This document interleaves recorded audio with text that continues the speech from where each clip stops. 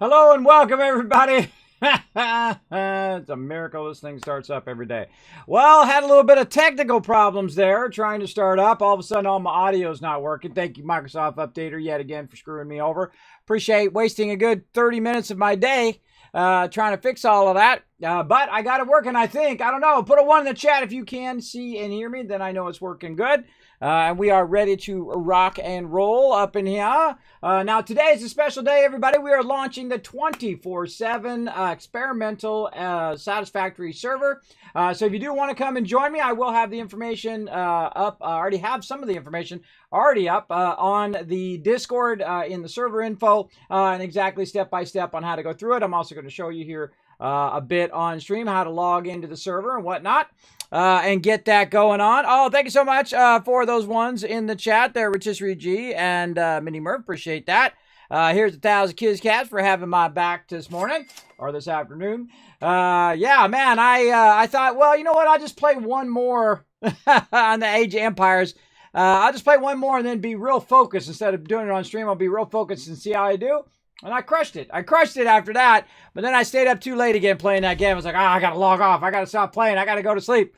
I got to get up and do a whole nother stream. So then I get up and then my whole entire setup screwed up. I didn't do nothing, everybody. I just shut down my computer. And I guess when it shut down, it did an update. I didn't see it. So when I got in today and I'm like trying to start, I'm like, why is all my sound off? Why is everything not working? That's like a nightmare every time. And it's all because when it updates, it changes all my audio settings. It's very frustrating to have to fix that every single time. But I think it's working now, so it should be good. We'll see how it goes as we get into it.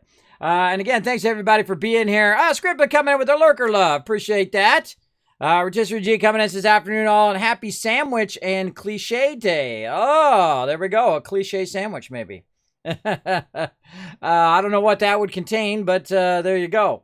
Maybe like peanut butter and cheese or something like that, or peanut butter and banana, like something like the old King himself would like, Elvis. But yeah, we're going to get into it. We're going to have some fun. Again, if you want to come join me, I will have the information up there. I've got to get the password up there for you all. And I've got that at the ready over here. Yeah, I got it over there. Okay. And so I will put it up there in a minute. I'm going to start going a little bit first, and then I'm going to bring you in. Now, be a great communicator. Now, I'm going to leave the server up 24/7, so you're welcome to jump in, build away, get involved in what we're up to.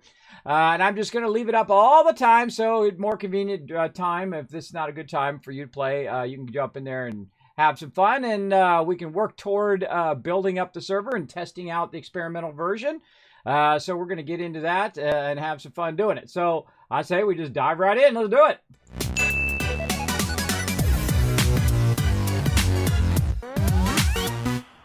All right, let's do this, everybody. Let's do this. Click some buttons and flip some switches over there. All right, there we go. So here we are, everybody. We're going to do some battles here as well as we get into it. But I'm in the experimental version right now. We're going to do the server manager here. Now, thanks to my buddies over at Nitrato for being an epic gaming host. Make sure to show them some love as well. Now, if you want to get your own server, not only for Satisfactory, but also for things like 7 Days to Die, Valheim, also things like Ark and Minecraft and all of that. They are the best, everybody. They are the best of the best. Make sure to click that link. Tell them Kismet sent you. You'll save 10% right there because they have hooked you guys up because they love me, and I appreciate them because I love them right back. Appreciate them supporting the stream all this time as well. All right, so we're going to get into it. But first, let's do a battle because you know I'm going to forget if I don't do it right now. To battle! I totally will forget, everybody. All right, let's go right down the center. It looks like... Oh, my God. Look at how many 4 skulls are in that center. Jeez, you think you could put a few more 4 skulls in there, peeps? Holy mackerel. No matter which way you go. 1, 2, 3, 4 skulls there. 1, 2, 3, 4. 4 skulls there. 1, 2, 3, 4. No matter which way you go, it's 4 skulls. All right, this is the one that separates the men from the boys and from the girls from the women, I guess. Let's do this, everybody. Now, I'm going to go ahead and start off, since it's a 1 skull, with the barbarian. Now, let's get that going on. Now, I think we have to run around. I don't think we can run straight up. Just in case, I'll put them over here on the side. How about that? Now, come and join us, everybody. This is a free-to-play game called Stream Raiders. A little side game that we play every 30 minutes. Super fun and free to play on both mobile and on desktop. Doesn't matter what platform you're on, whether you're on Windows or Mac or whatever. You can go ahead and do it right through your web browser, which is pretty cool. Or if you're on Android or iOS, you can also play right through your web browser. So go ahead and start putting some units down. Everybody, I keep those battles going all day long. We're probably not going to go in battle mode because I got a bazillion things to do that I'm not doing. I'm just busy playing games instead. Let's do it.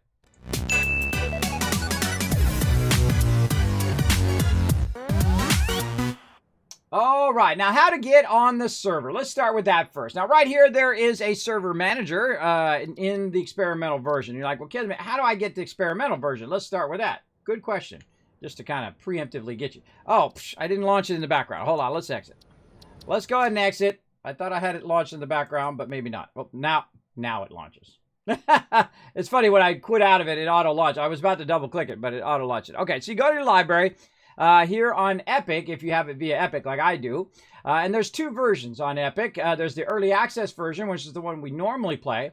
And then there's the experimental version. So on the Epic Game Store, pretty easy. You just go ahead and you click on experimental, and it installs a separate version for playing the experimental version. Now on Steam, it's a little different. If you go to Steam and you go to your library, and I have an extensive library. Look, there's that Command and Conquer I need to get around to. As well as Age of Empires, I have on my desktop somewhere that I need to get to the remastered versions of it, and then Diablo 2 remastered, and then Diablo 3, which I've only played just a little bit of. I know, look, it's just, you know what I'm talking about, right? You know that big old list of games that you haven't gotten to yet. And so what you do is you right-click on it. Now, I'm going to use 7 Days to Die as an example because I don't own it for Steam. I own it on a thing. But you just right-click right here. You go to Properties. You go to Betas. And then you'll see a list. Now, obviously, this is 7 Days to Die, so it's going to show something different. But you'll see a list of betas, and you'll see experimental on Steam. Now, Steam and the Epic Game Store can play together, especially if we have a central server. Anybody can jump in, no matter which platform you're on, all right? So you'll choose experimental in here, and then you'll go ahead and install it. So that's how to get that rocking and rolling. And then this experimental here, I'm just going to click on that one. It's going to run that. There we go. And then we'll get back into some Satisfactory. So I like to actually keep that thing in the background so that I can do the old swap in there. But I noticed that it doesn't do that in experimental for some reason. It doesn't show me my thing running in the background. Interesting. Maybe it auto-closed it when I did it. Okay, so now how do I get on the server is going to be your question. Well, you click on Server Manager, and then right down here is Add Server. Now, on my Discord, once you're a Teamwork Tycoon, once you've hit that green check mark under rules, you've read all the rules, you know how to be a great communicator. You're like, Kismet, I'll communicate what I'm doing with you instead of just going off and doing my own thing and doing the exact same thing that you're doing. You don't want to do that. You want to work together with everybody on there like we do in all the other games that we play, like 7 Days to Die or Valheim, or when we're playing New World. You want to make sure that you're a great communicator, that you like to work together. If you're a solo player and you just want to come on my server and do solo play, you're on the wrong place, everybody. Don't also dismantle other people's stuff or take other things apart and then remake it and do all that stuff. Don't touch other people's stuff, everybody. That's not cool. It's not cool to do that.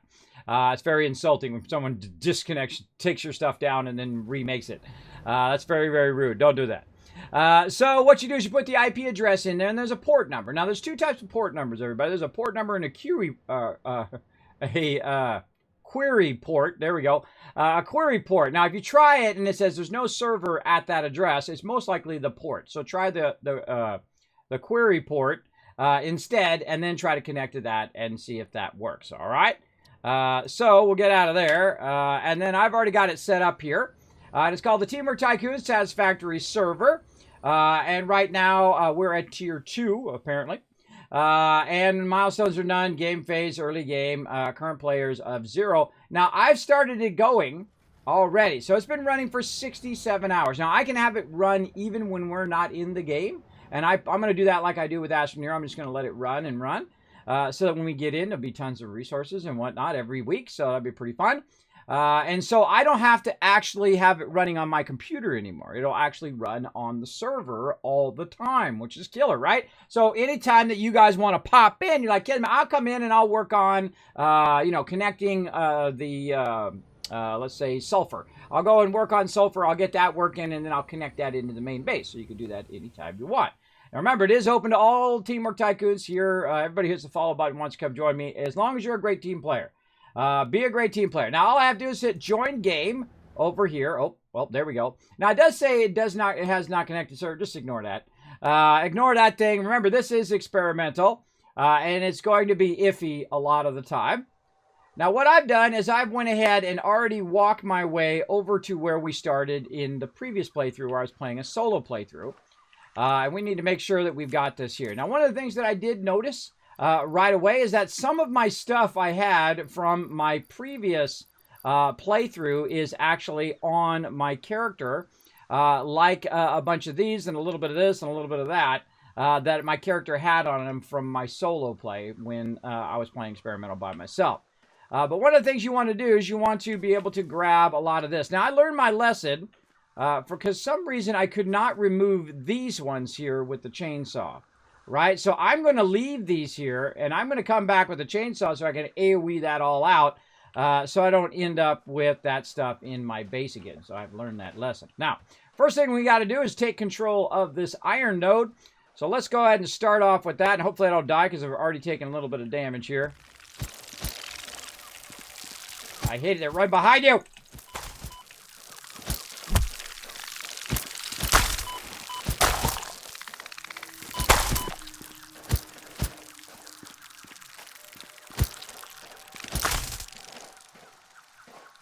Charge! Hey, there we go. We did it. Yay! always iffy every single time, everybody. All right, we'll pick that up. We'll go ahead and get started here. Now, I'm going to play a little bit of the beginning first, and then I'm going to open the server up to everybody come in because... oh, wait, I don't need to do that. And apparently we're going to skip ahead a little bit because I've already got some auto miners that can do some of the work for me here.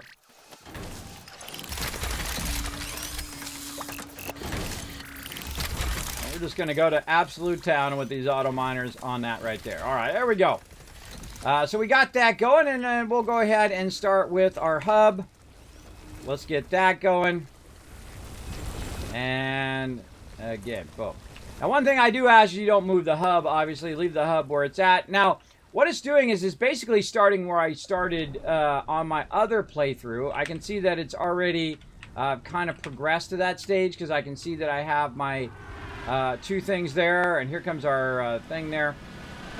Because it's already progressed past these early stages, and I can see I'm already on tier 1 and 2. If you start a new server, I would think it should start at the tier in which you start the actual game.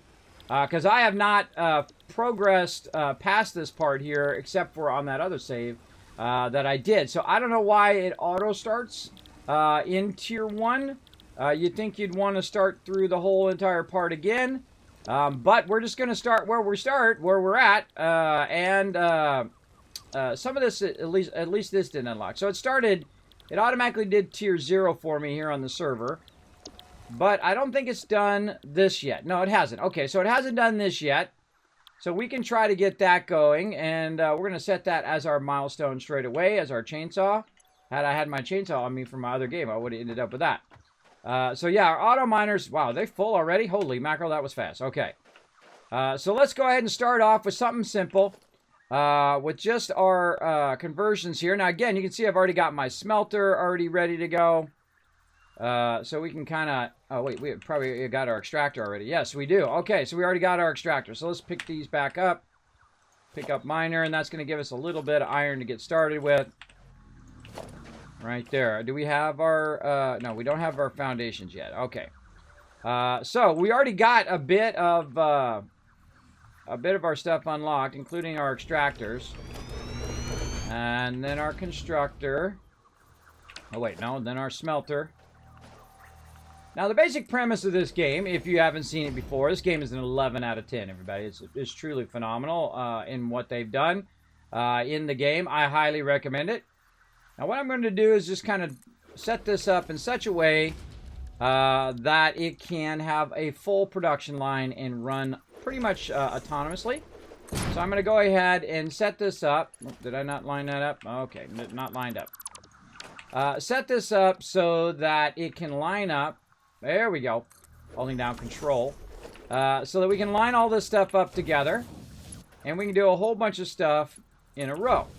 Now the first thing we're going to need is plates. So we're going to start with that. This is not lined up either. The alignment is not auto-snapping like it used to, I noticed. So good to hold down that control. They did add a lot of really cool stuff, everybody, including zooping, which we'll get into, and a whole bunch of other fun stuff that they've added. Now, this is basically the premise of the game. You have your raw resource. You extract that raw resource, and then you convert it either into an ignite or you convert it directly into a resource. That resource, of course, then lets you build bigger and bigger machinery and unlock more and more stuff as you go along. So we're going to start with iron plates. That's what we want to do. We got to make iron ingots. So this is going to get the raw ore, make it into iron ingots, then make it into plates, and then put it into the storage for us right here for us to use. So that's cool. That's cool stuff. But we're going to need some power. Now, in the back of this right here, that's where the power is. And I kind of feel like I just want to run a power pole right out here. So we're going to run a power pole to connect both of these together. And then we'll run, let's say right here. And then we'll run a power pole that we can run to these. Now remember, these ones you start off with have only 4 connections. So you're going to definitely need another power pole. But I'm going to put it on this side because I'm going to run over there and get resources from over there and up there and whatnot. So I'm going to run that right over there. So you're getting like a crash course in Satisfactory. So there we go. So now we got all 3 of them plugged in. Now, how do we do the power? Well, the first thing is to know how much power stuff takes, right? So this right here is going to take 5 megawatts. This one over here is going to take 4, so that's 9. Over here again 4, that's 8, and 8 plus 5, right? You can put that together, that'd be 13. And we're going to do some simple math. Look, even I can do math today, everybody. Look at me go. Now, I've played Satisfactory for years, everybody, and this game just gets better and better and better. This is an instant buy, an absolute instant buy of a game. If you like this kind of stuff, if you like factory building, if you like Factorio, if you like other games, oh, God, I can't even think of them. There's so many. But if you like factory exploring survival games, this is your jam right here. This is your thing. I've played it for years, and I still love it, and I still play it like every time they come out with an update, it's like getting a brand new game again. They add so much cool stuff to the game that there's stuff even I haven't gotten to yet in my playthrough because they keep coming out with cool stuff and we keep restarting. But now that we got the server, we can let the server run for a while and really get into it. But that doesn't mean at some point I might restart too. So there we go. All right, so we're going to take some bushes here and we're going to put it in here. Now, how much power does this produce? This produces 20, right? So 20 is less than what we're using, 13. And so what it's going to do first, this is going to start up this and it's going to auto-extract that. That's so cool when it just digs in the ground. And then you'll start to see it come out over on this side. And this is extracting at 120. Oh, these are pure nodes. So these are the best nodes you can get in the game. I'm starting at the 3rd one over. The one where you start in the northern forest, because they've changed the northern forest. Want to check out what they've changed. They've made it more dense and lush and beautiful. So that's going to go into there. Now this is actually going to convert it from the ore at 30 per minute. Now right now, this is coming out at 120. Really, it's coming out at 60, because that's as fast as it can come out. And so that's going to go into there. And then that's going to go ahead. Oh, and it turned off.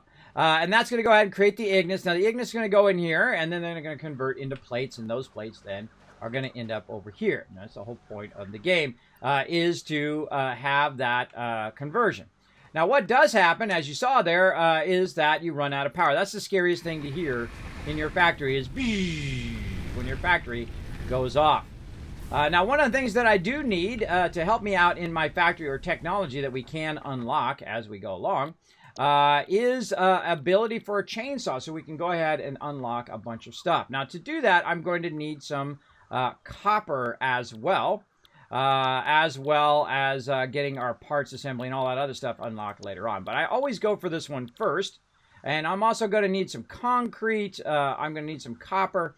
And then this right here is converted from raw copper as well. So we can start with that one first. Hold on. Let's go ahead and do this. Now, someone told me this on stream and I had forgotten.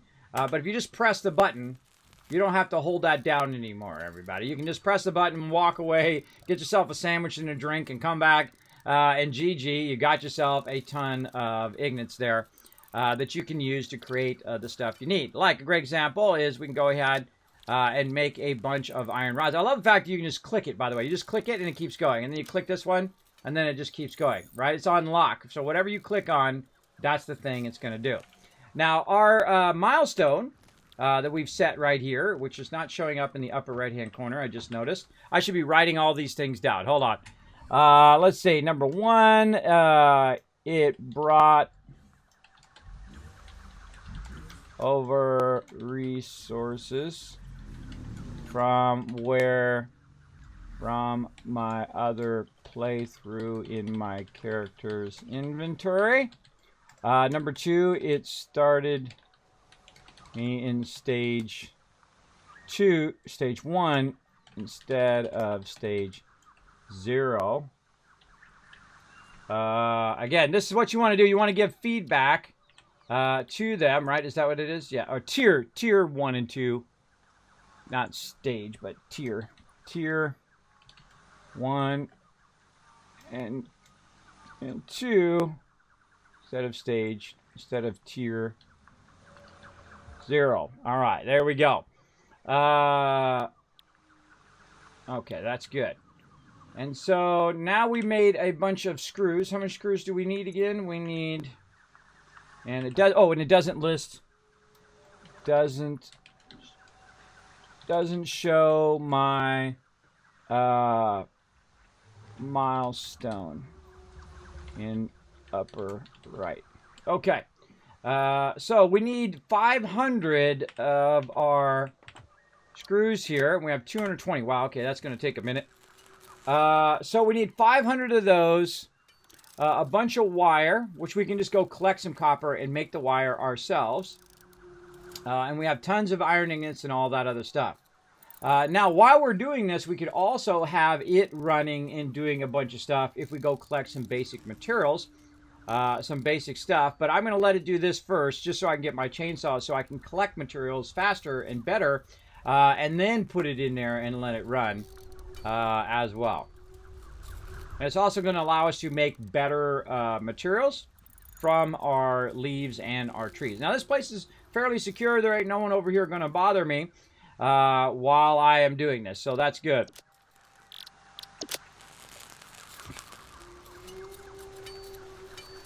So pretty much this is what this game's all about. There you go. Skip tutorial is done on servers by default, I believe. So it starts your tier 1. I don't like that. I love the tutorial. I love the thing. By the way, rocking my Fix-It shirt today. There we go. Representing the home office. That's what this game's all about, everybody. Fix-It, a giant space corporation, has sent you down to this planet as their star employee to go and collect the resources and then send them to the space station via your space elevator, and in this case, your little mini drone that takes your resources up and down into the space station. So that's kind of the backstory behind all of this. And I love the fact, look, I'm not even touching nothing. I just click in between them and it just keeps going. It's like it locks itself on. It's awesome. Very, very awesome. So I need about another 250 screws. And you can see how many next to it. It's kind of hard to see on stream, but next to it tells you how many that you can now make. Oh my God, that was almost perfect. That is perfect. Wow. That's exactly the amount I need, 252. That's wild. See, sometimes when weird stuff like that happens, there's a reason why my name is Kismet, everybody. I was not trying to. Satisfactory is so satisfying. It absolutely is. You know what's even better? What if you had a 24/7 mega server that 20 people could play simultaneously? This guy does. That's because I got my awesome buddies over at Nitrado watching my back. And you guys can come and join me. Now, again, you got to be a great team player. Don't go do the same thing that I'm doing. I'm going to be working these starting nodes. But if you want to work on stuff like Kismet, I'll go collect some materials and then we'll convert and make some energy. I'll go work on oil. I'll go work on coal. I'll go work on that stuff. Just don't work on the starter stuff because that's what I'll be showing on stream and just kind of working away. But you're welcome to go around, explore, cut down trees, bring in resources, all of that fun stuff. Unlock stuff in the thing. I hear Fred. Fred, get out of here! The time I'm working on stuff, Fred got to show up and get in my face. That's Fred. That's Fred, everybody. Okay, so now I need some concrete and I need some copper rods here. So let's go ahead and make sure that we've got our little zappy. There we go. Get that going. And then we're going to go over here. And I know there's a tree right here because I've played this several times now. And I'm going to put that on me and go nom, nom, nom, nom.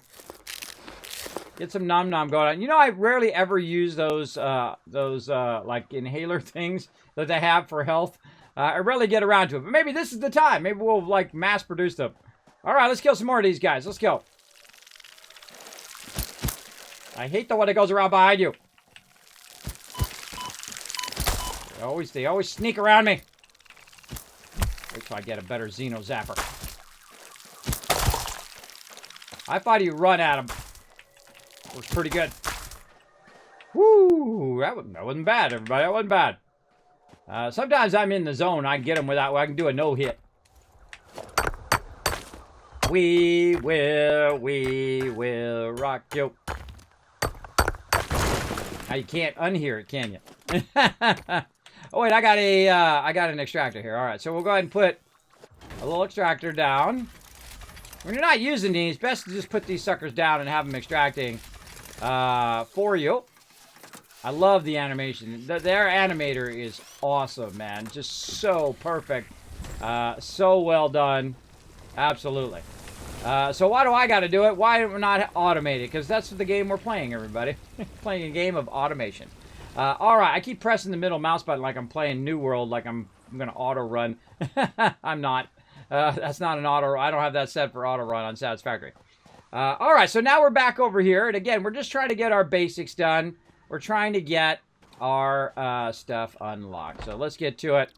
Let's go ahead and make some copper. And again, just hit spacebar, hands off. It'll do it itself. I'd totally forgotten that. I forgot they had added that at some point because I hadn't been playing the beginning in a long time. So good to refresh yourself with some of those techniques. Because a lot of this, the cool thing about this game is that you make the stuff that you're going to make later on. I mean, you make it manually first, and then you make it automatically. And I love that part about it, is that you have to, you know, do a little bit of work to get to that point. You're progressing across that stuff. All right, and then we got some cable here. And again, without my milestone on the side there, it's hard for me to remember how many of it I need. So I'm going to have to keep looking in here over and over. So I need 100 and 100. All right, so I need 100 of that. So let's go ahead and make a bunch of wire until this says 49. Now, again, the whole point is after this is to automate all of this stuff so they can do it. And I'm going to try to set it up in such a way that we can keep expanding it as we start to expand.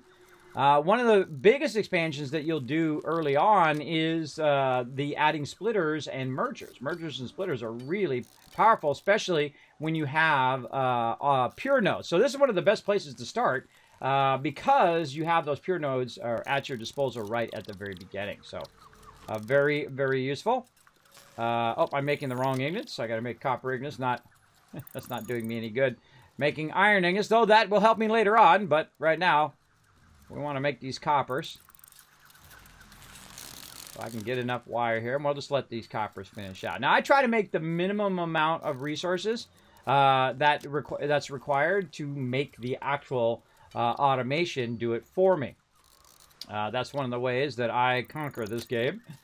And there we go. The thing about the two things that really don't take a lot of time, cable and iron rods. So those are actually better for you to make. Same thing with reinforced iron plates. They're better for you to make in the thing than it is for you to automate it in the beginning anyway. Later on, you're going to be making a lot of it. So there's no way you're going to be able to, I mean, there's some way you could click it and then walk away. But it's really better to automate all of that stuff because the scale of it really gets big. Everybody gets massive.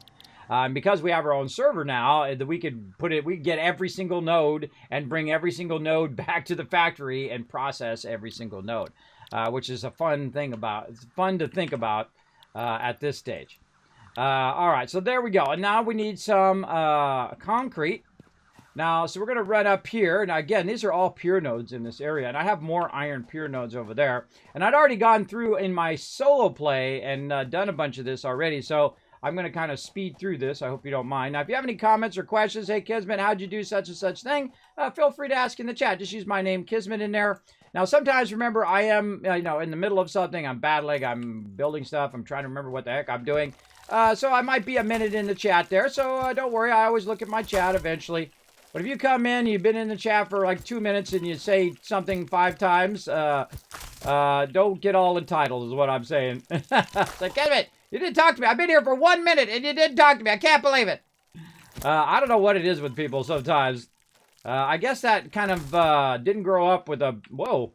Later, bro. Come on back over here. He'll come back at you at some point. I'll get behind you. Come here, you. There we go. Gotcha. Okay. And again, what you want to do is you start off with the basics, right? First thing you want to do is take these things off the top of here. These kind of cap nodes. And these are always going to be pure nodes on the top. But underneath it might be a coarse node, which is your lowest level node, which is about 30 extraction to start. Then you have 60 extraction, your normal node, and then your pure node, which is what this is. How do I know it's a pure node? Because I've taken off the cap, and I've looked at it, and it says pure node. So yeah, GG. And again, we have our extractor automatically from last time. Now I could just make those, and you can see the process of me making those in the workshop. But you guys have seen me do that many, many times. And if you haven't, well, there you go. Something for you to do when you get in. You can learn all of that stuff as well. All right, so we'll let that run. And let's see. How much of this am I going to need? I forgot already. How much do I have is the question. 44. So I'm going to need... probably about 100. Do I have enough to do this? No. I need more iron rods. All right, we'll give this a minute to make a bunch of this for me. There we go. And see, it's extracting it pretty fast. Let's race it. You ready? We're gonna do this and oh, where are we at? We're at 100. It's at 22. Go.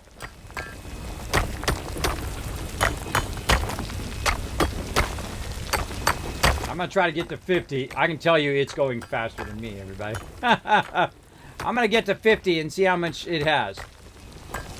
I can see what it's... Behind me right here is telling me how much is extracted. Right now it's at 42 limestone.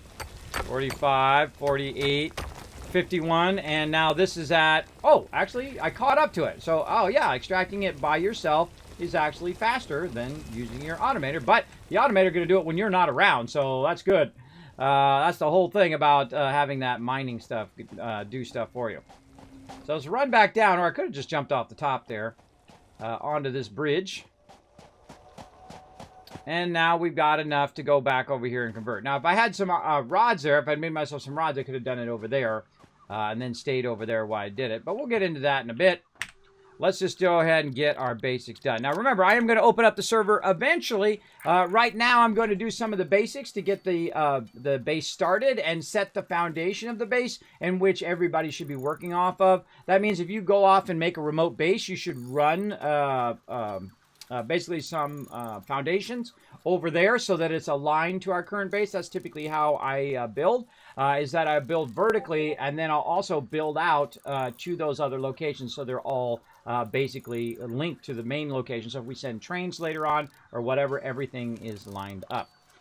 Very, very useful, everybody, in the long run. If you think in long run. All right, there we go. All right, that wasn't too bad. Again, we started with a little bit of resources to start with because it brought it over from my other game that I had in my backpack. Reached. Biofuel will ensure maximum efficiency of biomass burners. To aid in biofuel production, you are now capable of removing foliage that consists primarily of wood. Additionally, R&D inflated your pocket dimension.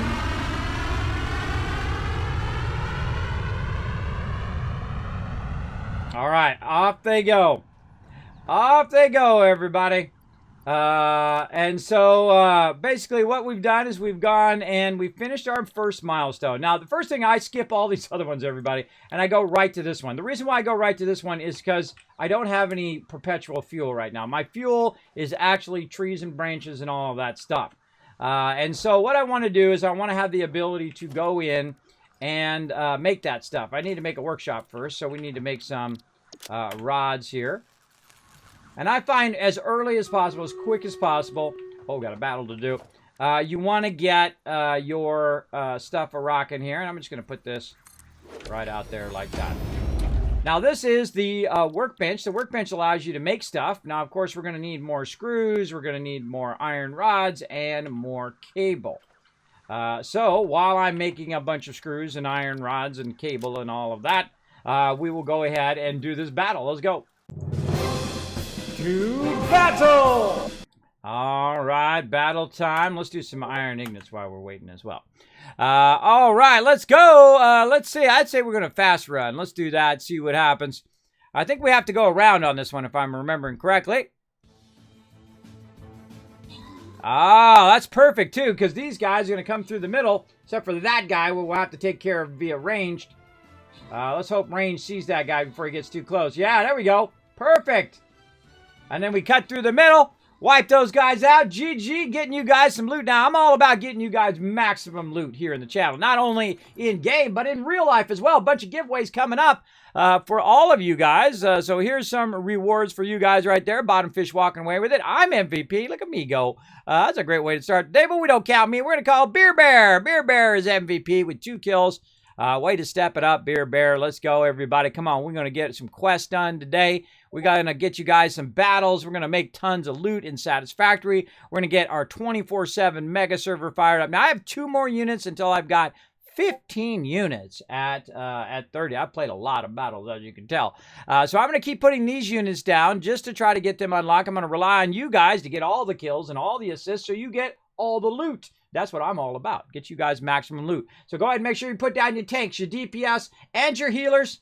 And I'm going to boost you with my Bannerman there and try to unlock his level 30, which we're getting pretty close. So we just keep doing battles all week long. We'll be rocking it.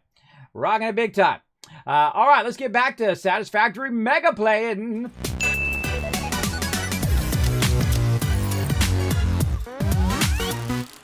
All right, I made some iron ingots, and now I am making a bunch of... Concluded. Fix-It freighter re-entry complete.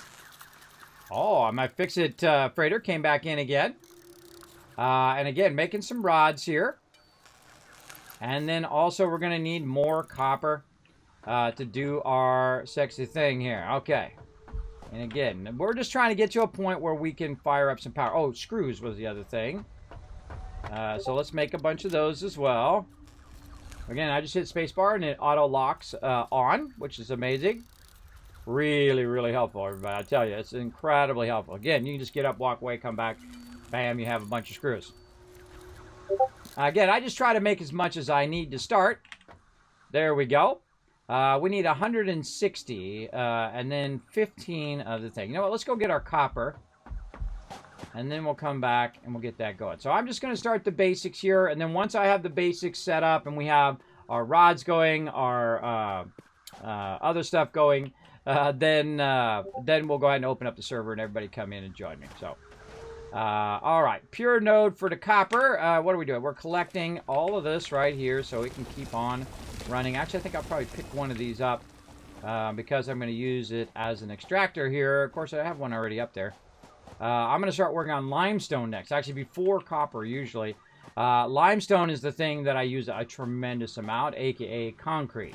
I will use a lot of that while I'm building out the base. Now, whenever I'm building at first, everybody, I don't worry about the cosmetic look of stuff when I'm building. It's really about the functionality. To open up the functionality of all the various things. And once I open up all that functionality, then I go into what I call mega building. And mega building is when we make it look fancy and we really optimize it. We're building 160 coal factories like we did in my previous playthrough, and we're building 33 of my oil factories and nuclear power plants and all of that other stuff, which we're going to be able to do here on the mega server, which is pretty cool because I'm going to leave it up 24/7. You guys are welcome to jump on there and work on different pieces and parts of the mega server and unlock stuff as we go, which is going to be super fun. So you're welcome to come join me for that in a bit. I'm literally waiting for you to open the server up. I know, Mini Murph. I know. Don't worry. I'll open it up and I'll leave it up 24/7. 24/7 for you guys to come join us, all right? Are you hosting your own server, or are you using a server host? I'm using my buddies over at Nitrado, my official server host and sponsor here on the stream. I'm a partner with Nitrado, and I love them over there. They are the best, everybody. Don't even fret it. Go over there, use my name, get 10% off, get your own server if you want. Not only just for Satisfactory, but also for all the major server-based games like Ark, like Minecraft, like Valheim, 7 Days to Die. I've been with them for years and years, and they are not only great server hosts, but they're great people. They've always had my back, and I'm a tiny streamer, everybody. We're like, hey, but you're a partner and all that stuff. Hey, believe me, if you're not at that 1,000 person every single stream, you a small streamer, just so you know. And of course, I've also had to change my stuff around because of COVID and whatnot, so it really screws up with my audience and my viewership. But you know what? In life, you just persevere, everybody. You just persevere, do the best you can do, especially if you love it, like me. I love streaming. So whether I'm streaming to 5,000 people, which I have before, or if I'm streaming to just a small little bit, to me, it's the same, everybody. It's the same. I love doing it at any level. And so we'll keep going and get it going on here. Let's do some wire over here. Make a bunch of wire and then a bunch of cable. And again, I forget how much I need. We're going to do more screws. I know I need a lot more screws here. Now, what we're trying to do is just try to get some of the automation going. And to do that, we're going to need a chainsaw. And so we want to just get our basics going. Our basics would be extracting the iron, getting the iron into the smelter, from the smelter into the manufacturing or the constructor, and then into a storage area where we could have extra of that particular thing. So we're going to just start with our three basics, our iron, our copper, and our limestone. And then we're going to convert that. And once I have that going, then we're going to get foundations unlocked. And then we're going to go to town. I'm going to build a basic foundation. I'm going to start and show where the hub's going to be. And I'm going to, see, I'm like the central base builder, right? So that's what I love to do. So that's what I'm going to be doing. That's my focus. And you need to think, if you're going to come onto our server, what your focus is going to be. How can you contribute to the team? You don't need to come in and say, Kismet, look, I can do everything you're doing better. I'm so much better than you at this game. If you do that, I will permaban you. Do not do that. It's hugely disrespectful. Do not disconnect or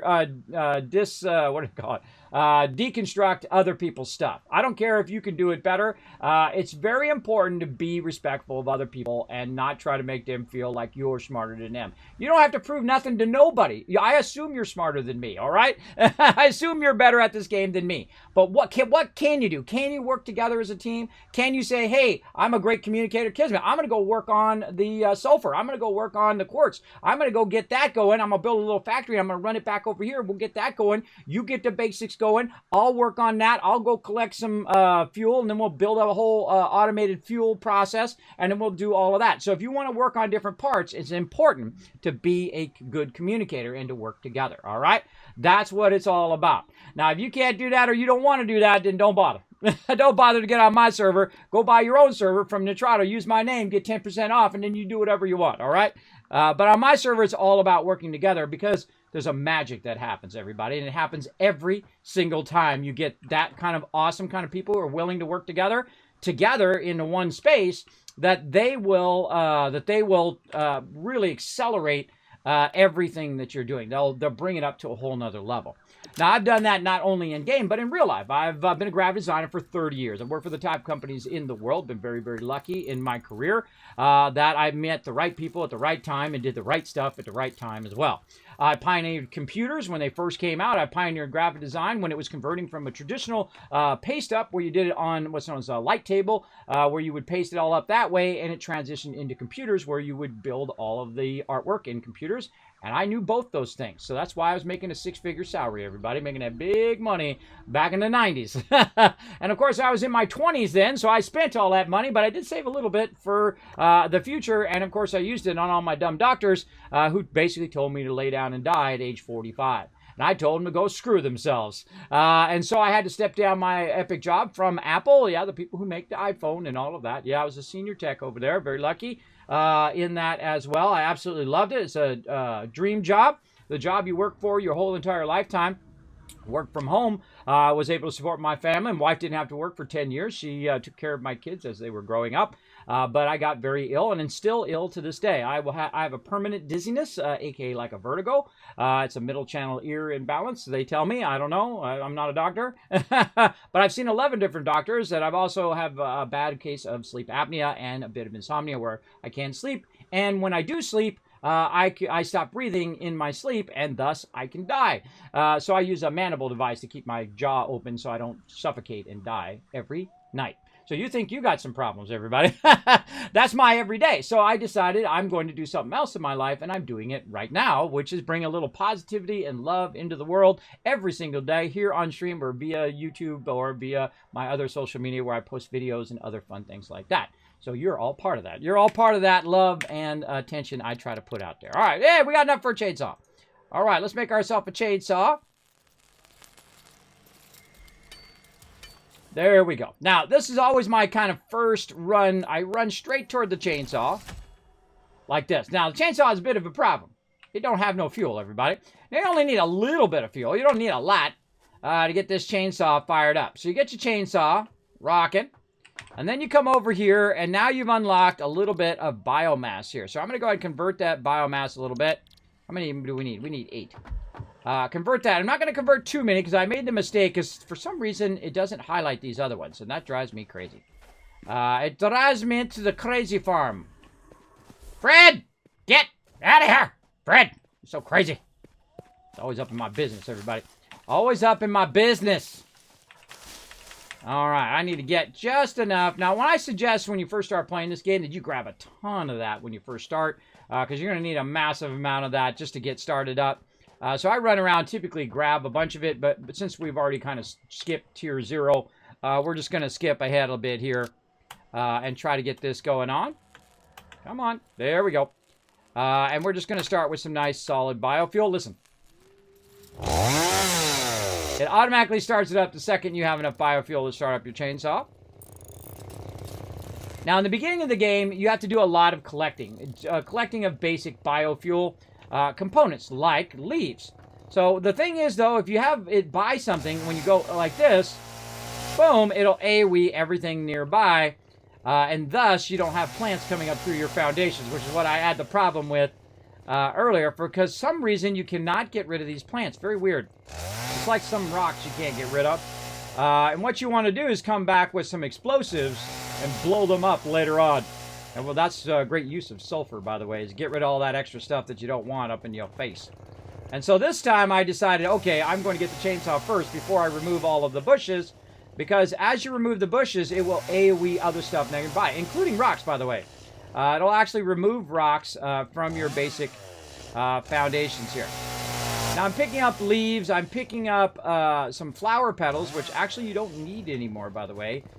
You don't need flower petals anymore because they have a whole system now about painting and all of that. See, this I like. That's one of the things I really hate about Fallout 4. I love Fallout 4, by the way, one of my favorite games of all time.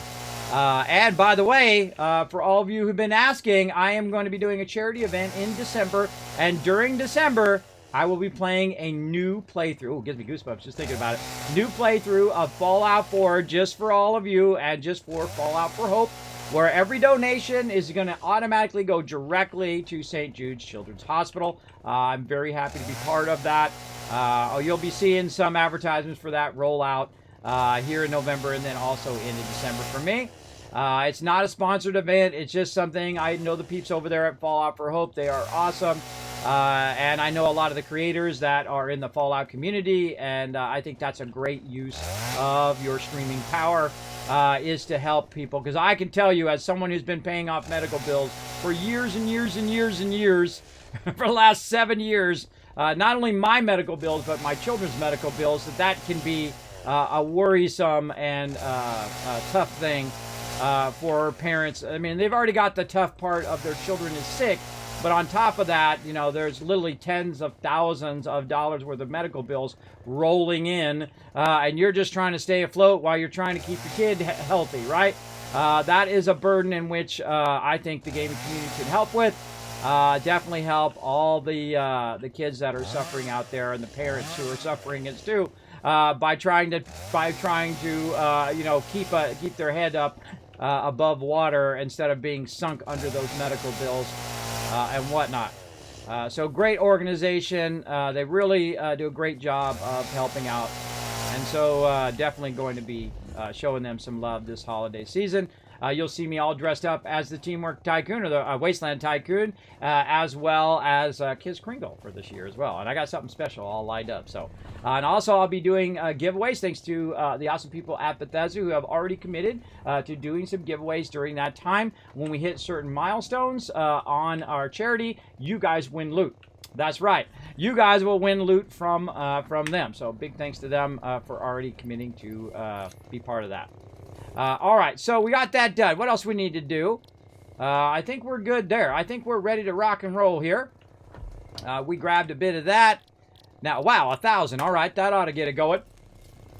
Now, this is another thing that you want to do just in the thing to start with, and then you want to automate all this in a bit. Now, I suggest you want to spend some good amount of time getting this fired up, meaning grabbing a ton of leaves and a ton of wood being the better of the two. Like you go around and cut down a bunch of trees because the wood actually lasts longer. Now in the tier that you're not seeing, in the tier 0, if you didn't watch me play last week where we played some of the experimental and we played some of the beginning, what you do is you start off by collecting some leaves, and those leaves and wood you put into your biofuel, and then that runs your power and gets you started in the game. Now, I've kind of skipped that stage in here, so you're not going to see that stage, but you can always go back and watch a previous playthrough of Satisfactory if you want to see that part. But apparently it just jumps you to tier 1 and 2 instead of letting you play through that on the server. I would prefer to be the first person that logs in is the one that sees the tutorial, and then they have to finish like tier 0 first, and then they can invite other people in. Something along those lines would be a good idea. Now, my inventory is full right now, so I need to convert all that over to biofuel. And this is a lot of biofuel to start with. This is a good amount. Oof, that's going to take a while, though. That's going to take a while for that to convert. Now, what would be faster? Me doing this or me automating it, right? I would probably say me doing it, but you know what's more fun? Automating it. Let's go ahead and see what our next milestone is. So, again, tier 0, it already does for you. Tier 2 right here, we did this first, our obstacle clearing, which is way helpful. And then we're going to start with our base building. So let's go ahead and select that milestone. We're going to put in there what we've already got, like that. And then we're going to try to automate the process of these 3 things at the very beginning, right? Now, one of the ones we've already automated right over here, which is plates. So now we're going to go ahead and just start that up while we're doing this, so it'll make us some plates while we're doing this. So let's go ahead and take our biofuel and just put that in there. Now it's going to do 2.67 per minute. So how many minutes is that? Well, it's at least 39 minutes, because if it's 1 per minute, you know, it's 39 minutes. So that's literally about 80 minutes. So that's an hour worth of running, pretty much, of it running my factory and running this part here, making us plates. So that's why I do that, because that's going to put us in a way where we don't have to think about it again now, and it's going to start filling up with plates over there, which is great. And so now we don't have to work on plates, but we do need to work on another thing, and that is our rods. Now, right over here, as you can see, there's other nodes, and we should probably go over here and wipe these guys. By the way, the chainsaw is not a weapon, everybody. Do not use that as a weapon. You'll be very unhappily surprised.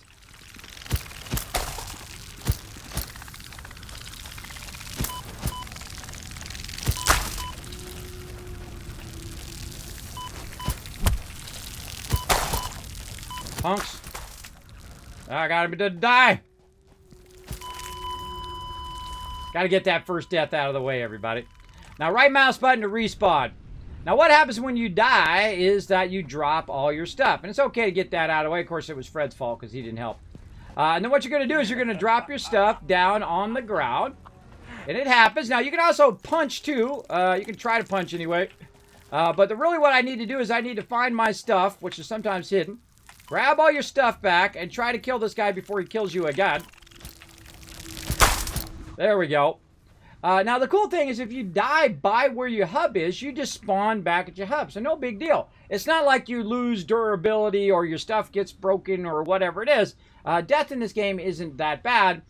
Even if you fall off a cliff into the infinite void, which you absolutely can, it will actually put your chest up at the top where you died, where you jumped off because it knew you died. It will actually put it up on the top. So if you do run back over there, you can grab it. You don't have to jump down into the abyss and try to grab it. Unless you land on the side, do not, if you're going to die, make sure you go way out and die in that abyss so that it puts your chest up at the top. Now remember, anything that you do lose, you can always remake again. So no big deal.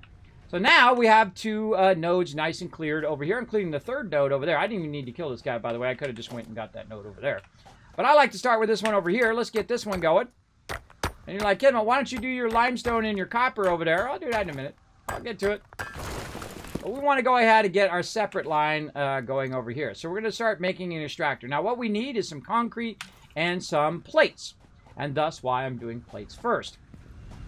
So now plates are going to run and run and run over here. There we go. Oh, we got 60 plates already. All right, nice. Now we've got the plates going. More concrete. Let's go get that. Whoa, let's not fall off the side, though. Speaking of in the infinite abyss. That's not quite the abyss there. There's actually ground down there. And again, we're on the mega server here. We're just getting started. We're going to do some of the basics, and then I'm going to unlock it for everybody to get in and come join us, all right? So we'll grab some of that limestone right there. Now, there's a shortcut on the way back if you line yourself up properly. You can just jump down. You'll take a little damage, but that's okay. Now, if you keep your health around 3, if you do die, it automatically heals you up to 3 blocks down there.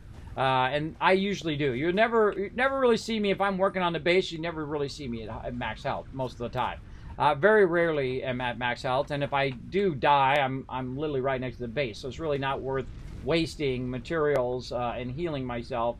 Other than ego. If you got an ego that makes it, oh, I don't want to die. I don't want anybody to see me die on the game. If you're not dying in a game, you're not doing it good enough. You're not pushing yourself enough. All right, what am I doing? I'm making some concrete is what I'm doing. Oh, I can't make any concrete because I got too much. Let's just throw a little bit of that away. There we go. Come on, craft it. Come on, craft the concrete. There. Come on, lock on. There we go. Lock didn't want to come on there. Now, the server is going to auto-run. It's going to automatically run even when we're not playing. So once I get the stuff set up, especially when I set it up as perpetual, it'll run 24/7, even when no one's on the server, which is cool. That's very, very cool. This way I don't have to leave my game up. I can just leave the server up, and it will run all the time. All right, and then let's do some more wire. Over here.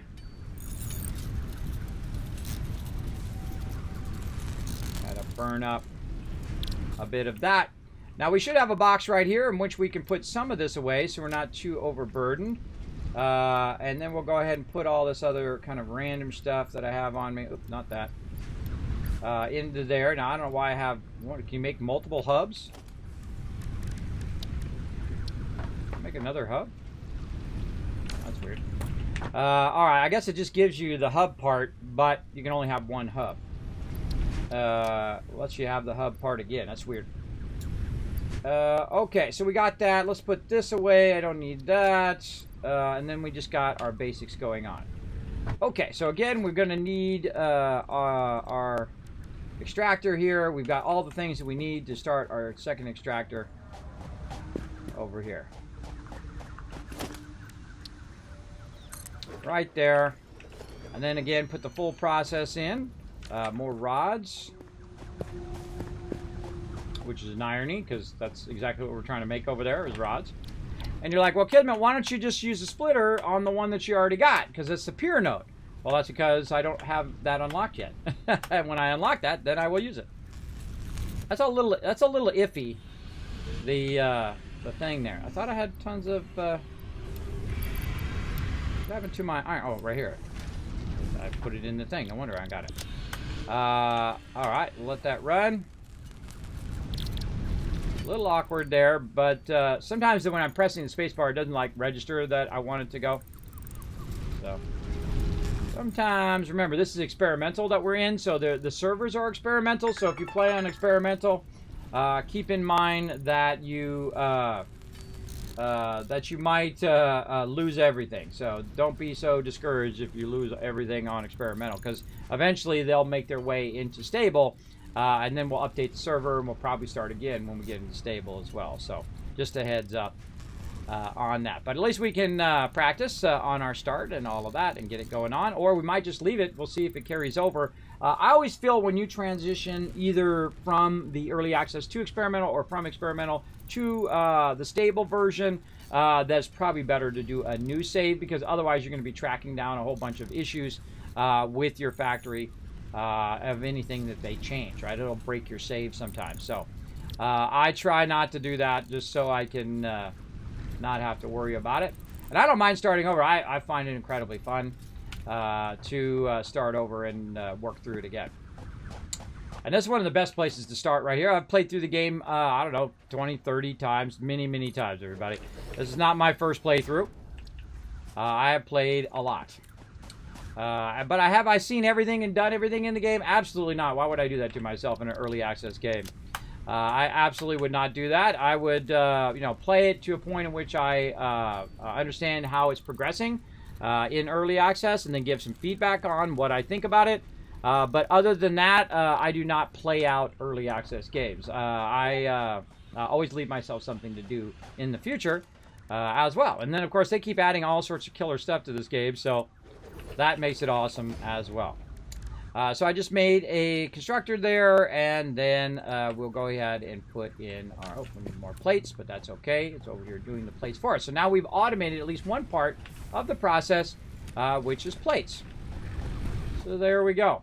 Now, you might be like, hey, Kismet, why are you not automating the production of your fuel? Well, the reason why I'm not doing that is I feel like this is a higher... Oh, actually, it's not even lined up. This is a higher priority to me to get these rods going than it is to get the biofuel. The biofuel is going to run for literally over an hour in just what I've just made. So I don't need to worry about that. But again, I'm going to cut it in half here in a minute, and it's going to only run for about 30 minutes because it's going to be doubled up here in a second.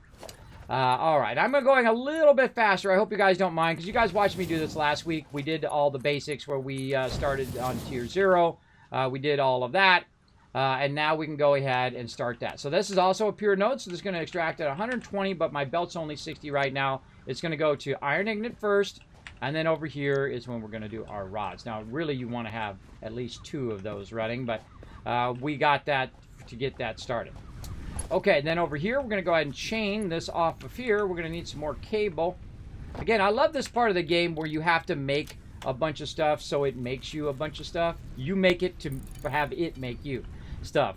I love that part of the game. Very, very fun. And you can do this in any order. I find at the very beginning to get this stuff fired up. Very, very fun. Let's get some wire going as well.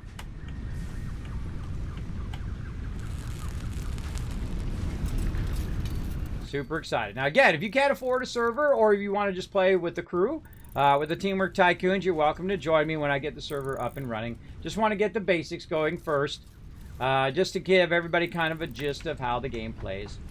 And I'm kind of going a bit faster than normal, but again, you guys have seen me do this before, so I'm going to go ahead and do it. If you haven't seen me do it before, or you have any questions, feel free to ask in the chat. Use my name, Kismet. It'll highlight in red, or you can use the channel points to highlight it as well. So here we go. We've got our second node underway. Now, one of the things we got to watch out for is our power. As you can see, our max cons have now risen above where I can actually produce that much power, right? So my max cons way up here is 26. I'm currently producing 20. So I've got to go back over here and make sure that both of these are on. Perfect timing. Or that's going to happen, where it runs out of power. Oh, we're down to 25. All right, so we're going to cut these in half. Oh, attempt to cut that in half. Oh, why is that not cutting in half? Come on. There we go. Oh, man. Wrong buttons. That was right click. I was trying to hold down control. Not working with control. All right, there we go. Now I got both of these running. And so that's 13 thing at 2.7 per minute. So say about 3 per minute, it's going to burn. Oh, actually, it's the reverse. Wait a minute. No, that's going to take a third less time. I have that reversed in my head, everybody.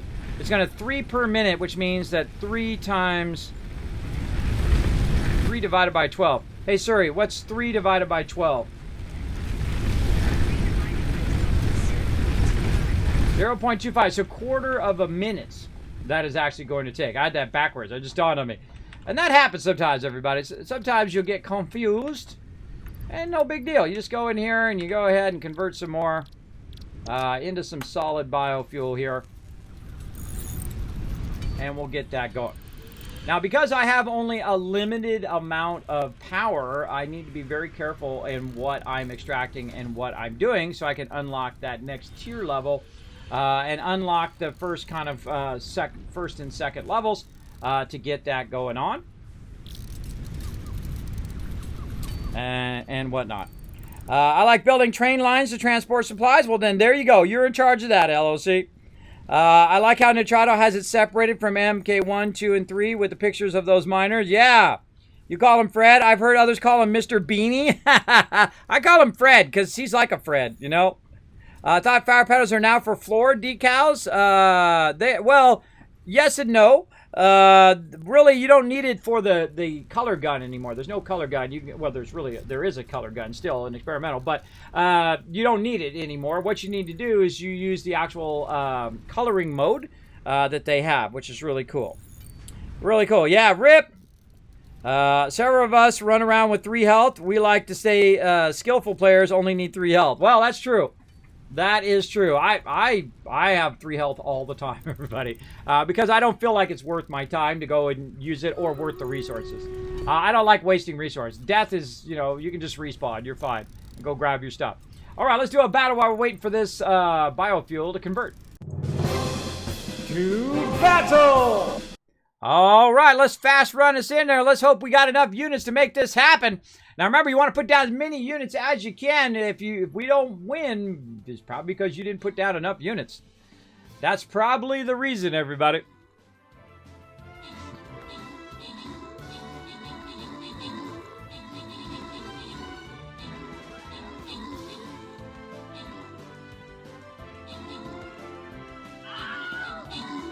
Oh no! Still got our range down there. Let's hope you guys have enough DPS to make it happen, Captain. Nice artillery down there at the bottom, doing a great job. Who is that down there? Baywin. Good job, Baywin. Get him! You got this, bro. Keep him busy while the rest of us take this out. There we go. Took one for the team. We got this, everybody. Let's do it. We got this. And that is a W. Now remember, the more units you put down, the more loot I get to give to you guys here on the stream, because it allows me to give out more loot each and every round. What the heck? Mutated bat. Oh, that's a bug. Why are we not attacking the mutated bat? Oh, God. We're going to have to wait for that to time out. Oh, and he's actually hitting my character, too. It's like they're all stuck.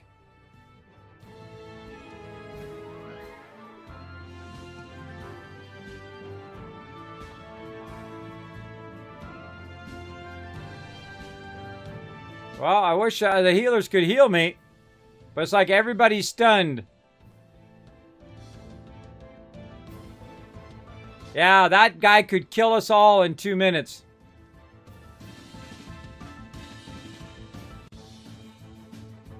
They definitely need to fix that. That's stupid.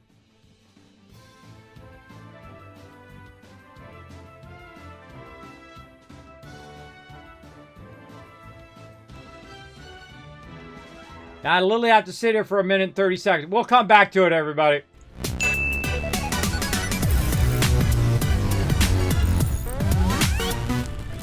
I'll come back in a minute and 27 seconds. All right, so what we've done while we're waiting, because I want my factory to keep running, is we made 200 of each biofuel. And we're going to go ahead and put that into here. And now that's going to run for a while. Now that's going to run as much as it can, because that's the maximum amount you can put in there. Another minute left. It's going to just keep shooting our peeps until the minute's over. So there we go. So also what we want to do is just let it keep building a bunch of biofuel while we're waiting for this to get done. And while we're waiting for that to do some biofuel, we'll go back again to battle!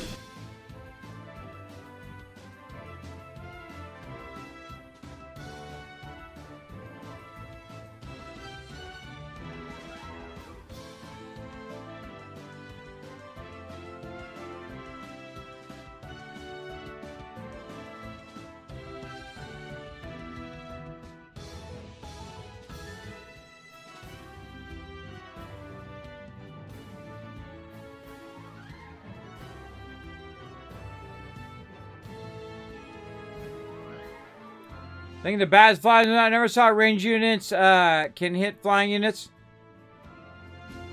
Yeah, maybe we don't have any range units. Oh my God! Thank goodness.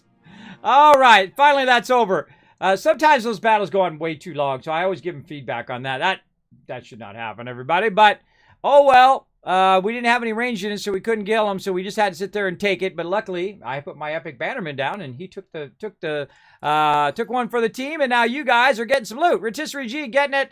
Stu Figures coming in. MVP with 13 kills there. Nice job. Let's give you guys some more gold as well. Every single time we win, everybody gets gold as well. And so let's go ahead and get... Oh, boy. Oh, this is going to be a tough one. Oh, boy. I feel like I should call the Wasteland Tycoon in for this, but I need to get banners on this guy. So, you know what? I'm just going to trust that you guys are able to do it. I'm just going to put my unit down right there, and let's see if you guys put down enough units to make it happen, Captain.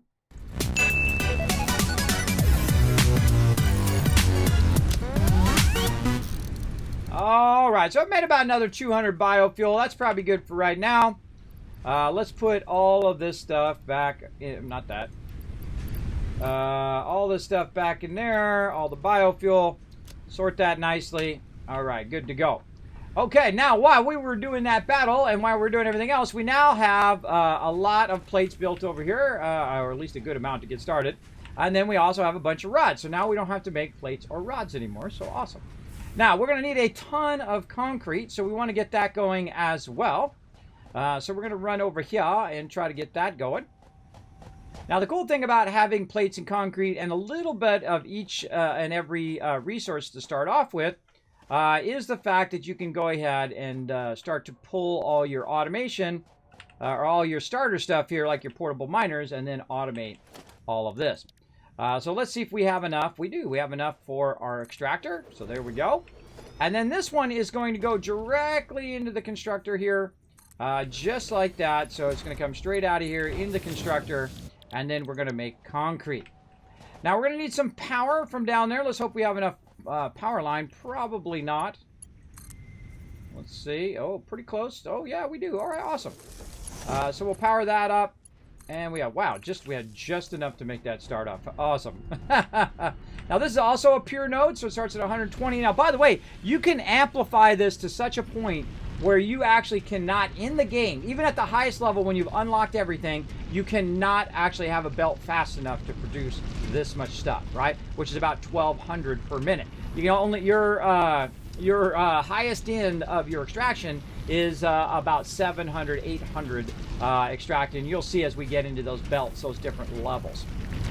So now it's going to go ahead and make some concrete for me. Now, I don't want to put it up here. What I want to do is I want to grab it here, and I want to put it down there where I don't have to be up here all the time. So I'm going to run this here, and then I'm going to run that, let's say, over there temporarily. This is all temporary until I get all my foundations going. But now it's going to go ahead and run that down the way. But also, this is how we used to do it in the old days, everybody, before they had hypertubes, was we would use conveyor belts for whatever we're doing. In fact, I could just take my hand off, and he just rolls down the conveyor belt.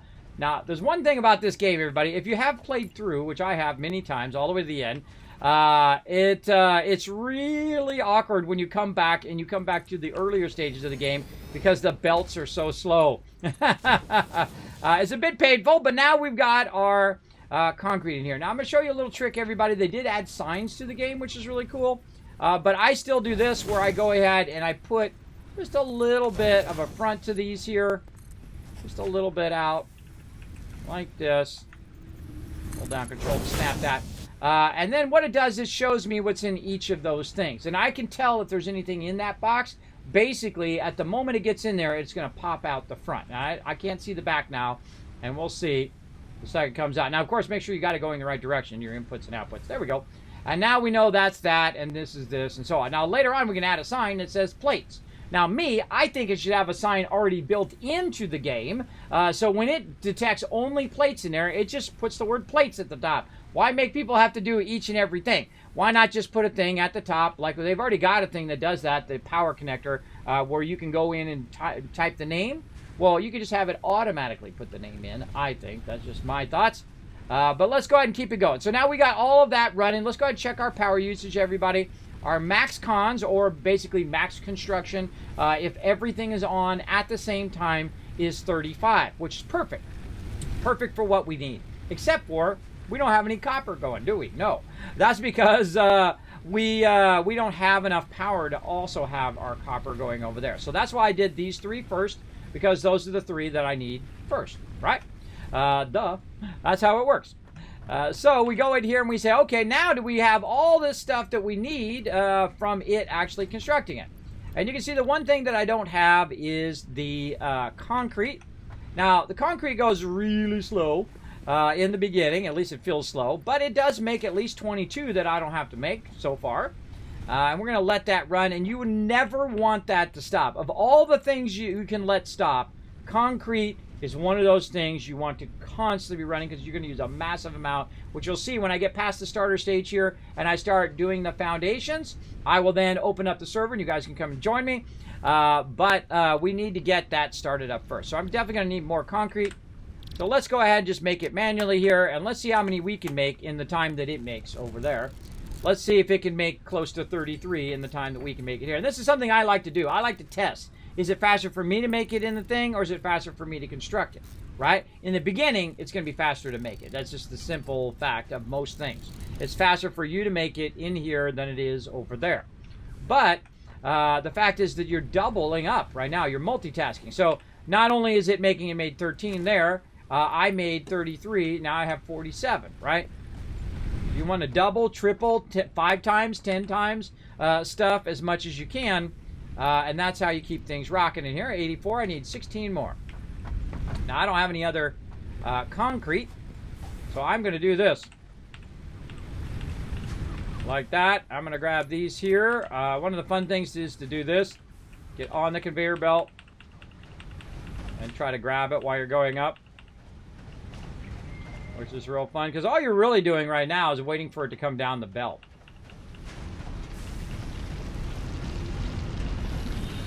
Get up here, grab that. All right, what do we got? We need 16. We have 18. Perfect. This game gives me a little bit of vertigo every time, everybody. Every time I do that, when I did that jump, ooh, I got a little whoop whoop going on. Okay, and we are ready. Yeah. All right, let's sort that. Drop that in. Oh no, it's 200, not 100. I thought it was 100. It's 200. All right, well, then we're going to need to get busy. We'll let this run. Again, now I don't have to run down. Now, of course, the faster this belt is, the harder it is to run against it, everybody. But at the low levels here, it's pretty easy. So again, over here, do I have an auto extractor left? I do not. All right. So we'll grab some of this ourselves. I'm holding down E.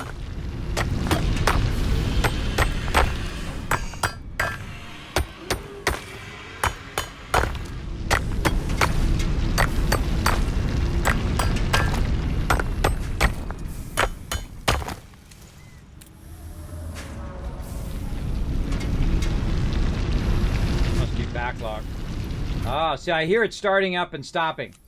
That means that this is backlogged, everybody. We don't even need to extract it. There's a bunch in there because I forgot. It's a pure node. It's a pure node, so it's going to be extracting faster than it actually can put it into the machine at 60 down here.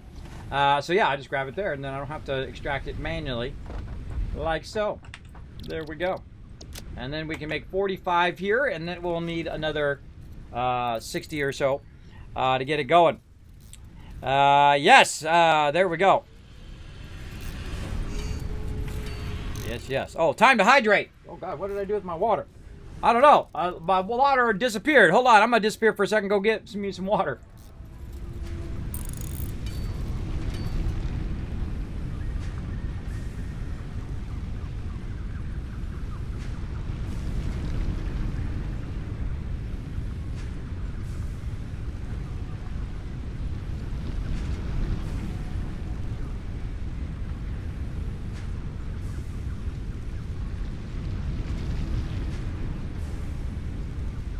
I went and was taking my medicine. I left my water in there.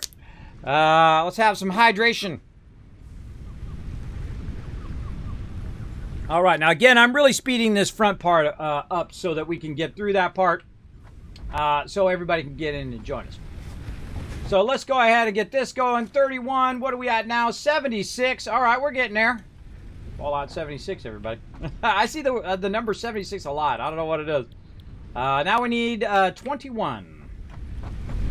All right, and let's run over here again. We'll grab what's in here for...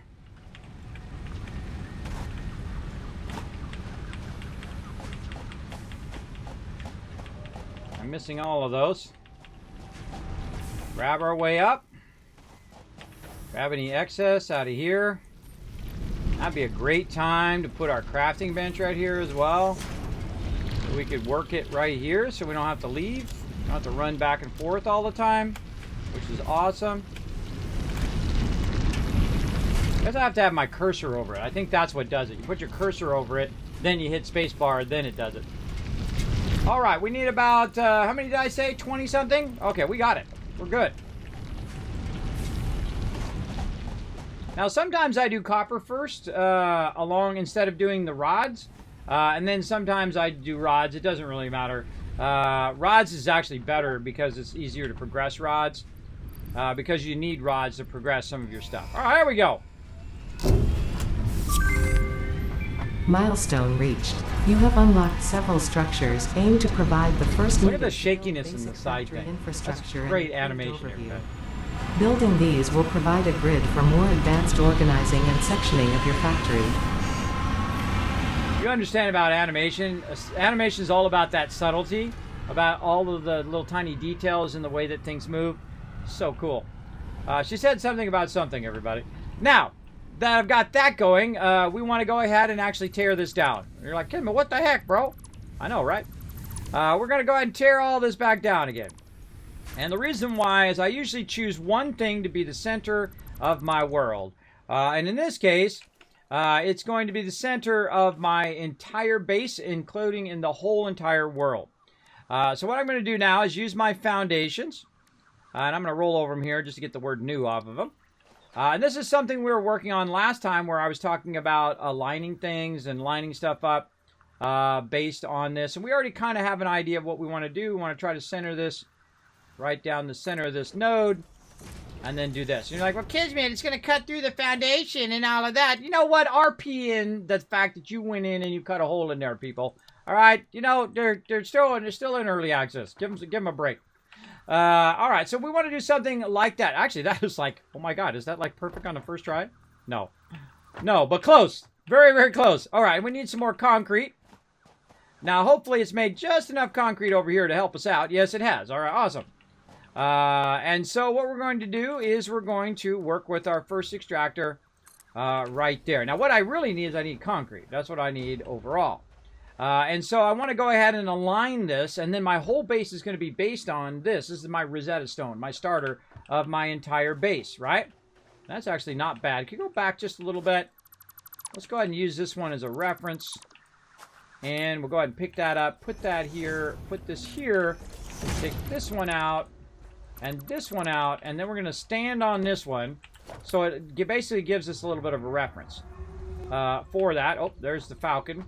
I call him Falcon, one that flies overhead. And then there, and there. And then let's see how that looks. Oh, way too far this way this time. Yeah, see how it's offset like that? Now I'm trying to get it centered, and then also in the back, so it lines up to this. Now, is it going to line up to all of the nodes perfectly? Absolutely not. And I just do this on the first one. I try to take, at least a little bit of time to make it look nice from the very beginning, because it will have an effect later on, especially when it has like the legs that are coming down and all of that. So yeah, that definitely needs to go way further to the left. So I'm going to go ahead and take this out again, this out again, and then this right here. And then now we know that this was way too far that way. And we're going to try to simulate where that other one was. And just keep on guessing. Like this. And then keep on putting a miner down. And see if it's centered a little bit more. Alright, a little bit more that way. Again, we'll use this last one here as a reference. Holding down control. They did add the ability, by the way, to go in and deselect. That's right, deselect items that you have already selected. I did see that. Big love to Snoot for showing that off. Where you hit control. You know how you hit control and you can do that? Now you can hit control and deselect stuff. Just hit control again and deselect. So, you'd think that's not a big deal, everybody. That's a big deal when you're building stuff. Believe me, especially when you accidentally hit your foundations or something else like that that you don't want to do. Now, we're going to do some zooping here in a minute, everybody, and you will see the magic that is zooping. Because this game is so zooping good, everybody. It is so zooping fantastic. All right, I feel like that's pretty close to center. Pretty sexy, I think. We're going to go with that. That's good enough for now. We'll center all the other stuff automatically. But for now, we'll go ahead and call that pretty centered. Again, we don't want to be doing this all day because I could literally tinker with that for hours. Maybe one more time. You know how it is, everybody, with perfectionists. You know, they gotta do it just one more time. All right, so this is where this was. Right here. Oh, I can't remember which way to go. This way a little bit? Oh, man. I should have paid attention. Let's take a look at that. Oh, now that is looking sexy. Now, one of the things that you do, everybody, in this game is you not only build it to make it functional, but you build it to make it look good and have a beautiful factory that you use. And so in my case, I'm going to go ahead and build out this way as well. And I'm going to burn up all of my concrete here in a minute. I've also got stuff down here I need to take out. But we're going to take this out here. We're going to take out all of this production because this is all going to move. Not that one. Take out all of this. Now, right about now, I'll go and revamp everything because I have foundations. And I want everything to be on a foundation to start. And really, I'll move my hub later on to the upper area up above. By the way, this will still keep pumping in here even if you lose power. See how I've got 3 left in there? Because the belts don't use power. Now what we got to try to do is get our hub down right there, which is going to be a fun one. Let's see if we can just get it there, and then we can also move it later on. There we go. All right, now we're going to need to put our biofuel back in like this. And again, what's the most important thing you want running? Well, first we want to go ahead and get our power combined from these two. And we want to go ahead and put one way out here. That's going to be tied up here and always have our concrete running. That is always my highest priority, is the concrete. Because now I'm going to be doing tons and tons of foundations, and I want to keep those running. So that's going to run that. Now, do I need that much power for that? Absolutely not. But I do want to keep that running constantly.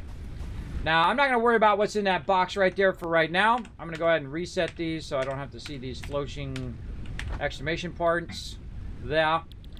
We need to think about what we want to do next, which is logistics, right? We're going to need more wire and more iron rods. Now, what we can do is we can also, since we have enough power, we can go ahead and just tie this across and get our iron rods back up and going. We've already picked up our plates, so we got plenty of those. And let's go ahead and pick up these iron rods. So this stuff is running while I'm building other things. And my main thing I want to do right now is do splitting. Because the second I get to splitting, I can definitely increase the capacity of my base tremendously. But the thing I want to unlock before that, though, before I get to splitting, is the ability to do power. We need to look through here and try to find our power. Well, maybe that's in the next... No, that's in this tier. Where's our power? No, maybe that is in the next tier. Oh, no, wait, that's in the first tier, isn't it? Yeah, that's in the first tier. That's what's throwing me off. I'm looking for my biomass burners. Now, at some point, what I will do is I will stop using these. And usually that's in tier 0. In the first tier, I will stop using those two, and I will make a little power plant for me to manage.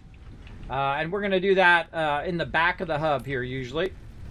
Because I usually come over here to the hub and manage the power. So now we're going to add... Now we're going to... Oh, I got to go open the door for my kids. Hold on, I'll be right back.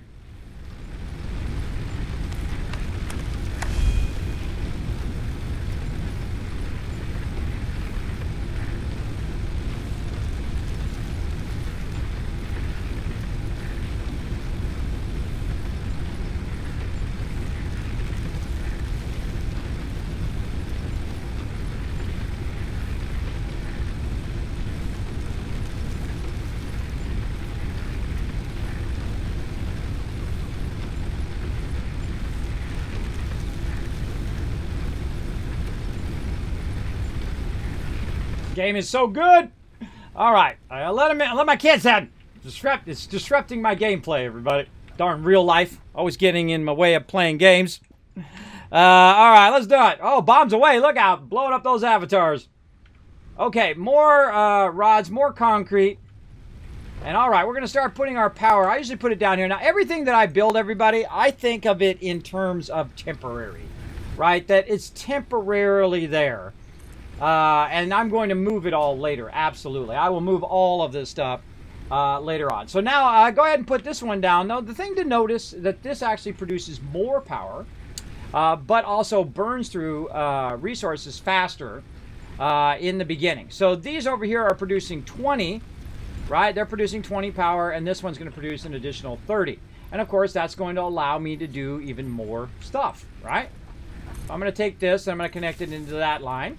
And now I have a higher max ability. See how I jumped up by 30? And now I can make even more stuff run at the same time. So I can go ahead and start getting all of this going over here. Or I can go ahead and start to build out a bit of this over here. Now again, you're going to see that I constantly run into the issue of running out of concrete. Right? See right there? It sucks. It sucks big time because concrete is where it's at, everybody, when you're building a gigantic foundation for your base. So we need to get that logistics going. So we need some wire. So we'll go ahead and make a bunch of that. Oh, I gotta have my cursor over it. There we go. I forgot. That's why it's not doing it. So I have to have my cursor over it. So let's make a bunch of wire and let's go ahead and forward some more technology here. Now I know you guys are gonna bump in here and unlock all of this stuff as quick as possible. And that's okay.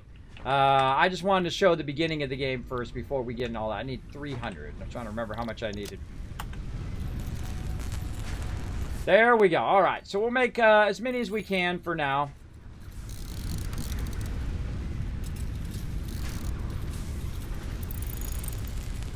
And I find, sometimes in the very beginning, it's just easier for you to make it, especially since it's got a lock now. You've got a lock. You can just hit spacebar with your cursor over it. It'll lock on. And you can let it run for a while.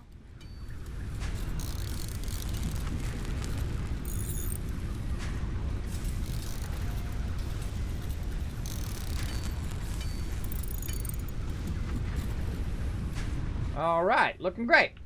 And then over here, again, logistics. We're at 2. We're almost there. Select that as a milestone. There we go. And we're going to double click all of this stuff to put that in there.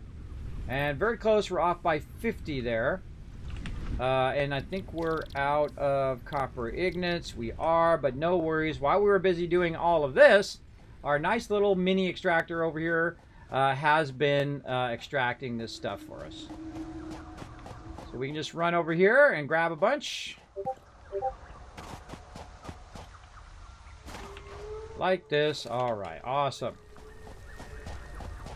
Now, I find that I don't need that much copper in the very beginning. What you really need a lot in the beginning is iron and concrete.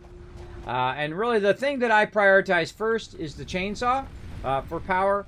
Then I prioritize my foundations to get my base started so that when I'm building in unison. And then I prioritize the ability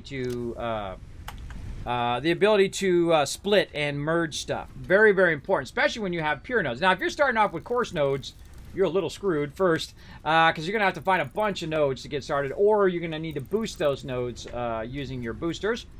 We'll get into boosters and we'll get into all of that later on. And really the goal in the beginning is just to build. It's just to build and get everything automated.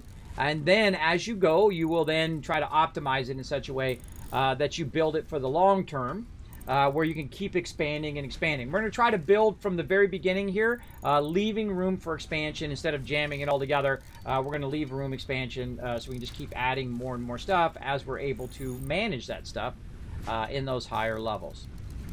All right, I think that's probably pretty good. And then more wire.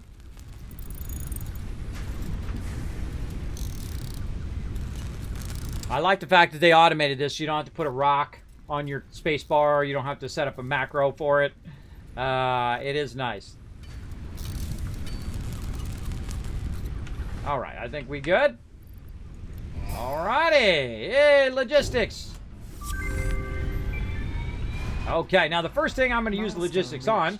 Conveyor belts can now merge, split, and lift to increase the complexity and efficiency of your factory. We encourage you to consider more verticality when it comes to factory logistics to streamline short-range transportation. Now remember, this is extracting at 120. And improve the productivity of individual buildings to aid with optimization. This is extracting at 120, everybody, but my belt can only go 60, and this is going at 45. So I'm going to show you a bit about splitting this up into two separate ones so that it goes a little bit faster. Now, it's not going to go a lot faster because we also don't have the ability to underclock and overclock. We're going to waste a bit of power while doing that, but that's okay. We're going to go ahead and put one right there. We'll come back and we'll make all this go onto foundations and stuff. And then we're going to use our new splitters over here. We got our mergers and splitters. So let's go ahead and readjust it. This is going to be 2. Number 1 is going to be foundations. There we go. This is 2. Then our logistics, which is our conveyor belt, number 3. Then number 4 is going to be my splitter, and number 5 is going to be. Now what I'm doing is those are your quick keys. And I'm pressing the buttons on the side of my mouse. So I have 12 buttons on the side of my Razer Naga. And that allows me to go ahead and set those down there. You also have 10 sets of, not only 10 keys, but you also have 10 sets of 10 keys that you can put for different things. So I'm just going to put it down there. There we go. It's going to make it nice and easy. That's a little too close. A little too close there. Then I'm going to hold down Control and see if it snaps. There we go. And then rotate this so that the inputs and outputs are matching up. Then we're going to come out of here. Still feels like it's crooked. Come out of there, into there. There we go. And then we'll go ahead and take these constructors. And you know what? Let's just turn them this way. Like this. Into there. Now, I could add multiple splitters on here, but I'm just going to do this. Oh, or not. A little bit further over. Now, I use Control key a lot, everybody. Control key to align. I also use the hit F and then middle mouse button to pick that item up so I don't have to go into the thing. Notice I don't have it in my quick keys. If I hit F, and this is something you want to get as a default thing you think in your head. Hit F and then middle mouse button. Bam. There we go. We got it going again. And again, we hit Control. Try to lock those. Oh, so awkward. Sometimes it's a little awkward in the way that it locks together. Okay. Whatever, bro. All right, and we're going to go there, and we'll go here, just to get it started. And then again here, concrete. You can copy these settings and then Control-V to paste it over here, or you can hit paste down there at the bottom. Now both of those are going into there.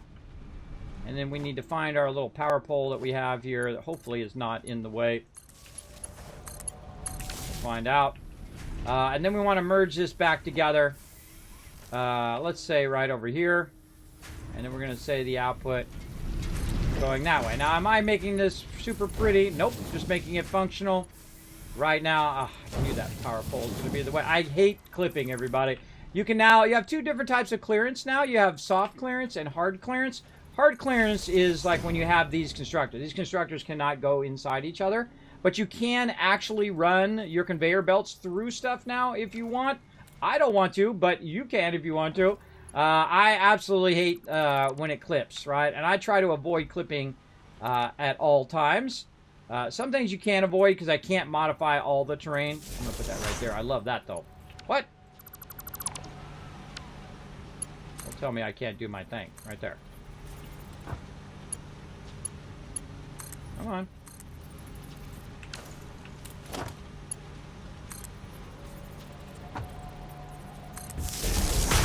No!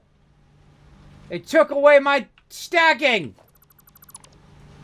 Don't make the Kismet angry. Oh, I love the stacking when you can stack it on top of the, thing. Oh, man.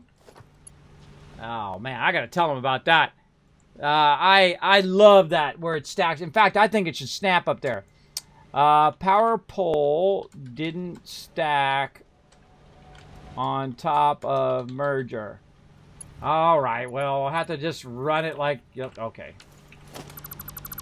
We'll just have to run it the old-fashioned way where we don't get to stack it on top of our merger. I love stacking on top of the merger or the splitter because it's usually a great position and it's out of the way and you're working your verticality. But apparently they've taken that out or it's a bug where I can't do that right now. That's a bummer. Or maybe it's just its current position or something. I don't know. All I know is I wanted to produce more concrete. That's what I wanted to do. That's what I wanted to do. For sure, for sure. Yeah, Dark Shadow, I'm not just going to constantly hydrate, by the way. I'm going to cancel that second one since you just did that literally like 5 minutes ago. All right, let's go. I do that when it's convenient. I appreciate the reminder, but I'm not going to just sit there and hydrate and hydrate and hydrate. That's not what I'm going to do, just so you know. All right, let's go ahead and do some battles. To battle! Homie, don't play that game. Oh, wait. Oh, I don't want to do that. I want to do this so you guys have more range damage. There we go. All right, battle time while we produce a bunch of concrete. Sweetness.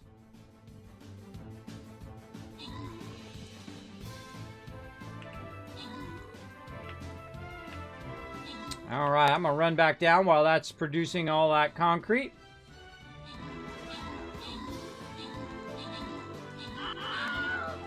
And see what we're going to work on next. Probably picking up all this stuff over here.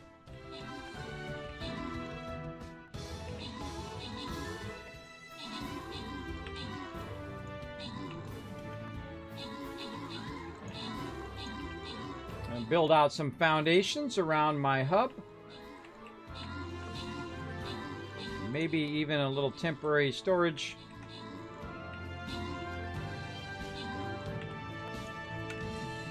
Grab a bunch of this loot. Oh, it's time for some... Oh, time for some zooping. Almost forgot to get that chest. All right, open the cap chest. Give you guys some love. Bam, there we go. Now you guys are getting love. Rotisserie G. Sakura, I'm going to call you. Savage, thank you much for coming in. Getting that loot. Congrats. Godless Aussie with 16 kills, MVP of that round. Let's keep you guys going, rolling in that loot. Let's keep it going. Let's see. Berserker time. Berserker. Gonna put my Berserker right there. My epic level Berserker. Try to get you guys a win.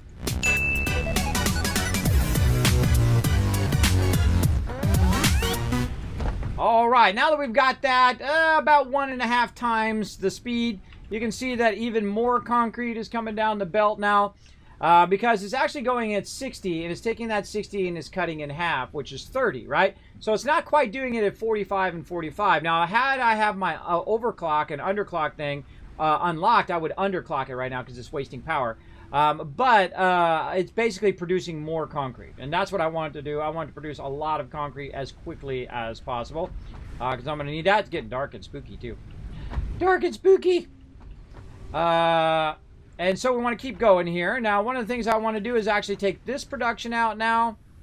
From over here, we've got enough rods for the moment. There we go. And we'll go ahead and take this out. We'll take all this out here. All this kind of power production. And poof. Weird that it's leaving the shadow there. And then we'll go ahead and extend this out now that we have a bit of concrete. Now, I picked up a bunch of concrete, a bunch of rods, all that stuff. So I could go ahead and work this bit of my base.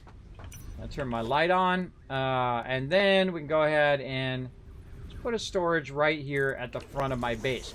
Now, the storage is at the front of my base is all the random stuff that I typically will just store here.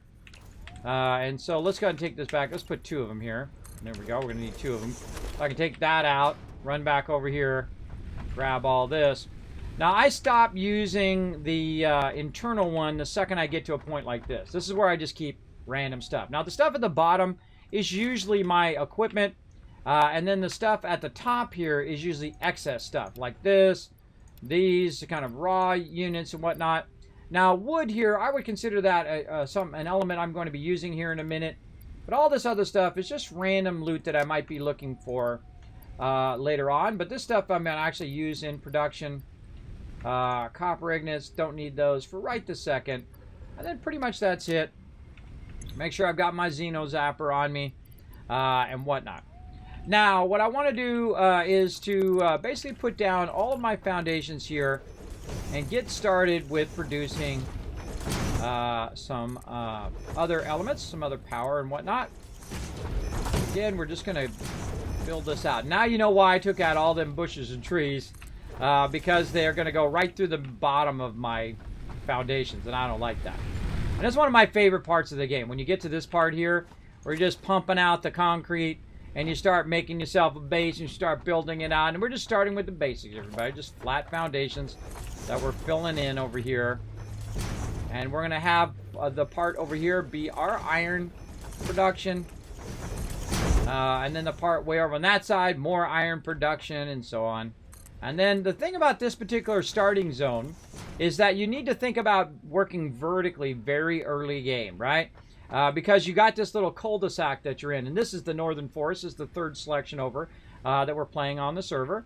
Now, you can just leave here, by the way. You don't have to do right here. You just leave and go somewhere else and get whatever you need, right? And then pump it back here. Or create a whole separate factory, a whole separate playthrough elsewhere. You don't have to actually leave your base in the starter zone. I've done that many times. Now, this is the kind of clipping that I can't prevent, right? I can't modify this type of terrain. There is some terrain you can modify, some rocks you can blow up, and trees and other things you can blow up and use that space. But stuff like this that's already formation, I cannot take that out. So I just RP that I went in and used a cutter to cut it out, and now it's nice. Again, RPN. Look at all this nice space we got here now. Sweet. Now, one of the other things that I want to do is I want to have the ability to have all of the resources at my fingertips right over here on this side, like so. And of course, we're going to start with our 2 basics, and then we're going to bring that out so we can see that. Now, you know what? I should probably just start this with two spaces. That's what we're going to do. We're going to try to think far ahead, everybody, and we're going to start this off with 2 spaces back right here, so we have plenty of room to get around from here, there, and everywhere. And so I started with 2 spaces back eventually. And then I do that to do that. Now, on this side, we want to do the same thing. So let's take this out temporarily. And we'll take this out. We'll take this out. Now, it'll continue to make all the stuff back there. And continue to run down. Eventually, it'll backlog. And we'll continue to build this out. Like so.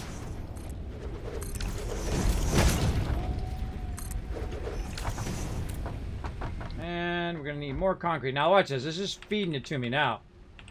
It's just bringing it to me. It's a bit painful, everybody, to use the slower belts in the very beginning. Again. But, you know, you tough it through. Get that going on. Well, yeah, see, the server Server's acting a little funny there. See how some of them didn't show up? That's a server lag issue. I'm sure they'll work on that over a long period of time. All right, there we go. Just need a bit more concrete so I can have 2 of these out. See here? Oops, I'm going right through the middle of that. Take this and this out. We'll put that back in once we have our foundations in. There we go. All right, now 1, 2, and then we're gonna need 1 more back, it looks like. Let's say something like that, and then directly out of here, out here, we're gonna have another one of these. And let's say something like that. Again, we're gonna change all of this later on, everybody. Nothing is set in stone in this, that's for sure. And then way up there, if I can get it from here, which I think is one of the coolest things about this game. Oh, I have it backwards. One of the coolest things about this game is that you can hit stuff from that far away. I do not have enough concrete, so I'm going to have to go up there, everybody. I might have to go up there to get some concrete. Yeah, I literally need 1 concrete. Oh, let's take this out. Here we go. Let's take those out, and then that'll let me do it. There we go. All right, and we'll line that up somewhat right there. And that'll bring that concrete back down to me now. Okay. And then this over here, again, so I can just pop out of here, run over here, grab it. Let's try to put it the correct direction this time. There we go. And then run that. Yeah, I think we could do that better. Now, you don't lose that concrete that's on there, by the way, everybody. It automatically goes in your inventory when you clear that. Make sure you got a lot of inventory space, though, before you do clear. That's ones that are absolutely packed. Okay, so that's now going to bring that down to us. GG, that's done. But we've now lost some of our production, right? We've taken some of our production down, and so we need to get that production going as well. So let's go ahead and just assume that we're just going to put nothing but smelters here eventually in the long run. So we're going to build for the long run. So the first thing we're going to do is we're going to work with our smelters, and we're just going to get our basics going now. And we're going to go here, and we're going to do some nice 90-degree angles. I think there was a button you could press to do perfect 90s. This is going to have trouble being a perfect 90 because it is absolutely not perfectly aligned to this. So you'll because the foundation, that's actually pretty good. Because sometimes your extractor is not aligned to your foundations and you'll be snapping to your foundations, it doesn't always give you as good of a 90 degree as that. That was actually exceptionally good, but you can just go ahead and work with it. You know, your first one might not be perfect, and that's okay. And so we're going to run that, let's say, right about there. And so I'm going to have that start coming out of there. And we want to go ahead and start another line for our power. Now, one of the lines is going here, and one of the lines going here. So this something in here needs to be reworked. Let's go ahead and rework this here. To, let's say, put it right, nope, too close, right there. Okay. So that's going to go there, and that's going to connect into there. This is going to connect into there. And this is going to be over here for our various stuff here. And I'm going to run this around the back. Try not to clip through anything. Say right there. I like to run my power vertically, which they have added to the game, which is awesome. Now, eventually what we want to do is we want to have a whole line of these things. A whole line of the smelters in a row. So we're going to build it in the head of time for expansion later on. Okay? So what I'm going to do is I'm going to use my splitter here to do what's called an inline run. An inline run is where you just go ahead and do this. You then add that in there. Wow, that actually worked out to be a 90-degree angle. I had no idea that was going to be perfect like that, but awesome. Now, you're trying to make 90-degree angles. You're trying to make it look beautiful and all of that. And you're like, Kismet, why don't you just turn that thing around? I like the way you think. But the problem is if I turn it around, the actual front of it will actually be in the wall, which is not good. So I don't want to do that. I just want to go ahead and let that run. Now, also it allows me to see it actually working as well. Now, one of my favorite things to do, everybody, is to do this. And it looks like they've made it where I can't do it, but we're going to try it again anyway. As I love to take this stuff in the beginning, and I love to put it right there, but it's not letting me do that. See, it put it back behind there, and that's a Greek tragedy right there, everybody. That is a tragedy. They no longer let you put that there. I think they should make it where it snaps there, because a lot of people do that, because this way it's up off the thing. It's not wasting your space in the back here and whatnot, but I'll just align it to the back of this and be just fine. Now, let's go ahead and put our iron ingots up and running again. Now, what we want to do is we want to come out of here and we want to merge this. Now, why do we want to merge it in here? That's if we want to go ahead and then combine them all together at the end and then have them then make the next level. Now, in this case, it's 1-to-1, right? So it's 30 in and 30 out. So we know we're going to get 30 in there and 30 out of there. Now, our belt right now can go a maximum of 60. So one of the things that we want to do, though, before we get too far into it, is we want to actually use the largest thing that's going to be in our line. In this case, it's going to be the constructors. And line those constructors up in such a way that they're going to look pretty. And so we're going to take this back out, and we're going to say, okay, this is not properly aligned. I wanted to make it look awesome. I know that constructors perfectly fit on one foundation right there. And so we're going to go ahead and just backtrack this now. We're going to take all this out and say, okay, hold on. We want to redo all of this. And we want to work our way backwards. Right? So then now we're going to take our smelter. And I'm going to hold down control. It's so awkward because it does a tendency to bounce around a bunch. There we go. Like that. And then again, we're going to go ahead and put our splitter in. Hold down control. Make sure all your directions look good. The orange is going in. The green's coming out. And then again with this, coming back just a little bit more. Now here's how you align it, everybody. You do that, and then you go back by 2. 1, and then 2.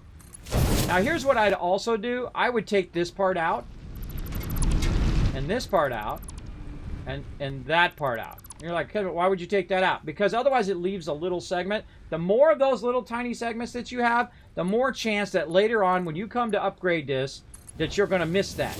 And then whatever the speed of the smallest segment, the speed of one segment can make the whole entire thing not be working at full capacity. And there we go. And now we're going to 90 degree that. We're going to try to make it look nice as we go along. And we're also going to leave room for expansion down the road. So let's go ahead and do this again. Iron ingots. This is going to go into here, and this is going to be my plates to start. So there we go. So now we're going to be producing roughly about 20 plates per minute. Now let's go ahead and do our power again here. Again, it's a tragedy that I can't put that up there, but I'm just going to start putting it here in the back now. Just they've robbed me of my ability to do that, which I'm very unhappy about, but whatever. We'll make it. We made a note of that. Yeah, power pole doesn't go on top of the merger. We already did that. I'm sure they'll fix that. Everybody loves to do that in the very beginning. Okay, so now we got that going. Now, we need this to go from here into one of these boxes. So I'm going to choose this box since it's the closest. No other reason. And then I'm going to go ahead and try to run this along here. Now, before I do that, though, I want to think about in the future, if I add more of these making plates, I want to merge these all together and then make them run into the box, right? So I want to go ahead and just add a merger here at the end. Let's say something like that. Looks good. Now, I like to leave a little bit of gap. You can put it up even closer, but I like it to see it actually working because it's a dead giveaway. If you don't see that working, everybody, you know something's gone horribly wrong. So let's go ahead and bring this out just the minimum amount we can here. Then we're going to create a little 90 here. Something like that. And then we're going to go over here and bring this, line this up, move it back by 2. Something like that. And then we'll take this part out. And this part out. And then we'll connect it right there. Now again, we have that little segment right here. So in the future, if that little segment is not upgraded, the whole entire thing will be going too slow. And there we go. Our plate production working. And we have room to expand in the future. Right? And now whenever we need some plates, we can just pop out, grab this. Now I got the plates fired up and ready to rock. Now one thing that's going to happen very soon is I'm going to run out of fuel up in here. Now, actually, because it's not using that much right now, because my max cons is way up here, and it's only using this much down here. I mean, my maximum capacity is way up here, and it's only using this much. It's actually using less resources per minute. It's not using all of the resource right now. Because a lot of the production is not at that 70 level right now. Well, we need to take this other one out over here, too. We need to take the cap off of this one.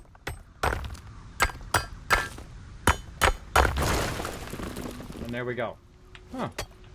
Oh, well, one was left there. Okay, so now we want to get round to going over here.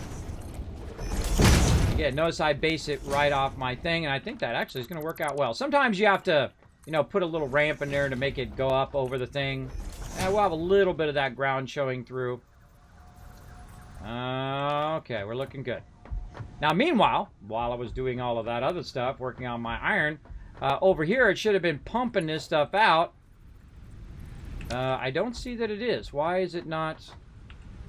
Did I miss it? Is there oh, look, there's something wrong up there, everybody. There's something wrong. It's been producing it, but there's something wrong, like I missed it or something. There's a problem with this spot right here. It's not connected together for some reason, so let's just take this out all together.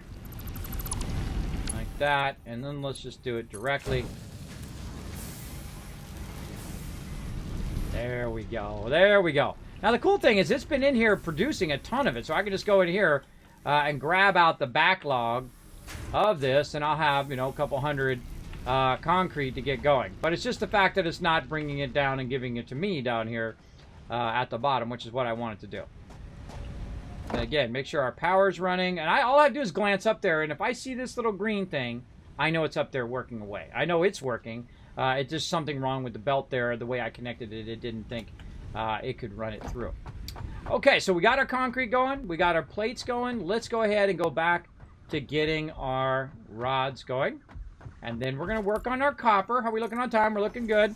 We're going to work on our copper. And then once we get our copper going, then you guys are welcome to come join me. I know some of you are chomping at the bit. Like, I want to come join you. I want to come. I want to help you. I know. I appreciate it. I appreciate it. But again, let me just get the basics out of the way here first. I know a lot of you already know all of this stuff. But for those who are new to the stream or who are watching this in the future on YouTube, hello, all you future peeps. You now will get the basics of how to construct the beginnings of your very own factory. Now, right here, we got a bit of a problem here because there's another node right here, so we don't want to really be building across that node. We really want to be building out here. Now, to start with, I'm going to just go ahead and just do a direct on the rods. I'm not going to be using my mergers and splitters for right now. I'm just going to be making a thing because I'm not going to need that many rods. And if I do need rods, I can make them very, very quickly. What I really need is I need a lot of copper.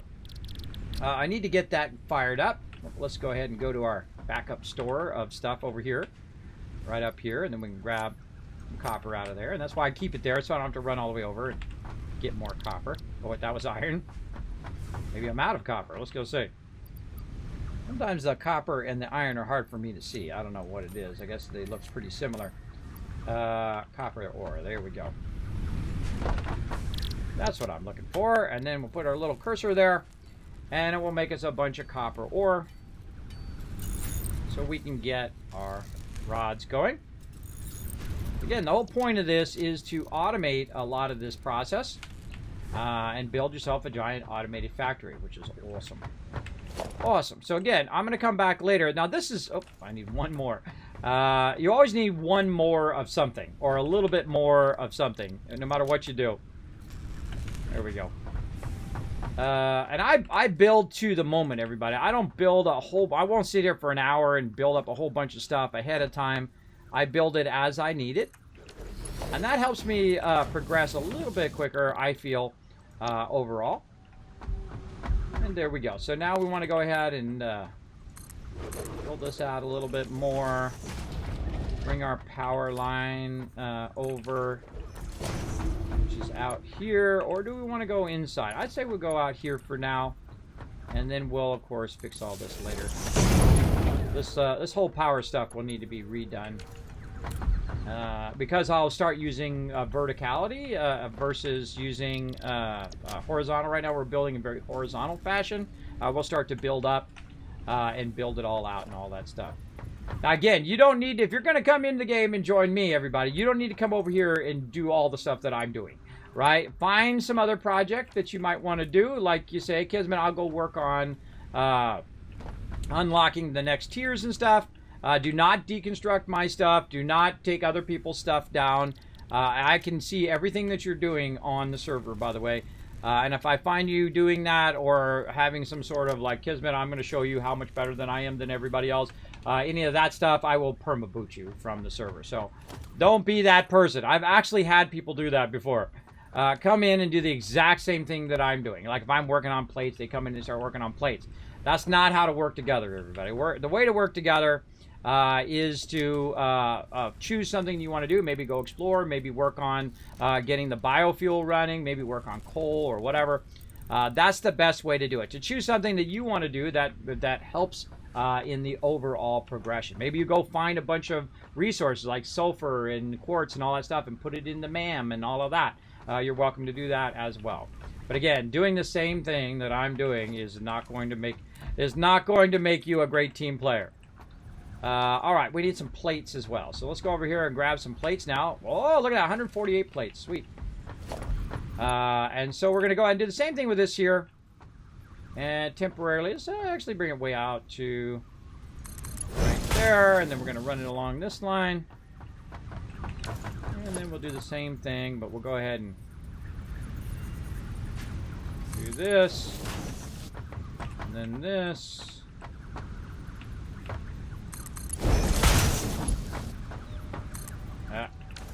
Come on.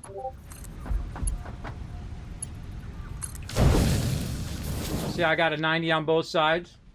That's pre-planning right there, everybody. Nice. Okay, back to power. And then we only need 2 power over here. Oh, what the heck? Keep running out of wire. Got to get that copper going on. We'll get that going next. Okay, all I need is a little wire. Okay. Got that going. There we go. And we'll run that, let's say right there. Start that back up. Start this back up. Make sure we tell it what we want it to be. Iron ingots. Again, normally you should do 2 of these because for every 30 that's coming out, this only takes 15 on the input. So you really want to split those eventually. But I'll split them in line eventually. But I'll move this way up. And these over here actually will end up being on the other side. And then all of this production, which is the actual production of it, is actually going to be above. Because the first level I usually do smelting, then I do production, and then as I move upwards, you know what else moves upwards? All of these containers.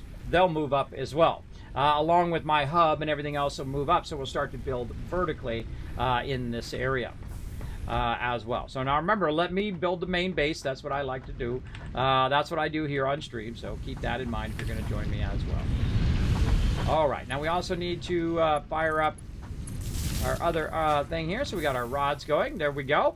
And now we got our plates, our rods, and our concrete going at almost double speed or 1.5 times speed over here. And now we got the basics going. Okay. Now, one more thing to do. And that is our copper over here. Now, I've been waiting for it to do a bit more concrete so I can do this. I can basically walk this all the way across here to the concrete. Now, right here, this is going to get to a point where I have to actually raise it up. Oh, and I haven't done my zooping yet. I'll do my zooping here in just a second. So I'm going to raise it up just a bit, but hopefully not too much to where it's not going to let me put my extractor on there. But we'll see how it goes. Now it's time for some zooping, everybody. Now there's a build mode right down there. It says R for toggle build mode. You hold down that build mode and you can do vertical, by the way, pretty cool. And zooping, which is the coolest thing. Zoop! Where you can just put a whole bunch of foundations down at the same time. Now this game is already second to none when it comes to building. This is the greatest building game of all time, everybody. I'm sorry, that is just my opinion. In the fact that its building is really how all building should be done in all games. Like 7 Days to Die could take a little cue from these guys over here, allowing me to go ahead and build so easily by doing stuff like that. Because one of the things that happens in games like 7 Days to Die and other games is you got to lean off the side to do the thing. This game, you could build from really far away. I mean, I could go and I could build stuff way over there. That's right. I could zoop that whole zip down there if I wanted to. And this is a really cool thing they've added, again, called zooping. It allows you to go in and do multiple at the same time. And that is awesome. That is a fantastic, fantastic feature. Now, we're going to need an extractor here. Let's hope we have enough. We do. Awesome. We're going to need an extractor, and then off we go. Now, will we have enough room here to do some copper? Oh, absolutely. Because what we can do is we can actually build out like this up above here with our zooping. Now you know why you need lots of concrete. There you go. And so I'll zoop that out like that. Now, do I want this to raise up here? Probably not. Maybe I want to go ahead and just go ahead and do something like this. Take this out. Match this up to this. And that's the power of zooping, everybody. It is awesome. It is awesome. Now, what I want to do here is I want to do my basic construction along here, much like you saw me do over there, and I want to leave room for expansion in the future. So, first thing I want to do is smelting. Now, smelting I do on the lower levels, and then construction usually on the higher levels. But in this case, I'm going to go ahead and change the direction of this one, and I'm going to go ahead and turn it this way. Now, I can do it either way, it doesn't matter, but I usually do it toward where I'm going to go off a cliff. And then I'll go ahead and add another row using our zooping. We're going to run out of concrete there. Look how fast I ran out of concrete, everybody. You run out real fast in this game. That's why I always have my concrete going. Of all things, you want your concrete firing off constantly. And I'm going to go ahead and take this out right here. And we're going to use this upper area as our kind of upper floor here. And let's grab some more because it's been making some for us while we were busy. Don't have my skates on. I can't jump it. I can't jump it. Now, here's what I'd also do is I would kind of align it to what you already have pre-existing. I'd probably take these two back out again. Line this up. Like that. And by the way, watch this. This is really cool. You can actually go like this. Oh, if I had some plates. Let's go get some. Now, I feel like this is the purpose of the early game, is for it to make you stuff that you can use to make other stuff, which unlocks other stuff, right? I feel like that's the focus of my early game. Later on, it'll be making ginormous factories. Now, watch this. You can zoop ramps, too, which is cool, bro. That is too cool. Now, also, you can kind of see that I'm kind of creating a road here, right? Kind of creating a precedent for a road that is going to go through here, and then I'm going to keep open for that. You know what? Let's actually use the mode now. I forget where's that mode at. How do I get into that mode? I think it's... I forget what they program the key to now. The configurator. What did they program that key to? Hold on, we got to go look it up. I forgot. I forgot what it was. Key bindings. Change vertical, handbrake.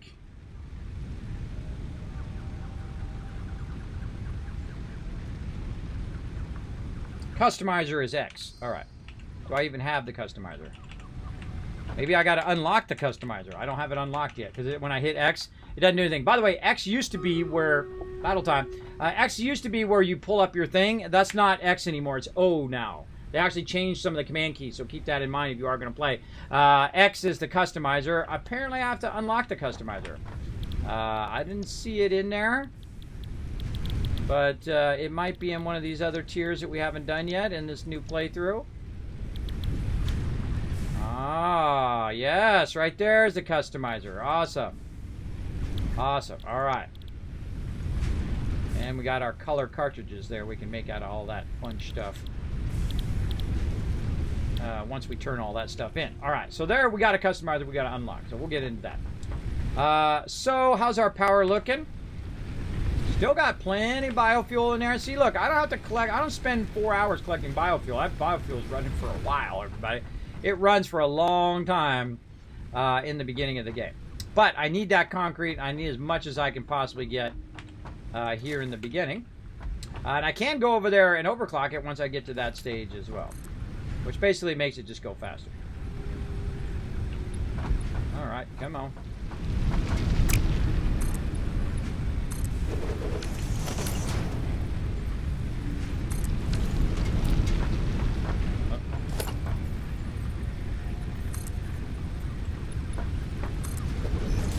Okay, there we go.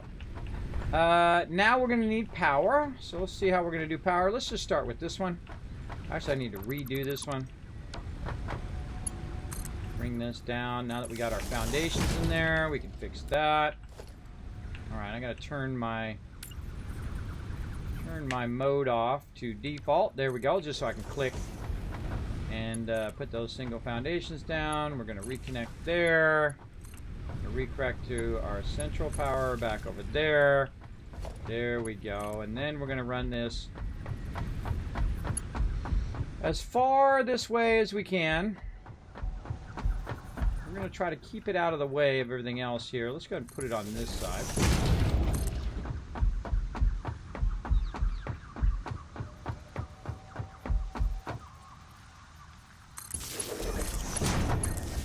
And all right, that's now going to start up our copper. Very nice. And get that going. Now, we're going to go ahead and make some more of these. Now, you don't have to have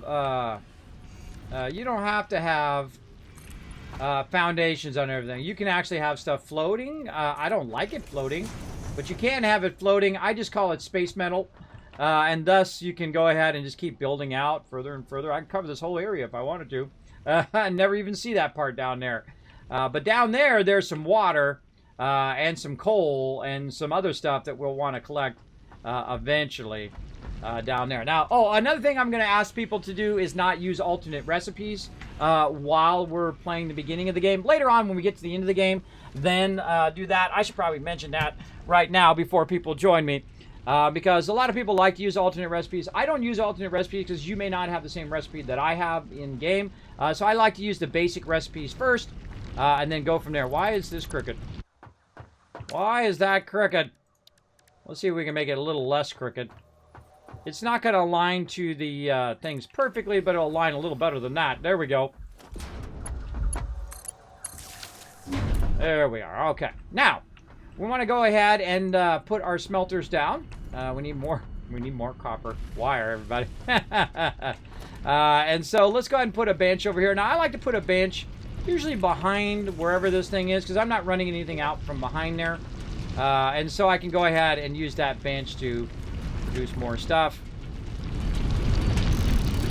Now, eventually, we'll get to a point where we don't have to produce this stuff. It'll be producing all this stuff for us. Now, while I'm doing this here for a minute, I'm going to go ahead and let that run. Let's go ahead and do another battle. To battle! All right, I think we're going to go with boosted damage this time. Let's go. See how we do. Let's see if we can win this sucker. Get you guys more lead. Clip the non-stacking power pole, Kismet. I know. It makes me sad. It makes me sad. Sad face. It should automatically just snap up there like it used to. That's okay. We'll be using vertical power eventually because we're going to build a factory that goes vertical, everybody. And then we'll just be connecting it to the roof and then connecting all the power out. I love doing that, everybody. I love connecting it and then having it all look perfect with all the little, each one connected straight vertical. And it's so fun. It's so incredibly fun doing it that way. All right, there we go. Another win. Grand rewards. Say Rotisserie G, Mighty X-Ray, and Charby Days. Char birthdays, maybe. Charba Days. Coming in, getting some love. I butcher everybody's name, by the way. It's part of my charm. Savage Bride coming in. 20 kills. Look at you, MVP. Kicking butt today. All right, now we're going to do a 4 skull here. Let's see if you guys got the ability to make it happen, Captain. I'm going to go ahead and just put my bannerman right here in between y'all, and let's see what happens.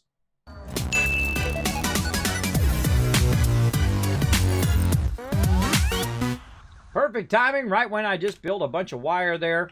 That's going to help me build this stuff out. All right, let's go ahead and try to build this out. And now the whole point of this is to just do the smelting. Eventually, I'll put all my construction up above, but in this case, I'm just going to put the constructor on there. Now, before you put this down, though I centered it anyway, just by natural need and experience, but I'm going to go ahead and put the constructor down first. Right, and the problem with the constructor here is we need more wire, so we're going to go ahead and make some of that as well. There we go. Fred! I'm building over here. Shoo! Do not. No. Bad Fred. Bad. No. Fred, no.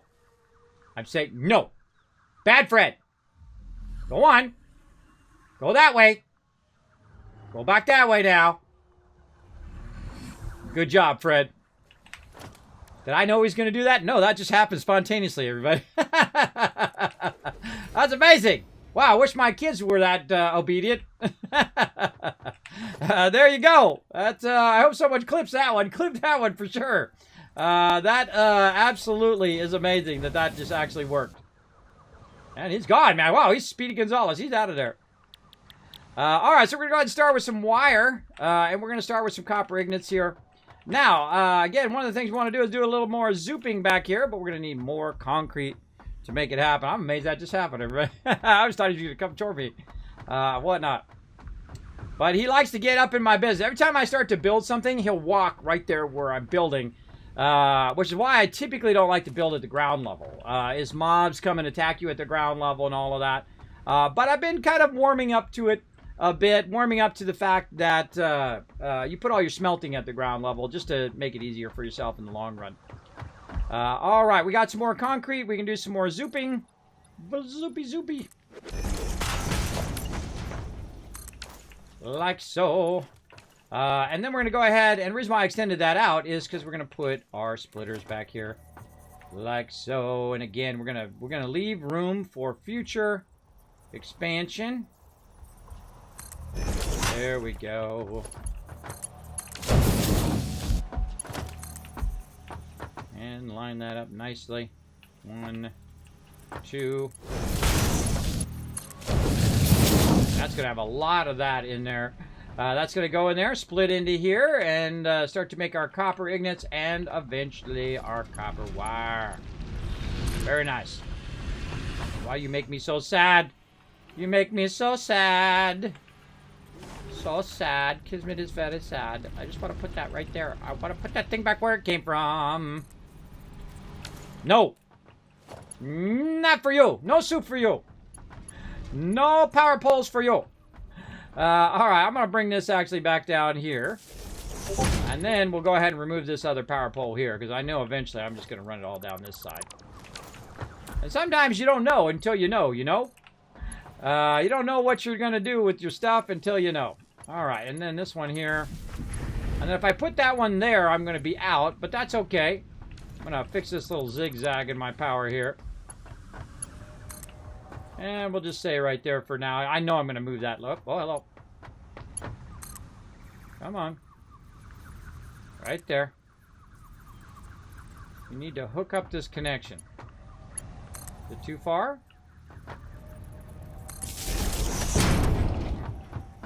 I felt like it was too far there. All right. And we'll say something like that, and then we'll connect this over here. And now I can go ahead and connect all of those together at the same time. Now, I don't want to have to run over here every single time I need some wire. So I'm going to go ahead and do a merger on the outside here. Like so. Stay right there. And that's going to run there, and then this is going to run down the line. Now, I'm going to show you something really cool in the future. When you run your lines like this, eventually you can just add the splitters on there, and they've added a new thing that I just absolutely love, especially for piping, but also for this stuff. So if we go in and we make another one of these, we need some wire. Always something I'm making. More wire. make a bunch of wire here. Make another constructor. Now, if I come back later and I say, you know what, I really want to double up my production here. I want to make it go the right direction. One of the things I think it should do, everybody, when you hit F and you hit middle mouse button, it should copy the orientation of the previous item. That's something it doesn't do, and you'll see me put stuff down in the wrong direction all the time. Now, here's what you can do, everybody. Hit this. Oh, this is so great. And then you go like this, and you aim it at the thing, and you hold down Control, and it snaps not only to the item, but its orientation snaps to the belt. So not only is it automatically going to snap to the belt because I have the little thing on the belt, but it also snaps to this. It is the most wonderful thing. It is the greatest thing ever. I absolutely love that it does that. Now, look how easy it is for us to expand our production here. Now, again, same thing over here. We're going to align those two. Now we can expand and do another one. We can go ahead and add another splitter here because we already set the precedent of where all this stuff's going to go and what direction it's going to go and all of that stuff. And then here, and then here, and now we've doubled our production. Now remember, this is coming out at 120, but my belts are only 60. So the maximum I can do right now is 2 of these, and that's a lot. That's a lot of power going on. Now I'm going to go ahead and just keep with my thing I'm doing here. And I'm going to disconnect that. There we go. Connect this one to this one over here, and then these two forward. You can see that it actually works out perfectly to push those two forward like that, and then have one go on and one go to the previous power. So you can chain that power. Now let's go ahead and say copper ignite. And then over here, we're going to say wire. We're not going to do cable yet. And then we're going to say wire. And now we've doubled the production of our wire. Now remember, for everything we add, we need more power to make it happen, Captain. So we're going to get that going on. And let's go ahead and keep running this over here. Now this is why we need so many plates and rods and all of that. You hold down Control, by the way, it does now snap it so that it's straight. Just in case, you know, sometimes when you're running it, it gets a little off, right? Especially you're running pipes. I find pipes is worse than conveyors. But it'll get a little off, and then you run it, and you think it's straight, and you go look, and it's like all weird. So I love that they've added that snapping to it. Now, temporarily, I'm going to go ahead and just for space reasons, I'm going to go ahead and put that wire right over there. Again, these are our basics that we need. Now, again, look, we got that. We got our rods going. So sweet now, right? Just automated all of that stuff for us. We've doubled up on our concrete, so we're getting tons of that going. And let's go ahead and put this in here, hopefully the right direction. There we go. And then we're going to have this run down, and we're going to have it run right in here. So let's go ahead and make our little 90 to start us off. There we go. And then we'll have that run down, do a little dog leg here. Well, let's say right here. Now, again, all of this is going to be revamped later on. But we'll go ahead and do something like that. Now, see how it's starting to align? See that little alignment that it's doing over here? Now, it's aligning this part to the end, everybody, but not the other part. So it's good to go ahead and bring this up from down here and do the same thing that I do, right? You get over here, you look, you say, okay, I want to hold down Control, so this is nice and straight. And then you go ahead and work on your corners while you're up on the higher level like this, because otherwise this is going to be real awkward when you go to combine it, and it's not going to be perfectly aligned at the end, all right? So what I do is I walk it back, because that's why you see I have 2 connectors here, so that I can walk it back a little bit so I don't have to go do the whole thing again. It does work really well. And so here, and then on this side, we can go ahead and just look at where that's aligning, right there, and then back by 2. We could do this. Now, I'm a stickler, everybody, so I will take this out, and I'll take these 2 conveyors out, because I don't want to have that extra little segment, and I'll run that all the way across. So when I come back to upgrade it later, and upgrade this to 120 and 240 and all of the faster belt speeds, I can keep continuing my copper expansion and keep continuing my iron and so on expansion. Now, up here is my biggest problem. It doesn't have any foundations up there. It's not really doing anything up there. My better idea is to actually bring that down from there and use it in the lower factory, and then just bring it down and then build it out in that lower section to run in there. So that'll be the next thing that I do, and work on that. But guess what? It's time, everybody. I promised when we got to this part, we would go ahead and open it up for you guys to come and join us. So let's go ahead and get that going. Let me go ahead and put that password in there for you guys to come join me. Now, again, you can't join me whether you're on Steam or on Epic. Remember, you want to be a great team player. If you're not a great team player, don't bother. I'm just going to end up booting you. Again, let me work on the basic base here. The basic base, this part here, if you want to work on other things like going out and doing the MAM and doing all of that stuff, you feel free to go right ahead. Again, the server's going to run 24/7. Do not deconstruct the stuff that I'm working on. You're welcome to go to another node and build something around that node and get that going and then bringing it back. Now, our whole premise is to bring it back to a central base, and this will be our central base. So your job, go off, build something over there, and then run it back here. Whether it's power, sulfur, quartz, whatever it is, you build it off over there. Do not build the same thing that I'm building. And I'm going to be building just the basics to get started, and then I'm going to be scaling up those basics. Like wire and things like that. So let's keep rocking on. Like right now, and again, another great way to work together, by the way, is to ask. I know, it's a crazy idea, right? Hey, Kismet, how can I help out? What do you want me to work on? What needs to be done, right? That is a really great team player when you ask how you can help out. Now, again, feel free to come and join me, everybody. Feel free to pop in. We are playing Satisfactory on our new 20-person mega server. Now, it is experimental, so expect things to go horribly wrong while you're playing as well. Expect everything to be lost, you to cry a little, and then move on. It does happen. It does happen in experimental mode. Or they could change everything here and all of our stuff could end up underground. Who knows? Who knows? Now, there we go. So we add a little bit more. Now, again, I want to just keep on zooping. Keep on zooping in the free world. A little too far there. Let's go back by one. Keep on zooping in the free world. Man, it is so awesome. I love my zooping. I can do zooping all day long, everybody. Zoopy, zoopy, zoopin'.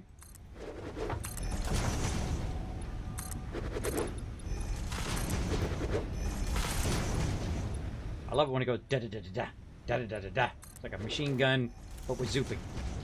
All right, come on, more.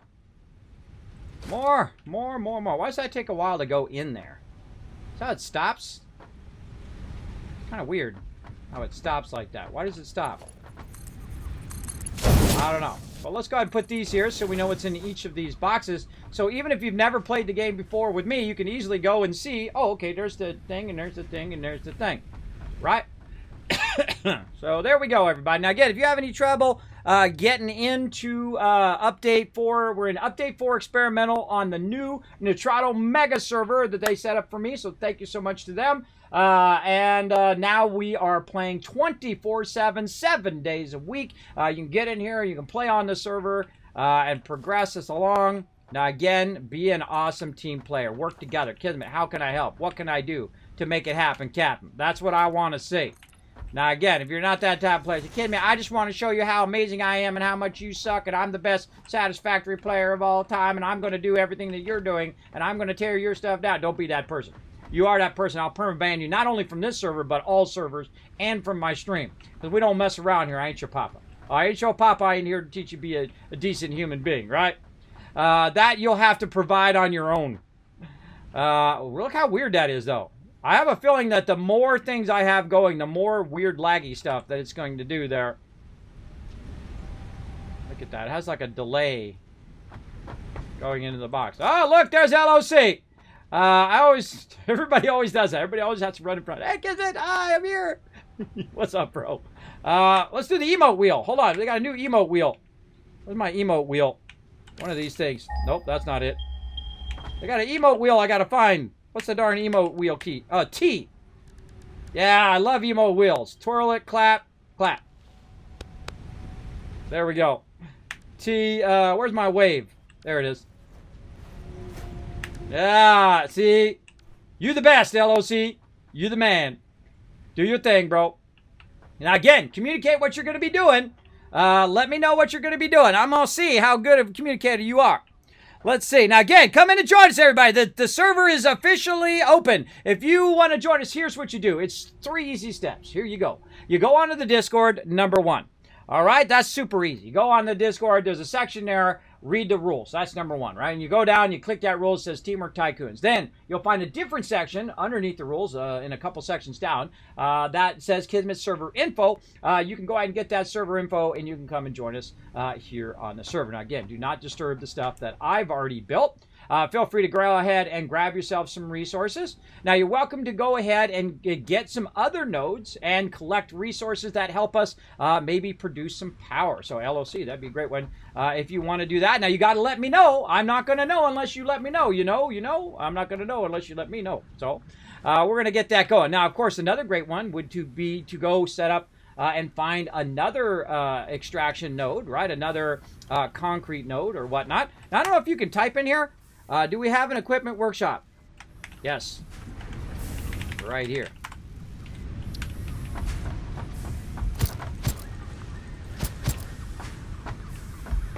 Right there. One you just built. Now, I actually usually put the equipment workshop right there, but I removed it because of the thing. Now, that you can put down. You can put those down in builders and whatever you need to do. Because he's going to go get a chainsaw. I know exactly what he's going to do. Get a chainsaw, and he's going to go to town on building up the power. I know. See, I know, because that's what you should do. You should go to thinking, okay, how can we get this going on? Now, speaking of power, the reason why I have this running over here and this running over here is this going to be my little power spot right here. And we're going to work on a bunch of power. So let's zoom in a little space here in the back for us to run our power along here. Now, we're going to need a lot more power, everybody, because I can tell you we're about to scale it up. And you can see that we're already reaching our max power a bit. Right here, capacity is 70, and we're using a beautifully orchestrated by me max cons of 60, meaning everything's running, everything has enough power to run, but we are going to definitely run out of biofuel. Now, you want to automate the process of creating biofuel.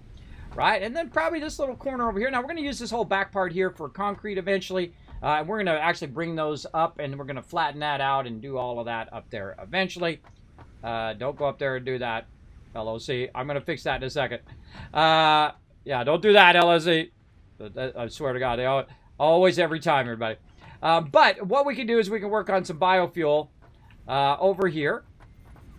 And so what I'm going to do is go ahead and just kind of set up what I call an offline production. So the first thing you want to do is start with your storage. And so we're going to start with storage here, like this. And then, this is the wrong way. And then we're going to go ahead and do leaves first. Like this, because you're going to have lots of leaves. And then we're going to use our constructor. Like so. And then we're going to run it out of here, and we're going to run it into here. Now, we're going to split it, just in case you want to do multiple of them later on. And we're going to go in here. So, again, LOC, what I'm going to be doing is I'm going to be doing biofuel, setting up the automating of biofuel, and I'm going to be working on that concrete up there and flattening out that and making all that nicer and bringing it down to the lower level. So anything other than that, you go ahead and do it. All right. I should be communicating too, everybody. Important to communicate what you're doing, not only what other people are doing.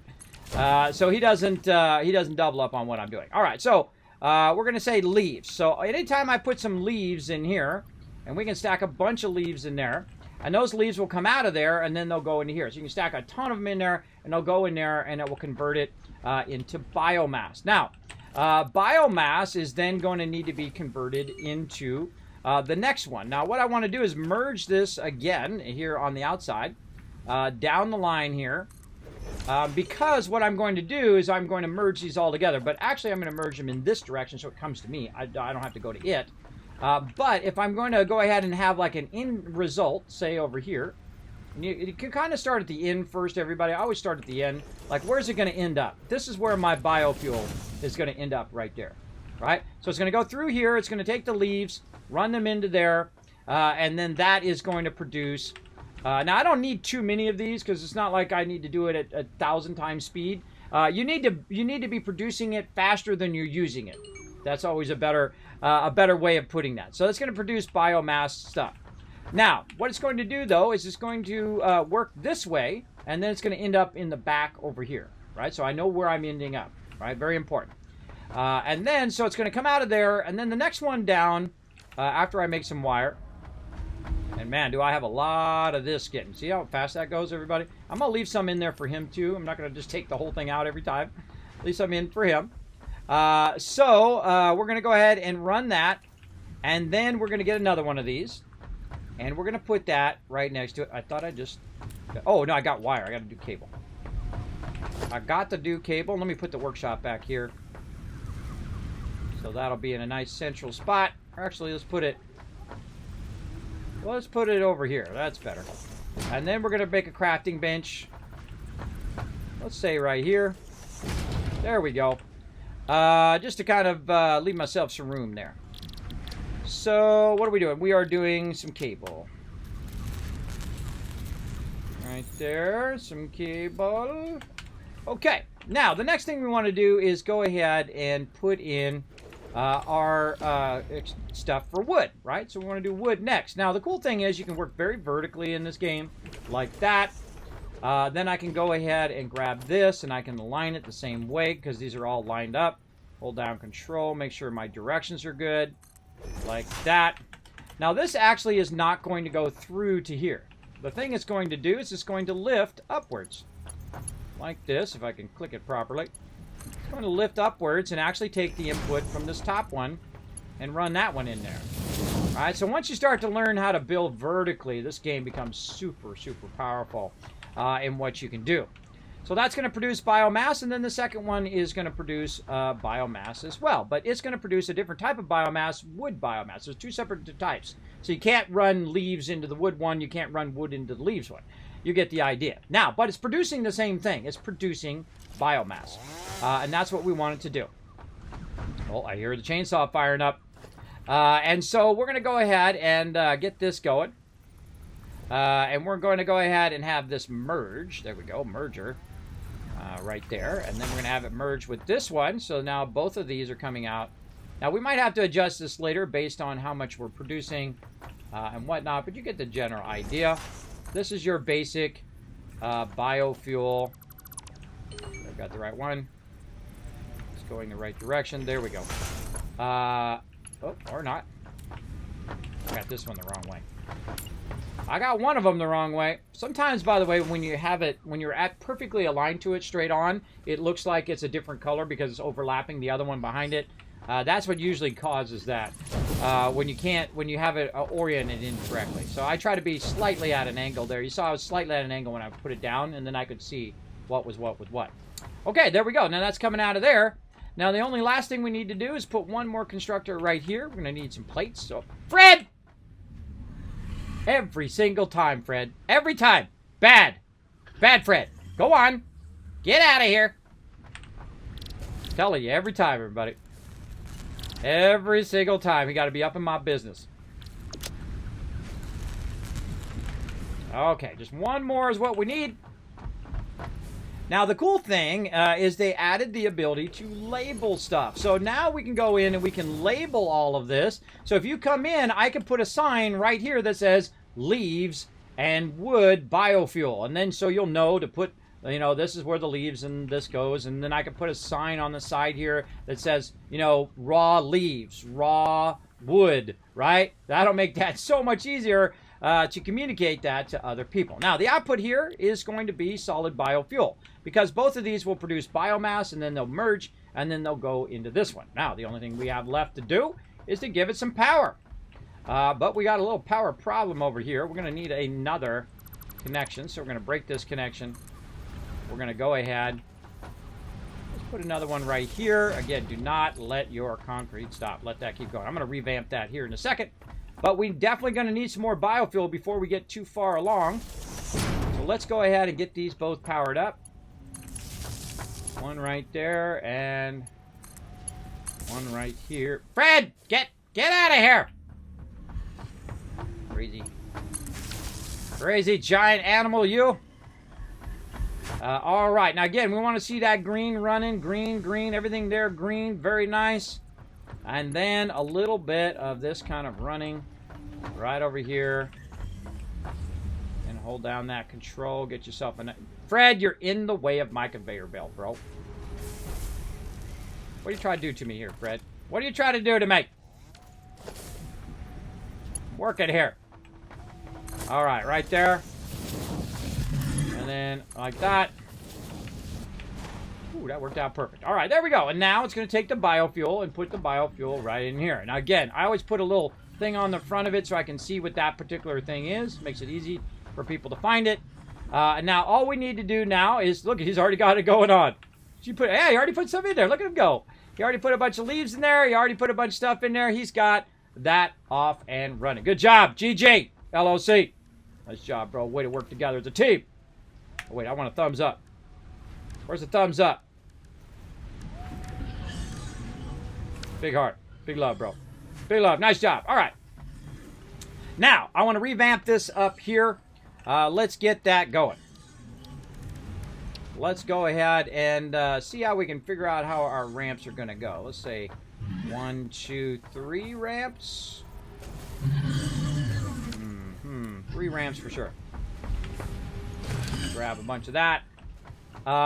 Looks like 3 ramps. You know what? I don't feel like doing 3 ramps. You know what I'm going to do? I'm just going to have that. I'm just going to have this flat. What are you doing? He's stuck on the conveyor.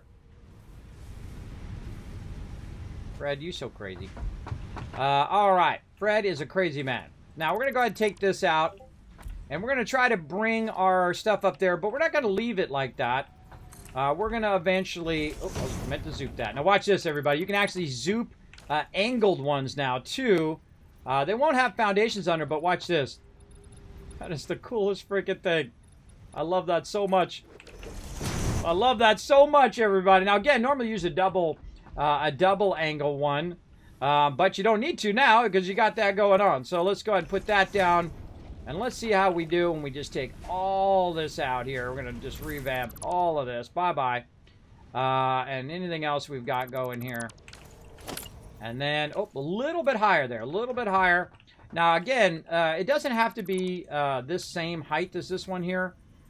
It doesn't have to be up like that. Let's actually put this foundation down to make that a little bit easier. So you can just bring it up just enough so it's not clipping through the ground. I typically will use the 2 meter. I feel like that's probably good enough. And then we can zoom in all of our foundations now. Like this. All right, looking sharp. Yeah, look at that. Okay, now we're looking good, right? Now we got a whole foundation part here. By the way, you get all your resources back when you pick stuff up, which I think is awesome about this game. Now I'm actually going to send it in this direction. And it'll let us use this upper area for our construction, because eventually we're going to boost this as well. And it will allow us to use this kind of upper area here. Well, there's something must be blocking it there. Doesn't let me go. Or maybe I'm just out of plates. I think I'm out of plates. Ah, I'm out of plates. All right, got to get more plates. Let's go get them. Now, the cool thing is you got yourself a nice little ramp here that you can walk down here and get yourself some plates. But the bad thing is that our construction is stopped over there. You don't want that to happen. You don't want your construction to stop unless you absolutely have to stop it. And I'm going to grab that. Oh, why is that going so slow? Oh, he must have picked up some rods, I think. So there we go. Our biofuel production is looking sharp. How we looking? 48 already. 49. Let's check our power usage over here. Looking good. 52. 124. 124. So those are looking good for now. Now, you really want them to be balanced across all of them. Now, eventually, I will actually stop using this and just use these. Because micromanaging the back of that all the time is useless. Because once you can make these, you can just make more power than you can make in there just from doing these, right? Just 2 of these is more powerful than two of those, right? This one's actually almost more powerful than both of those together, just in one. That's 30 and the other one is 40 to combine. You get the general idea. Now, want to let that run, get that going. We came back down here for some reason. What did we come back down here for? More concrete. That's what we came for. Let's see if there's any more concrete in here. We were also going to build some splitters. We were going to get our... Oh, plates were the other thing. That's what I was getting, plates. Plates, so I can make some more foundations. Okay, there we go. Now, again, we're building this for future-proofing. So when we want to add a ton of concrete here, we're going to go ahead and do that. Now, the thing about concrete, though, is it doesn't use the smelter. So all you have to do is build constructors in a line and then put in a bunch of splitters, and GG, you're good to go. So that's what we're going to do. So I'm going to start this constructor over just a little bit, though, just so it can align nicely to the bottom of that. And then we're going to go ahead and put in our splitters. Oh, this is going to be nice right here. This is going the wrong direction. Let's turn that back around the other way. There we go. And I can tell because the inputs and outputs don't line up. All right, let's say something like that. Let's go ahead and run this back. And again, we're trying to build with 90s. Beautiful 90s this time. Holding down control. Back up by 2. And there is our beautiful 90. Right out of there. Right into here. Let's go ahead and get that concrete going. Now we want to go ahead and bring up our power again. Again, our power is definitely going to have to be better managed in the long run. Let's say right there. We can tie that one in, and then we can run another one behind here. I wonder if we could just put it right there without flipping. Oh, wow. Okay, that worked out perfect. Worked out perfect. Okay, and then we're going to do this. And then again, this is called inline building, everybody, where you build everything in a sequence, in a row, and then it allows you to continue to expand. Now look how far I can expand way out there into the distance. In fact, I could make multiple rows of expanding as well.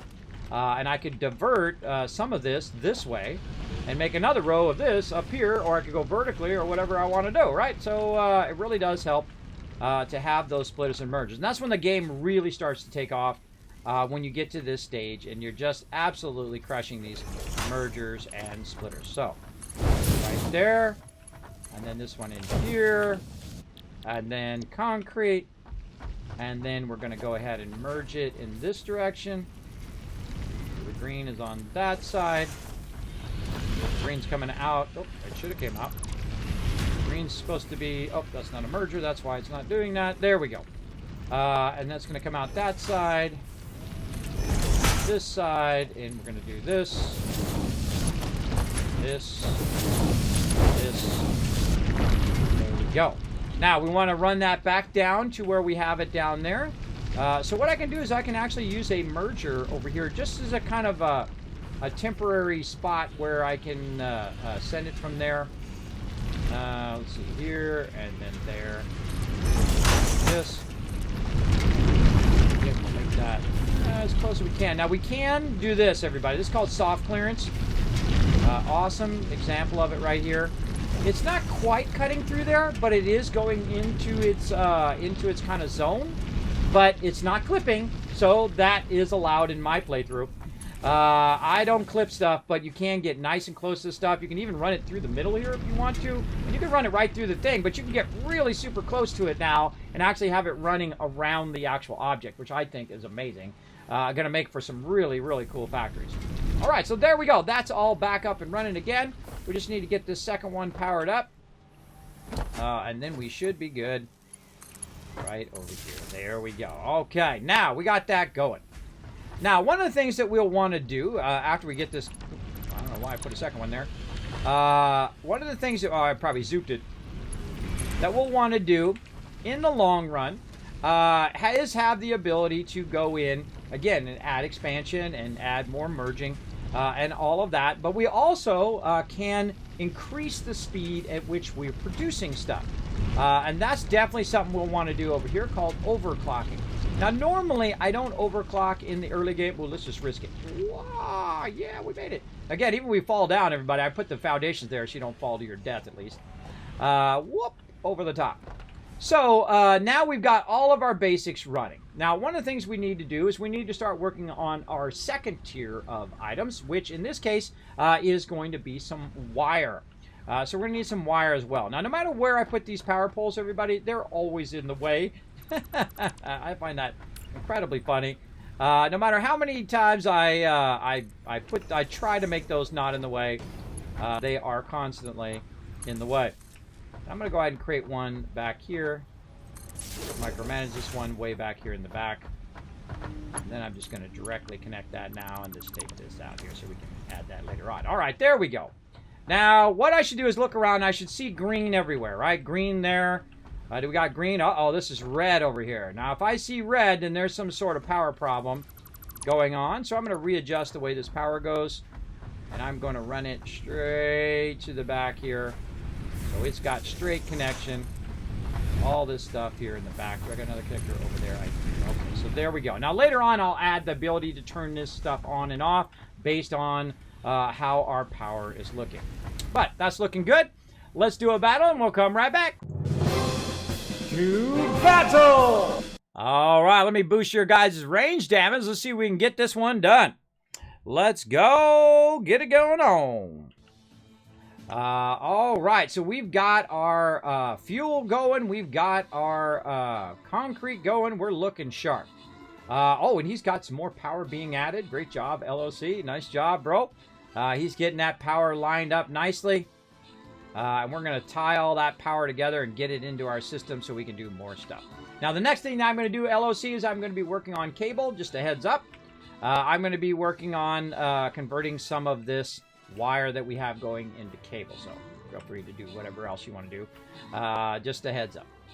All right. Now, again, not only do they need to be a great communicator, but I also need to communicate well as to what I'm working on next. And again, I'm just working on the basic stuff like cable, wire. I'll be doing screws here in a minute as well. Just remember that. That's what I'm working on. Okay. And we'll go ahead and wait a bit here for the this to be over, and then we'll go build out a bit of wire. All right, open the cab chest, grant some rewards. Now, a great way to work together is one person working on factory stuff and one person working on power.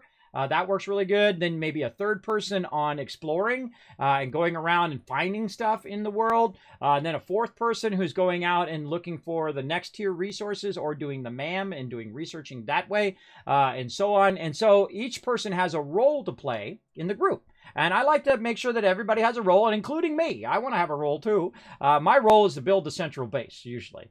That's what I like to do. I'm like the quartermaster who manages the central base. And that's my favorite thing. Rotisserie G, Baywin getting some love, and trolling, not trolling this time, getting 19 kills and MVP. Let's go. On to the next battle here, everybody. We're going to run for a little longer because I feel like we got lots to do here to get you guys all started up here. All right, there we go. More battles.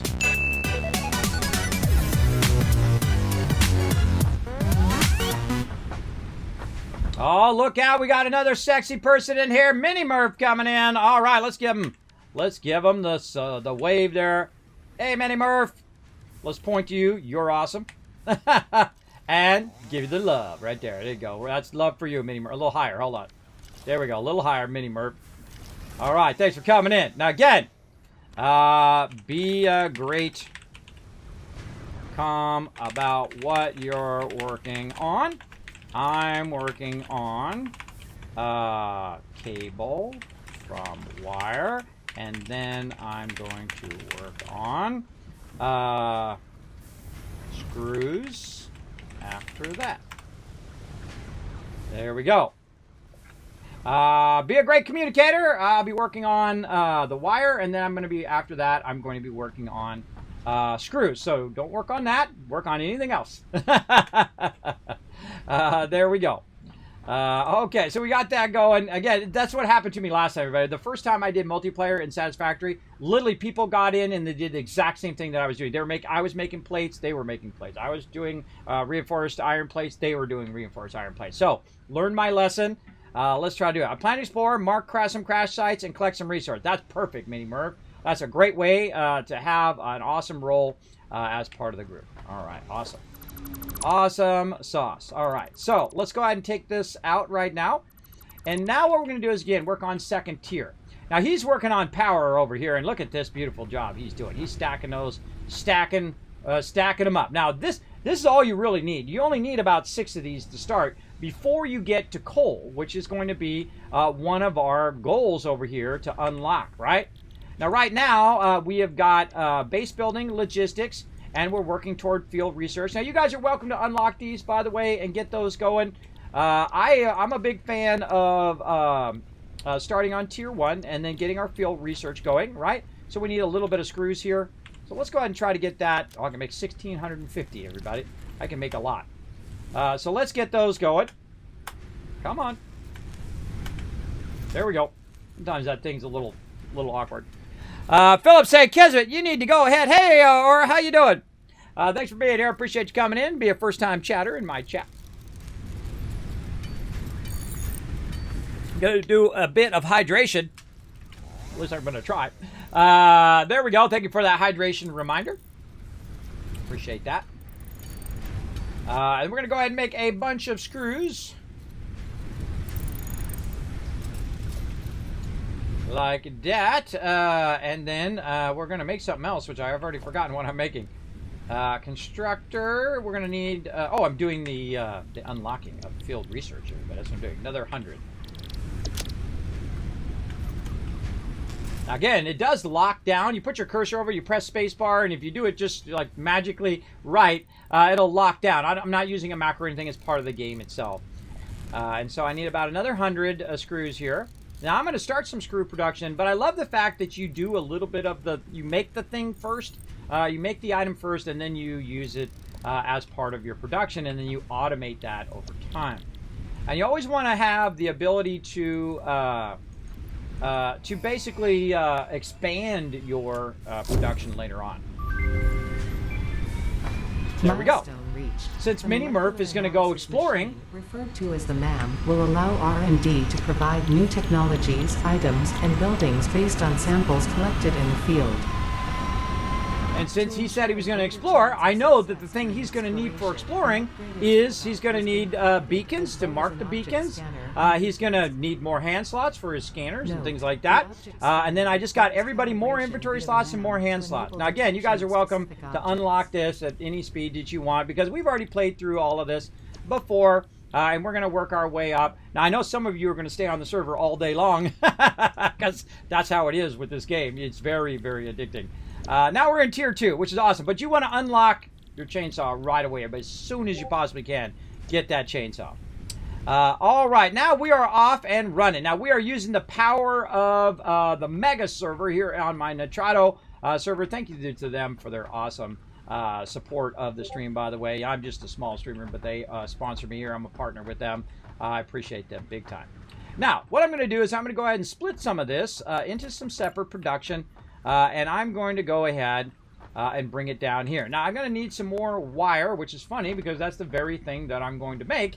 And this happens all the time, everybody. You need the thing that you're going to make the thing that you need to make automatically, right? So you'll see me do this a lot, where I'm making the thing that goes with the thing that I'm doing. But in a minute, I won't have to make any more wire, and I can continuously scale it up and up and up over time, which is awesome. And that's why this game is so incredibly fun, is the ability to scale it up. Now, again, I will be doing multiple levels, and we'll start working vertically later on. You don't need to do vertically very early, I feel. That's kind of more of a later game. Oh, I forgot to do my plate, so I'm always forgetting something. You know what? I don't need to run back. I can just go like this. Put a little crafting bench right here. Bam. There we go. And make myself some reinforced iron plates. Oh, more screws. And that's why we got to make screws, everybody. Because this is going to happen a lot, right? You're gonna need cable. And you're going to need a lot of screws. I mean, an insane amount of screws. And we're going to be doubling up our production. Now, since someone else is doing the power, normally what I would do at this particular point is I would stop everything else and I would scale up my power.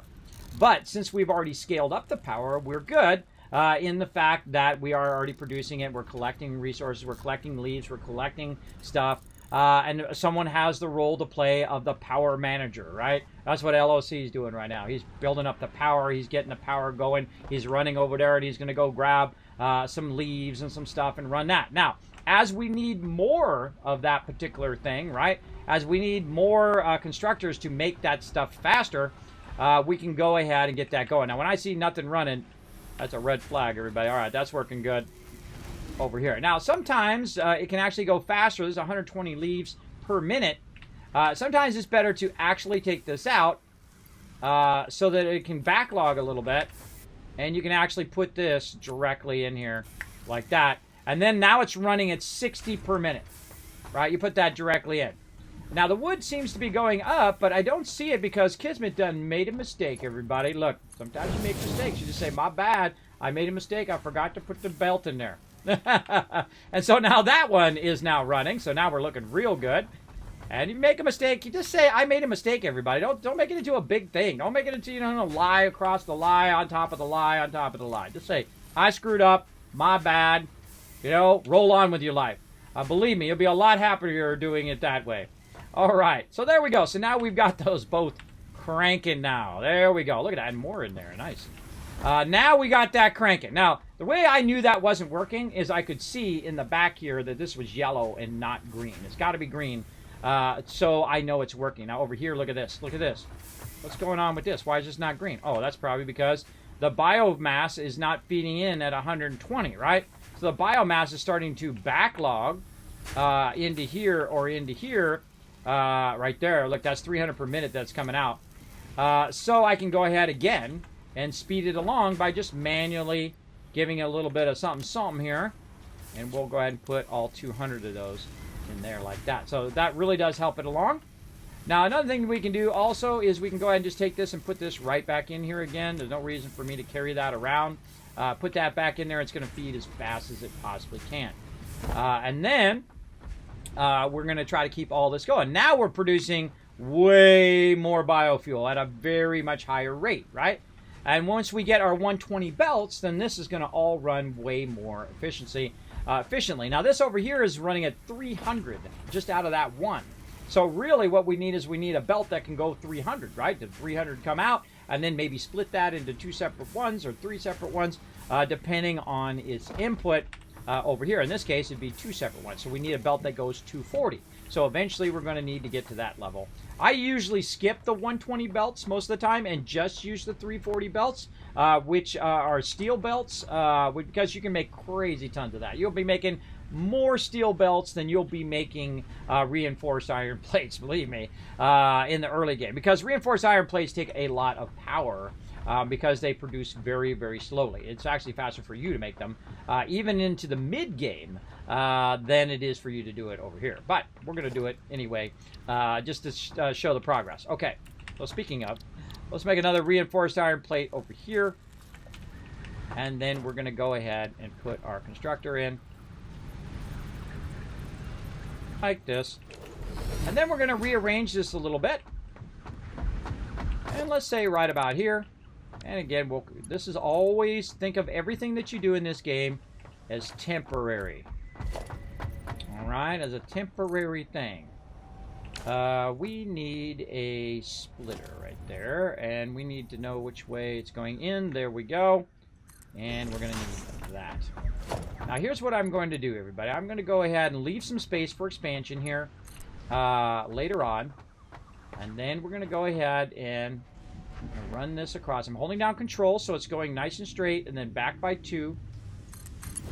Like this. So it's a little awkward. It's not going straight. Okay, it's supposed to go straight when I hold down control. Okay, it's going straight off. It's linking off of that thing, but it doesn't go straight as a curved straight. Oh, okay. Well, I guess I'll manually do that then. I'll manually set that up. And then 1, 2 back.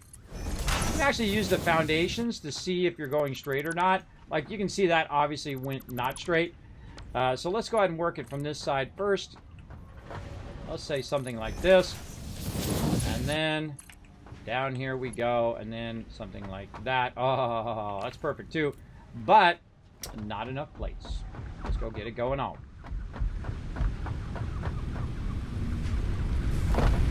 That's why you want all your other stuff to be going. Now from here, it's just scale up, scale up, scale up. And I'm going to be scaling up early game instead of late game. Normally late game is when I start to scale up all my stuff. But we're going to try early game this time. It's going to be pretty fun as well. Okay, and so we were running this from over here. And let's see if that looks like a nice 90 there, or if it's going a little at an angle. A little at an angle there. So that's not what I want. Now, sometimes what you do is you work from the end, and then you work backwards, right? So this is going to go here, but you know what's even better is I could take this out now. I could take this out, and then it's going to be one belt that goes from here to there. So later on, when we come back to upgrade it, it'll be one single belt instead of having all those little pieces in between. And now those can run. Now, but what happens sometimes is this. See that? It's like funky chicken. I don't know why it goes funky chicken like that, but we're going to de-funky chicken it. And we're going to run this from there into there. And now, hopefully, that will come down the line, curve this way, and curve that way. Now, one of the problems is if I have it going the wrong direction. Now, it will not let me connect this if it's actually going the wrong direction. You can also see the belt distance or belt direction by just watching the belt. It'll actually show you its direction. But you can't actually connect them together at the end if you got it going the wrong way. It'll automatically readjust its direction for you, which is cool. Now see, look at that little pause. Got a little pause when it hits that connection there. That's definitely something that needs to be worked on. But all right, again, this is on experimental server. So this is going to go here, and I'm going to split it right into here. We're not going to make a lot of cable, just a little bit. Again, these produce at 30 per minute, so you're going to get a crazy ton of these being produced. Let's go ahead and take all this out now. And so basically, we're going to take half of this, and we're going to run it in here for cable. And then the other half, we're just going to do what we did before, right? We're going to run it right to there.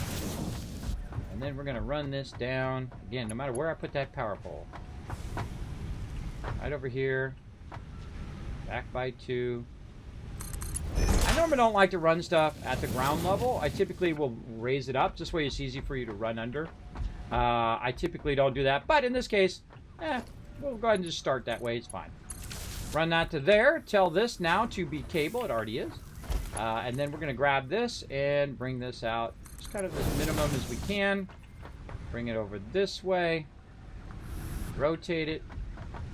We want to run it back just a bit here. And not liking that. Like that. And then 1, 2 back. And then this to here. And again, I don't like doing small segments, but sometimes you have to because it just makes it easier to run. And then this, I want to be nice and straight. Oh, I'm out of plates again. We're going to have to up our plate production here in a minute too. So I'm going to do plates and screws and all of that here in a minute. Let's see, plates, that's what I'm getting. And this is what you do for the whole game, everybody. You run over here. This is why I have this here. This is what its job is. It's for everybody to come over here and grab these resources. Now, here's the cool thing. If there's nobody on the server, this will continue to run. It'll continue to run and run and run and run, even if nobody's here. And I have it set up for that. You can set your server up to continuously run, even when you're not on it, which is awesome in a game like Satisfactory, because you can set a bunch of stuff up. Maybe you got to go to work or you got something you got to do. Look at that soft clearance, everybody. Yeah, 1, 2. That soft clearance in there. I'm going to call that legit. It touches it a little bit, but good enough for now. All right, so there we go. So now we got our basics going, and we've even started on our second tier item, which is our wire. All right, awesome. Got that going. How's our? Oh yeah, that's looking good. Pumping, pumping, pumping that power. That's what we need to do. We're pumping out those rods. And now we're ready for something else right over here. And that is next in line. And that is our screws. Let's get those in. Line that up so we can see that. Now what we're going to do is we're going to do the same thing that we're doing with wire over there, turning it into cable. We're going to do that a bit with our rods here. Now, of course, this is not really scaled up. Again, we need to unlock some different levels and get up to a point where we can scale it up. We don't want to cover this up over here because we might just forget that there's a node there, so I'm not going to cover that up. But I am going to go ahead and siphon just a little bit of this off of here and put another constructor right there temporarily. And again, all the constructors will actually go up to the upper level, and they'll just be smelting at this level. Same thing with my concrete. All of the constructors will be at the level of where it's at, and then the actual finished concrete will go up to the next level, and then that'll be like used in other things as well as to go into the box for us to use. You get the idea. You get the general idea. So now we want to go ahead and start working on some parts here so we can do rotors and modular frames and all of those things, especially copper sheets for making stuff. Jump pads, I rarely ever use those, but I unlock them anyway because eventually I'll be able to do all of that and so on and so forth. But I would actually go for logistics. I kind of feel like logistics is one of those things you definitely need because you're going to get your next level tier stuff. Now the thing I need to do though is 50 reinforced iron plates, and I'm going to show you the magic, the what's called the Kismet rule of 8, the ability to make an infinite amount of stuff perfectly. And once you learn the Kismet rule of 8, you've learned everything in the game. You've learned how to maximize your entire game and every production in the game just by understanding the principles of maximizing it, which I will show you on stream. So there we go. As well as I've got a video on YouTube you can watch as well. Just in case you forget or you say, oh, well, Kismet, I want to, well, how did you do that again? You can go on there and you can check it out. All right, so let's go ahead and keep this going on. Again, I need 2 iron plates is what I need, reinforced iron plates, speaking of them. And so we'll go ahead and make a couple of those. Now, again, I make to the moment. I don't go make 5,000 reinforced iron plates because that's not what I need to do. And so let's go ahead and do this again. And I feel like we'll go ahead and put this a little bit closer. Now look at that. See, I can build it right through that thing. That's called, again, this has soft clearance and this has hard clearance. I feel like that might be a little too close. This is going to be real close to my node here, which I don't think I'm liking, but let's go ahead and do something more like this. I think that might make it a little bit easier to do that. All right, there we go. And then we're going to revamp how we have this. Right over here. And we're going to have that come out, and we're going to have it split right here. This is going to come out of here, and then some of this is going to go into there, and then we're going to start creating some screws. Now, you need a lot of screws, everybody. You're going to need to scale up your screws like nothing else. You're going to need a lot of it. Oh, there he goes. LSC's working on the MAM. Look at you go. Now, I'm a MAM slacker, everybody. I typically don't do the MAM. I usually remember it about halfway through my playthrough. I know, that's a bad thing, because you want to actually, your MAM unlocks a lot of stuff, including, there we go, including the ability to have more space, which is really important in the game. In the MAM. Ooh, she's talking about stuff. And including the ability to have space, and you definitely want to add more space for sure to your inventory, and it adds it for everybody who's on the server too. So, and there we go. So again, now we have that split, we have it running, going to screws. We just need a little bit of power, so we'll tap into some of this power we're running across here. I probably could just run that straight over like that, and that should be fine. And there we go. So now we have rods going here. Now we got a bit of a problem of the rods are now going into the wrong one because Kismet done screwed that up. Yeah, see, now I got the rods going in the wrong one. And so what we want to do is we want to do something a little trickier here. Let's go ahead and take this out. Get that going there. Let's take this out in the back here. And let's see, do we have our stackers yet? Do we have them? I haven't unlocked them yet. No, no stackers for me. Oh, bummer. Bummer. Stackers are incredibly helpful for lining stuff up. But I'm going to go ahead and just use a lifter here on this one. And then I'm going to go ahead, maybe run this out just a little bit more. Do a little zooping.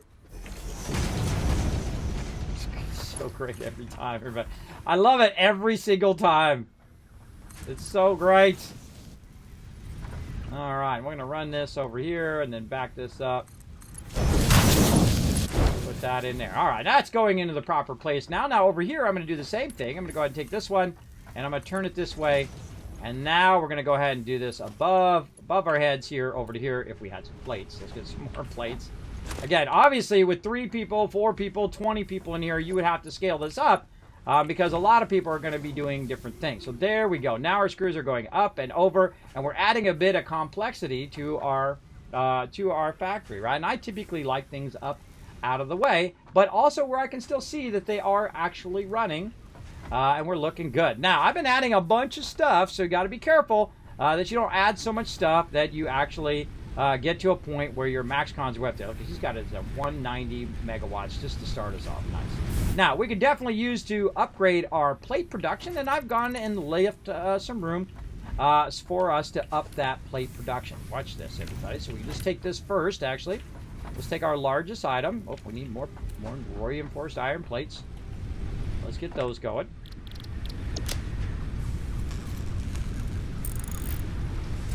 There we go. We'll try to get that done by today. We'll try to get reinforced iron plates in. I feel like that's how, when you've got the whole starter part of the game down, once you've mastered reinforced iron plates, you've basically mastered the game in that way, in the fact that you know how to optimize, you know how to run your various different resources in the optimal way. And in the beginning, I will run it in what I call the rule of 8. And then later on, I will do it more of maximizing the same type of thing in the same type of spot. You'll know what I mean here. Now again, this is coming out at 120, so this is a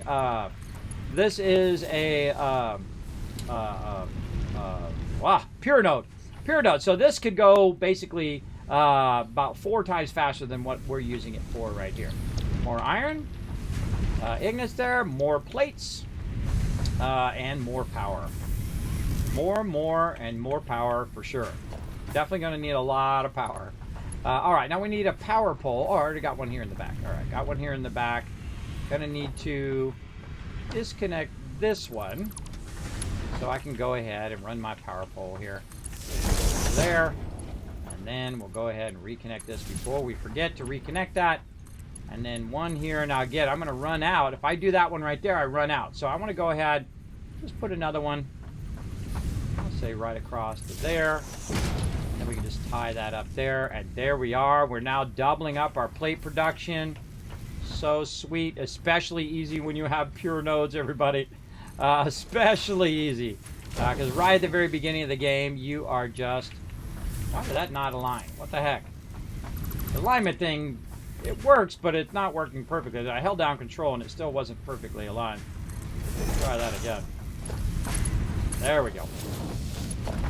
Sometimes it's funky. Remember, it's still early access. And then there we go. All right, now we're talking. Look at that, doubling up our plate production.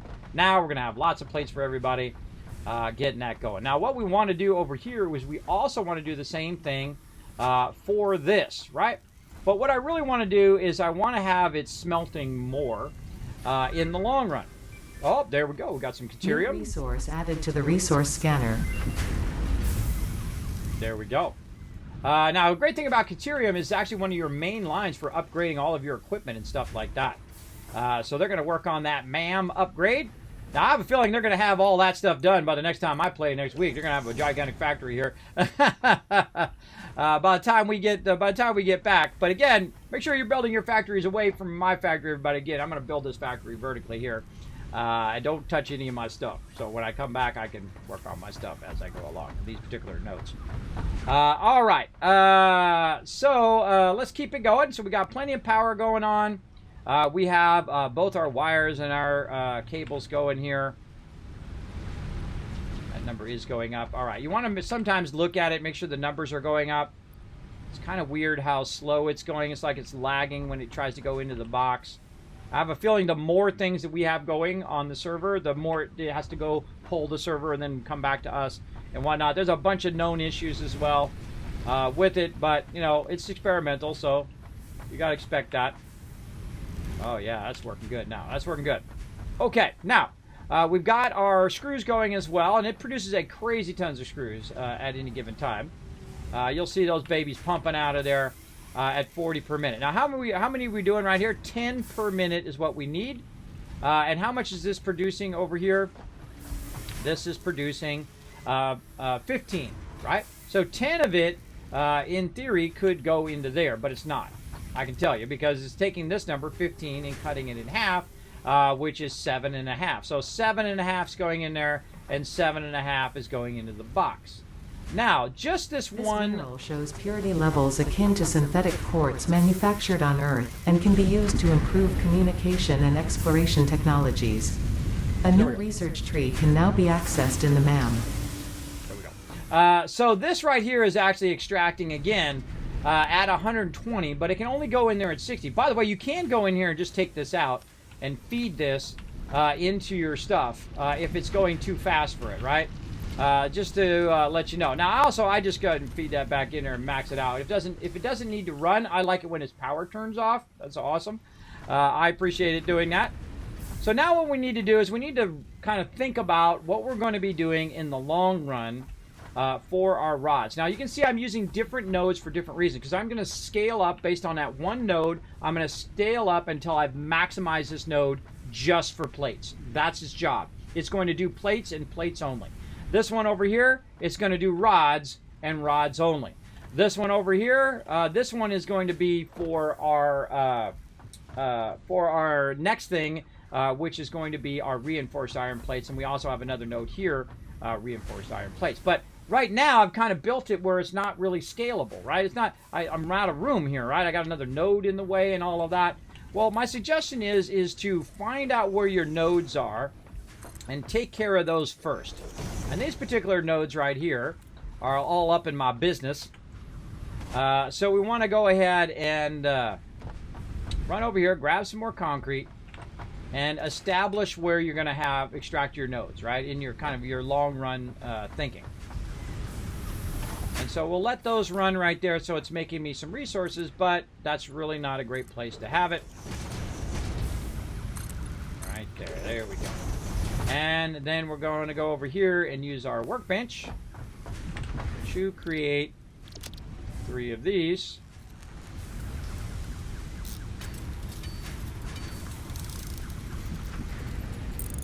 Boom. There we go. All right. Awesome.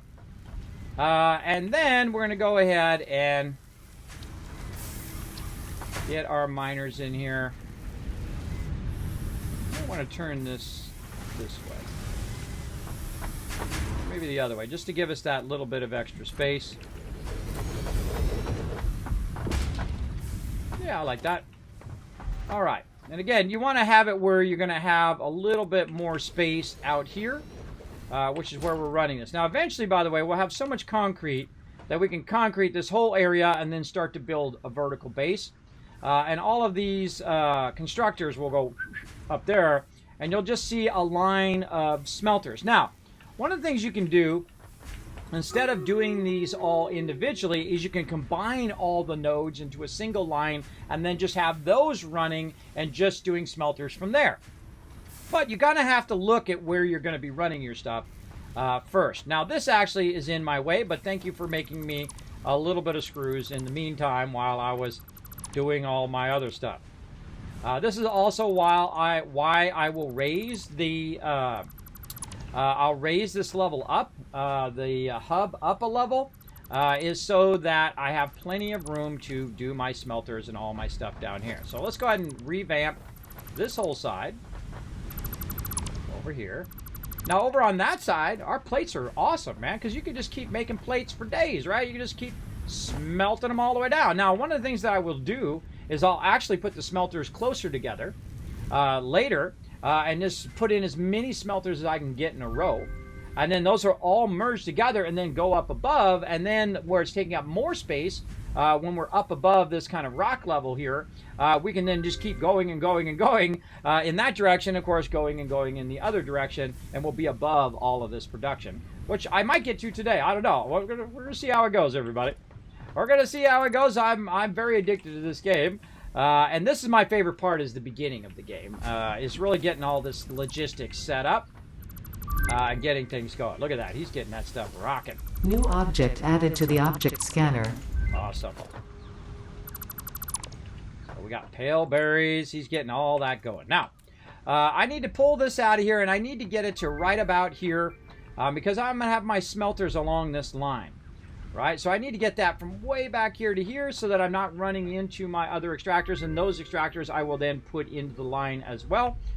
So we need to think about where our line's going to be. So this magically lines right up here to the center of this, which is awesome.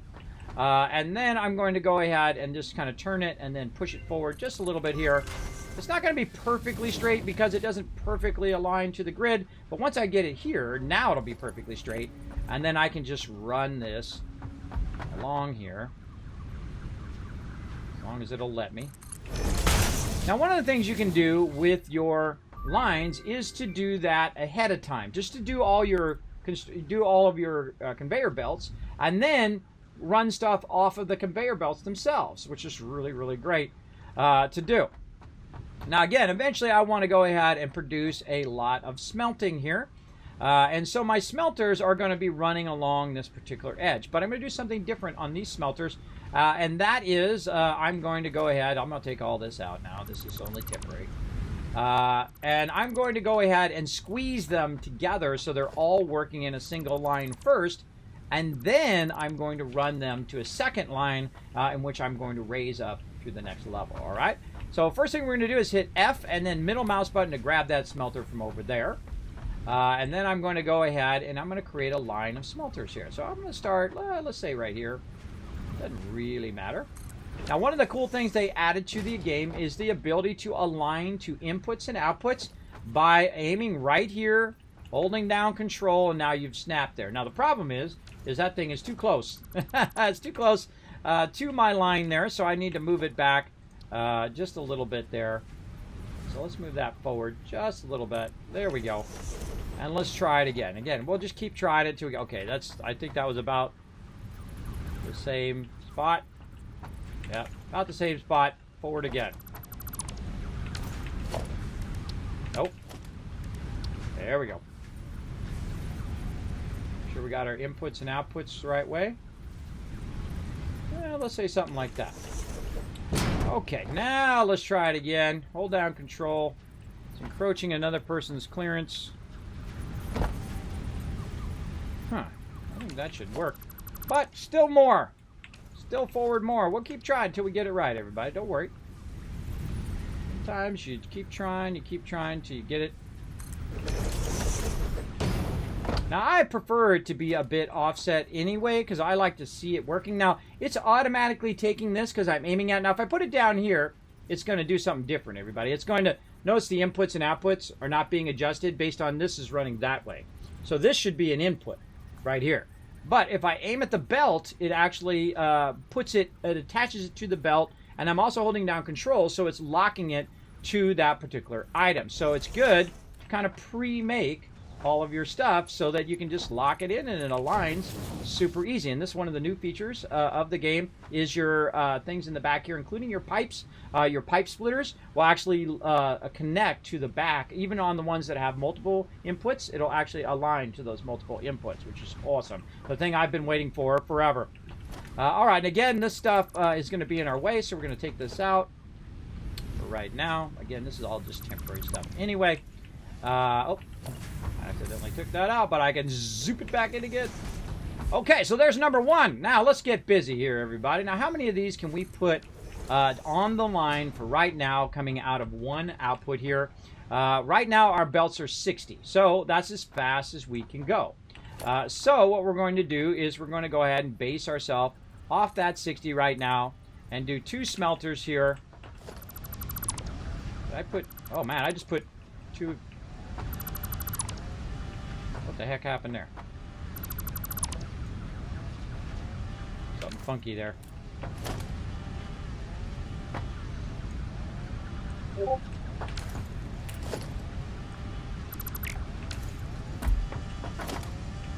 something happened there. Something funky chicken happened there. That's what happened. I got booted. I knew something happened. Uh-oh. Close connection, elapse. Connection timeout. I think I might have just crashed the server. Look at me go. Get our first crash out of the way.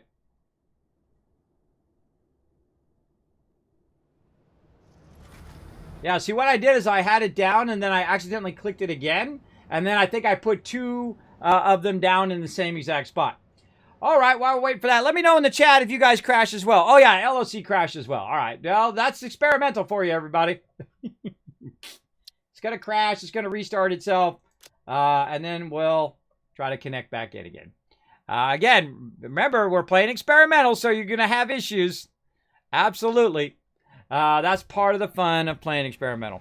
You crashed as well, Mini Merp? All right, I'm back in. We're good. That was my bad, everybody. I think that was my fault. I done screwed that up. Oh, and it rolled back a little, too. It rolled back just a little bit. Okay, that was my bad. I think I clicked two of them in the same spot. All right, and I gotta redo some of this now.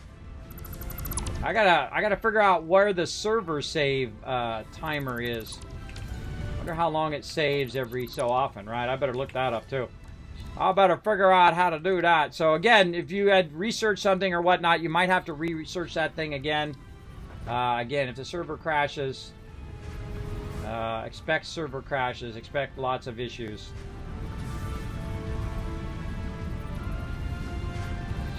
I'm gonna re-put these back in again and put these back up and running while you guys are watching that battle.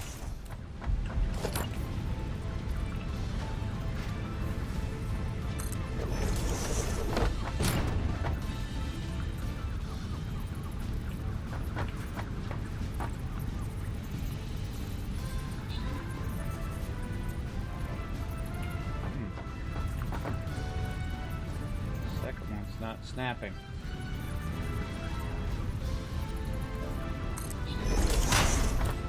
Not perfectly snapping, but it does show me my snap guide. How we do? Oh, that's a win! Awesome! Let's see who's getting the love. Bam! Rotisserie G, Paco Taco getting the love, and Godless Aussie coming in MVP with 7 kills. Way to crush it. Let's keep on going to the end zone here. Try to get you guys some loot again. We're doing a lot of battles today. Somebody's in my garage screwing around doing something. I hate it when they're doing that. Oh, wait. Did I even show you the battle? I screwed up, everybody. Hold on. To battle! I didn't even show you the battle. It's my bad, but when I screw up, you guys benefit. Here's 1,000 kids caps for me screwing up. All right, everybody. So at least you knew who the MVP was, but my bad. It happens all the time, everybody. I did the wrong screen. Also, I noticed that you did a command there in the chat and it didn't work. Let me go ahead and refresh all my overlays and commands here because it does look like my commands are not working again. It's always something. Let's go.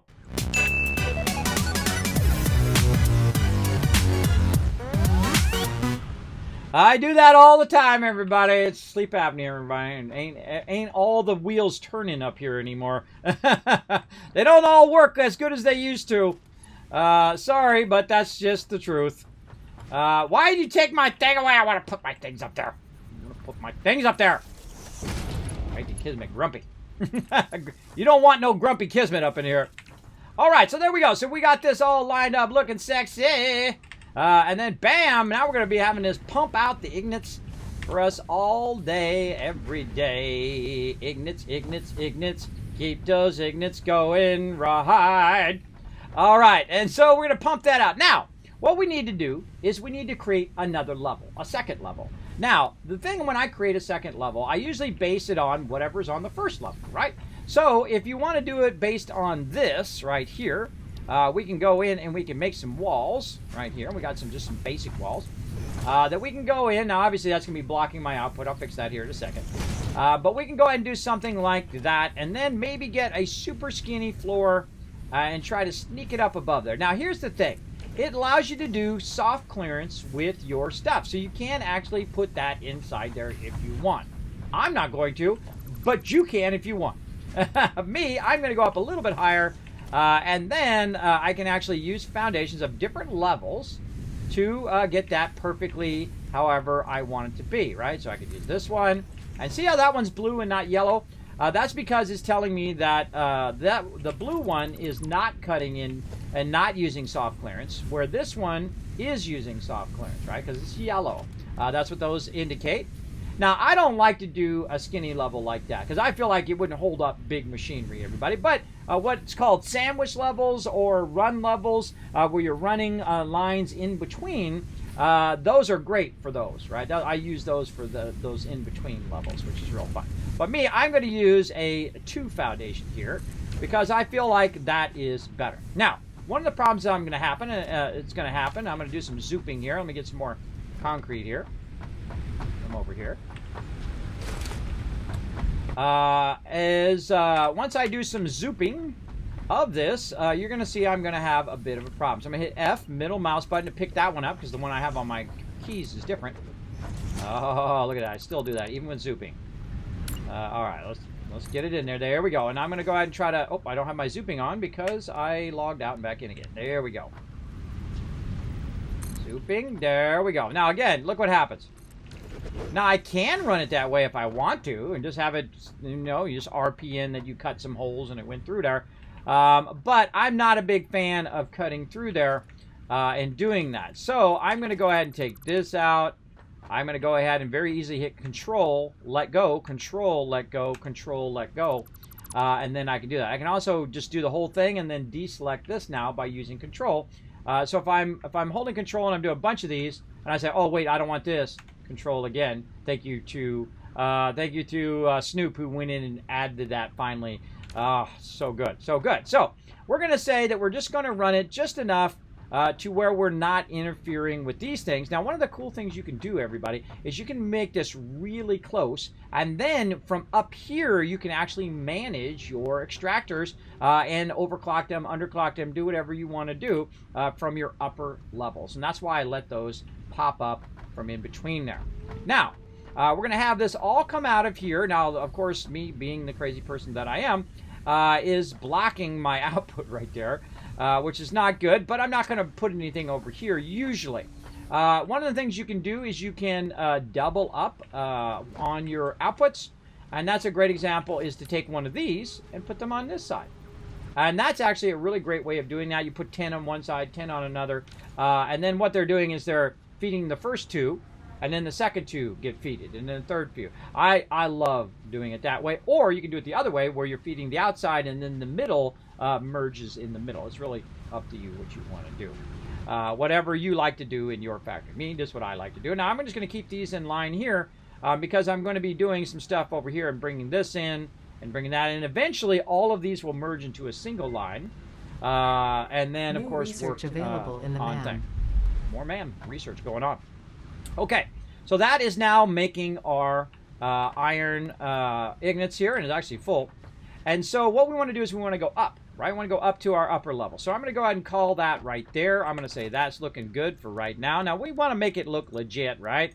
As legit as we want. Now, I'm not going to do foundations, everybody, because foundations take forever. So I'm going to do something more like this, where I'm going to run that over, across, and down, and up, and through the woods to Grandma's house, and all of that. So we're going to go ahead and do that a bit. Now, right here, I've got a bunch of construction going, but I know in the future that I'm going to take this out and I'm going to move this to the upper level. So I'm going to go ahead and just assume I'm going to move that later, and I'm going to start with some basic walls. Now, one of the things that we're going to need in the long run, what up, LOC, is we're going to need this awesome sink. And that awesome sink is just like you would think. It's awesome.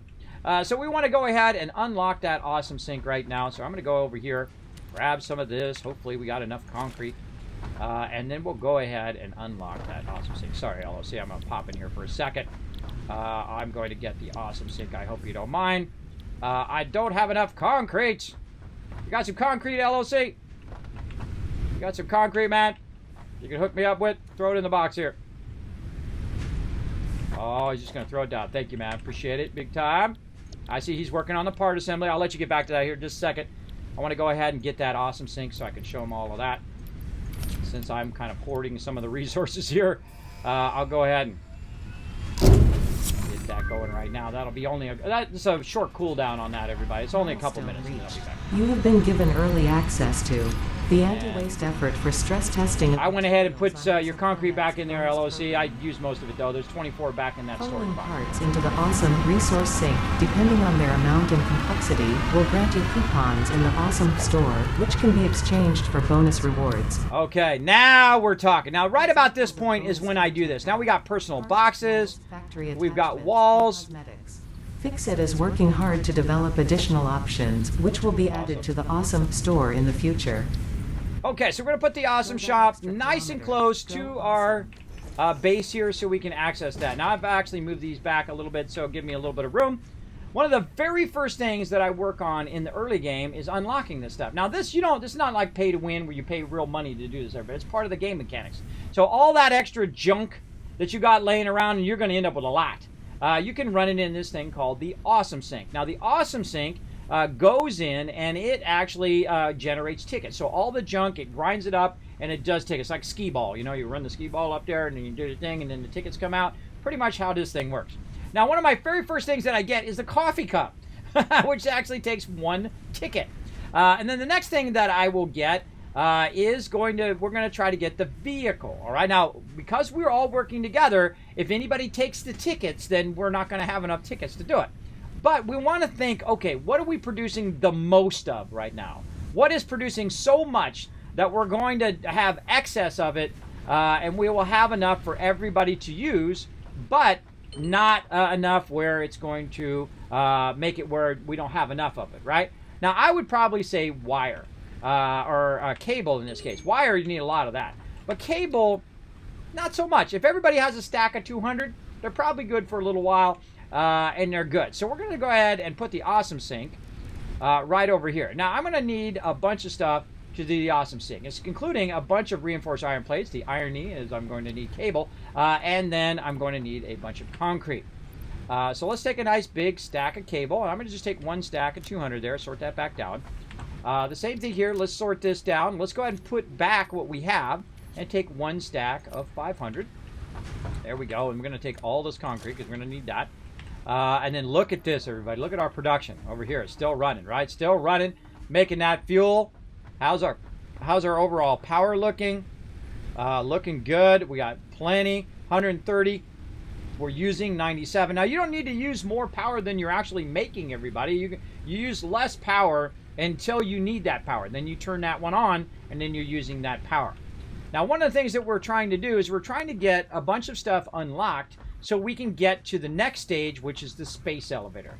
Now, the space elevator, I'm going to be putting up on the top because what happens is you're going to run into a space problem down here. So what we want to do is we want to get our part assembly done, we want to get our jump pads done, and we want to get our logistics going on. I would probably say logistics is going to be one of those first things. But he's working on that right now. He's going to get that unlocked. He's going to get that going. And as we get going, we're going to put some walls around here so Fred stops coming in here. But we're going to go ahead and put the Awesome Sink here. So let's go ahead and do some construction right over here of some reinforced iron plates. Now again, you can actually just double tap it, take your hands off, and there it goes. It's going to go ahead and automatically do it. I don't have to do it anymore.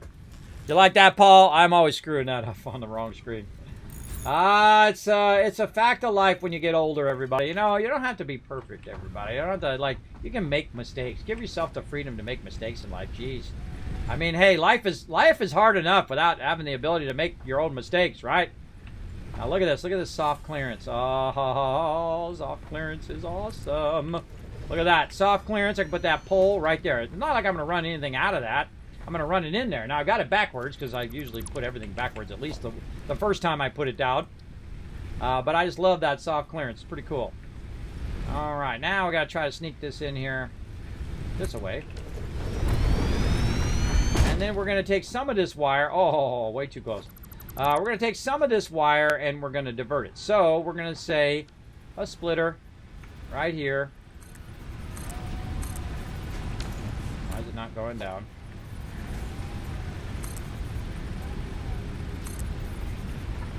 Well, I feel like another server crash coming on.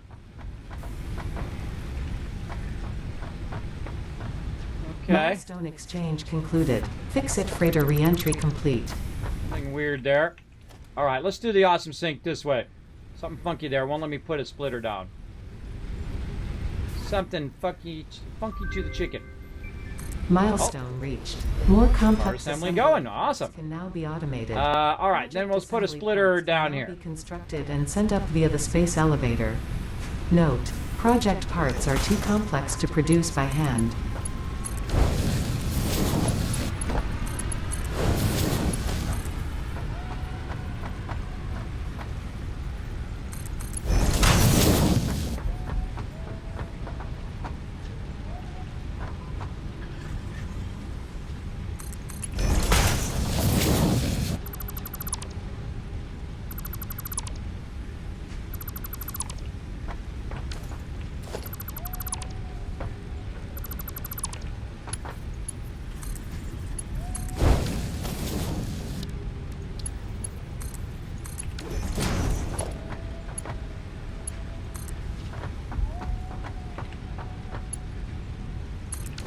Now, I don't like doing that, but I don't have my my lifters yet.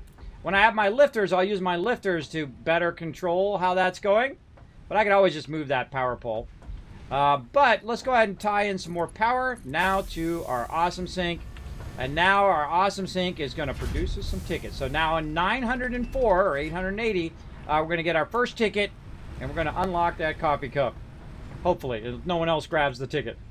Now, the tickets are shared among everybody and whatnot. And so we're going to get those tickets going. Now, what you want to do is have as many things running at the same time as you can, right?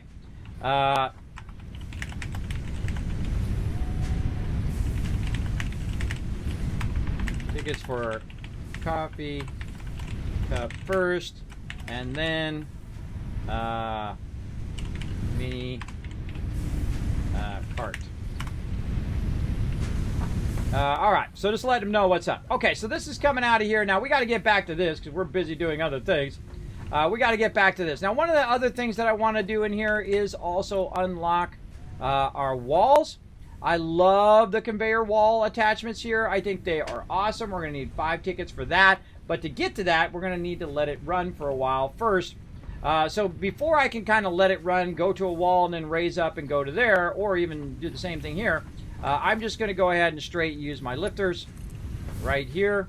Now, one of the cool things that they did add is the ability to actually add holes to floors. I know, it's awesome. Your different attachments, they've added a conveyor lift floor hole, as well as, where's the other one? Right over here. Where is it? Where is it? Where is it? Come on. Well, it's actually, I think it counts as both. So the lift floor hole works for both conveyors, so you actually put your lifter through there. It's awesome. As well as they've added it for pipes, so you can do vertical pipes through your foundations now, and it automatically figures out the thickness of the foundation. How awesome is that, everybody? That is awesome. So we also want to get that going on eventually. We want to get our hypertube stuff. We want to get it all unlocked. There's so much cool stuff in here, and of course we'll make it fancy later. Right now we're just making it functional. And you can zoop a lot of that stuff, meaning you can make a bunch of that easy peasy. Now, let's get back to lifting this up to the upper level here. Now, again, I'm just going to go ahead and run it like this for now. We'll just go ahead and do a little bit of clipping and get this going to that upper line. Now, one of the other things they did add is the ability to do ladders. Now, I also got this really cool thing I can just put right here as a little workaround. And I can go ahead and get on this thing, climb all the way to the top, and take a look at all of our hard work. Look at this. All right, we got our fuel pumping in, we've got our concrete, we got our copper line going, we've got our ability to expand our things over here, our iron line, our plate line there. Now, see, I'm not putting that into a box, so that means it's going to stop eventually. And this over here is just doing iron rods, but not actually producing the things I need from those iron ingots, and it's not producing the things I need from those iron ingots, right? So I can get up here and I can jump down. They also have a ladder you can unlock, which I really like as well. But I'm just going to use that as a little jump down to get this started. Okay, now let's do some more zooping. Zoopy, zoop, zoop. And we need more concrete. Whee! Beep! Oh, wow, didn't take any damage there. Surprised. And then more concrete. See, I'm old school, everybody. I played this game since it came out years and years ago. And this is how we used to do ladders. We would just use that thing to get up to the next level. Or you would use one of these. You would climb... Oh, God, I fell. You just climb up to here, and then you would just jump up onto the thing.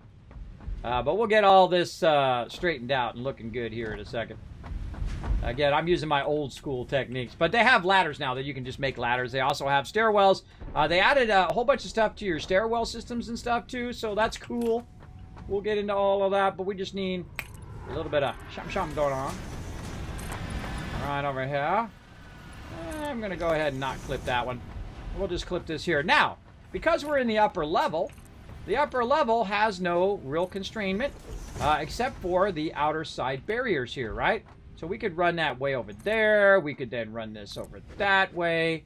And we can go ahead and see exactly how far to get to this, like this. And then now we have access to this upper level just from our foundation. Now, I do not like to have it where mobs can walk from there over to here, because then all of a sudden they like behind you.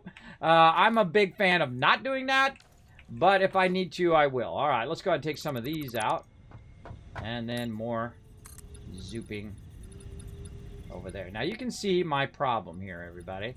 I want to create a whole level here that I'm going to be bringing up all this production to the higher level, but I don't have enough concrete. So constant concrete issue. Let's go ahead and take a look and see if there's anything in here that we can unlock that's going to help with that. So we got obstacle clearing. We've got our next level stuff here.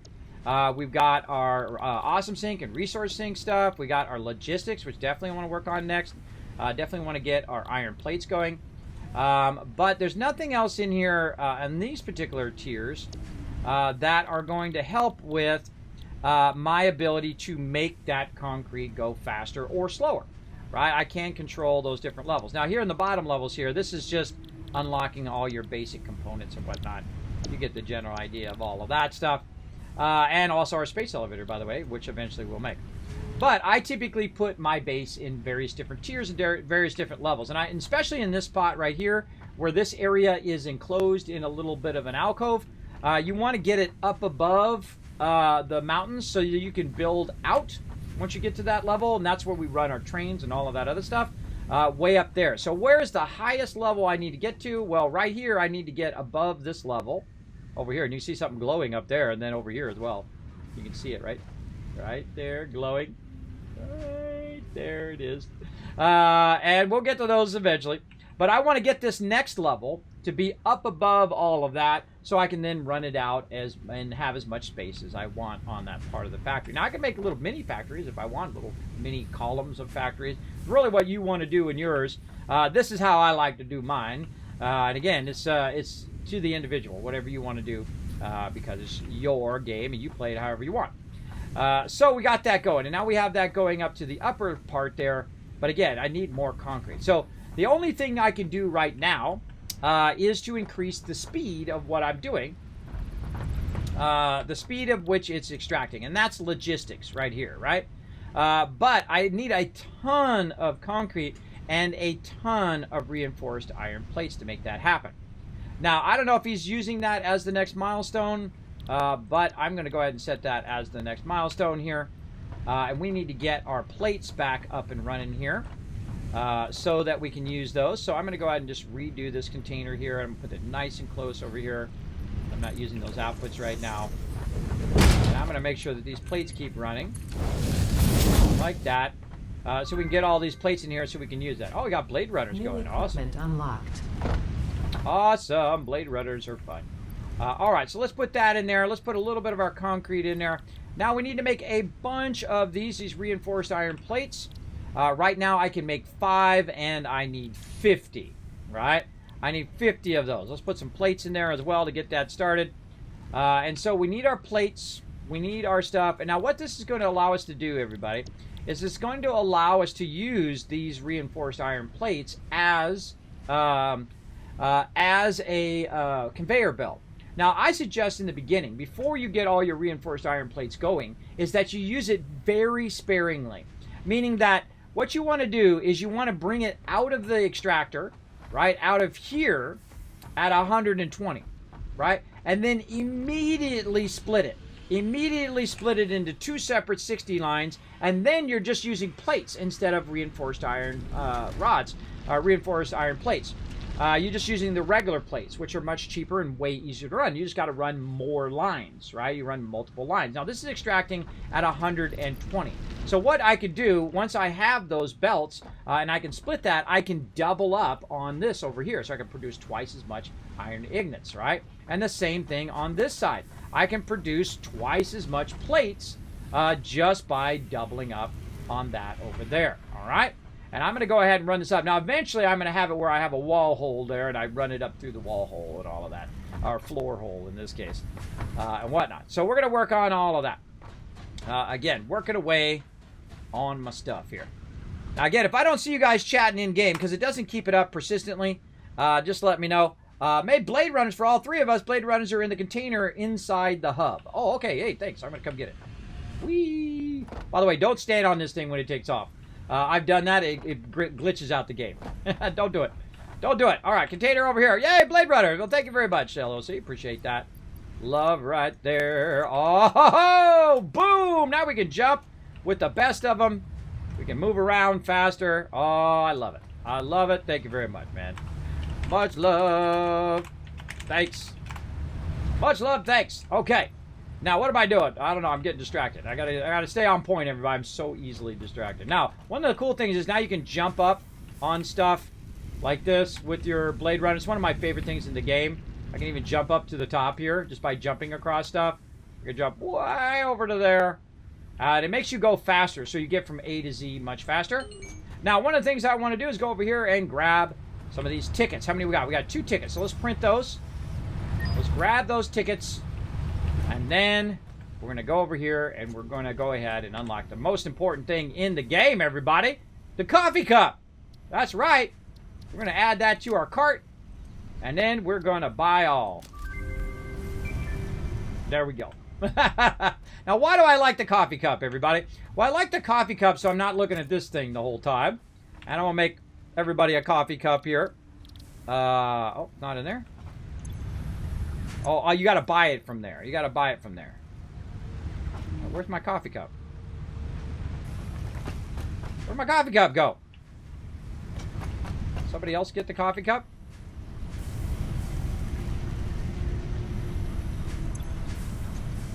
Am I not seeing it?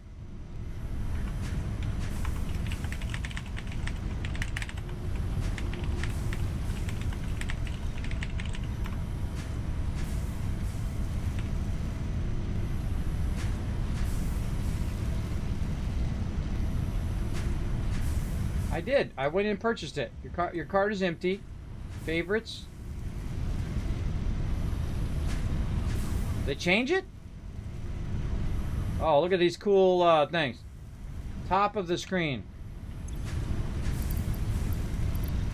Top of what screen? Did they change the way you get it? Normally it just drops in your inventory. Must have changed it. I don't know what you're talking about. Favorites, and your card is empty. I have 1 ticket. Oh, up here. Oh, they added a tab. I forgot about the tab. All right, there we go. Purchases right up there. All right, gotta have my coffee cup. There we go. Somebody knows where it's at. Thank you. Appreciate it. Found it. Thanks. Top of the. Got to be real. Got to be real specific when you're saying top of stuff. Top of the. What the heck is this thing? Awesome shop. Shop. The purchase tab. There we go. All right, there we go. It's got a tab up there for it now. Now I got my coffee cup. Now I'm good. I don't actually even drink coffee in real life, everybody. But we're trying to get this going on. All right, so we got that going. And I'm going to have to make 50 of these. He's in that one right now. I'm going to have to make 50 of these, and we're going to have 1,200 of this. Oof, boy, we're going to have to get busy here. Now, again, I could go and I could scale up, and I could use all the resources to do that. But I'm not going to do that. You know what I'm going to do? I'm going to just do it the easier way, which is have me do it. And I'm going to go ahead and just grab what I have and keep feeding it in there. And then I'm going to try to make as many... oh, he's in there again. Let me go ahead and make another one of these on the other side here. So we're not fighting over that one. I typically don't even use that one in the center most of the time. Let's put it... Oh, no, I need plates. Let's get more plates. And again, this is the struggle in this game, everybody, is that you're constantly just trying to make as much resources to keep yourself going in the next thing. There we go, okay. What do I not have a lot of? I have a lot of screws I can make, but I don't have a lot of screws on me. So let's go ahead and make a bunch of those. We'll double press that. And let's see, while we're doing that, let's make some of these. I need more plates. Plates is the other thing. Okay. So I need plates and screws. So I'm going to make a bunch of screws here. And while I'm making those screws, I'm going to go AFK just to stretch my legs and whatnot, because I've been going for 4 hours straight and having a great time doing it. Do you ever play Space Engineers?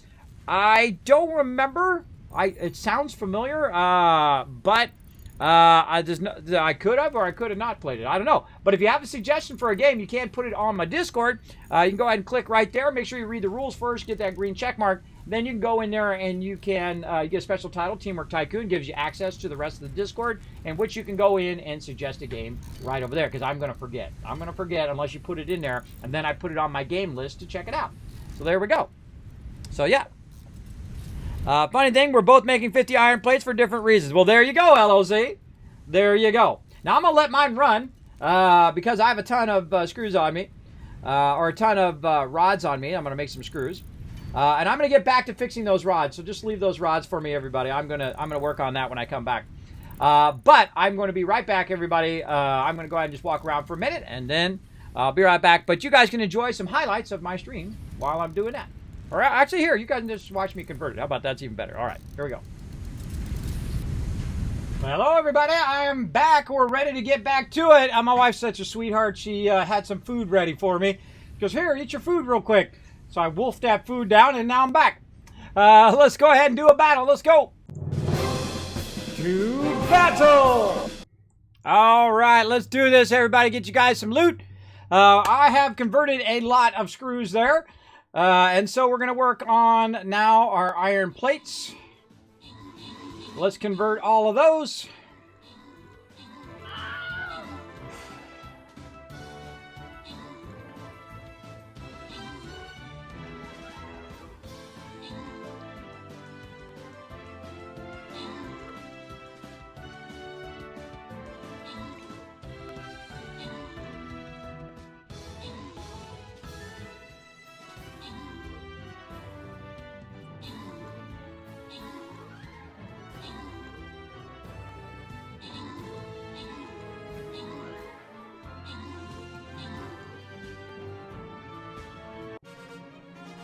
All right, open the cab chest, give you guys some love. Let's see, LOC, Rotisserie G getting some love. There you go. And Manicorin coming in with the double roll, 6 kills and 6 assists. Nice. All right, yeah, we're getting close to that boss here. Now, again, we're going to be running way over on the stream here because we are trying to get our server launched, trying to get it going. Let's start over here in the corner here so we don't get in run by getting them behind us. Let's keep it going.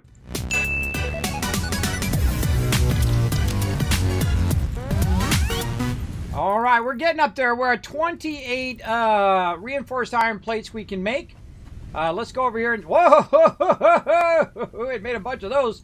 Let's grab all of those while we were busy doing other things. It was busy. All right, now we make 100 reinforced iron plates. That ought to get her done. But again, I find it's faster to make the actual plates than to make the whole production and then have to make the power and run all the lines and all of that. On this particular stage, it's just faster just to go and actually make the thing. Now we're definitely going to need some more rods here, so I'm going to have to get my rods going. But let's go ahead and try to get this next one unlocked first. And once we get that unlocked, we should be able to get that going a little bit faster, so we can double up our production. So before I go through and build that old production up there, I want to actually double it up first, and then go from there. And we'll do dual lines of this, or we might just make a bunch more plates, reinforced iron plates, and get that going as well. Oh, got the rebar gun going. Look at you go. Research master going on. He's getting that research fired up. And again, I rarely ever do the research this early, but it's great when you have multiple people, because they can all have a different role to play in the group, which is awesome. Now, there we go. Exactly 50. And then let's go ahead and put those in there, along with our plates and logistics level 2. Milestone reached. Improved versions of conveyor belts. Now we have jump pads too, but I don't unlock those. This is waste. To encourage additional verticality, conveyor poles now have a stackable variant. Okay, so yeah, we're going to definitely work on our verticality right now. So now we can have the faster 120 belts, but we're going to need a bunch of reinforced iron plates. Now that's pretty much what I'm going to be working on in that upper level. So that's why I'm doing this down here, so I can then work on my reinforced iron plates and all of that. And we'll try to scale all that up as we go. Now, reinforced iron plates use this thing called the assembler. Now, what we're going to do is also need a bunch of rotors and all of that. And while we're up here working, let's just go ahead. Oh, I need more rods, and which I'm not making any right now. So I'll have to make some more of those here in a minute. But here's what I'll do. Take that one out down there and bring it up to here. That makes it easy. All right, more, let's make some rods. There we go. Make some rods, and then we're going to go ahead and run some machinery right over here. Should we run it? I think we should actually run it the other way. The other way might be a smarter thing, because what we're going to do is we're going to run into this over here. We might be okay right here.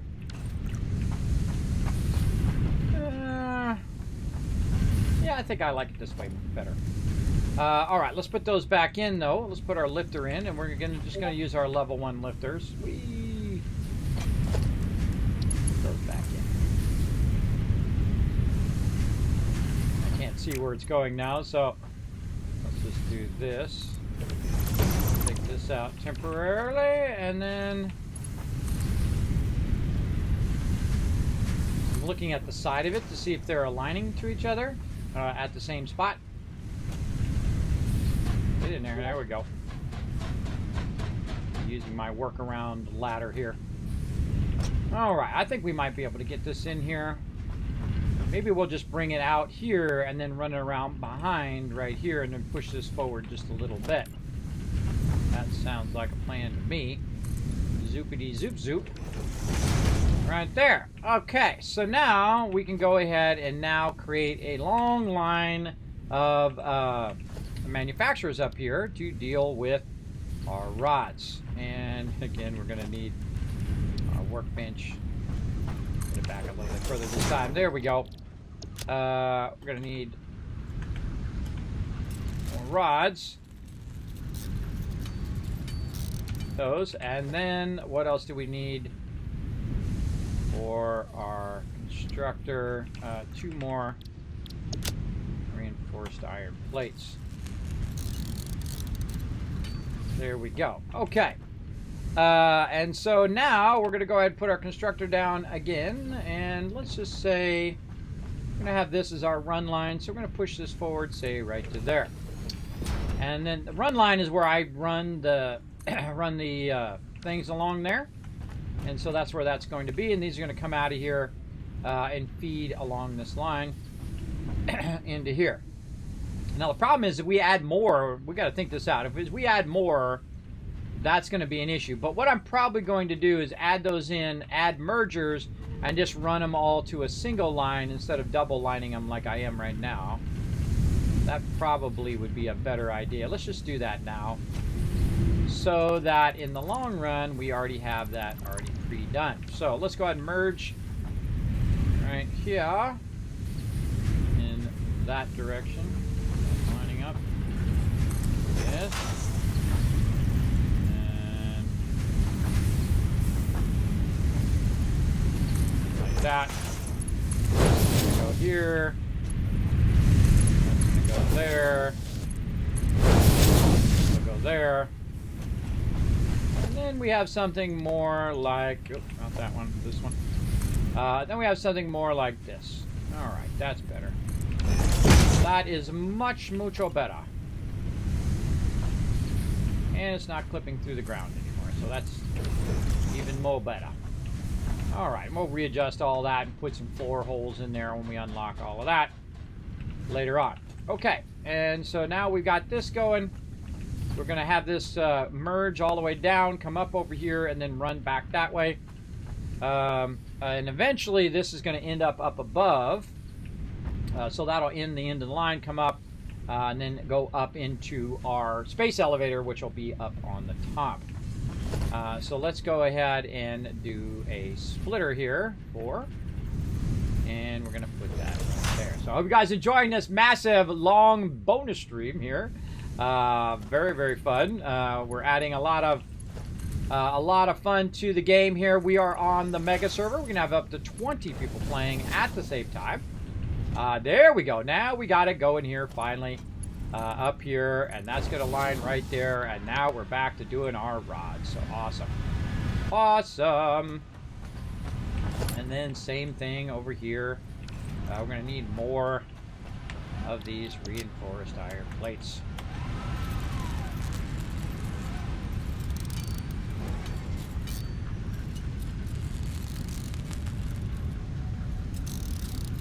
Like so. And there we go. Now I'm also working toward the space elevator, everybody. Just a heads up. Uh-oh. Did that thing again. Oh, God. I hope it doesn't crash now.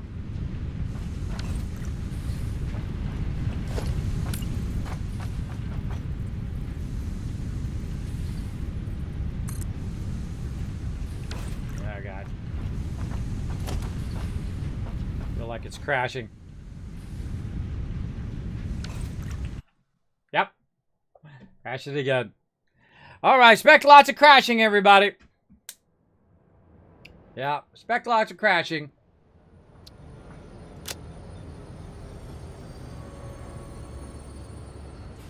They don't call it experimental for nothing. There you go. We'll give it a second. Wait for it to restart.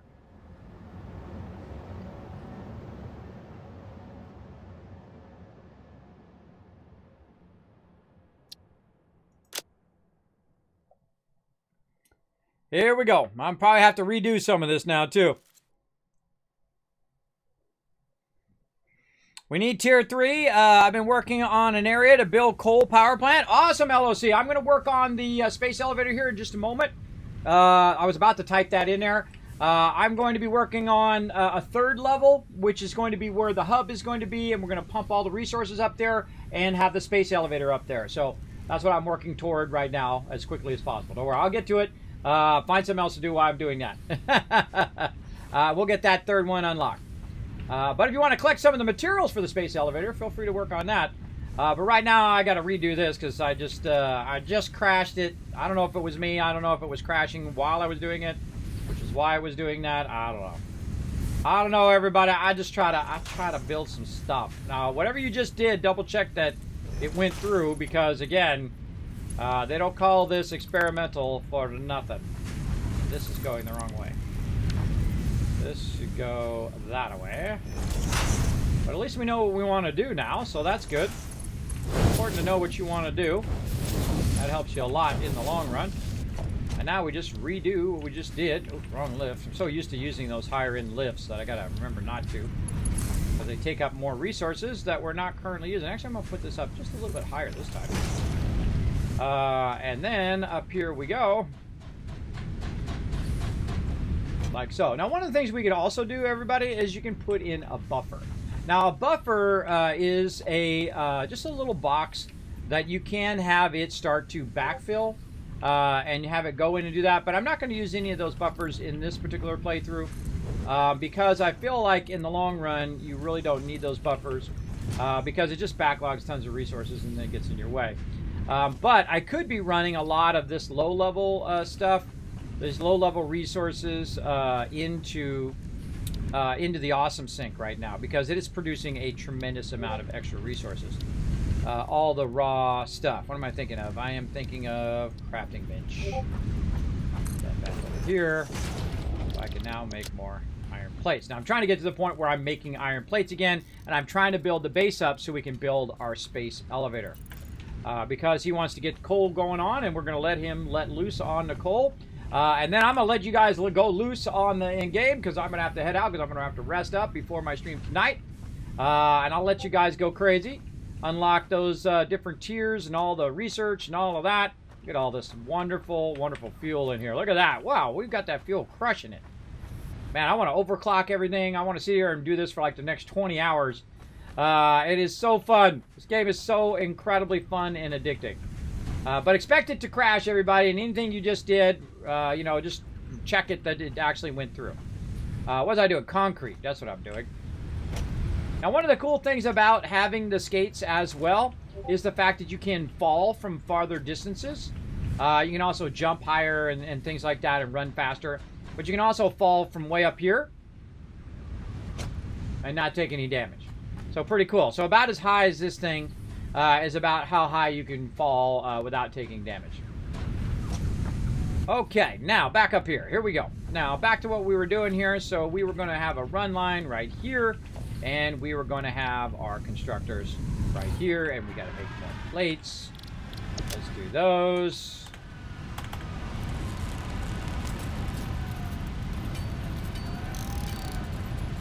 Let's hope I turned in all those plates.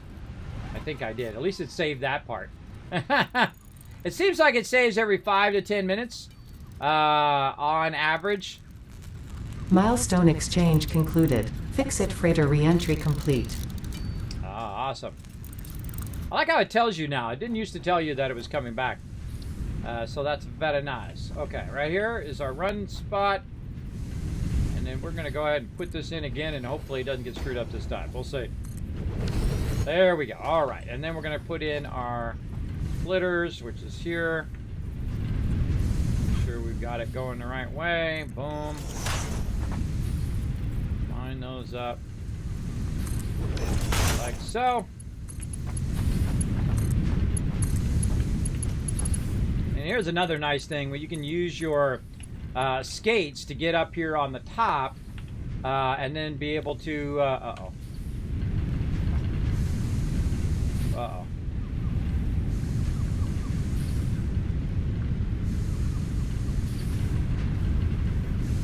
Feel like it's about to crash again.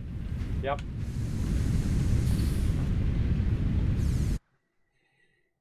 Okay.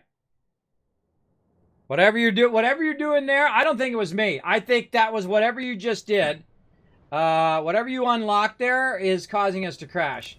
So don't unlock that next time. Yeah, that seems like an issue.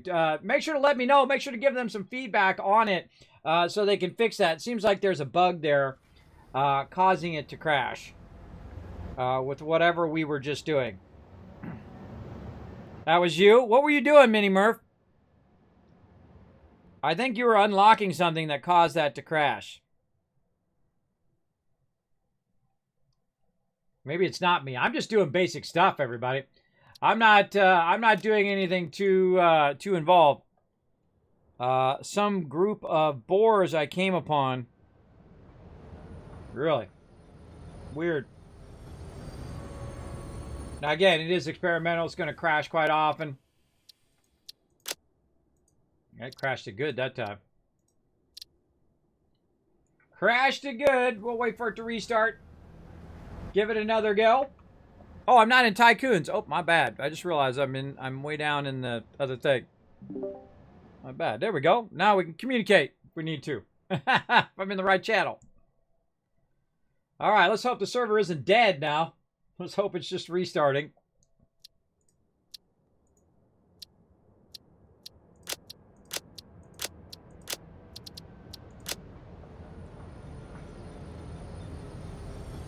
Let's check it over here.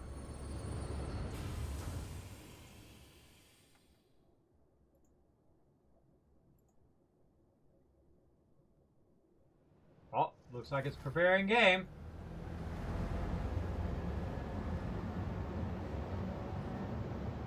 There was just an update for Satisfactory.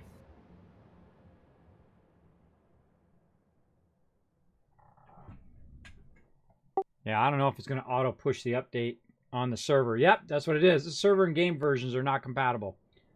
Uh-oh. That might be it now. I might have to contact them to update it. Let me buzz them and see what they say. Yeah, so it just updated it in the background. So, it was the update that did it. All right, we're going to have to quit completely out. Yeah, maybe the server updated and my client isn't updated. Yeah, I'm going to go check that.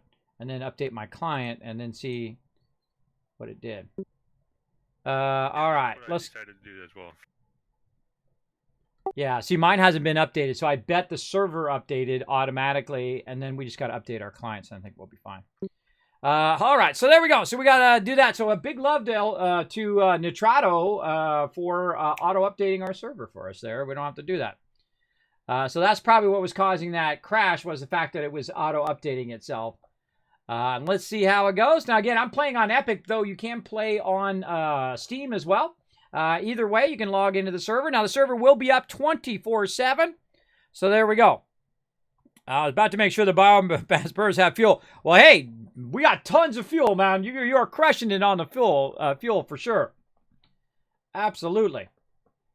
So I just want to build out that second level and start that going so I can expand that later. And then I'm going to bring my plates up eventually up to that second level and do it there. And then the level above that, then we can make it as wide as we want it to be. And we can run trains up there and do all of that. I'm just hoping to get to that today before I have to stream New World.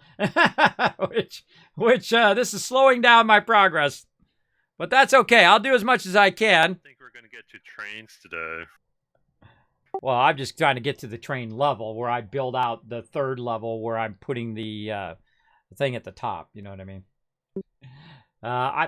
Okay. Some of you are hardcore. You might be playing, 20 hours, and I come back and you guys are making nuclear power for all I know. Yeah, I could be gone and then I come back and if there's 20 people in there, you could get to nuclear power. If there was 20 people working on it right now, we could get to nuclear power in one day, easy.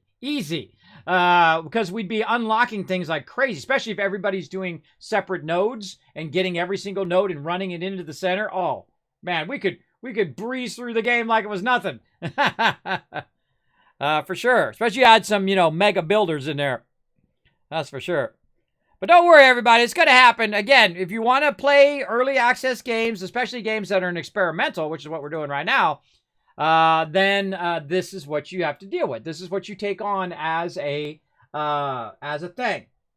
So, we're going to get that going on right now. See if I can get in now. All right, I'm updated. I'm going to pop in and see if it's working. All right. I'm looking at the patch notes. One of the things that they put on here was potentially fix a rare crash on join in multiplayer. There we go. I don't have the crash on the join part. I have the crash on when I'm in the middle of doing something. And I think the crashes were because of the update. I think that was just because of the update, because the server was updating in the background while we were playing the game. I think that's why it was causing that weirdness. All right, so build the space elevator. We will get on that in a minute. All right, now, oh, God, I got to do this again. Do this again. All right, but we got this down. We got, man, this, we are redoing a ton of stuff here. But I don't mind, everybody. I don't mind. I'll get it going on. Oh, that's the wrong way. That going that way. There we go. You come out of there. You gonna... Nope, that was wrong Milestone too. exchange concluded. Fix-it freighter re-entry complete. I feel like we're going to be redoing a lot of stuff in the... Oh, uh-oh.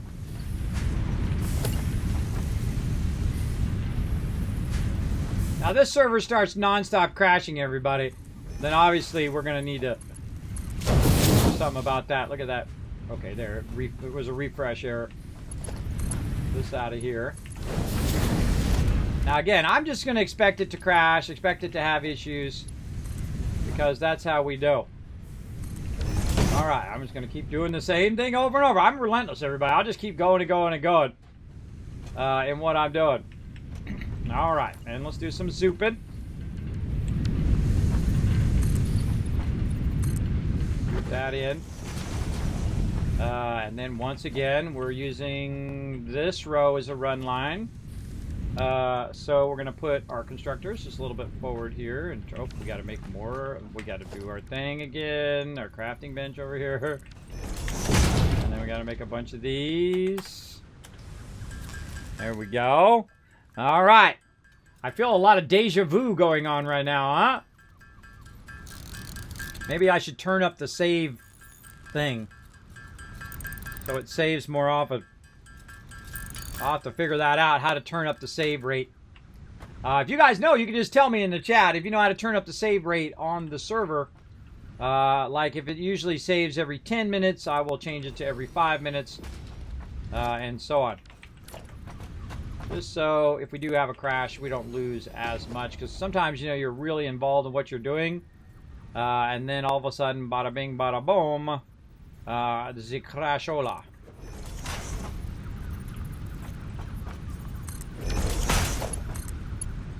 And here, I will make these rods, everybody. I will get them going.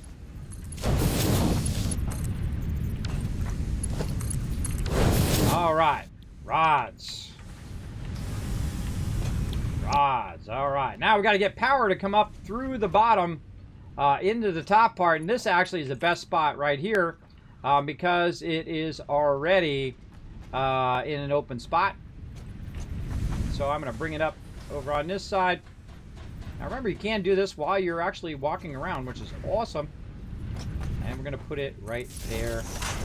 And then we'll go ahead and tie this behind because I'm not going to use the splitters on this side. Because that's going to run into my stuff down here. So there we go. All right, rods back up and running. GG. Okay, I'm just trying to get the rods back up and running so my crew can have some rods here. Otherwise, they're standing around. Kismet, I got no rods. I got no wire. I got no stuff. I can't make nothing, bro. Get that automated. I'm on it. I'm on it. This right here. Need more concrete. Oh, do I not have my skates on? No, I have my skates on. I can tell I'm jumping up pretty high. All right, back up here we go. Need some more concrete so I can get this stuff built out a little bit down here. So I have a little bit of spot here. Grab these.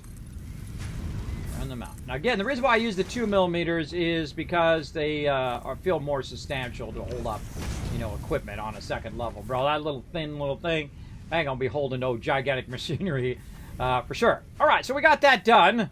Now we need to go level 3. Level 3 is going to be up above here, in which we can build in any level that we want, and then later on we can use it as a train level, but obviously not going to be doing trains for right now. I'm just trying to, my job is to build the central base. And then everybody else is going to bring everything into the central base, and we're going to be scaling up and scaling up and scaling up as we go along. And so my kind of responsibility is this area here. That's all I'm going to be doing, working that central base most of the time. Everybody else can work on power and oil and exploring and doing all those other things. And just leave my little area here for me to work on. So I can show the progress as we go through the game. And I know some of you are going to be playing all day long.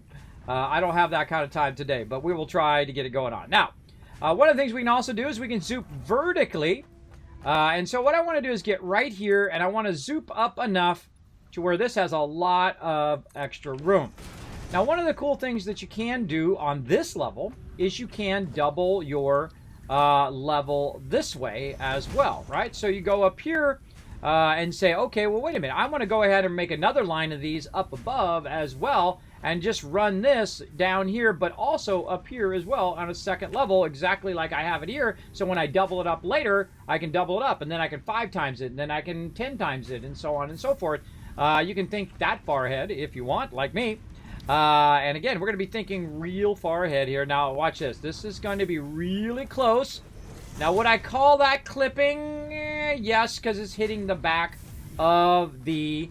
it's hitting the back of that line. So I'm going to not do that. I'm going to go up one more. Usually 3 is about the standard in which you want to rise up on most things, especially when it's constructors.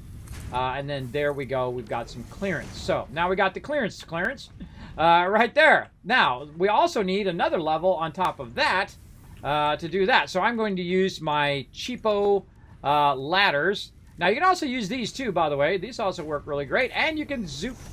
Come on, you. Oh, I don't have my zoop on. I thought I had my zoop on. And then we can zoop.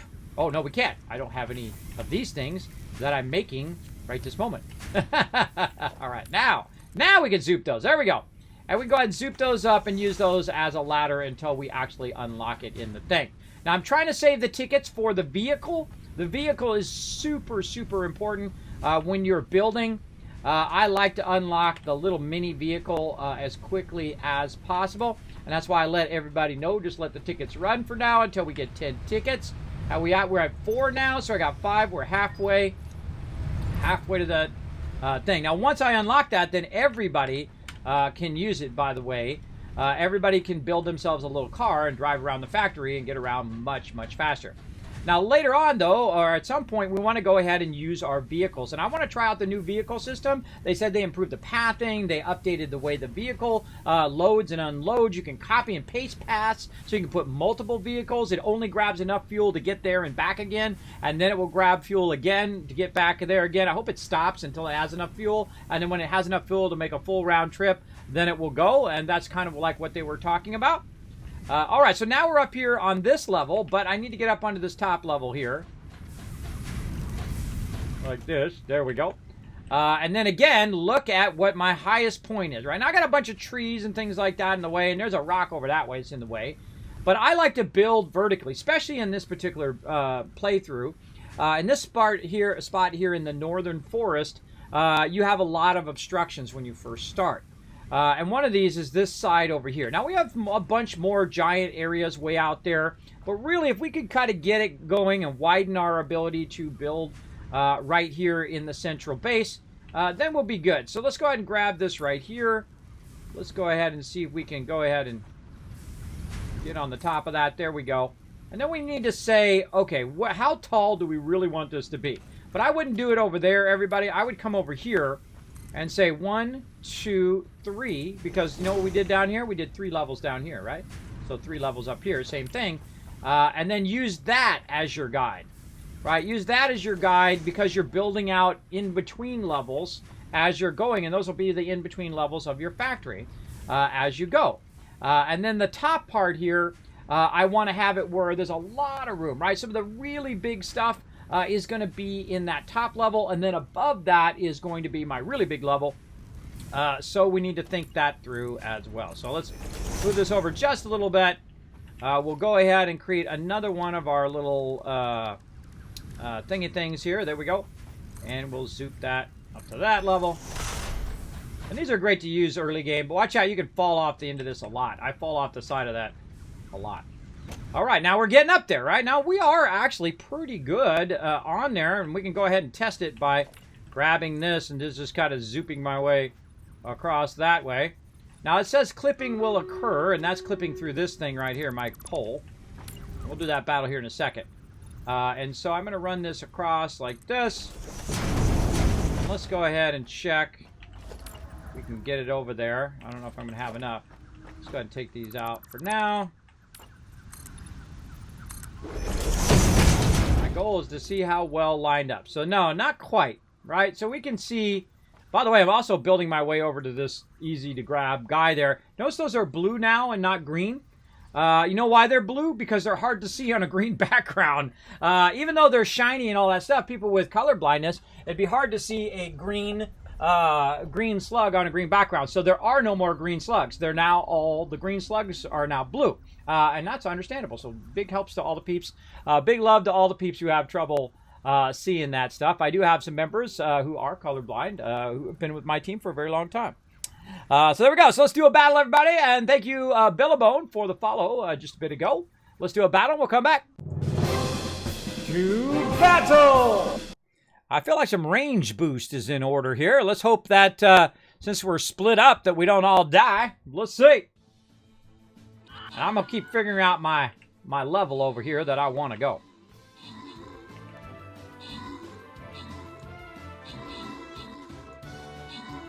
Now, some people just build a space elevator right away. But I'm not that person. I think it's 7. I think it's 7 high, if I'm remembering correctly. So I'm going to go 7 high as a standard.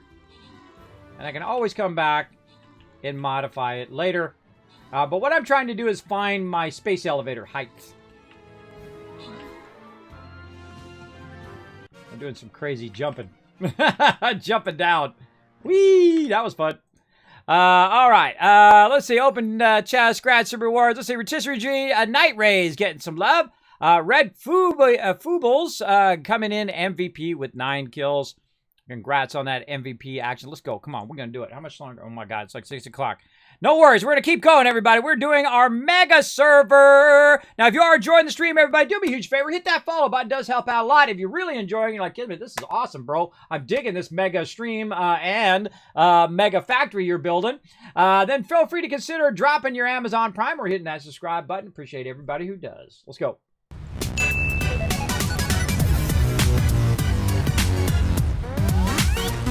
All right, man, I really want to scale up the concrete. There's so much I want to do. I can't, there's too many things. But all right, so now what I'm trying to do is establish the base, right? Establish the various different levels of the base so it communicates to everyone, hey, look, this is what I'm trying to build. Now, I don't need to build the whole thing out for them to understand. If they're a decent player at the game, or they could just ask, they'll get the idea that, okay, Kismet is trying to build out stuff at this direction, at this height and whatnot, and so on. So it'll give them a general idea of what I'm up to. Let's move this over just a little bit. There we go, so we can walk on that. And this is the height at which I'm going to put the space elevator. Because why put the space elevator in and then have to move it later when you really want to just do this? And there we go. So that is going to be the height of our space elevator and the height of all of our trains that we're going to run into our central base. And that's going to give us lots of height here. And you can see if we run that visually over that way, we'll eventually hit into that mountain. That's okay. And we can actually make it as big as we want. Look at all that room we have. We can actually make it go from here all the way over to there, right? And then this whole entire area is going to be opened up, where we can have giant train stations and switch tracks and all sorts of killer stuff we can build now in the game. And we can also go over here and get this little glowy. Let's get him. Let's go get Mr. Glowy here and see who's going to try to eat our face when we do.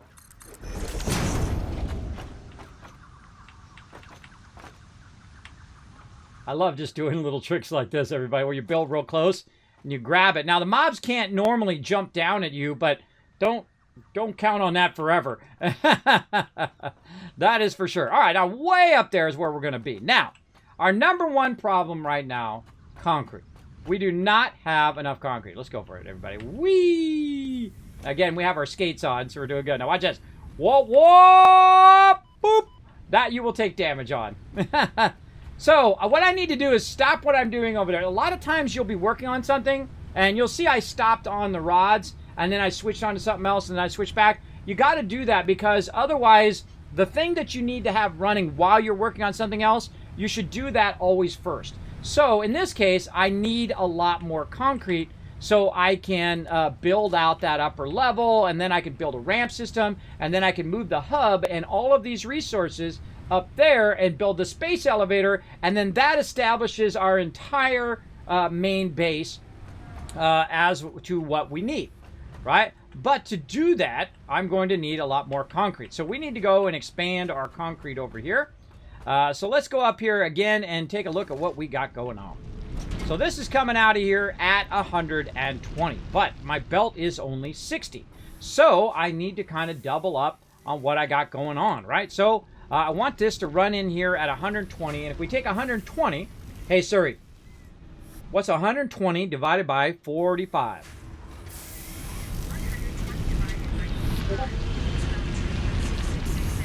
2.6666, she says. I don't know, she's obsessed. So basically, 3.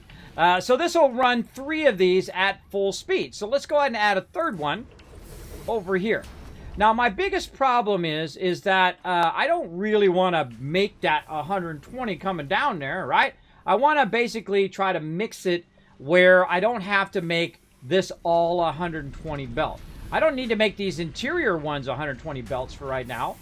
Just the outside one to get to this first one, right? Or really to the second one. Because this one is only going to take 45, and I'm going to be running it in at 60, or really at 120. But this one right here, I could just leave this as 60. But I do need to bring the 45 less, which is going to be over 60, right? So if you take 45 from 120, you'll have a remainder that is bigger than 60, which is the next belt, right? So I need to get this to be 120 and this to be 120, and then I can run the rest of it and I'll be just fine. This will split that in half, and that'll split in half. And then the last one's not going to work at full capacity, but the first 2 will, right? But the last one won't, but you'll be getting more concrete because that's all that matters at this point, is that we're getting more concrete being produced because we're going to need a massive amount now. And you'll see me, this will be the first thing I overclock as well. First thing I overclock, first thing I accelerate, and you'll see me build out, because you use a massive ton of concrete for just about every single thing you do in the game. All right, so we need to upgrade that. Now, how do we upgrade that? Well, we're going to go over here, and we're going to see if we can make another... God, I hope I brought enough rods. I did. Okay, good.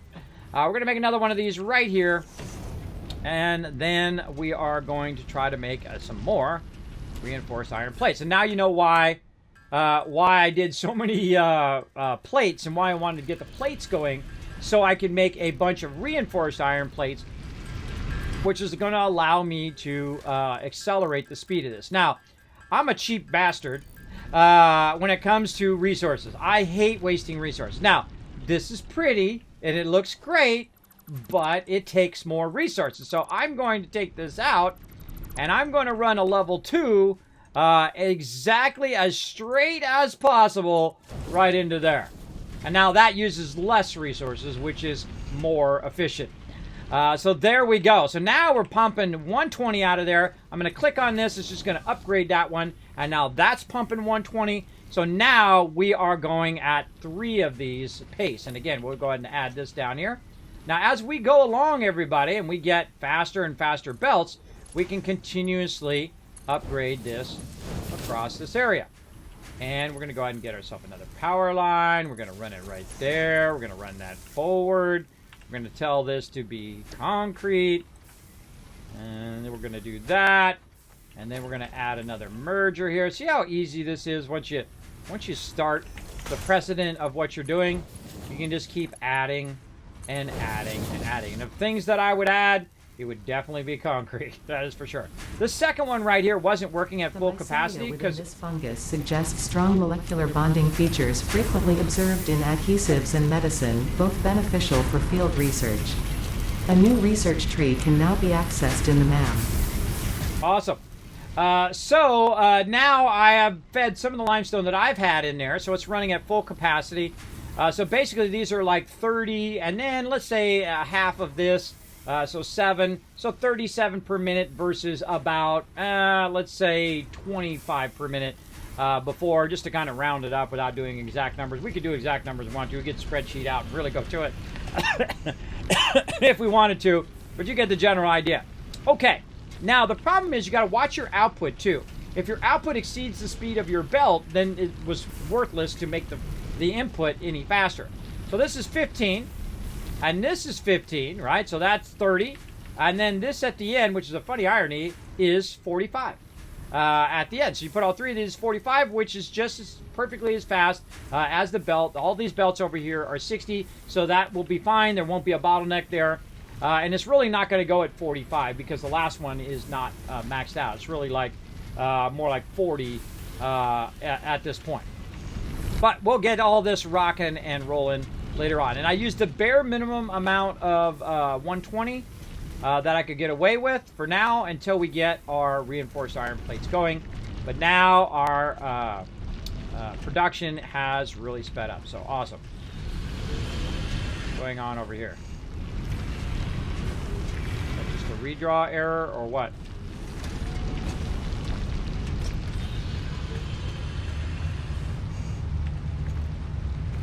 Yeah, that's a redraw error. They're still going in there. You just can't see them. Oh, yeah. Okay, so there we go. Now we got that going. Now we're going to get serious.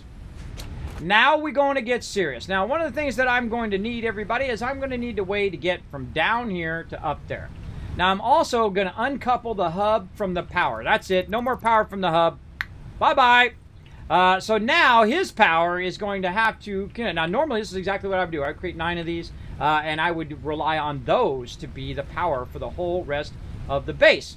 And so the power has gone down, but not by much. Only about 40, and it's enough to do it even if we had everything running at the same time. So the hub is out of there.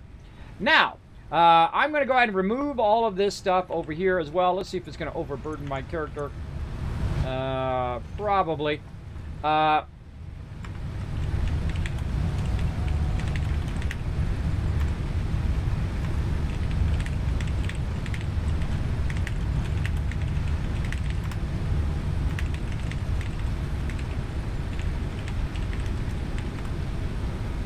These are all pure nodes, so for right now, I don't need to do it until we get the space elevator up and we've unlocked tier 3, which is what we're going to need to do steel.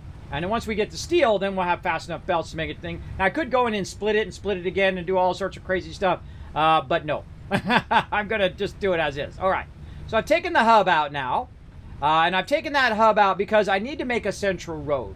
That central road is going to be the road in which we all use to get from A to Z to B to C to D to E and F and G. All of those things, right? For where we're going to go. Now, we've already established this is our power area, and so I'm going to remove all of this stuff, and this stuff is going to become where we have our power on this lower level, and then also all of our smelters and all of that other stuff. So I'm going to say right here is the beginning of that. I'm going to take out the awesome sink, and I'm going to say that my lifter... right here, or my ramp, is going to start right here. Now, one of the cool things is you can zoop ramps now, so you don't have to do that awkward back and forth thing. So we can go ahead and take that up to that second level. Now, if you're a stickler like me, you will go back in and you will say, no, floating. No floating stuff. Let's put the proper ramp in there like that. Or you'll do something like, hey, I'm going to go ahead and at least put a wall in there so it looks legit, right? So it looks like, hey, Fred! I didn't make that for you. Get down over there! You're gonna hurt yourself. I'm telling you, everybody. I'm telling you. It's all the oh, and I got my thing in the way now, too. So yeah, so that's gonna be in the way. I'll have to move that. But you get the general idea. Okay, now we're gonna go ahead and do the same thing over here. We're gonna zoop this up. And if it cuts into stuff, oh well. We're going to fix all of that here in a bit. Fred, why you got to be in my way? All right. So there we go. We got way too much clipping there, but we'll fix all of that. And now we have a central ramp, which goes down here to our power. It goes to our resources. We can access the lower level here from that. I always have a primary ramp. And that's so that if we lose power, we can get from level to level to level without having an issue. Now, the next level that's up is right there. Right here. Now, I'm going to go ahead and take this out for right now. There we go. And so now we're at this level. There we go. And that's now made it to there. Now, again, up we go again to our next level. And let's say right there. Oh, one more. Oh, how are we going to do that? Let's take this out. Here. Grab that. and go. A little awkward. Whoa, whoa, okay. Don't get too happy there, bro. There we go. Add an extra one in our zooping. Aha, there we go. That's the easy way to tell. Is simply just do a little extra and then take out that extra one. There we go. And then we got our landing there. And then again, now we need to get up to this top level. And this zooping really helps a lot with this stuff, everybody. It is incredibly... Again, I'm just going to go way past. Look at this. Now we got a nice central ramp through the whole entire base. We'll zoop this out a bit. Did we do it? Ah, short by one. Short by one. I tried to eyeball it, but you know what? Let's give it another little shot here. Take that out. Like this.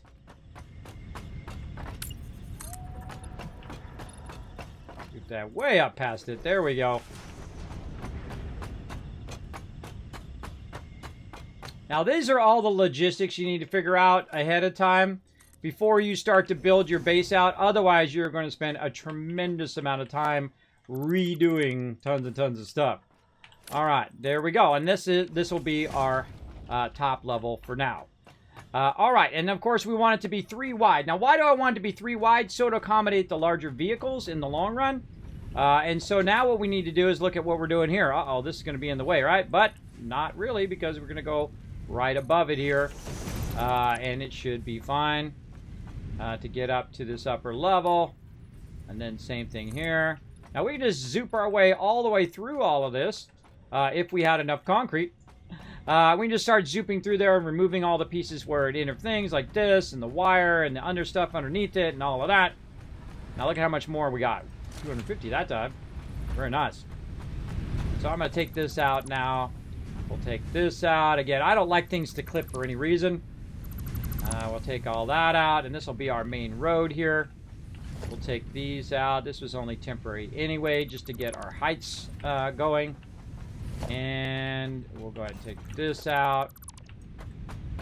I can tell you it's going to go right through that one and this one. Again, I'm a mega builder right from the very beginning, everybody.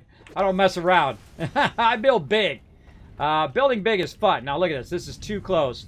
This is too close, and this is going to have to be moved back one. But no worries. We know what to do, right? We can just take this out, rework all of this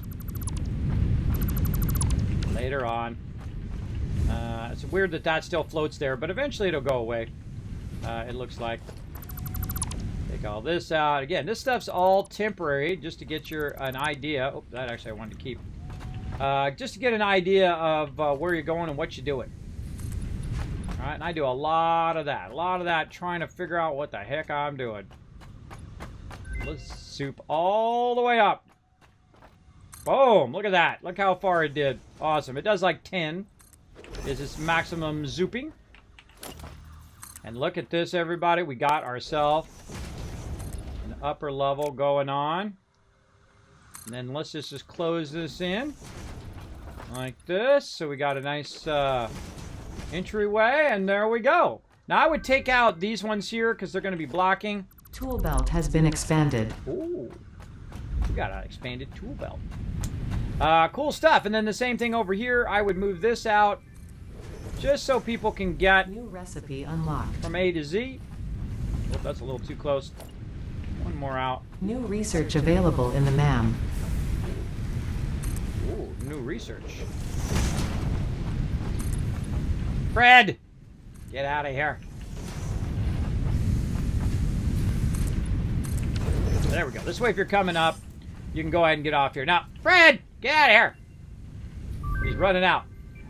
One of the things that I will do is... look, he's coming back. Look out! Fred's a crazy... Get out! Yeah, guys, you gotta step on me. The crazy man. So what I will do, everybody, is first just establish what I'm trying to do in the long run, right? It's kind of like building half a Death Star. That's what I'm doing. I'm building half of it and just getting an idea of what I want first, right? You don't want to sit here and build this out for about 5 hours and then realize that you did all these foundations for nothing, and then you got to redo all your foundations and redo all your stuff. Build out what you want first. Get an idea of what you want first. And then once you have that established, then you're good. Now, what I'm going to do is actually take all of this stuff and funnel it all the way here to the top. And we'll have a central kind of column, and we want to look at where we're at here, right? A central column in which that will come up.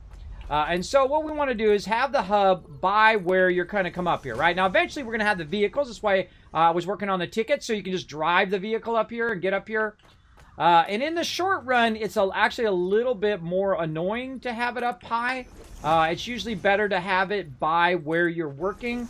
But if you're thinking in terms of long run, in long run, you want to move it as soon as possible. This way, you're not building a bunch of stuff for no reason. Because you're going to be building a bunch of stuff and then undoing it and then building it and undoing it and building it and undoing it. You're going to do a lot of that kind of stuff.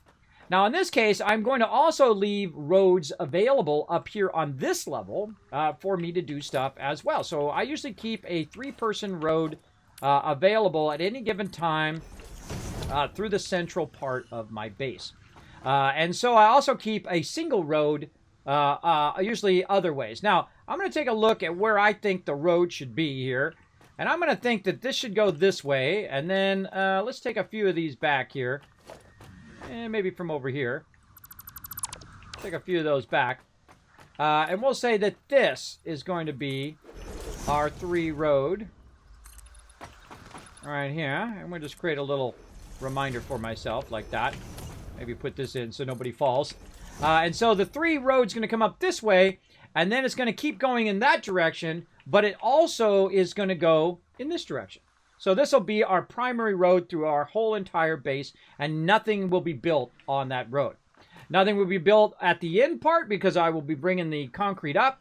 Nothing will be built at that lower level where we'll create a crossroad there. Nothing will be built along these, crossroad that way and crossroad the other way. Right, and that allows people to drive and put hypertubes and all that other stuff in there so that you can have a bunch of transport systems that are not being interfered by machinery, right? And if anybody builds on there, I'm going to take it out because I have the ultimate power to take it out. So there we go. There we go. I do have the last call, or the last voice on what goes where with what. That is the one advantage I do have as the leader. Okay, so we got that going. Now, how do we get the stuff from down here to up there? Well, the next thing we need to do, of course, is to... Fred, get out of there. Acting crazy. What we need to do is we need to... He's like trapping him in there. Get out of there, Fred. Or maybe he's trying to release him. That's what he's trying to do. Get him out of there. Now, what we can do also, by the way, is eventually I'll build walls out there to keep Fred from getting in our base. But what I want to do is get this from here. Look out, Fred. From here, and I want to get it to the up area up there. Now, where is my base, right? Where am I going to put the hub?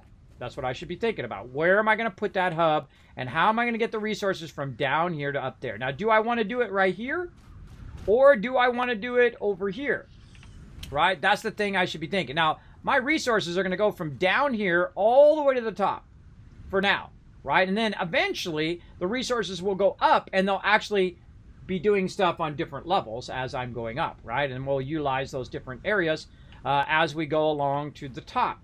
And so now what I need to do, and again, the more I have this stuff disconnected, the tougher it is for my crew because they're waiting for resources and they need resources.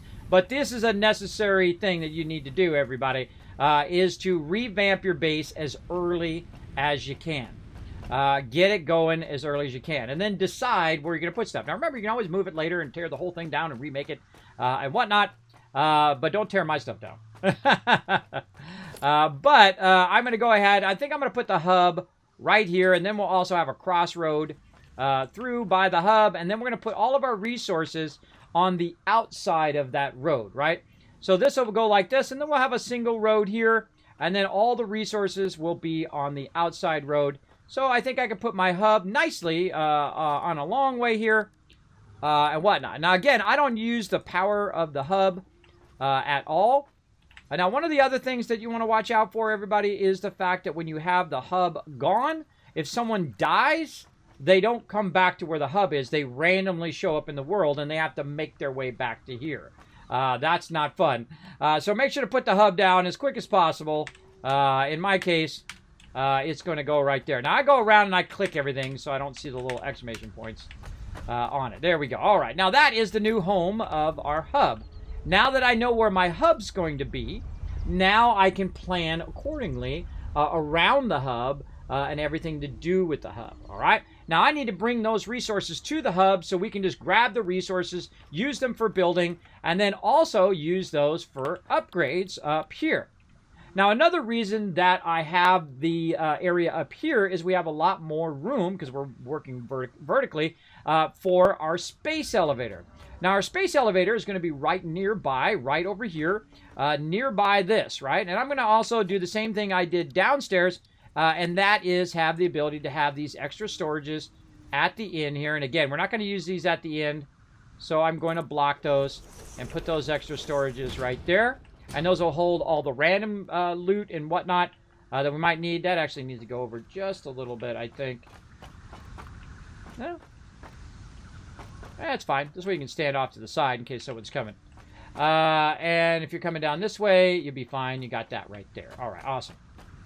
And again, I'm thinking of the logistics of driving. I'm looking at the logistics of people coming and grabbing stuff and all of that. Now, I will make a faster way to get up here. I'll make a ladder that you can just do a ladder, or even faster when we get to hypertubes, I'll make a hypertube that goes from down there to up here to grab your loot, hypertube back down, do whatever you need to do, et cetera, et cetera. Look at him. Look at that. He's building out tons of foundations way out into there. Now, again, when you build something, everybody, they already know, is that you want to build it off the central base. That is one of your challenges, is to use the central base to build it off of there so everything aligns later on when we go to run everything back, or we run it up above and we do all of that. And you'll also use this level and the various levels that I just built as alignment levels as well. Pocket dimension has been inflated.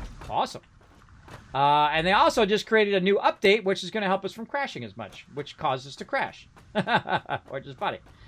So yeah, so we'll leave those levels there. We'll leave these levels here. Again, we're going to fill in all of that later on. But for right now, we are going to work on elevating our stuff. So we need to think, okay, where are we going to put our boxes? Now, I probably need more concrete because I'm probably burning out of that very, very quickly, which is why I upgraded my concrete over there so it goes much faster. Yes, oh, 558 there. I got to fix all that power too. Fix all of that. Now, again, a lot of the stuff that I build will be temporary as a use of measurement. I'm measuring how high, I'm measuring the different levels, I'm measuring stuff. And the same thing with my foundations. I use them for measuring things, right? So I'll go ahead and zoop in a bunch of other levels here. And when I'm doing my boxes at first, usually I put them closer because I'm just running in and out of here a lot. But if we're thinking in terms of long-term storage and where my storage is going to end up, I'm going to say that we're going to push this out by 2 because there's a bunch of stuff that's going to be built here around this as well. Like a great example would be you'd want to have your special thing here, your awesome sink nearby. Now, I like to put a lot of my stuff at the end of my base here, like this. And then I'll really start, you know, like carrying where stuff is and what it looks like and all of that. And then I'll put my equipment workshop over here. Kind of at the end of my base like that. Or you can turn it sideways, whichever way you want. Just so that it's like all in line with the hub, right? Same thing here in the front. We could go ahead and put it in the front if we want, but we're going to leave this extra little road here for us to use later on. And then also we want to leave room between this and the space elevator and so on. And so we're going to put all of our resources in a big long row here. Now, why are we going to put all of our resources in a row? Well, if you're thinking 15 steps ahead like me, or 25 steps ahead, when you get your trains and you want to bring resources back to our central hubs here, right? Say you go off and you're doing some sulfur and you want to take that sulfur and you want to run it back to the base. And now you got trains, right? So now you're running the train way out there. You grab the train, you run it over there, and guess what? Over on the other side, over here, on the other side here, you could input into those and then it's facing the space, it's facing the hub over here. Or you can keep it running and run it all the way to the space elevator. So you need to think about your train tracks later on as well. Be thinking about that. Leave room for your train tracks and leave room for you to expand. There's no reason to build right up on it because you're just going to end up taking it out and redoing it anyway. But I usually do that anyway just to show that that does happen. But we're going to go ahead and be smart this time. We're going to go ahead and push this out. And we're going to start the president. Now, the very first one that I do, I usually do it right out the door here because you're going to go and grab the stuff and run over here and click this thing a lot. So I'm going to go straight out the door here, and I'm going to go ahead and start. Now, see, I can't build much higher because that guy's going to run into it. I'm going to build it right here, and I'm going to set it back just a bit so that it just leans over the side. Let's go ahead and do it like this. There we go. Like that looks good. Okay, so it just leans over the side just a little bit. Now, this is where the very first one is going to be run.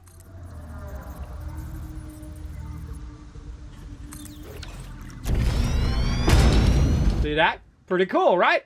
And now I've got that right there, and this right here is going to be my plates. How do I know? Because that's the first thing I put down. Plates first. Then you know what comes next? Right over here. Now look at this. Once you have the precedent set, everybody, now you're off and running, right? Now I set this back a little extra so I could run this out a little bit. So you can see that. Actually, that's not even... I didn't run it enough. A little. That's a little short for me. I like to see a couple of them on there. Took out the wrong thing. I took out the wrong thing. Sometimes it happens, so I don't want to use those really teeny belts like that. There we go. And then once again, look at this. Oh, not that. This one. Should really put that on my bar. And down we go. Next things is rods. Down we go. And you get the general idea. Here we go. Doing it like this. Now again, because eventually these will be too high, I'll use the double boxes. But you can see that right now it has one input, but when it's a double box, you could bring your train up in here and run it right into the boxes because it'll have two inputs, right? So you're thinking trains way in the future. Not right now. We're not going to get it done in 5 minutes. It takes time. But part of the fun is planning it all out ahead of time. And again, we'll replace all of these boxes with our stuff. So now I try to do them in a cluster of 6. I find. Right, so you have your basics. You have your plates. Now, I'm going to actually put some in here just so that says that one's going to be plates. And this one over here, this one is going to be rods. Now, I don't need to keep all the rods in there. No, actually, once you put it in there, just take the plates back out again so you can see what's going on. Now, what's the next thing we build in order? If you're going to build stuff in order, typically, you would go in. Oh, wait, no, I forgot something. Oh, hold on. No, that's not going to be my plates. Bad Kismet. No, I forgot. Something very, very important. I can't believe it. It's usually the very first one. The very first one off my base is not that. It's actually concrete. My bad. I got ahead of myself there. This one's concrete. Let's take this out. There we go. This one is plates. And then this one is going to be... I'm glad I saw it before I did all of these. Right there. And then we'll take this back out. And we'll do that battle here in just a moment. And so I'm just setting the precedent of that's where these are all going to end up. Now, even if I'm not doing it and somebody else is doing it, they now know the way that I want it to be. Because this is my server. And I'm going to set the precedent of how it's going to be. Because that's what I love to do. I love to build a central base. That's my kind of a role in the group. Now, I don't need to build everything and be the everything person. In fact, I don't like to be the everything person. I like to have everybody have a different role and choose the type of role they want to be part of the group. But one of the roles that I like to do is sorting and organizing stuff.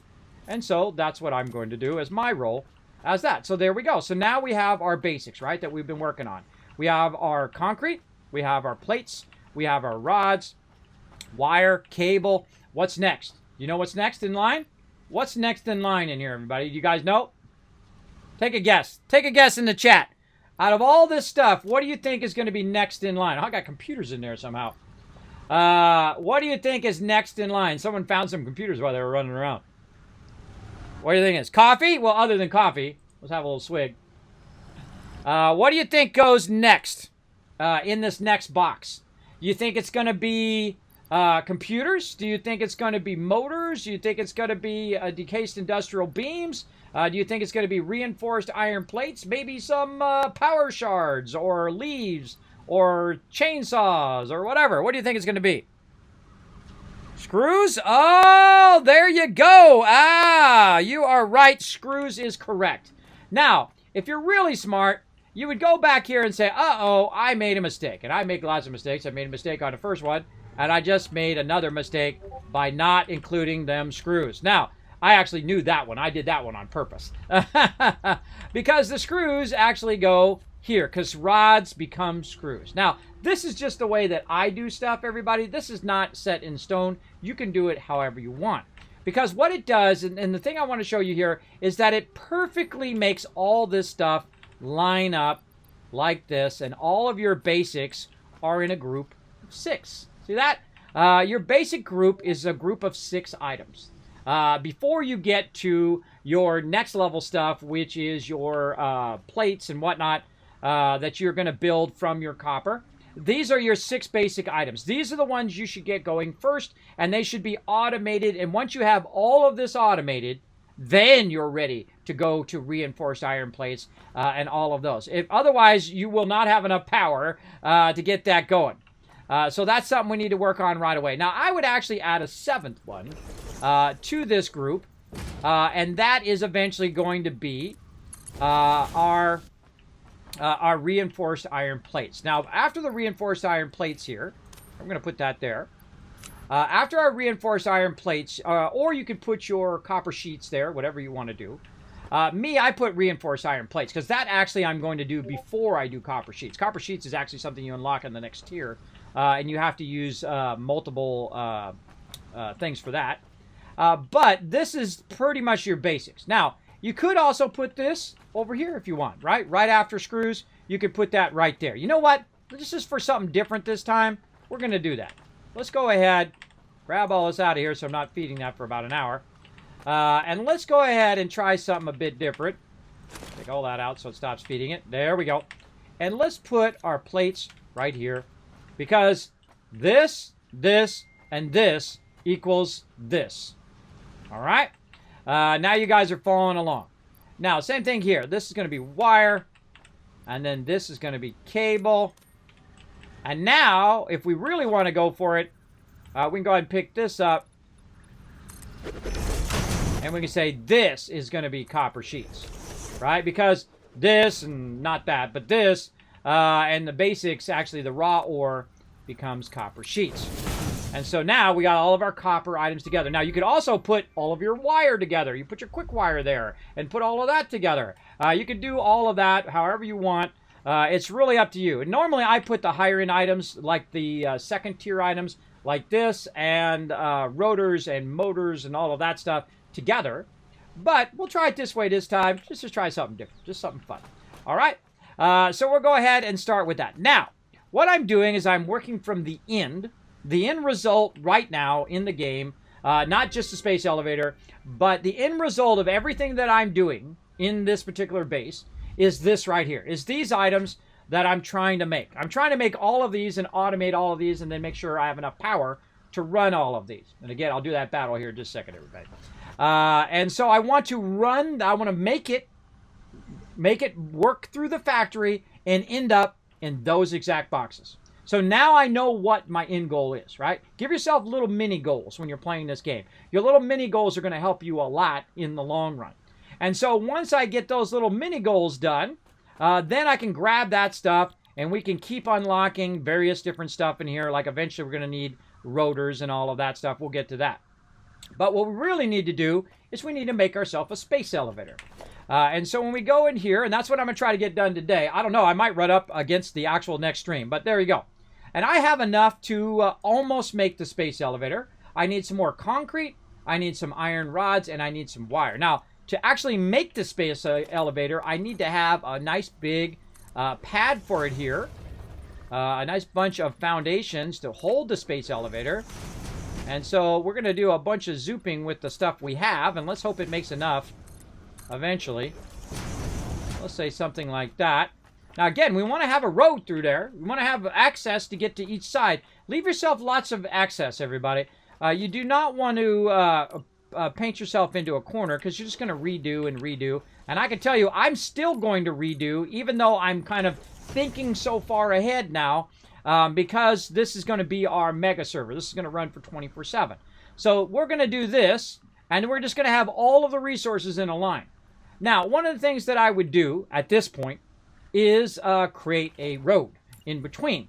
So I would go ahead and say, okay, well, this is going to be my space elevator here, but I want to leave a gap so I can run through there, and if I was on that side, I could run through there.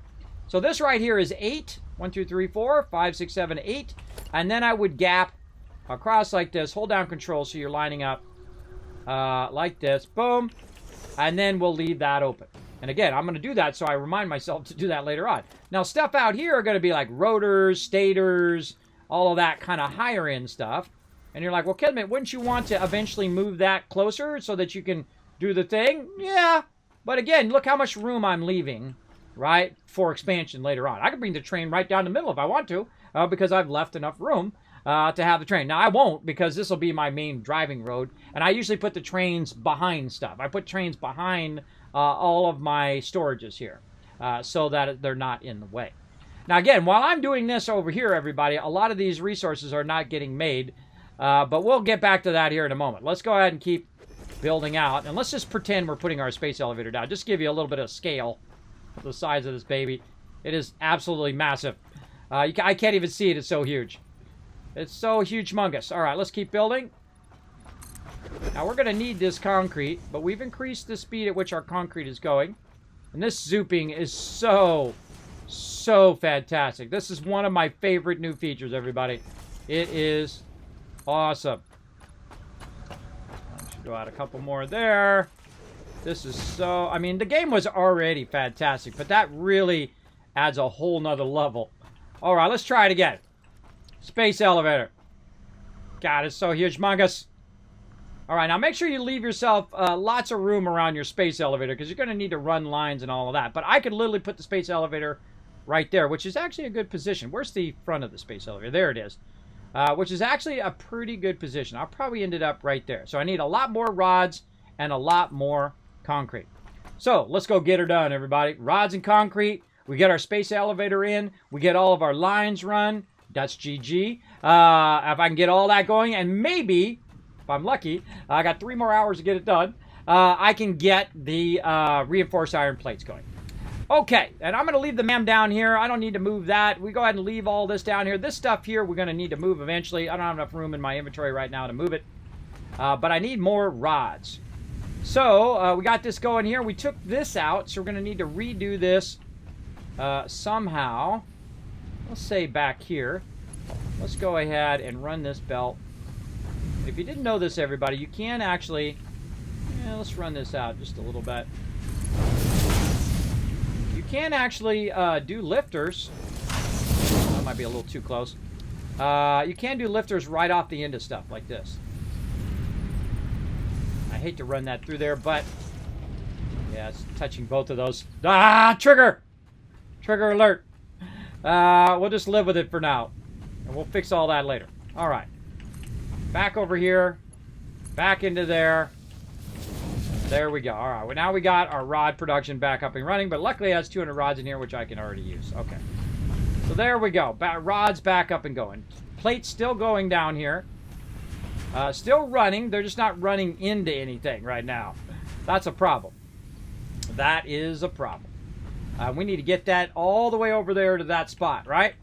So we're going to go ahead and just preemptively say, okay, we're going to go ahead and run this all the way down to the end there. And let's just go take a look that we're not running too much into there. Let's say right there. We'll run a cross beam. Now you know why I need so much concrete, everybody. I use a lot of concrete. And then we'll go ahead and run our line all the way, and we'll line it up. Now remember, it's the second one now. The first one is concrete. And we'll run our line as straight as possible. Let's say there.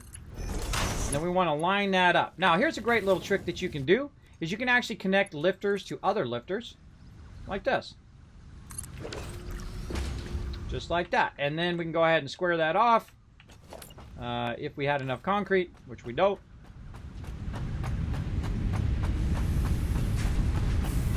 See how I leave room to run? I leave room to run around. Oh, man, we are cranking out that concrete now. Man, wait till I scale that up. We're just going to scale, scale, scale all day long, everybody. You build it, and then you scale it. And you build it, and you scale it up. And we're going to be doing a bunch of that up here in the stream. Now, again, we got multiple people on the mega server right now. This server is going to run 24/7. And I'm going to let you guys do your thing. I just want to get the beginning stuff going here. Because, again, that's what I like to do. I like to get the base established, get it figured out, and whatnot. All right, so there we go. If we did it right, that's going to go through here, across there, double link through there, up into the top part, and end up in our top box automatically. Now, here's something I suggest you do for your peeps who are working down here at the lower level. And that is to put a box right here. Put a box right here so that if it backlogs up above, oops, not that way. If it backlogs up above and it comes down here, they can grab it out of here as well. So creating a good backlog for you to use. Now watch this. I can actually try to snap this in. God, it's so hard to align it that way. Let's align it this way.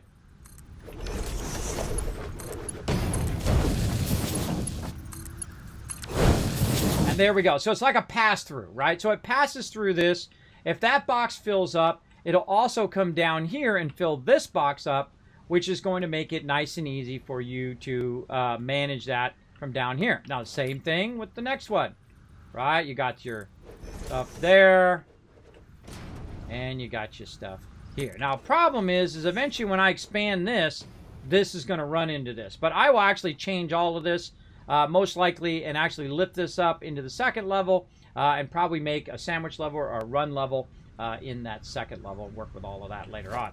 See, I've got some foundations right there I don't need. Yep, get that out of there. I like to take out every extra piece because that's more redraw you got to wait for. All right, now let's finally do this battle here, everybody. I'm going to give you 1,000 KizCast for being very patient as well. To battle! All right, there we go. Just wanted to get to that point before I get distracted or the server crashes. Try to get to that point. So yeah, Screws is correct. Good. Oh, and let me give you 1,000 for being correct. Though JC Hunter, incredibly great guess. Reinforced iron plates.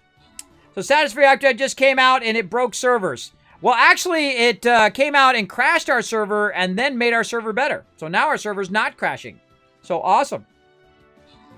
Yeah, it only broke it if your server doesn't automatically update. Our server, luckily at Nitrato, and of course you can get 10% off. You go rent one right now, and you don't have to worry about it hosting it yourself, because hosting yourself sucks. Much better if you have somebody, a big professional host like them do it. They got some servers that have like 4,000 people on it. My server's a mega server. I can have 20 people on my server at any given time, which is awesome. So, and it runs 24/7 as well. So what you can do is go ahead and get them, and they'll auto-update it, and then you update your client like we just did, and now we're on servers, and we're GG, we're ready to rock. And it's actually more stable than it was before, because it was crashing before, so awesome. At least it fixed it for me. I don't know, maybe some other people are much further along on their server, and maybe that's what's causing them to crash. I don't know. But in my case, it actually helped us. Grant rewards. Let's see. Rotisserie G trolling, getting some loot. And K-Trox walking away. And I'm sorry if you're having that problem, because that sucks. I know it sucks to have a problem with your server, big time. But you got to remember, we're in experimental. You got to expect that stuff. Don't go off on them and, oh, you guys suck and this sucks. I can't believe servers don't work. And, oh, man, I don't like it. I don't like you guys no more because your server ain't working. What are you, 12? You're playing an early access game that's even an early access experimental game, which is an early access experimental game server in early access.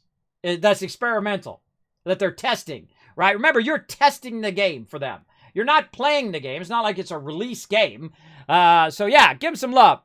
Give them some love over there, everybody. Don't go all postal on them. Just, if you see something wrong, give them some positive feedback. Hey, I saw this issue. This is an issue. It's causing my server to crash and so on and whatnot. Don't expect it to be stable. If you can't play a game and you can't realize that that's going to happen, then I suggest you don't play early access games, and you especially don't play experimental stuff. Experimental stuff's it's just gonna crash all the time. It has since the very beginning of the game, since it's been out. Every time it goes to experimental, you're just gonna get tons and tons of bugs and crashes and issues as you go along. But if you are hardcore like me and my crew, you're good. Let's go.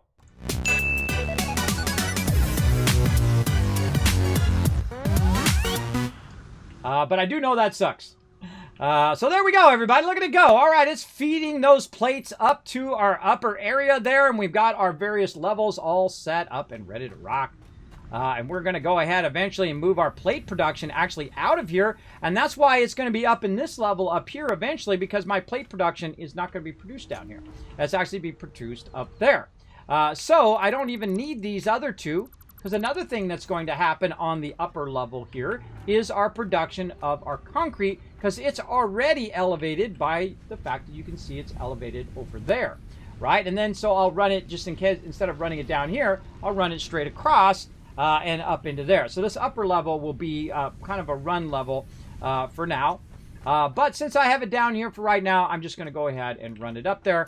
And the same thing with my rods here. Oh, no, my rods are actually up higher. Same thing with my rods. I'm going to go ahead and run them from up here. And so we'll zoop this over. We'll zoop this way. Like this. God, I love that zooping. This game's so zooping good. All right, that's going out there. That's going up there. That's doing our rods. I hate the clipping, but, you know, a man's got to do what a man's got to do. We're going to use our ramp that we have now, so we don't need ladders anymore. We can just use our ramp to get to our upper level. And then we're going to double up on this again. Oh, I don't have any of my resources because I put them down somewhere. Or I used them up, one or the other. All right, we need to make some reinforced iron plates. What do we need? What a surprise. Screws.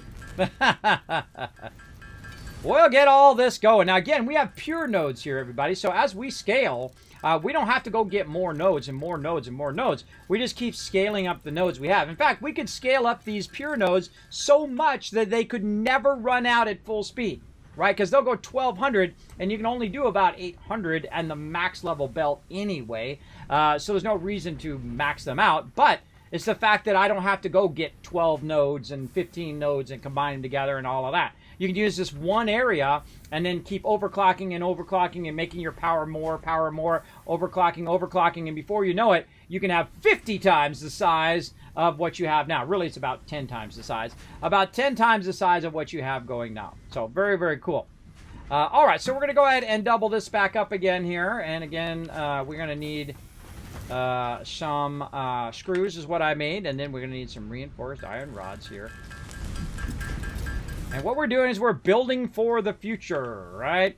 So when we're out here building, we will eventually just keep adding and adding and adding. Because this one, oh, why is my... I feel like I put some stuff away.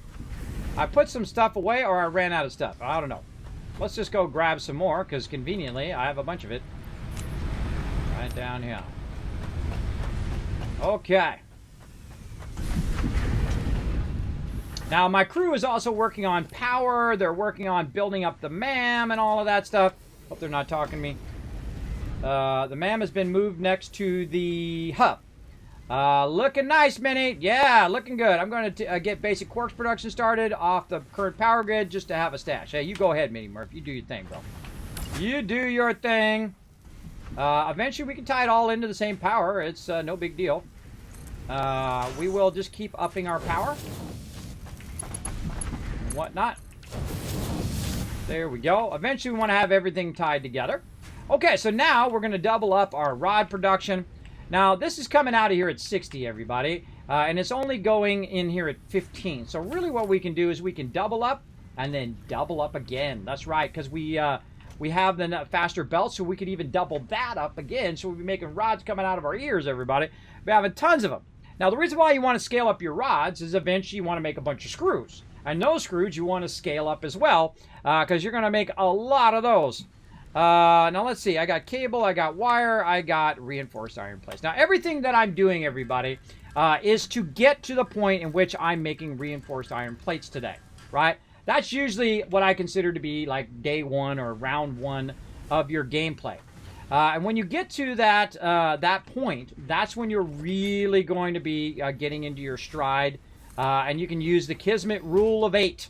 The rule of 8 helps you master this game. You will be the master of this game if you understand how to optimize your production especially if you're using inline production. Now, again, the reason why I'm using inline production is I can endlessly build on and on and on down the way here and just keep adding more and adding more and adding more and increasing the speed of my belts over time, and I won't have to come back and rebuild it, right? And that's thinking ahead of time.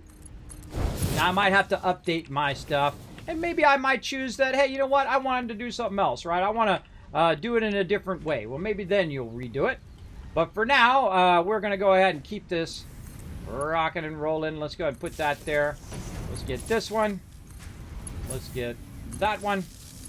And then we'll go right here like this and get that one. All right, now we got some rods fired up. Okay, we are looking sexy.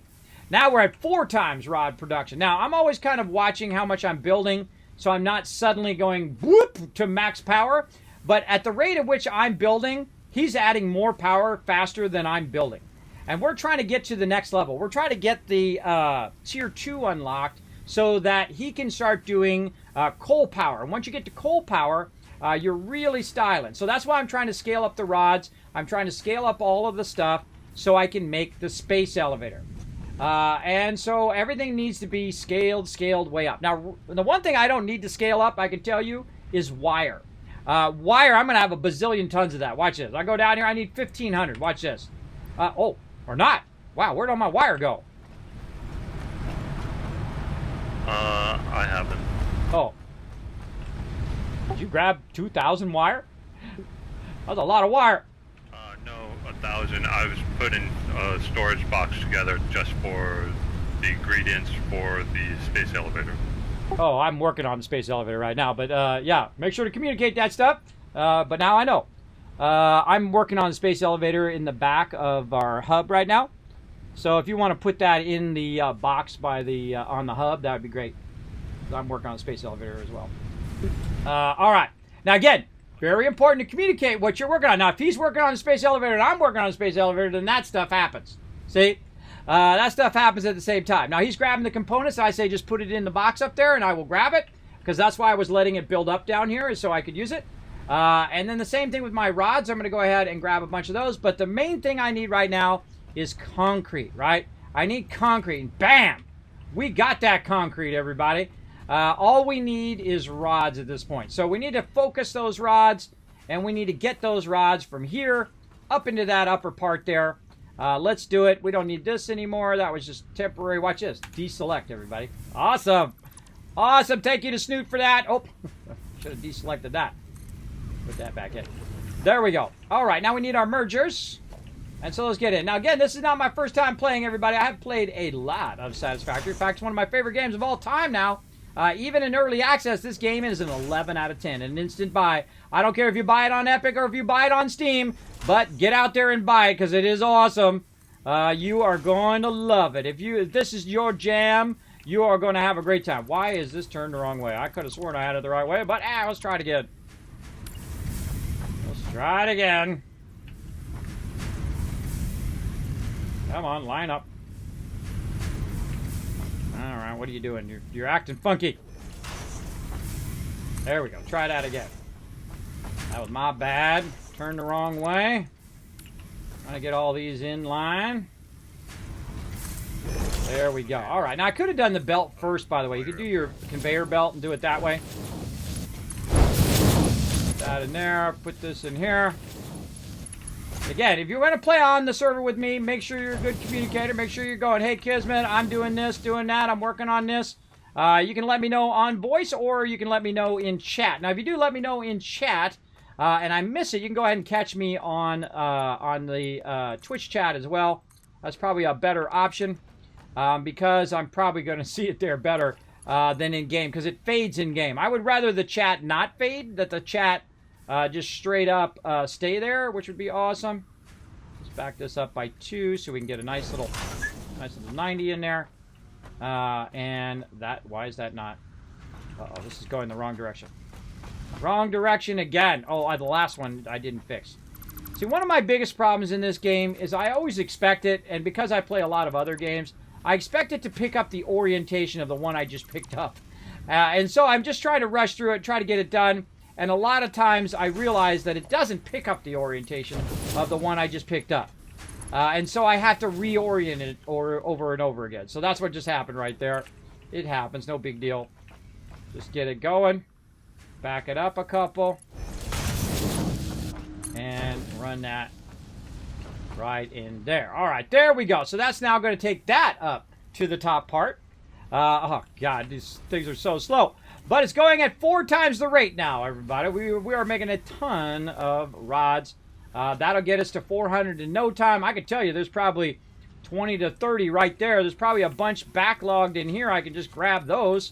Instead of waiting for them to go up there to the top, we can just go ahead and snatch those out of there like that while we're waiting for those to run in there. Now, again, make sure that you calculate how fast. Well, that's 189 in that one. Calculate how much this is going. So this is 15, 15, that's 30, 30, 30, 60, and that is why I just made 4 of them, because that's as fast as it can go. That's as fast as it's going to be able to run down this line and go up into the upper thing. Now, I need to make sure that it actually does go up that line. So be watching. Now, sometimes it does a little redraw error, which is what it's doing right there. But make sure that it is going up that line. If you see it going up the line, then it'll most likely go up into that top area. Now, we need to get our concrete up there eventually as well. But all we need now is that wire, and we'll be ready to do our space elevator. Let's go. The wire's up top. All right, appreciate it. Trying to get space elevator done today, and then I'm going to try to work on reinforced iron plates after this. All right, so again, I'm communicating what I'm doing. They need to communicate what they're doing, and whatnot. Now, if you want to work on the stuff that goes in the space elevator, once I put it down here, feel free. As well, while I'm working on reinforced iron plates, that would be awesome. All right, let's see if we can get. Oh wait, I forgot to get the things first. Gotta get the things. They're not there. All right, he must have put them in this back here. Nope. This one up here. Nope. No, this one over here. Which one? Oh, we put it in the thing. Oh, you put it in the thing. All right, look at you go. All right, someone who actually is as organized as me. Awesome. That's where it's supposed to go. That's exactly the right spot to put it. I thought he meant the hub thing. Okay, now, we're going to go ahead and put our space elevator down here. We're going to try not to crowd ourselves too much here. We're going to move it back a little bit because you want to have enough room to get by it. And so I'm going to kind of look at the corner of this. Again, I'm also thinking of my roads while I'm doing this. Yeah, it needs to go a bit that way. Hold on, we're going to need to do a little bit more zooping. This saves just an endless amount of time, everybody. I mean, once you learn how to build, this kind of zooping stuff is so wonderful. Big love to them. Big love to them for finally adding that. Oh, so good. All right, so we want it to be back from here. So we have a room here. So we want the corner to be right here in this one and push out that way. So we're not obstructing our roads on here. So that's what I'm going to try to do, which is not an easy thing to do with such a large and unwieldy thing. Yeah, let's say, I gotta make a choice. Over onto the road or back off the road. Uh-oh. There it goes. Power off. I knew that was going to happen. Power is going to be down. No worries. Space elevator going in. There it goes. That's one of my favorite parts of the game, everybody. Watch this. This is freaking awesome.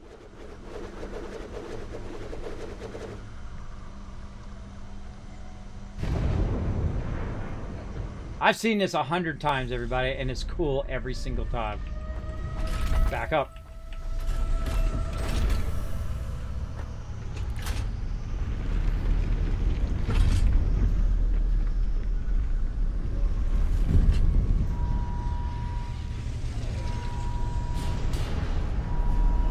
That's why this game feels so industrial strength, man. It feels so epic.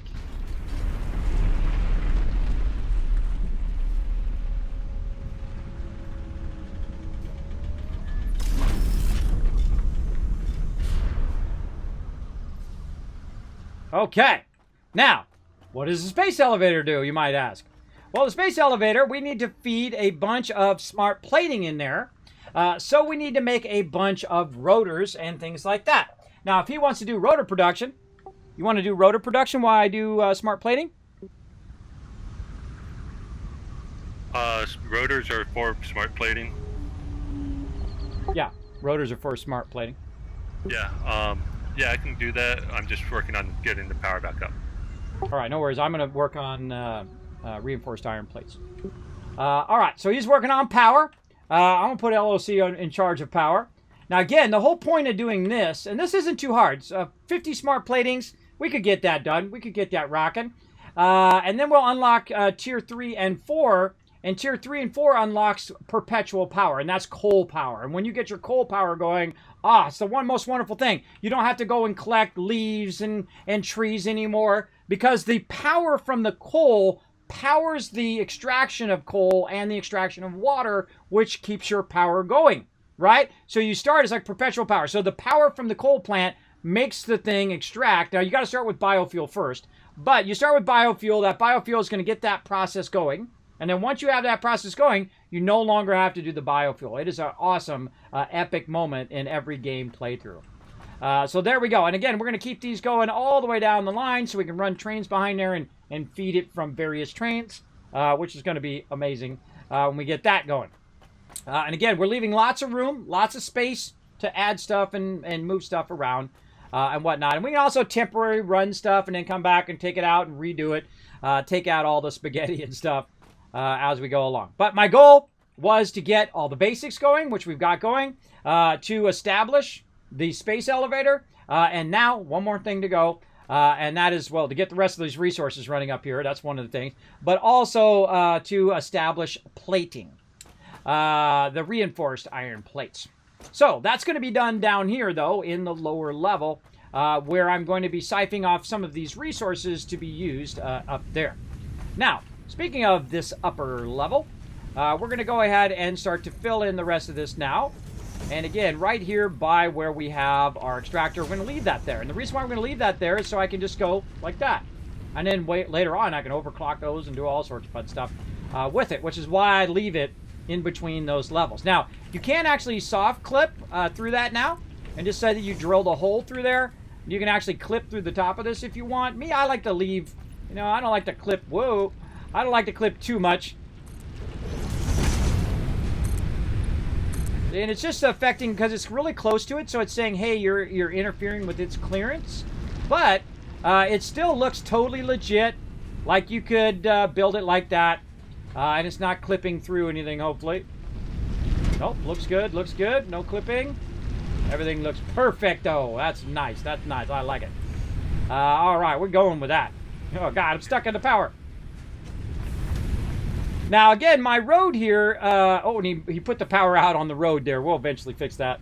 But normally I don't have anything on the road here, right? This road will be clear. But temporarily, you can put that there, and then we're going to get to coal power, and then all that's going to be taken out anyway. And then also, you can add batteries and all of that down the road. So I'm going to go ahead and... Oh, what? Are you building something there, or just putting that down temporarily? I'm about to build the plates right here. Oh, I was just putting this here so I can see what I needed. Do we have screws being made? That's also what I'm working on right here. So I can build reinforced iron plates. So I'm going to build it all right here in this spot. I'm going to be bringing those rods out. I'm going to be using half those rods for screws. And then I'm going to bring plates up here. And both of those are going to feed up above. So if you want to do rotors, I would do the rotors at the top. Do the rotors up by the space elevator. So this way you have access to all the stuff being feed up there, you know what I mean? 10-4. And then this way, later on we could, fine tune it, obviously. But this is going to be more like a production level, run level down here where I'm going to be running up all the resources. All right.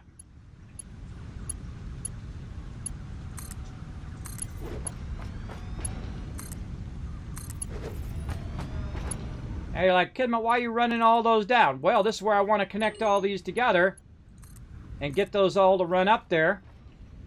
Now, the cool thing about doing it this way, everybody, is that you can jump in Oh, and this one's over on this side.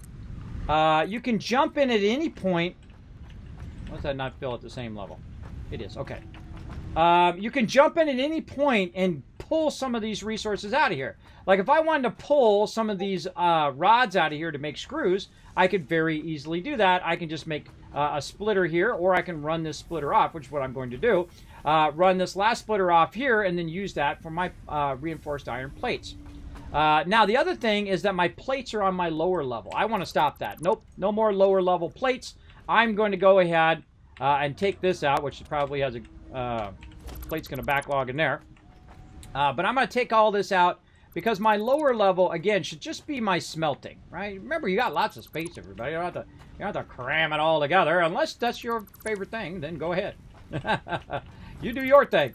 But I'm going to go ahead and do this and actually remove all of this over here. Now, the reason why is this is actually less efficient space-wise, which is kind of funny because I was just talking about jamming all things together.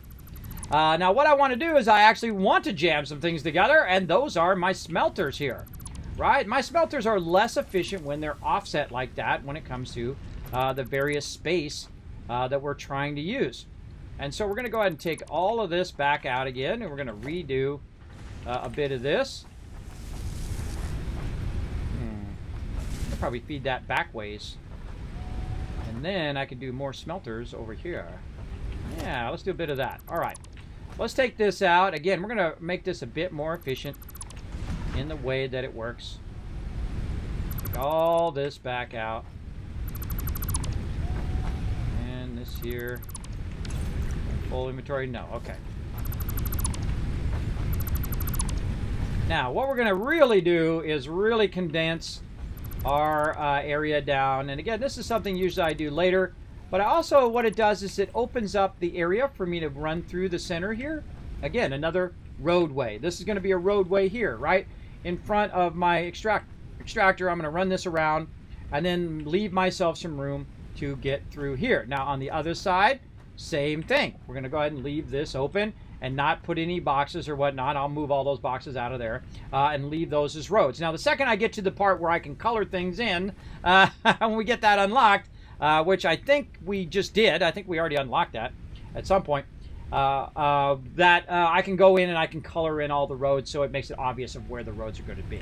But here's what we can do, everybody. We can be way more efficient on this now and actually use it a lot better, and then also be able to stack it a lot easier by simply going like this. Just take this thing, put it as close as you can to this thing right here, and then we're just going to run it in the opposite direction. And the reason why is we're going to have it come out of here, and then we're going to have it split in this direction, right here. Now, one of the things that we can do, instead of doing this, because this is going to block the road, is to go ahead and also offset it a bit forward. But first, what we want to do is we want to turn the first splitter in a different direction, like this, right? And then we'll put that, let's say, right there. Then we'll go ahead and take a look at the offset here for our smelter. Hope it doesn't end up in the wall, which luckily it's not. It looks like we'll be able to merge that pretty well over here, at least a little bit into that wall. But you know what? We'll do what we can do. Now we can do some soft clearance and move it closer if we want, but I'm going to go ahead and go with that and go with this, and that's all looking perfect. And then literally just do this. There we go. And now it leaves us some room to run around and get through there. Again, be thinking about your roadways. Be thinking about how you're going to expand down the road, right? And again, we can do 2 of these right now because we have 60 belt. We could be doing 120 because we also have 120 belts. But I need to do the thing I'm doing right now so I can do the thing to have more of this. You get the idea. And again, this game is so wonderfully thought through. It's so wonderfully thought out. That all of this stuff one thing leads to the next thing, and so on and so forth. And this is going to go here, and then this will merge across this way, and we'll line these up to each other nicely like that. Put that in there, jump up on top because we got our skates here. And there we go. And then we want to make sure we tell these what to be again because we took them out. Whenever you take them out, you got to tell them what to be. You can copy paste what it's going to be in there as well. And there we go. And now we got to think about our power. Now, power's really good in between these as well, so it's not quite out in your road. And there you go. You got your 2 there, and then you can go ahead and jump forward, because we're going to eventually do 2 more. I'm just going to do 2 more just to show you. I'm not going to put them in the right direction, apparently, because it doesn't pick up the orientation. Irritating. I hope they add that at some point, everybody. It drives me crazy. Because I use the technique where I hit F, like I'm going to take it out, and then I use the middle mouse button. It's the fastest way to do duplicate items. It is awesome. Now, there's another awesome way of doing duplicate items, like this. And that's where you go ahead and grab your splitter, hold down Control, and it automatically aligns itself to the belts now and aligns itself to the item. Look at that. Is that awesome or what? That saves so much time, everybody. So you do the belt first. You go ahead and connect this to the belt and then also hold down Control so it snaps to the input of the back of there. And then you can do a whole line of them suckers like it was nothing. Like GG. There we go. Now, I'm not really going to use those last 2 for right now, so I'm going to disconnect that. But later on, we'll come back and we'll reconnect that and get that going. I want that all to go into these 2 right over here. So this is coming out at 120. Now, again, I could increase the speed if I want to. Do I have enough? I got 4 of them on me. You know what? Let's give it a go. Let's give it a go. While we're at it, let's go ahead and see if we can get... Oh, not enough. Not enough. Now, here's what you do, everybody. Wherever you are, you need to have a crafting bench nearby. You need to have a crafting bench. Now, right underneath the stairwell here, perfect place for a crafting bench. So we're going to need... What do we need? I forgot what we need. We need more of these reinforced iron plates. And to do reinforced iron plates, I got to do screws. So let's take a minute to stop. And let's go work on our screws up here so we can stop needing screws all the time. Okay, so how much of these rods do I want to go into screws? Right, now there's a magic formula, the Kismet's rule of 8, that we're going to use eventually. But for right now, we're just going to get it started and have it make us some screws, okay? Here we have 15 here and 15 there. So 15 coming out of this one, 15 coming out of the other one. That's about 30. And then if we go ahead and say, you know what, we're just going to go ahead and forward this across here like this. And we're going to go ahead and split it. Let's split it right here. So we can put a splitter right in between here and actually split this line. And let's make it look nice. There we go. So these 2 are going to be cut out and go this way, right? Now I could actually just go and do this and take this line out so it doesn't go down the rest of the line. And these 2 will go down the rest of the line, and these ones will come out and then split back in the opposite direction, which is going to be super useful, which you're going to see here in a second. Now, again, I don't want to block too much of my roadway, but it's a little awkward to put it way in there, so I'm going to go ahead and put this out here, and I'll probably put my roadway out just a bit. But this is a production level up here. Most of the time, you won't be on this level. This will be you build this, and then you're off on another level, either down below or up above most of the time. Okay, so this is running this way, and then we can run it back through here. So I'm going to go ahead and put my splitter in here. And again, this can all be readjusted and changed, whatever you want to do later on. But we're going to go ahead and put that there. And then put this here. Now, no matter how fast I do this, everybody, everyone always wants something. Like in this case, hey, Kismet, we need some screws, right? And I'm busting my butt, man. I've been going for 6 hours straight, trying to bust my butt, getting all this stuff running.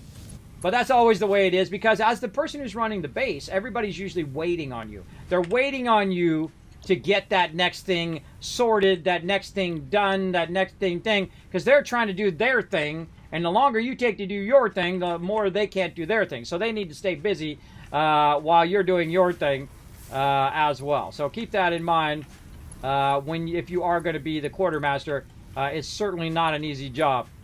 That is for sure. All right, we'll try to run that through there. Let's say over here. So we're not doing flipping for the line at least. And then this here. And then this here. All right, so now this is going to make us a bunch of screws. So awesome.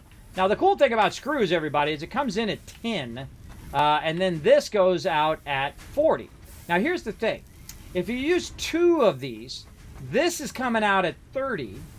And these are being used at 10. So what I really need to do is I need to think this through a little bit better. Hold on. Let's take this out. Think this through a little better.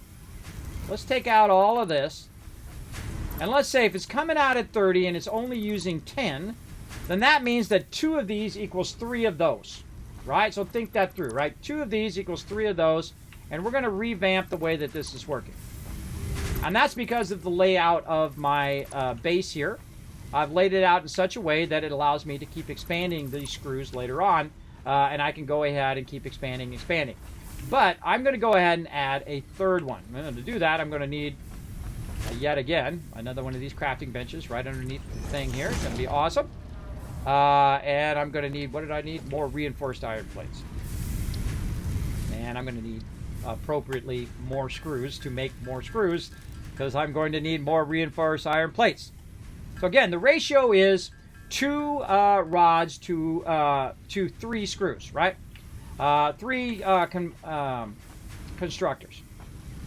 Now this has to do with my Kismet rule of 8. And that is that you're going to need 2 of the, you're going to need 3 plates, right? 3 plates. You're going to need 2 rods, so that's 5.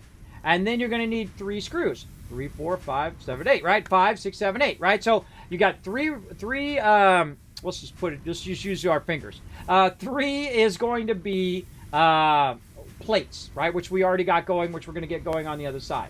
And then 2, or we're going to just use our hand, 2 more is going to be 5, and that is going to be our rods. And then the last 3 are going to be our screws, and that is going to produce our reinforced iron plates. That's what I'm doing right now. And I've already got it already set up. All I have to do now is just build it. That's it. So in this case, we're going to take these mergers, and we're going to run the mergers in the opposite direction. So I'm going to run it so it merges this way, and I can use this area underneath my ramp here to run that and then keep my screws going. I can do, what the heck are you doing there, bro? What the heck is going on?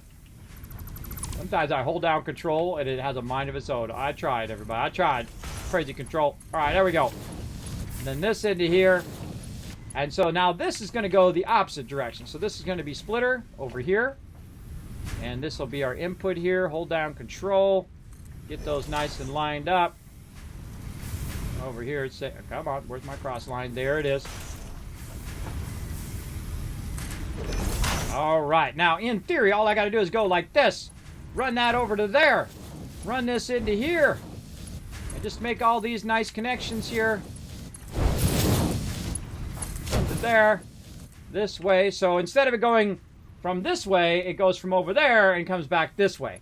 And that allows me to add one more screw thing to the line, and perfectly, with my power, yes, I already pre-thought that out, I can now make enough screws to make the perfect ratio of a reinforced iron plate. So now our screws are coming in. So those are awesome. Now, if I need extra screws, I could tie into these other 2 and then add more rods and more rods and more rods and add more screws and more screws and more screws and more screws. You get the idea. We can even do those in ratios where we're using 2 to 3, 2 to 3, 2 to 3 each and every time. And then you could know that if you'd done it correctly, right, by doing that, by doing those ratios. Does help a lot. All right, so now we're making screws, everybody. Now the screws are going to be super helpful because we're going to use those up above. And we're actually going to run our screws like we're going to run it all the way to the top, but we're not. We're going to run it up above, and then we will eventually, any excess will run up to the top. But for right now, we're going to use them for our reinforced iron plates. So now, again, merging these together.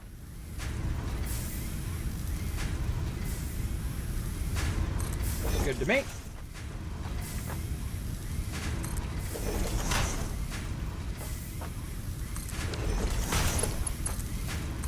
Now they're merging in this direction toward my lifts, which I'm going to lift it from.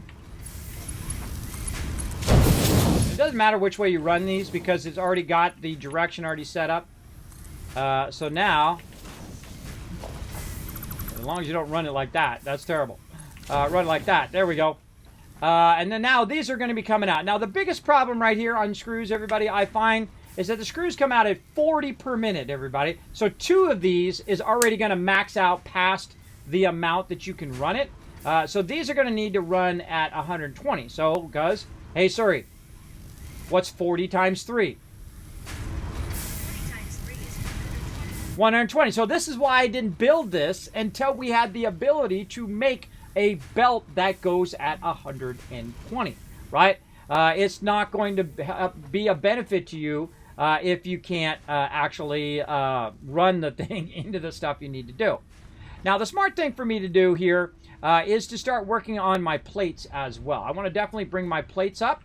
And down here, we have got our stuff going on, and we got this going right to here. And we're going to temporarily just cut it right here, and we're going to use our plates. Now, our biggest problem also is also here on our plates is the fact that, again, we do not have it running fast enough for us to do enough of these to do enough plates. We need 3 plates. So to do 3 plates, we need 3 smelters. And to do 3 smelters, we needed to go at 90 plates coming out of here per second or per minute.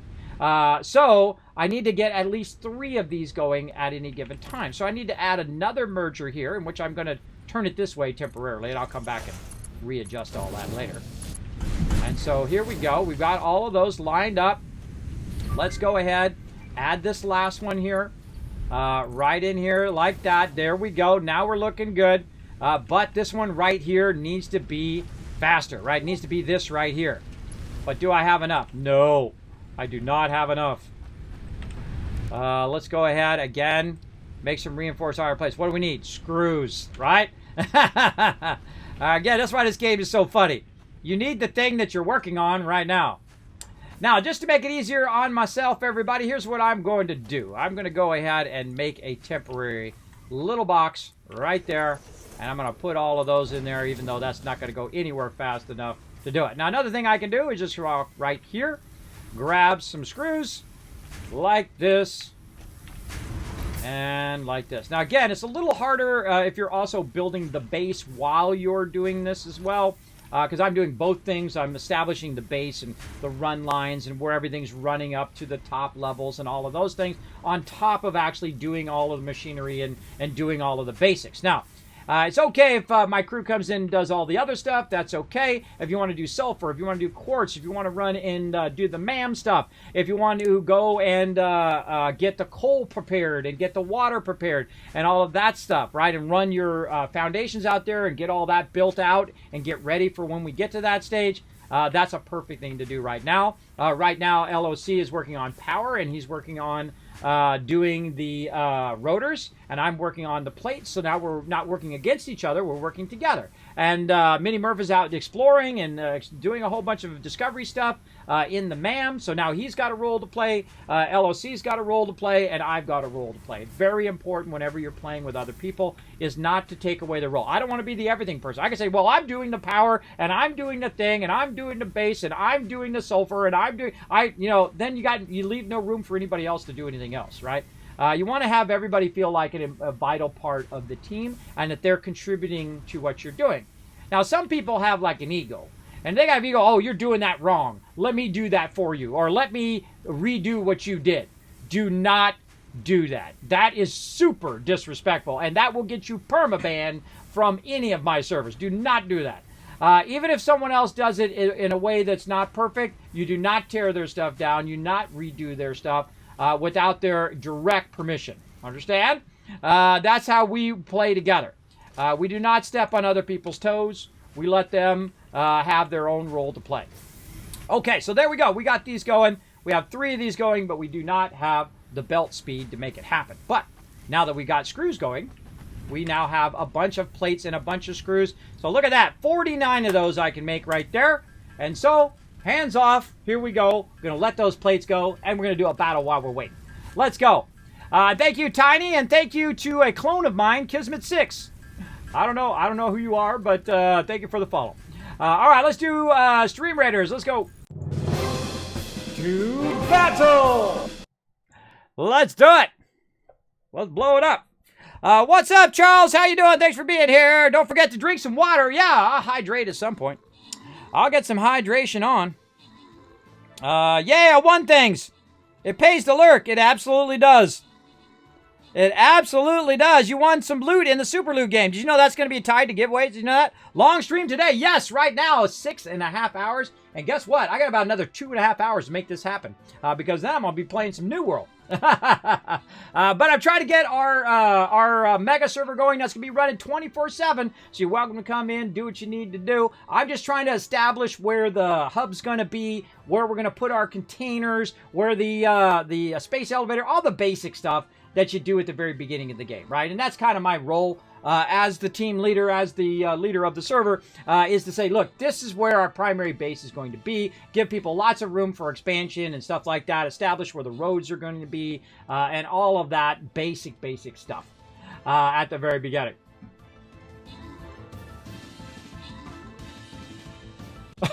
What? We only got one person left. Who is that? Savage, it's all you, bro. Take on that boss. Oh, no. Good try, everybody. Good try. We did not. Look at this. I see you. I see all of you. Look at that. You put down one unit, bro. Come on now. I believe in you, though. I believe in you. You're going to put down more units this time. Let's keep playing. Come on.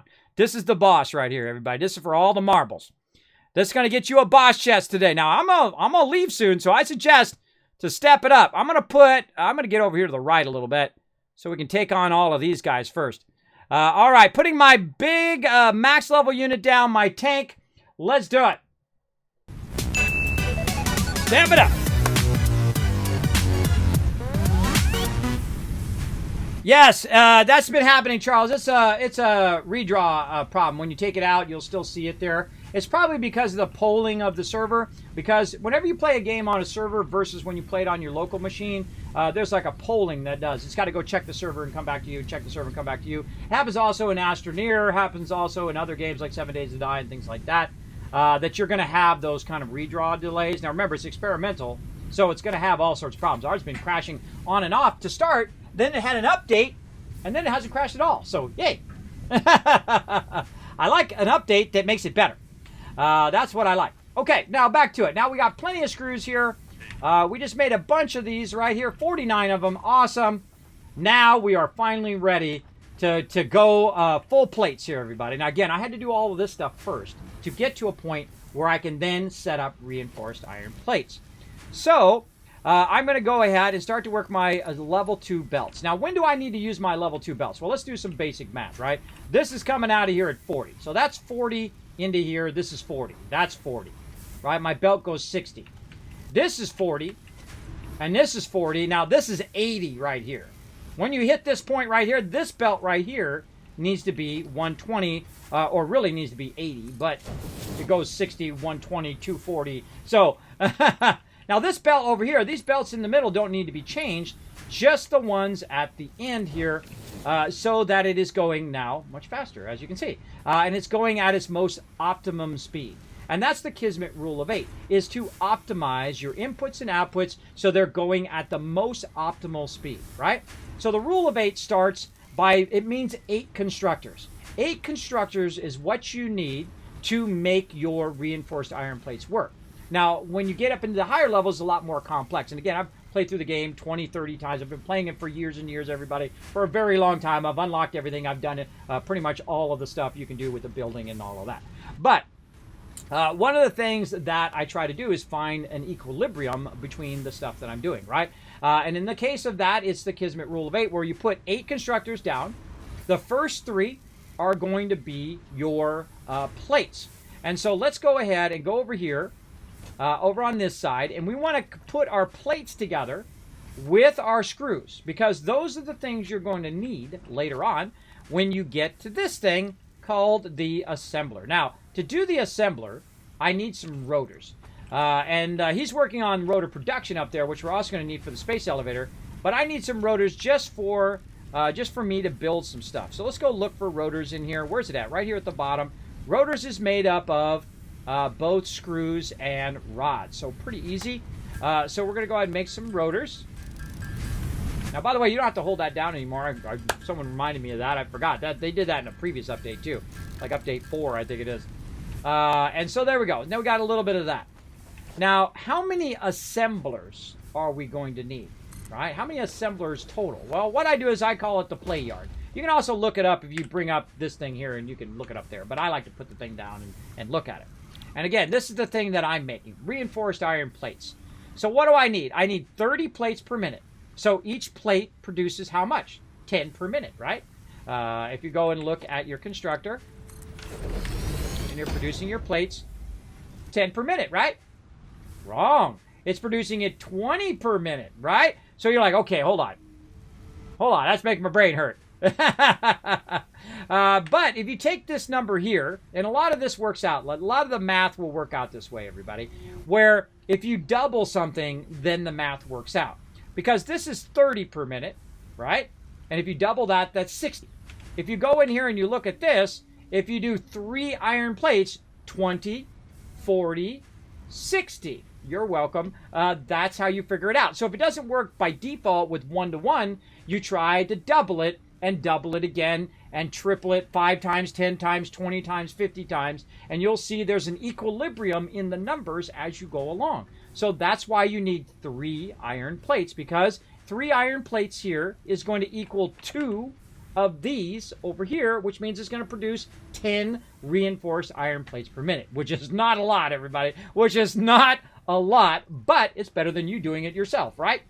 So that's cool. So now that we've got our iron plates and our screws together, we're going to feed them eventually into these assemblers. So let's go ahead and first get our stuff together here. Now we got this going, right?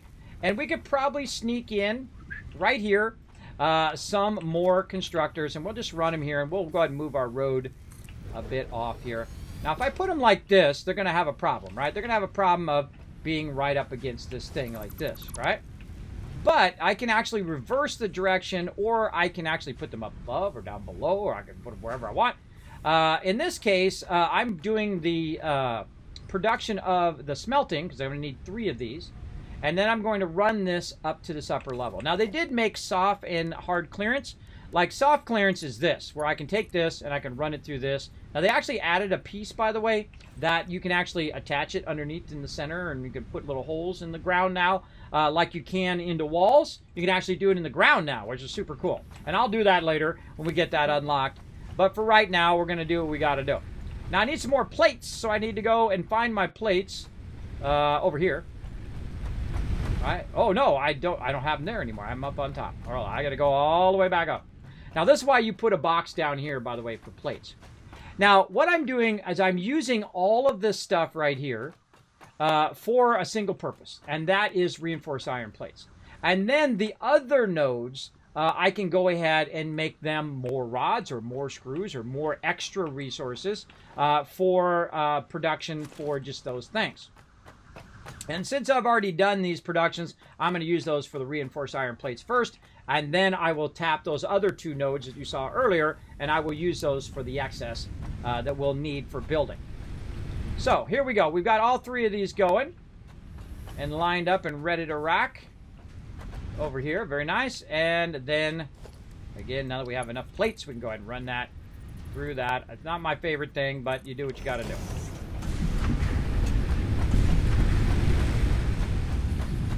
Alrighty. Now, I'll have to readjust that here in a minute. But my goal here is, again, to get our stuff rocking so these guys can get their reinforced iron plates going. So let's say, let's go ahead and line this up nicely. You can see what the heck. Yeah, let's say something like that.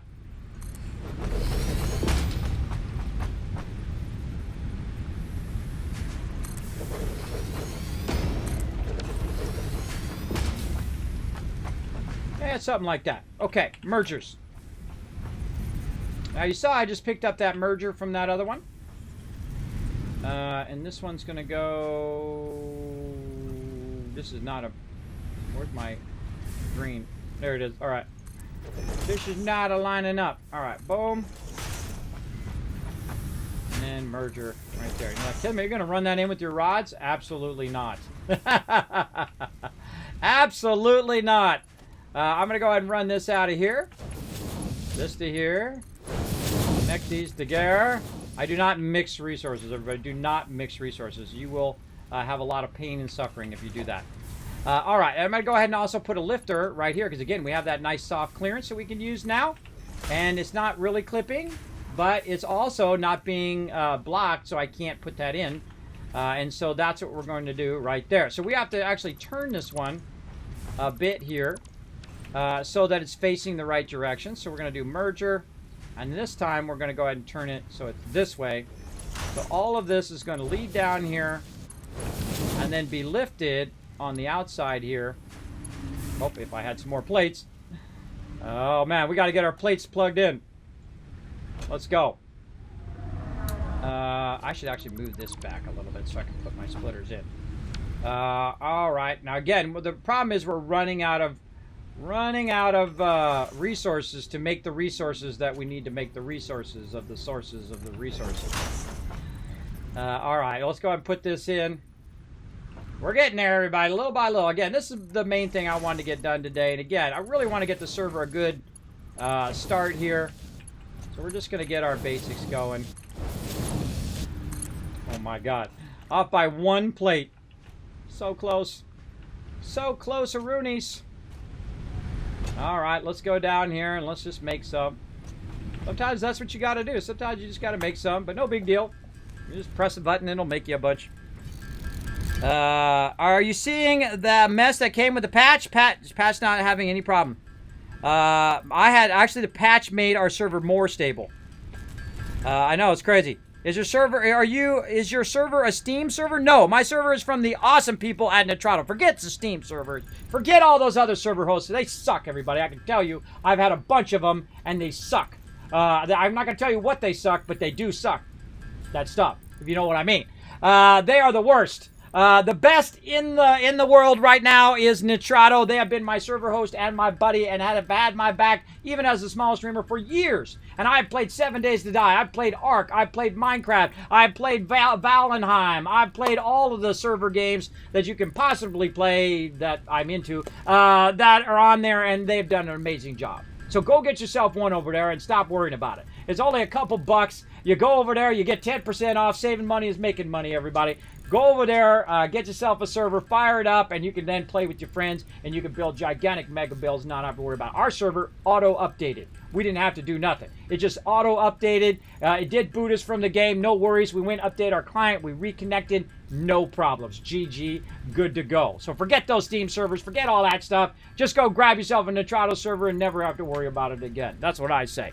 That's what I say. Go for it. I have to log. Smart plating is being made right now. Look at you go, LOC. You the man. You the man. Getting that up and running. All right. So he's getting our next upgrade so we can work on our coal power soon. All right, I made way too many iron plates there, but hey, you know what? What the heck? Let's get it going. Okay, so we got our things coming out here. We're going to raise this up, but you know what? I'm going to push this out a little bit here first. Let's just go ahead and run it down. Which direction do I have that going? That's a good question. Come on, Mr. Jumpy Jump. Come on, I think you can make it up there. Get up there. No jumpy jump. I was almost up there before, and then it knocked me down. But I can just walk up there right here. Okay, let's do this. Okay, so where's their input? Our input, that's an output. What the heck? This is the input here. So we can go ahead and just take this and run that down. Run that into there. Ah, perfecto. All right, nice. Close enough. We'll fine-tune all of that later on. But I love the soft and hard clearance. I'm not a fan of clipping stuff for any reason. I don't like doing it. I don't want to do it. So yeah, don't force me to do that. I don't want to. All right, put some power in here, man. We're gonna really burn up some power on this one, everybody. This is when you start really sucking up your power. You used to have to spend some time fixing your power at this point. But LOC already on point on it. All right, there we go. Here comes our plates again. Let's get those going. Right there. And let's make sure that our plates are popping. Yes, they're working good. We got that going. Oh, almost forgot that last one. And there we go. All right, nice. Now, again, sometimes you'll see double. And sometimes also it's like a little bit of a lag. Sometimes you won't see it on the conveyor either. I've noticed that as well. But hey, you know what? Roll with it. Roll with it. It's experimental. What do you expect? Not going to be perfect, that's for sure. Now, again, we got to look at our belts here. What are we doing? This is 20, 40, 60. Do we got to make any changes? Absolutely not. These 60 belts are perfect for that. The only one we needed to adjust was right here. We went and took this one and this one and merged it together into here, but coming out of here, it's got to be a Mark II, and this needs to be a Mark II to make it to the end. Now, we got to get the two things that we need, right? We need two things to make our reinforced iron plates, and that is iron plates, 30 iron plates, and 60 screws.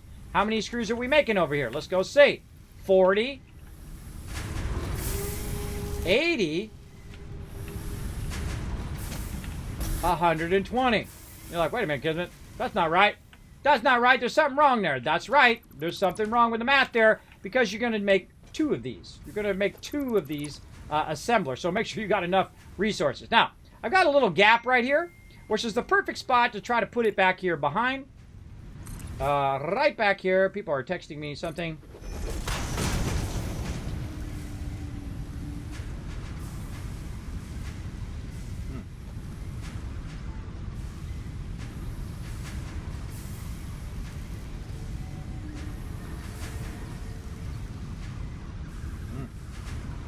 Bunch of messages. All right, I have to respond to all those people later. I'm a busy guy, everybody. I got lots of people buzzing me in there about a bunch of different stuff I'm working on for the Christmas season. All right, so let's go ahead and probably raise these up just a little bit. I think that's what we'll do. Here's what we'll do. We'll go ahead and do this. Then we'll run this down. Or maybe we want to run it this way and have it come out here. I'm a little tempted to do that. Yeah, and then right to there. Oh, that'd be nice. That'd be nice. Yeah, let's do that. Let's do that stuff. Okay. First thing we need to do, though, is we need to put our two assemblers down. So we might have to reverse the direction of all of this and then get this to fit in here properly. And I'm going to show you one of my awesome tricks here. Let's take these out. One of my awesome tricks about lifting resources. Now, I need two more rotors. And again, while we're doing all this, by the way, our server doesn't ever stop running. Meaning that even if no one's on the server, all the stuff, if it has power, it'll keep running. And when we come back, boom, tons of resources. I know, awesome, right? That is awesome. What do we need? More screws. What a surprise. But I happen to know where there's just a pinch of them right over here. Man, I'm telling you, your screws build up fast, man. They build up real fast. It seems like you have a ton of them early game, and then later on, if you don't have the ability to scale them up, you have next to none. You have none of them going on. All right, did I need plates? I forget what I need.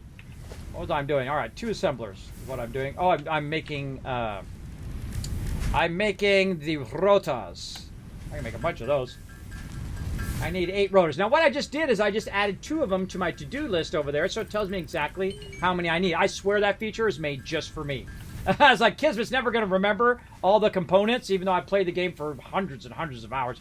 And I'm never going to remember all of it, everybody. I have sleep apnea and vertigo. I have a constant ear imbalance that makes it difficult for me to function.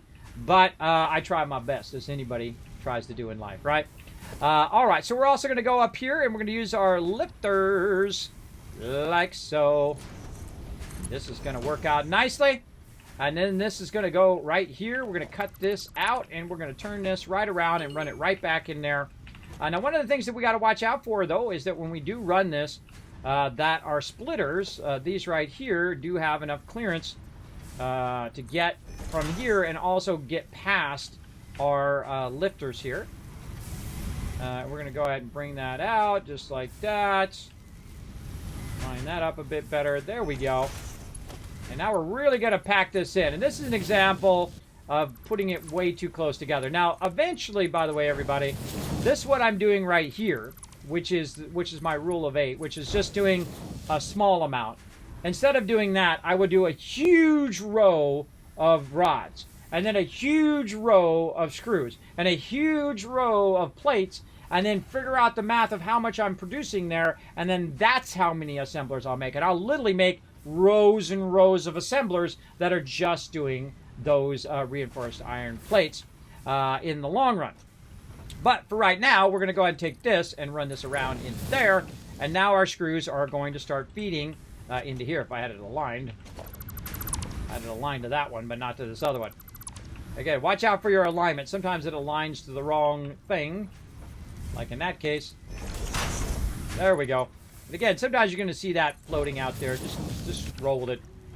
Roll with it, everybody. Remember, early access and also experimental at the same time. All right. Now, I should see those coming in and going out. I don't see them coming out of this one. If I don't see them coming out of there, there's something going on. I'm taking it back out. Put it back in. GG. There we go. All right. That's working good. You don't see them going down the line. They ain't ever going down the line, everybody. Now, in the opposite direction here, I'm going to go ahead and put a splitter in, but I'm going to put it in a real awkward spot to align to this, right? I'm going to put it right here. Now, I can hold down Control and try to line that up to this one right here, right there. And then I'm going to go ahead and grab this and move this up a little bit. Oh, it's not. It's actually not aligned to the ground. Hold on. Let's do that again. Let's grab this one. Put it here, here, and there. And we need to actually align this to the ground. This is going to be real awkward. All right. There, there. Make sure we got our input correct. And all of that stuff I just made was all temporary. It's all temporary to help me align myself so that my thing up above here is perfectly aligned to do this. Like that. Now, why would I want to do that? Well, that's because I'm going to bring the plates from right here into here, and those plates are going to run into the second level. So you do the bottom level for that, or you can do both of them up if you want. You can do one up and then one up a little bit higher if you want. Whatever floats your boat, everybody. Now look at that. That thing is now feeding both the plates and the rods, or the plate and the screws, and it's now ready for reinforced iron plates. So awesome. Let's go ahead and grab and tap into some power. Hopefully we can run one back over here real quick, and we can run one right here in the center. Get those both. Let's hope we have enough power left, everybody. Let's see. What's our power at? Oh, plenty of power. Plenty of power going on. So we got both of those connected, looking good. Let's tell this to be reinforced iron plates so I can start putting the screws in there. Looking good there. Now we only have one more thing to do, and that is to bring these other plates into there, and we are GG.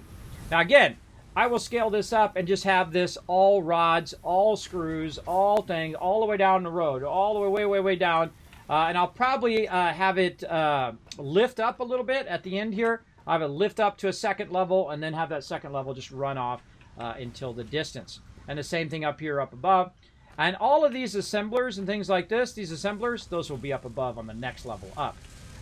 Because that's what you want to do. You want to make a tremendous amount of it. And then the more you put it in line, the more you just keep overflowing it into one to the next, the much easier it is to manage your base. Absolutely. Okay, so what do we got running up here? We've got rods going up there. This one was our plates, but right now we don't have any plates going. So we're going to have to come back and work on our plates. We're going to have to work on our concrete. And again, we need to figure out which one of these is going to be for this one right here, which is our mergers. Let's go ahead and get our merger here. Why is that not going straight? Not that. I'm just not watching. I'm not watching. Good enough. It's aligning to something else. All right, there we go. That drives me crazy when it's not straight, everybody. Drives me crazy. Crazy. Drives me to the crazy farm. All right, here they come. Bada bing, bada boom. Easy. Okay, so we got all of the stuff that we need to get done.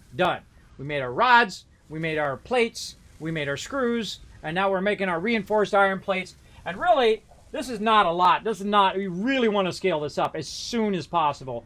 But really, I try to skip this stage. I don't really use that much reinforced iron plates because if you get to the coal stage, they make way faster. They make way more and way faster than these reinforced iron plates do. These reinforced iron plates take forever, I feel, compared to your steel production, which is really where I try to speed toward.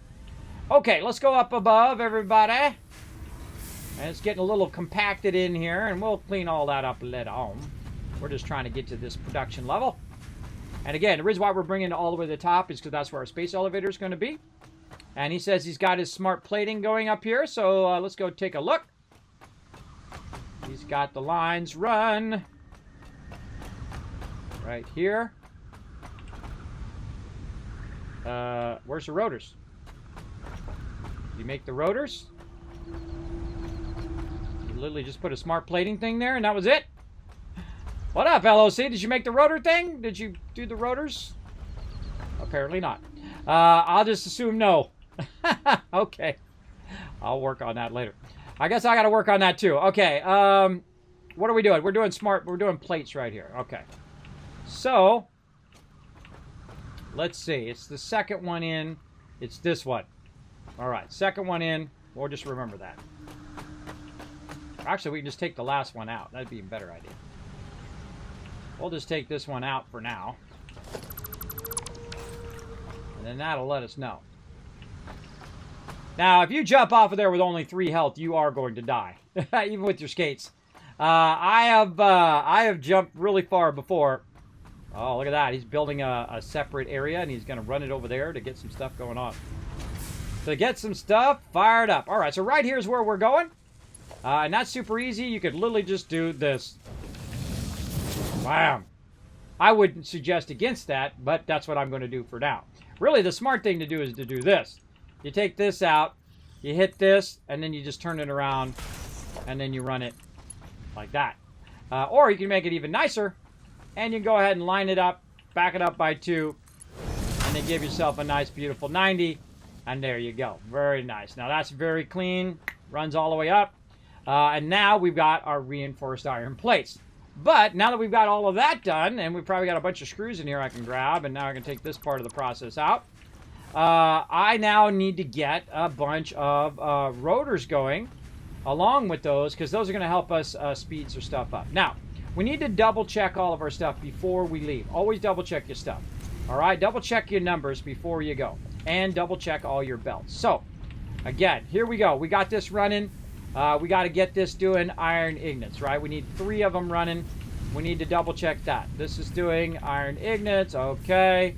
And again, even if you see it on the belt, make sure you double check it. Okay, and this is coming out. This is 30. This is 60. So 30, 30. This is 60. This is now 60 to here. But going up here needs to be 120. So we need to go ahead and fix that. So let's go ahead and make this number 6. And we'll go ahead and take this and make that 120. All right, that's now going at the proper rate. Let's make sure this is feeding in the back. This needs some power. Right over there. All right, looking good. Again, always double check your stuff. So this is 30, 30, and 30. So this is 60. This is 90. That's 60. So this is fine. And then this is going to be coming in. So this needs to be Mark II. Now this also needs to be Mark II, so you can also update that. You'll see it go a bit faster. Again, this is why you need to unlock your 120 before you do reinforced iron plates, because otherwise it's just a waste of your time. It's not going to happen.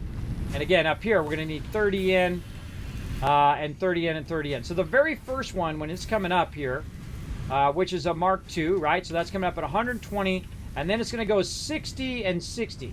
And you're like, well, wait a minute, I only need 60 at the end. Right, so the rest of this, you don't have to change.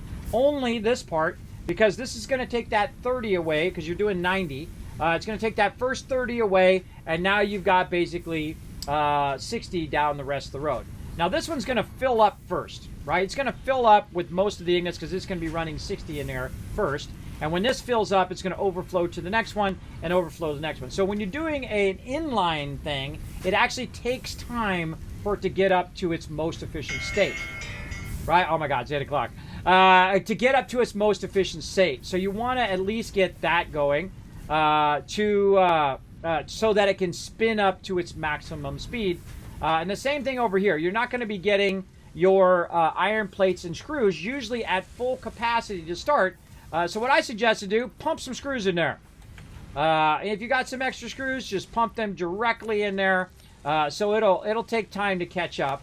And when it does, this way you're producing at 10 per minute for a while. The same thing with your plates. Just put them right in there, especially on your assemblers, to give it a little bit of time for the whole thing to get all the way up and running. So you're getting your reinforced iron plates and all your stuff is running fine. Now again, all of this resource that I just did today, that's only being used for just for those rods and just for those screws and reinforced iron plates. So we're going to need more rods down the road. We're going to need more plates and all of that. So we got that taken care of. Now again, I need to make rotors. So let's go up here and figure out what we need to do for rotors, and we'll get those going. And then we're going to make some smart plates out of all of that. So we're up here at the top. We're feeding it up here. Now what we need to do is we need to get this right here, these reinforced iron plates that we're making, over here to be made into smart plating. Right here, right? And to make smart plating, we need reinforced iron plates and we need rotors. Now rotors are also from screws and also from rods. So we're going to need to add those rotors to be able to produce this particular thing. Now what you can do is do a bit of spaghetti, right? You do some spaghetti to make this happen. And we're going to do a little bit of that, but not too much because it drives me crazy too. So we're going to take this here and we're going to divert some of this by lifting it up and going up there. So what I'm going to do is do a little trick here like this, and we're going to go ahead and do a splitter right here. Okay, we're going to run that into there from that box, and then we're going to run this out. Now you know why I left the extra space. So I can go ahead and take this and do a little what's called spaghetti, everybody. That's where we run it just across willy-nilly over here. Now what we can do is also use our stackers. So let's get our stackers on point here as number 7. And I'm going to go ahead and grab this. I'm going to drag it as far as I can until it doesn't let me go any further. Let's say right here. Right? And then we're going to go ahead. And now we're going to fine-tune this later. But for right now, we're going to go ahead and just run that up above. Connect that there. And then we're going to go ahead and just say, okay, the first one we've got going, we're just going to run it right down in here. Now, how many per minute do we need? Well, we need 2 per minute, and we're producing 10. So if we take that, then we could do, in theory, 5 of these, right? But do we need to do 5 of these? I wouldn't think so, because I'm going to let this run, and by the time we come in next time, or whoever's still here, they can just click it and run it, right? But I could up it to match that. Now, the other thing is I need to do some rotors. Now, rotors, again, are being made in the assembler here. Let's see if we have enough. We do. I'm just going to find a little spot to throw that down temporarily, if I can. It's going to let me. There we go. And then we can go in and do rotors here. And so now we need some extra iron rods and some extra screws. Now, on rotors, you could do it up here at the top, and you can just divert some of those screws and rods, or we can just do it down below. And since I'm going to do it, I'll just do it down below. So here's what we're going to do. We're going to run down here, and we're going to tap ourselves another node. We're going to use this power right here. We're going to power up this other node, and we're going to go ahead and bring that up to another level. Like that, and then we're going to go ahead. You know what? Let's just use some, now that we got that going, let's just use some nice, oh, I don't have enough. Let's just go ahead and use some nice of those items. What do you call them? Reinforced iron plates. You're going to do a lot of this back and forth until we get hypertubes. And then the hypertubes are way faster, like elevators. Way faster, going to help us do that. All right, so those are running across, but it's also going to backlog some of them here. But it's going to run it into these. So I can just come over here and say, you know what? I'm just going to snag some of these for now. Just so I can build out some rotor production. Now, another thing I can do, everybody, is I can kind of look at the levels down below there, and I can just go ahead and take this out and do a little whoop whoop. And you know, hey, if you jump just right, you won't die. But Sometimes you do, so keep that in mind. But then again, you're right by your base, so what do you care? What do you care if you die if you're right next to your base? Okay, let's try it again. Conveyor lift number 2. All the way up here we go. Oh, where am I? No, I'm doing this one over here. This one, that one I'm not using. This one is the one I just tapped into. Gotta make sure I'm in the right one. And there we go. Let's go look at it over here. Let's say something like that. And again, I'll add like the things later on, but for now, we're just running through the thing for now. And that's called soft clearance. You can run conveyor belts and all that other stuff through other stuff. All right, so this is going to be my next level up here, and I'm going to go ahead and just use our zooping. I just keep the zooping on all the time because it's awesome. It's awesome sauce. Okay, easy peasy. Now, this is going to be our next line in which we're going to make our rotors. Now, the cool thing about rotors is that you use the same resource for both. So again, we're going to go ahead and get our production. We're going to get an assembler. We're just going to throw it down here and make a little play yard for it. And again, rotors use both iron rods and screws, and those are made from, screws are made from iron rods. So you just want to make a bunch of iron rods and then convert some of them into screws, and then you're making rotors, just like that. So our input here is going to be 120. So that's coming in at 120 here.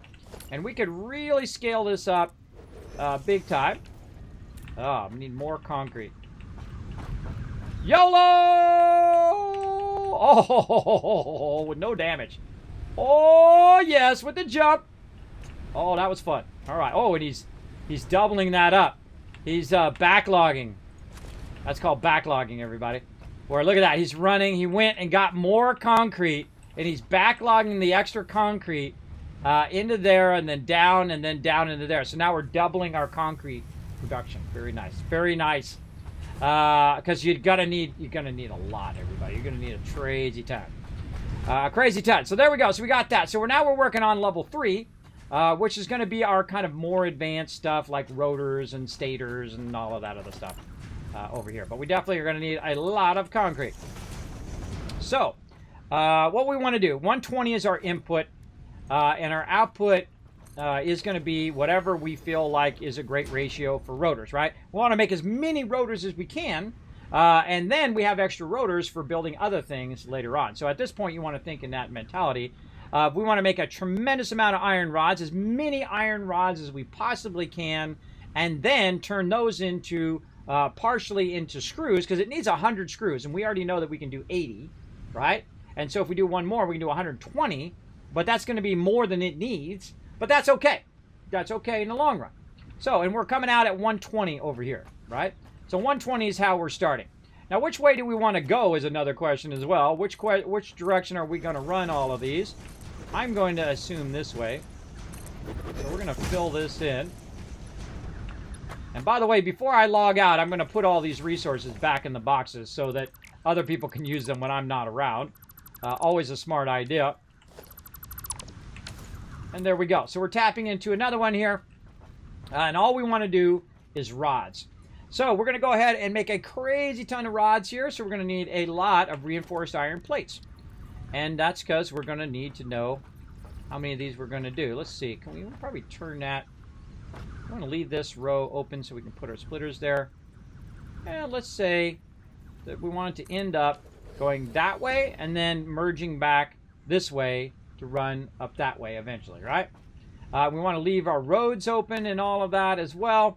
But we'll leave a little gap in between both sides over there while we're working. So let's go ahead and try to figure out, before I even get started, let's try to figure out how many I can make from 15 per minute. Oh, it's really easy. You just go, hey Siri, what's 120 divided by 15? 120 divided by 15 is 8. The Kismet rule of 8. There it is again, everybody. Let's go. I'm telling you, there's an equilibrium of the numbers that will blow your mind once you start to discover them into this game, and it makes it so much funner. I'm telling you, it's like a template. It's like a template for doing everything in the game. It is awesome. So there it is. 1, 2, 3, 4, 5, 6, 7, 8. It doesn't matter. what the output is right now. The only matter is what my input is in making the most iron rods I can from this particular node. And so now we're going to go ahead and do our splitters. And we're going to go ahead and make sure we have it oriented properly first to get it started. There we go. And then I like to get up on top here. It's much easier to see. Then I hop from one to the next. I suggest if you're going to do these in line that you do all your constructors first, and then you do all your splitters first, and so on. Now, another thing I could do instead of doing this, by the way, is doing something that's going to save me a lot of time, and I got to get used to doing that. I got to get it in my mind frame now that I should actually run my conveyor belt first. So I'm going to run my conveyor belt first, and I'll show you why here in just a second. That's about as far as I can run it, and then we'll just run it into the last one, like that. Now, the reason why I want to... no, we're not. No, we're not. That's terrible. It's ugly. Let's fix it.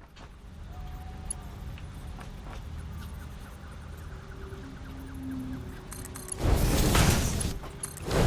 going to run it like that with a nice 90. Okay. Now, the reason why it's better to get in the habit of doing this... And let's put these in before I fall off and hurt myself. The reason why we want to do this is so that this now locks into here. You can actually hold down the control key, and they actually already oriented, and they already lock it in to the one in front of it. So you don't have to run all the little lines in between anymore. Yeah, I know, cool, right? You don't have to run all those little lines. You just do your thing. Now, if I had some, whatever you call them, those things with the things and the stuff. Let's try this again. Oh, ho, ho. Booyah off the top rope. Aha, I need some wire. All right, let's get, oh, I don't need all the wire. I just need a couple here. There we go. All right, let's get her done. I think we're going to get this done. Holy mackerel, I need to take a break at some point, everybody. Need to take a break and rest up for some New World later, because I'm going to be going all night long doing that as well. Okay, look at this. We're looking good. So, yes. So now you got to get out of the habit of putting your splitters down first, and you got to get in the habit of putting down your splitters after, right? Because look at this, everybody. Look, it's just so freaking awesome. It works with pipes as well. With pipes, you can do that. And then all you have to do is add these little ones here, and GG, y'all good to go. And that's if I had more plates. I'm out of plates too, everybody. You're always out of something. You're always out of something. I need to make a lot of extra plates too. Because I'm only using enough plates right now to do this right here. But I'm going to snag a bunch of these out of here. So I put a bunch of extra in here. Right there. And you can see it's catching up now. It's catching up on those. Whee! Okay. Jumping all over the place. Now up to level... What level is this? Level 3. Level 3. Let's try to see if we can finish this up finally. Get our rotors going. Okay, so yeah, all you gotta do is do these little parts in between now instead of doing all the parts this way. It just makes it so much nicer. And I gotta get in that habit just as much as everybody else because I'm so used to doing it the other way, lining up all the splitters first, because these didn't align. So when you put it on there, it didn't snap, and it was always kind of a little messed up, and then you'd have that little swervy line. But now that you can hold down control and it locks to it, and the same thing with your pipes, it locks to the input. Even if you have multiple inputs, it'll lock into that multiple input. That's one of the big changes in Update 5. Very, very cool. Now, same thing over here. We need to go ahead and bring some power up. Let's grab one from right here and bring that power up right to there. Very nice. Now, I like to put my power up here, but don't let me do it no more. Oh, it did it! It did it! Oh, it fixed it! Oh, they must have fixed it in that update, everybody, because I just tried it earlier and it wasn't working.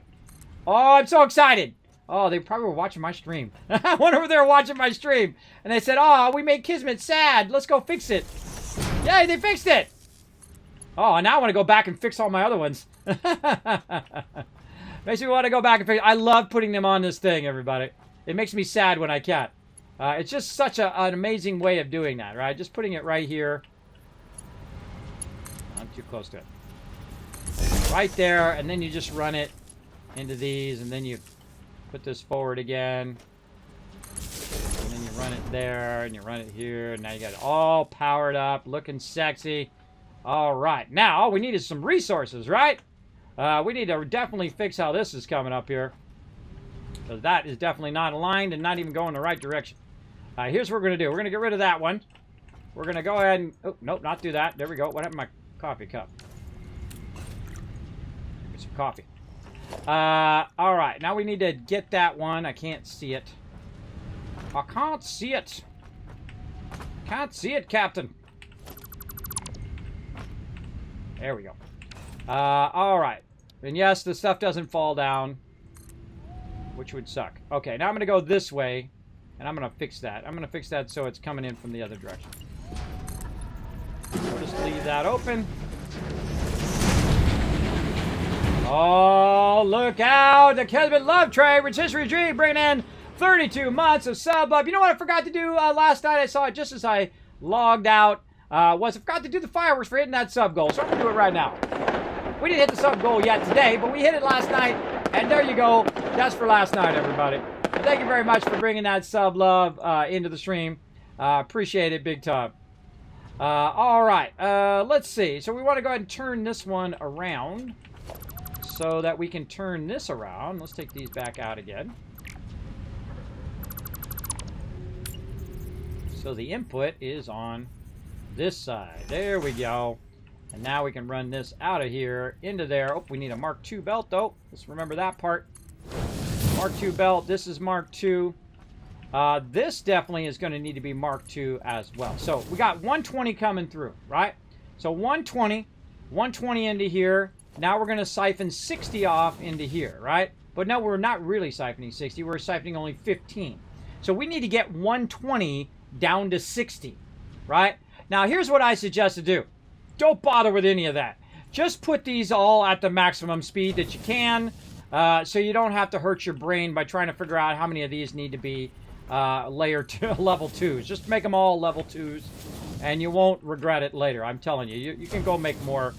You can get more of these reinforced iron plates, or make more of those reinforced iron plates. But you can figure out exactly how many of those that you need to do, just like I did in the other one. Now, later on, I don't even worry about the speeds. I just use 240s. I use steel ones without even thinking about it.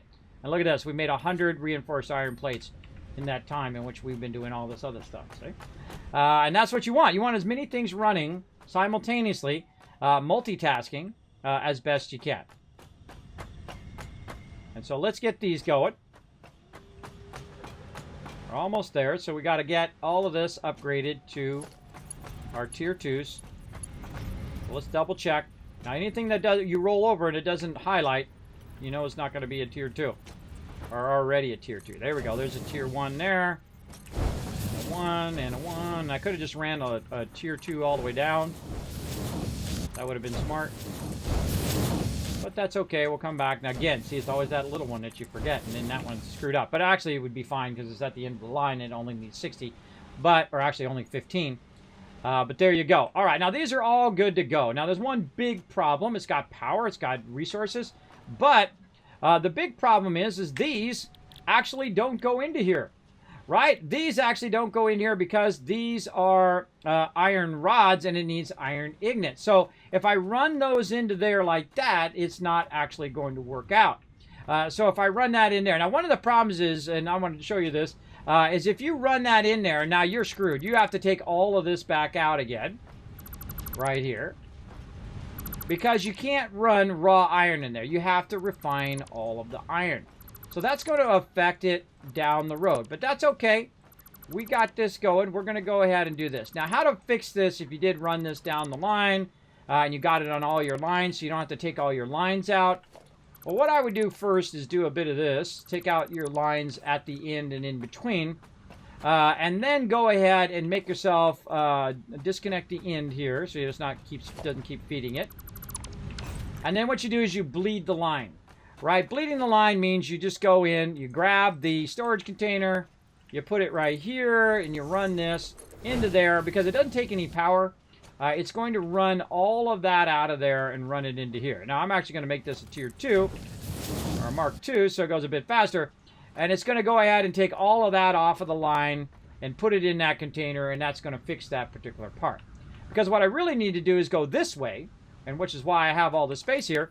And so I can do all the smelting of it first, and then I can run all the smelted items into there eventually. Yep, I know. All right, so I want to run the smelted items to here at the end, but this I want to run that way, and then I'm going to bring it back and run it in there like so.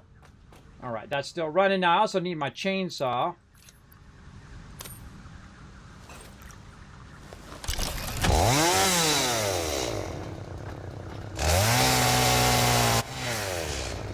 Oh, I didn't get it in time. I got a little bit, I had a little bit still in my chainsaw, but now you know why they got the coffee cup. They have the coffee cup so I don't have to sit there and see a big chainsaw in my face the whole time.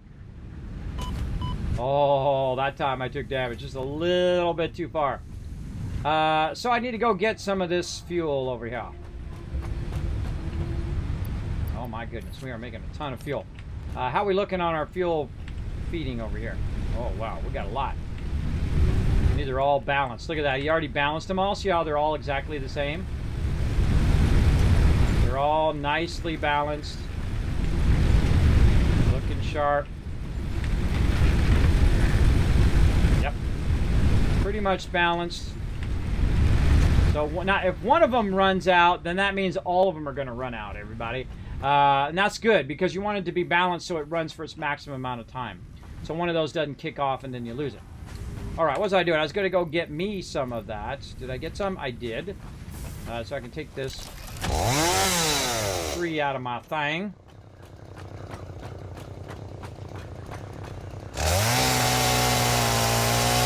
I'll catch up here in the chat in here in just a second, everybody. Let me go ahead and get my smelting on.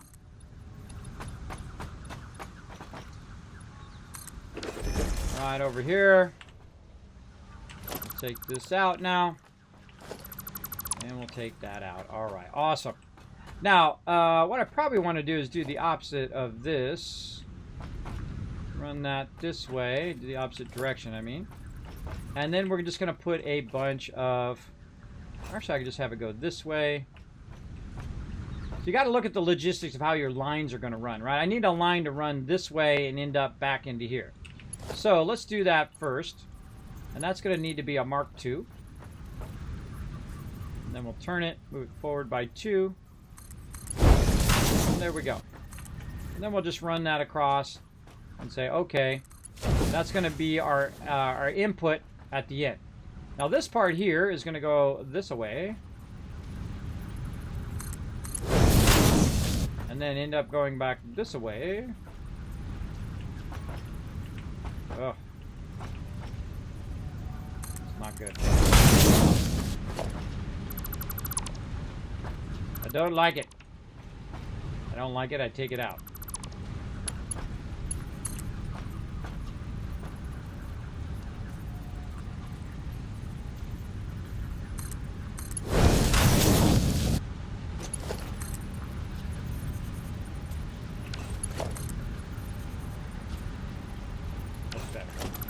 That's better. It's got to be going the correct direction though. But the cool thing is, it's got the the things at the bottom, so you can just take the line out and rerun it like I just did, like that. It's a bit. Oh, it's like the same because this is turned. Hold on, everybody. I don't like it. I don't like it.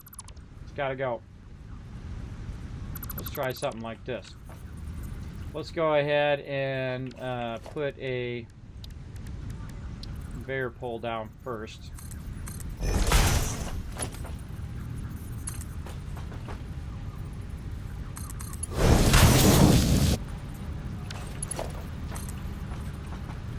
Run that out.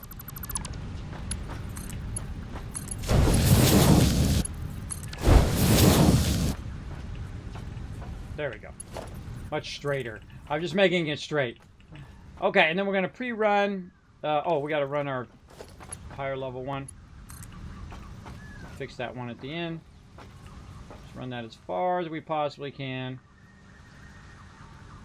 We can hold down control, by the way, to fix that. Let's update these.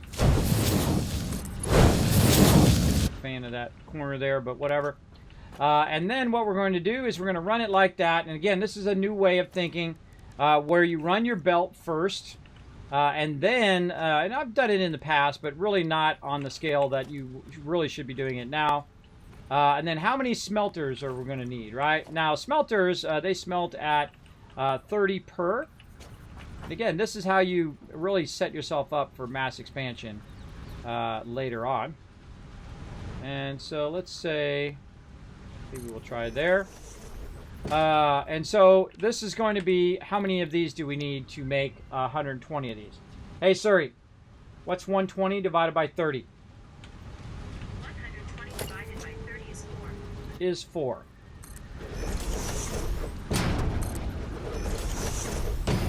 Four of those. Really awkward when you're got the belt in your way. There we go. And so we need 4 of these to do all of those, right? We need 4 of these to do 8 of these, because this is going to double this up over there. And again, let's hold down Control and make this super easy on ourselves. Oh God, it's so awesome. And let's just speed up a little bit. I hope you guys don't mind. What the heck? Why did that one not link up? That one did not link up. I held down Control. It must have aligned to something else. Guess it pays to be up high so you can see what up. And this one did not align either. Just take it out, but see, it keeps the conveyor, which is cool. And then get up on top here, and there we go. That's super cool. Okay. And then, yay, I can put my things back up here. And then over here, put that at the end. Get this going, get that going. We're going to go ahead and merge. We'll do that battle here in a bit. Let me go ahead and finish this production of these. And then we'll get that rocking. Get that one. Make sure the first one's aligned. Yes, it is. And you're like, Kismet, how do you figure this out? Well, I can visualize all this in my head, everybody. Oh, wait. Oh, I'm doing it wrong. I'm doing it wrong. Bad Kismet. Got to get in the habit. Got to get in the habit. Back in the habit. Let's just start like that, because that one doesn't need a splitter, really. It doesn't need, a merger. And then we're going to do this. We're going to pre-run all of our lines first. Try to get in that habit. Doing that. We'll take this out now. It's just the template. And then we'll run that over here. Like so, nicely. And then run that way over there. Oh, get me out of the way. There we are, looking sharp. Okay, now back to it again. Now we got to get in the habit. Back in the habit. This is a merger. Oh, New object added to the object scanner. there we go. New object. Let's get up here again. Make sure it's aligning. And we're going to just do a snap from the belt itself. The belt already exists. And there we go. Oh, I should have done the higher level belt. That's okay. We're just going to make them all higher level belts. And this is what I start to do at this point. I don't even care if I'm using excess resources. You're going to end up with crazy tons of resources, everybody. What would be worse is if you missed one and then all of this wasn't working right. That would be the tragedy. All right, and so we've got all of these good to go.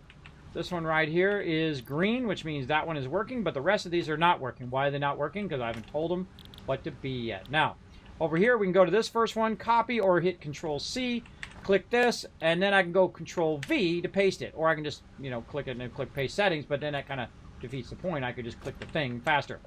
And there you go. And then over here, Control-V to paste, and now those are all set up, and now they're waiting for the raw resource to go in there. And I don't see the raw resource going in there. Something super funky about that. Connection there.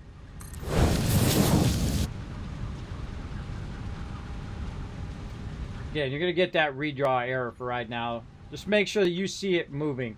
And that comes out of here. There you go. And it going that way. And you see it come out on that side there. And that thing goes green, green. Goes green, and then one at the end. Goes green. Now here at the end, we don't need the one at the end here. You don't want that running down there. You want to take that out. And whatnot. Or you can just, you know, add another segment and then just take it out.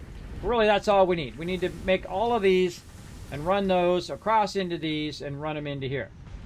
And again, let's go ahead and run all of this again at our level 2, which is this one.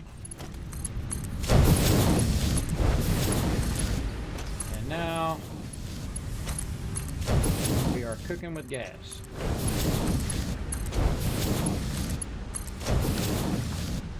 And then this one here at the end, we'll just line up nicely, back it up by 2. Run it in there. Do level 1s anyway? I think I did level 1s anyway. Oh boy. Nope, nope. Just that last one. Just that last one. I pressed my level 1 button, but let's just double check it all. But these are all level 2s. And then we never have to worry about it being wrong. Alright, there we go. Now this needs to go level 2 here. So that's going faster.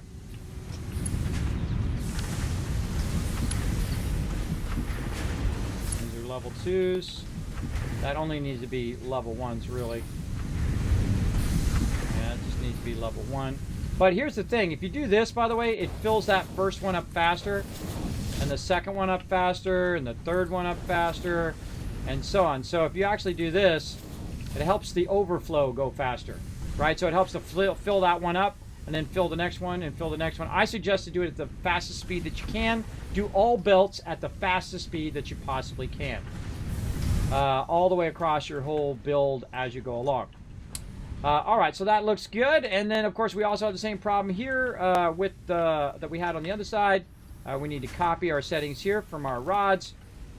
And then, again, you can see because it's red. And then open that up.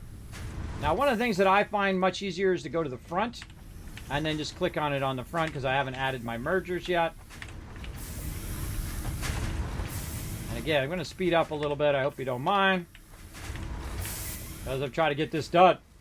All right, so now we got our rods done. Now we got to do our screws. So first thing we're going to do is we're going to take a look at our offset here with our merger.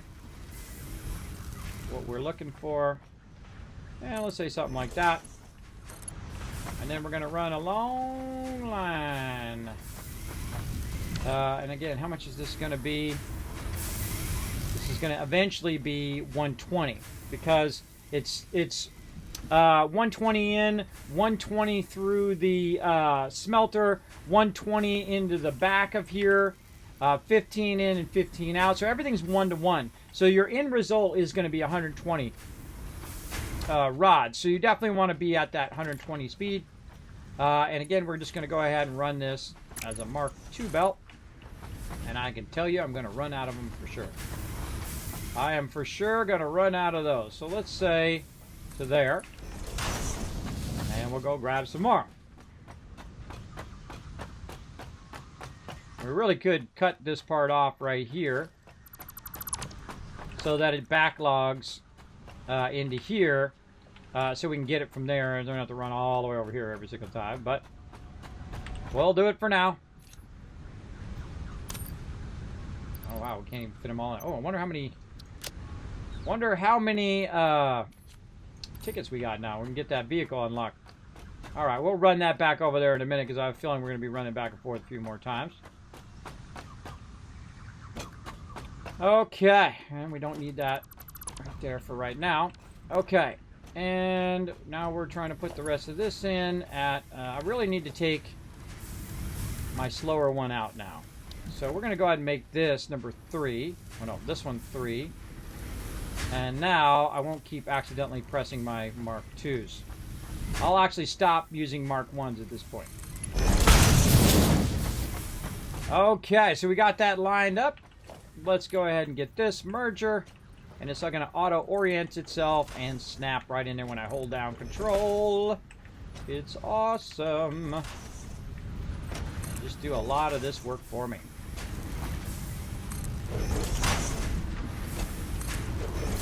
Yeah, I got to get in the habit of doing it this way and not the other old school way of doing it.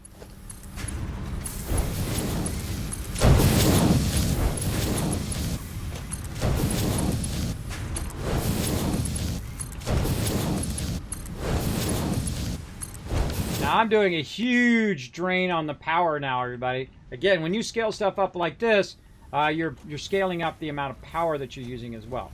So that's 120 rods being produced right over there. So let's go ahead and do a little zoop zoop. More zoop zoop. More zoop zoop. Let's go, baby. Now we're doing an extra long stream today, everybody, for some Satisfactory, as you can see. Now these are going to come out of here. Now we need to figure out what 120 ratio is in screws. So if it comes in at 10, right? So now instead of just 8 of them, if you take 10 and you divide it by 120, it's going to be 12. So now we're going to produce 12 times 40, everybody. That is a lot of screws. That's going to be a tremendous amount of screws. And guess what? It ain't going to be enough. It ain't going to be enough screws. Now, we are going to use some of the rods from this. We're going to divert some of those rods into there. So now we need to figure out the ratio of all of that as well. Hold on. We could have left this constructor. Let's leave this constructor here. And we need to figure out the ratio of how much 120 rods equals in rotors and screws, right? So this is going to take 20 per minute. So we want to probably do, like, say, 4 of them. 4 of them is going to be 15. 15 is going to be 30, and then together it'd be 60. So 60 would be 3 rounds of 6, or 1 round of 6. Yeah, so 6 of them equals 3 of these assemblers, is what I'm trying to say. There you go. And so say we do 6 of those. And then we leave 2 left for screws, all right? So 2 left for screws would be 80. So all we really need to do is make 2 of these for screws, right? So 120, and then the input of this for screws is 10, right? So we really need about 20 of that going into here, and that's going to be screws, which is going to be, oh, wait a minute, we need 100. You know, 100 screws? No, we need 100 screws. All right, hold on, I got to do that math a bit better. So this is 20. Let's figure out what the output, no, this is 40. 40, 80, and this is 120. So we'll do that, and then we'll go ahead and say, soup some more of that in. And we'll say that the output of this and the output of this are going to merge right into this one right here. Now, the problem is that all of this, what we're doing, is going to produce 4 rotors per minute. It's not going to be a lot, everybody, if we just do it to one thing. And the problem is that we need 20 rods, but we need 100 screws. So for every 20 rods, we need 100 screws. And this is where the math starts getting a lot tougher, everybody. When you start doing rotors and you start doing stators and you start doing all of those. But if you start with a common even number, like 120, you can figure out all the math and make this stuff work.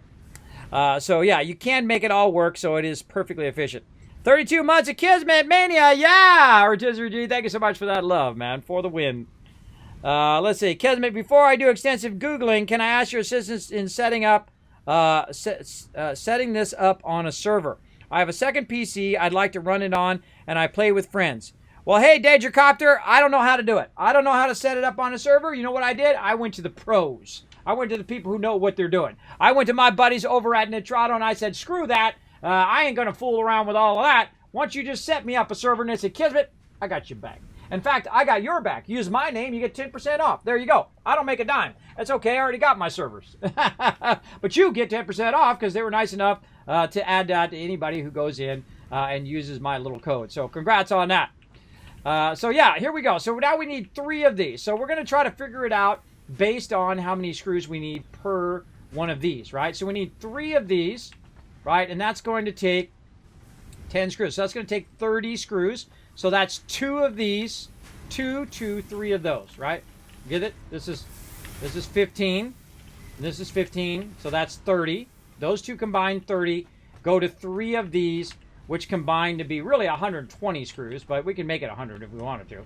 But you get the general idea. So that's 2 to 3 roughly. And so for every 2 of these, we could make 100 screws. Now, oh God, we're going to die. Oh God. Oh, survived that. I can't believe it. Lucked out on that one, everybody. So how do we figure it out? Well, sometimes you don't even need to figure it out, everybody. You just make the minimum amount and you let it run for a really long time and GG, you're done. But you can actually figure out the ratios of all of these simply by running all the screws in a row and then siphoning some of the screws off or some of the rods off to just be rods themselves. So what we want to do is figure out how many of these we've got. We've got 8, right? So let's say we take half of these. 4 of these are going to be for screws, right? And that's going to produce 240 screws.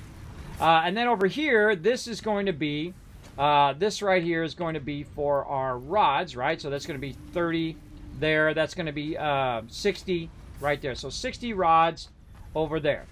And so we need 20 per thing. So that would be 1 of these, 2 of these, and then 3 of these. Now, the funny thing is I'm trying to make rotors, and those are the things, the very things that I need to make the thing that I'm trying to make. I need the actual rotors themselves. Find my crafting bench. There we go. So I have to make some of the rotors manually first before I can make them automatically. So let's go ahead and have that make me a bunch of rotors so I can get those assemblers in there.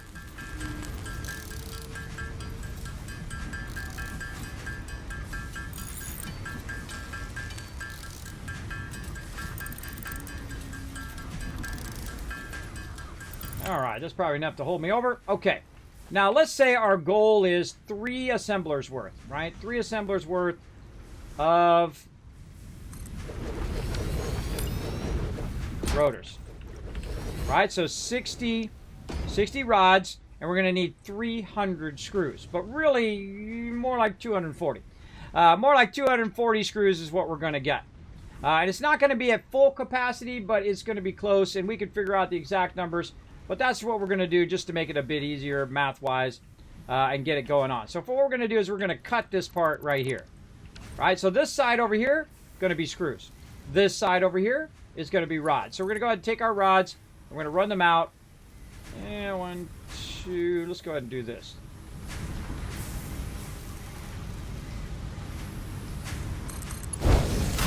Put our rods right there for now. And then on this side, we're going to go ahead and run our screws back behind here. Like so. So we're going to go ahead and take these out.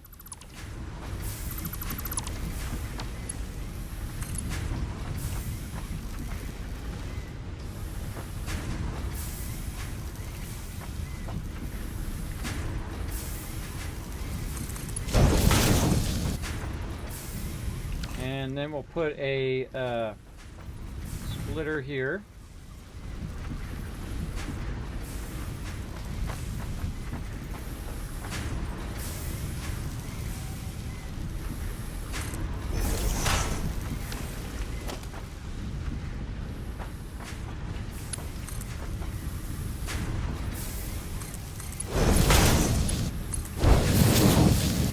Okay, offset. Offset just to drive me crazy. Even though I'm holding down control, it's not perfectly doing the thing, but I'm sure they'll work on that. Oh, I put 2 of them down. Okay, so that's going to go into there. Now, if we're going to do 2 sets of these, we're going to do 4 of these. That's going to equal 6 of these. So now we're doing 6 of these. Now, again, look how much I'm scaling up my base, everybody. If you've ever played this game before, you know that I'm adding massive tons of power requirements just to make these rotors work. And this is why I usually don't do this early on. I usually don't make all this manufacturing. I just kind of progress through the various different levels first, and then I do all this kind of larger manufacturing more toward the end. Oh, I'm doing it again, everybody. I'm doing it the old school way. No, let's do it the new. Let's do it the new way. Or we just run it on down the thing here. We got to get used to doing it. And we're going to run it all the way to the end there. And then we're going to get up here and we're just going to snap these in, lickety split. And they're already going to be oriented in the right direction for us. and we don't have to reorient it or try to align it. It's going to help us with all of our alignment, just like that. Easy peasy. And then we got all of our interconnecting ones done already.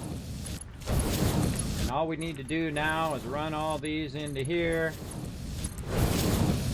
Wonderfully. And then tap more into our power over here. We'll put that right there. We'll connect this one and that one. And then here, this one and that one. Jump way to the end here. And put that right there. This one and that one.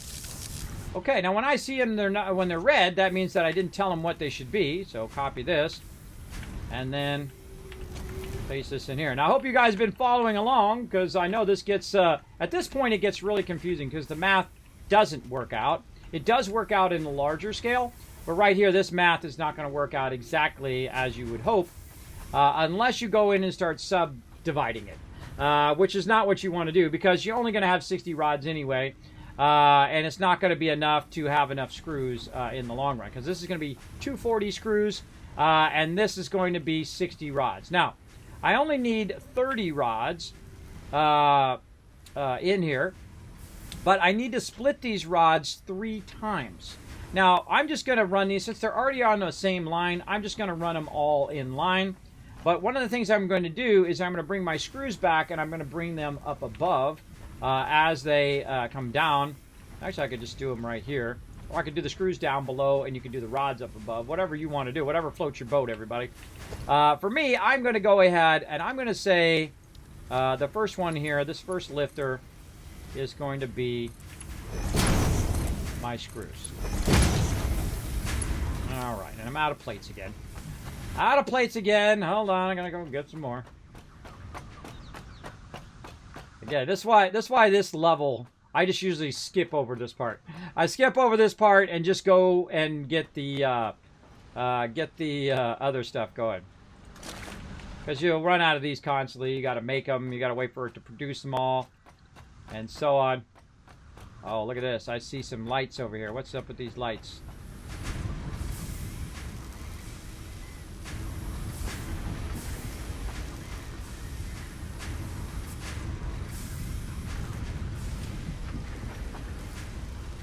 I don't see no lights.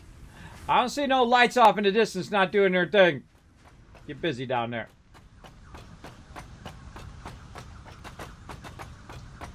Alright, oh, wrong level.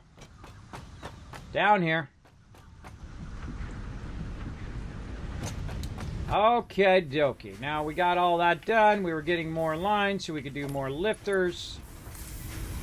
Right here. Okay, now what we want to do is align our lower and upper ones together.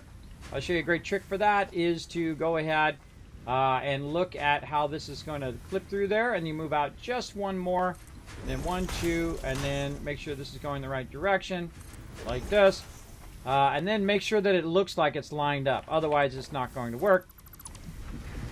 And then we'll take those out. Now, one of the cool things, again, we can do is just go in here, and we can hold down Control, and it's going to go ahead and line that one up, this one up, and then the back input of this all at the same time. Now, another great trick for this, by the way, is to just put them next to each other. And that's usually what I do. That works great. You just go like this. You do all the bottom ones first.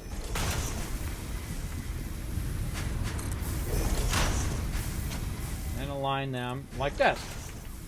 And then you do the top ones. Make sure it's going the right direction. That.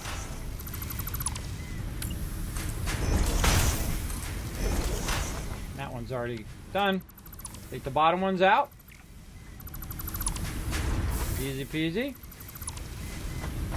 And connect all these bottom ones together.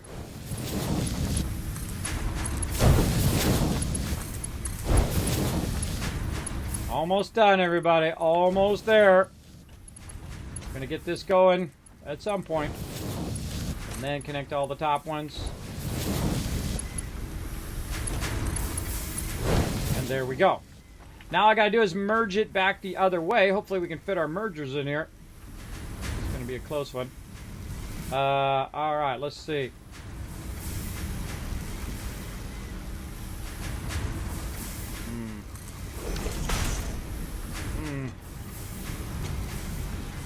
Wow. Wow, that just perfectly fits. Crazy. Crazy. Okay, do this. Oh, wait. This.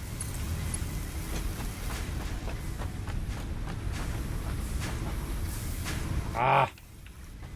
Not enough plates.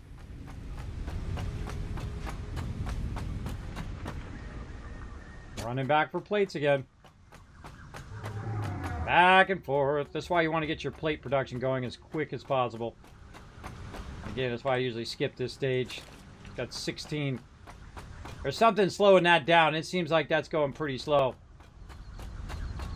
I'll have to go down there and see if something... Because look at that. If it turns yellow, there's something slowing down that production. Why is that going yellow?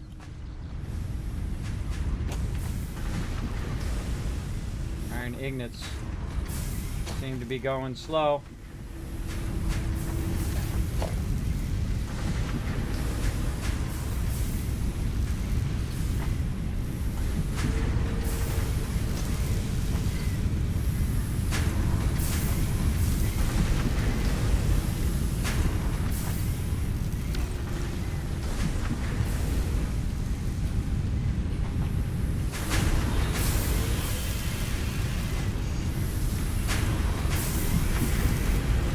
Not feeding in there fast enough.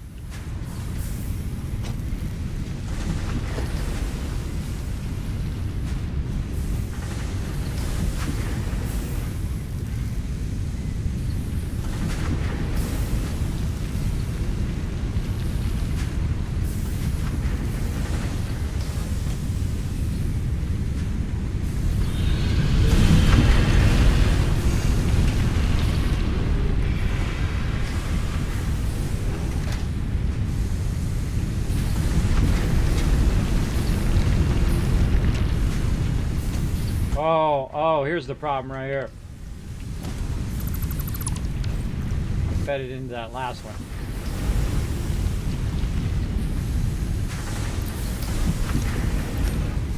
Let's just give it a little bit of help.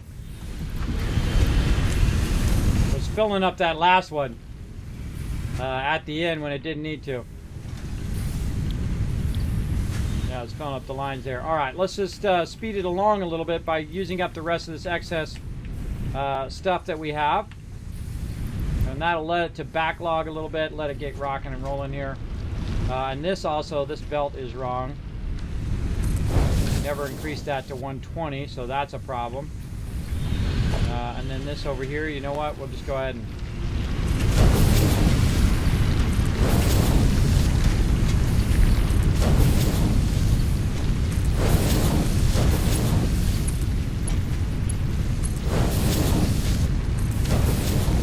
Oh, I just put it in the last one again. Darn it. Stop it.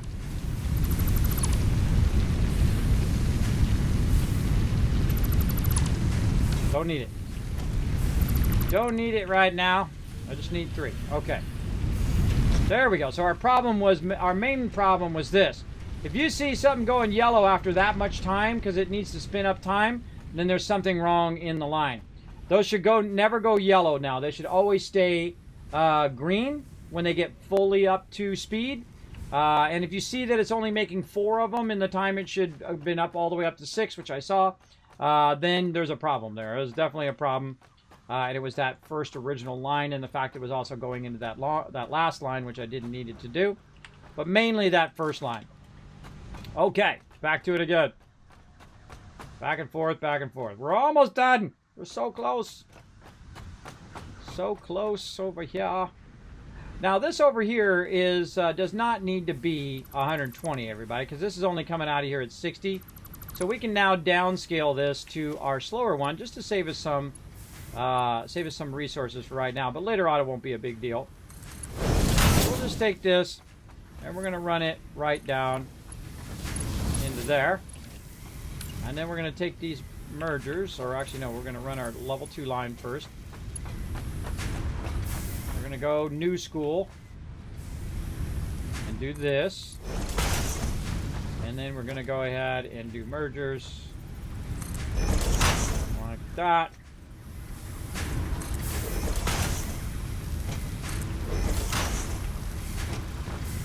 Now we're going to have a bit of a problem here. Now that I think about it.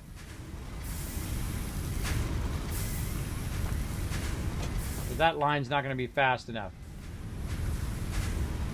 So one's going to be 120. So 100, 100. You see it's going to be 120, 120, and it's going to have 40 left over in there. So the 40 will go in the last one, but I can't run it because I don't have something that goes 240. So I have to actually readjust that. So we need to cut this one right here. And, oh, I forgot to do the one there. And then I want to do this. So, how can we do this?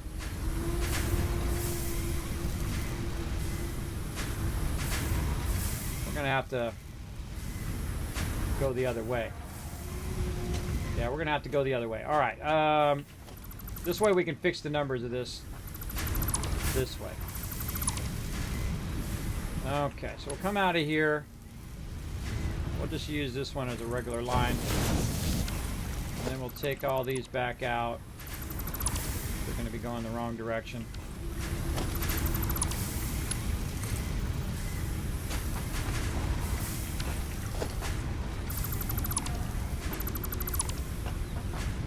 This is the trickiest part, everybody, is how to get 240 when your belt only goes 120. So the first three here are going to be one line. And now I'm going to have them merge this way. Now you don't really need the first one as a merger anyway. So we can just take that out. And then now we have the belt direction going this way. As it should. Really close to that. All right. Got that going. And then this now needs to feed up into here. And how can we do that? We can do a 120, 120. And then triple split. Yeah, triple split. Okay. We're going to need a triple split, everybody. We're going to need to break it in thirds. This way, it can go at that belt speed. Okay, we're going to take this one, and we're going to change our mind on this one, and we're going to turn it this way. And so we're going to merge these two together, like this. And we're going to do what I call the center merge. And so this one's going to come out of there, and it's going to merge into here. And this one's going to turn this way. And so we'll go ahead and run this. Come on. Oh, nope. Come on, cursor. There we go. And, oh, let's get this out of here. Bring this back. And we gotta make these separate because we don't have a belt fast enough to do both of these. So snap there. Snap there. Okay, now we got this going. So this is going that way, and that's going that way. Okay, so this is running this way, this one's running that way, and now we're going to merge it together and then split it in three ways. So this needs to, no, this needs to, no, I can't because I can't do a merge of 240. So we're going to need to split to 60, 60, and 60. That's a tricky one. That's a tricky one because you got to do advanced math. Okay, so if I did it 60, 60, and 60, I could split the 60 again, and that would be 30. So that'd be 90. 90 and 90.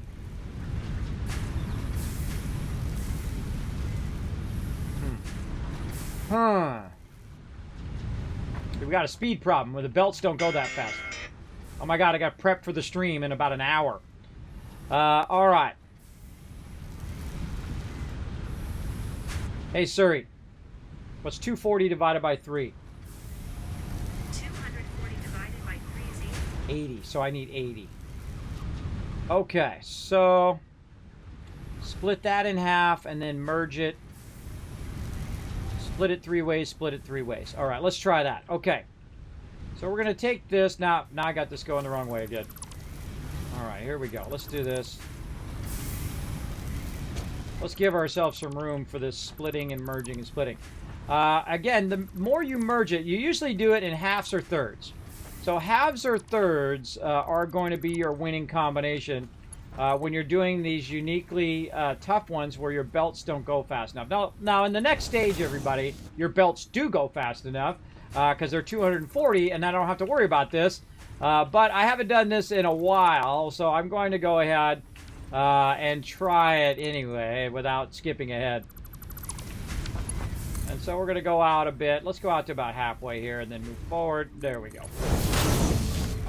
Again, trying to make myself use the new way of doing this, where we are doing the directional alignment. Don't worry, I'll get it here. And again, I'll do that battle here in just a second, everybody. Let me get this thought out for a second. Okay, so now here we go. We're going to play a little game of mergers and splitters. So the first thing we're going to do is we're going to split this into thirds, right? So we're going to take this, and we'll just do this, and we'll take this out of here, and we'll run this. Let's say the other way. Let's run this way over here.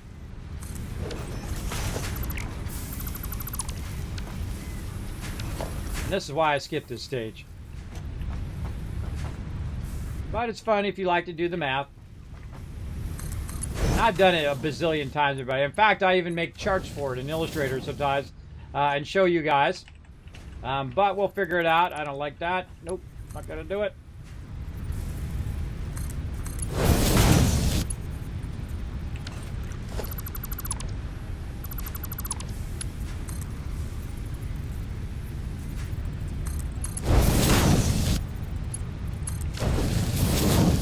Nice 90s in there while we're at it. Okay.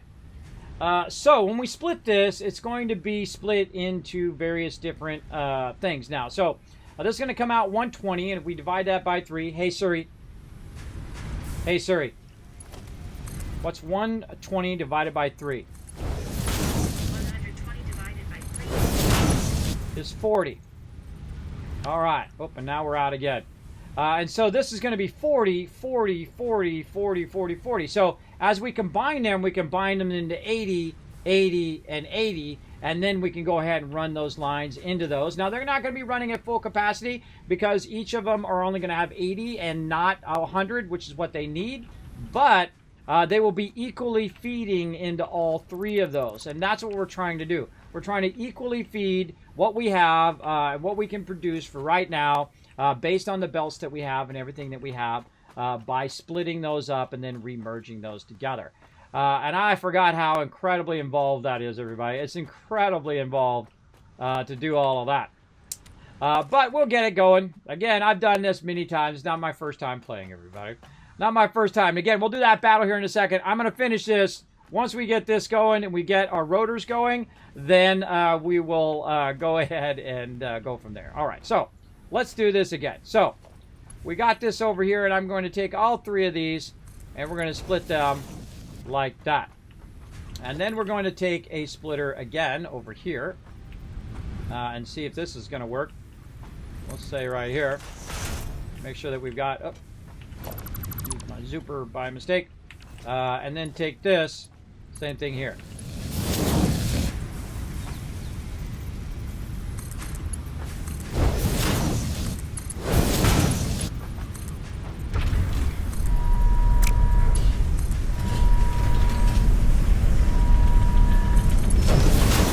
Oh, did he already do it? Oh, he went and just made it. Oh, come on, bro. Come on, bro. I'm working hard to make that automated. He just went and made it, everybody. He just went and made it and put it in there instead of letting me automate the whole thing. That's what he just did, and he launched it, and I didn't get to show you launching it. If you're gonna do that, bro, communicate, Kismet. Put it in there and do it. Oh, he already made them. He made them offline. All right. Well, if you're gonna launch it, tell me so I can show the stream. Bad communication there, Mini Merp. Mind if I launch the smart place into space? You did tell me in the chat right there, 901. But you should have waited, bro. You should have waited for me to respond. But that's what I wanted to show you guys. But oh well, you can't undo it now. So I was automating the whole thing because you know why you automate the whole thing? Is because you not only have to do it in the first stage, but you have to also do it in the second stage, and you need to do 500 in the second stage. So that's why you want to get that set up. My bad. Yeah, again, make sure to communicate because I've been working all day for the last 8 hours to do that one thing right there that you just did. Yeah, because I was hoping that he would take it over and do the rotors and then do it all, but nope. Okay, well, back to work, everybody. So I'm just going to finish it now, even though I missed out on the funnest part, which was launching the space elevator and whatnot. But, you know, that's how it goes. Again, just assume the answer is no next time. All right, assume the answer is, hey, wait till Kismet does it. Okay, so now we've got our lines, right? Now we want to go ahead and merge these lines together. So these two are going to merge. So let's just get this going out. And this one we're going to send to the left. Now this one we're going to offset the merge so we can do that as well there. And then this one I'm just going to go ahead and put the other way like this. Now this is probably not the most optimum way of doing this, but it is going to work in the long run. Now we just connect these together. And again, that's 40 and 40. We'll take this out. And that's 40. And this is 40. All right, so that's 80, 80, and 80. Now, how do you get these into the right places, the right thing? Now, the first thing I would do is get this one, the outer one in, and then put that to the very first one right over here. Oh, what? Oh, I don't have enough. I don't have enough things yet. All right. I know, right? RIP. All that hard work just to launch the space elevator, and he launches it without even waiting for me, without even asking, waiting for me to finish. I know. It's a tragedy. It's a tragedy. Greek tragedy, everybody. Yeah, he made them manually, but I was going to not make them manually this time, and I was going to build out all the production for it ahead of time because it's both the first and second stage. But there we go. That's what happens when you do stuff without asking, without communicating. Those kind of miscommunications happen. And that's why I talk about it at the very beginning. And now you saw an example of it. Worked so hard on that and then didn't even get to press the button. But, you know, I get over it quick. It's no big deal. I'll live. All right. So we got to fix this right here because this is actually going to be in the way. So let's go ahead and merge it. Let's merge it in a different way. Or this one. You know what we can do here? Here's an even better idea. Let's take this and make it a little bit more space efficient and see if we can get away with this. Like that. And then we can run this one up here and that one up there. And then we can do this. Okay, now we want to go ahead and try to align this again way the heck over here. And this is when your spaghetti starts happening, everybody. This is when you start making stuff that just runs from here, there, and everywhere.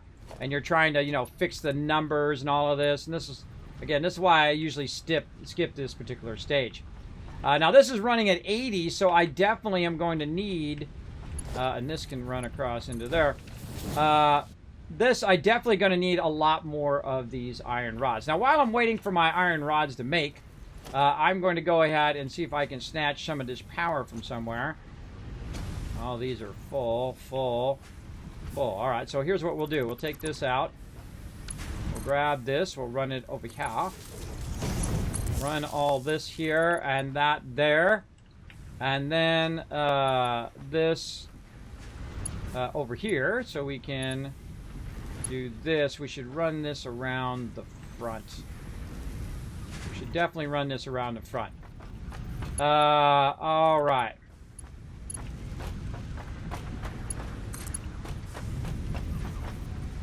Put that right there. This way it's not going to interfere with our run lines in the back. We'll run all 3 of those like that. All right, there we go. So that'll start running those rods in and kind of preempt those rods going. And then we'll run these into here. We got our first one going. So this one's going to actually start up. This one will start making rotors. And this one, we can go ahead and tell to start doing our screws at least. And then this one here at the end also, I mean rods at least. So rods there, rods there. And now we need to make all of this work. So we're going to do this one. You know what? Let's move this one forward. Let's say splitter here. And then we're going to put one up above too. Again, this is the nightmare. This is why you end up with spaghetti in this game. This is the nightmare of spaghetti because you don't have the fast enough lines. Now, here's what I'll do. I'll come back and I'll take that whole section out where we're splitting it and remerging it. And I'll just put a 240 line in and I'll just run it all in line. Because that's how normally I would run it. So there we go. All right. Again, we're going to keep working away here. And we're going to run right into the other stream here. I'll take at least a little bit of a break. But I got to just put this one last thing in. We're so close. One last thing. This is how you end up playing this for 40 hours. You want to do that one last thing. So that one's going to go there. And then this one just needs to go from there into there. All right. Now the second one is working.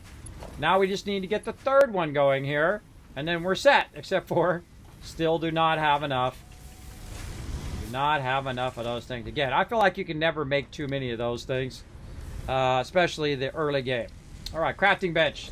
Let's just go ahead and make some ourselves because we've got some we can make right in there. Let's get her done. Yeah, Mini Murph. Next time, think that through, bro. I wonder if Kismet wants to do this on stream. I wonder if he's been working on this for 8 hours to do this one thing. But that's okay. Don't worry about it, man. Don't stress about it. That's why we play as a group on stream.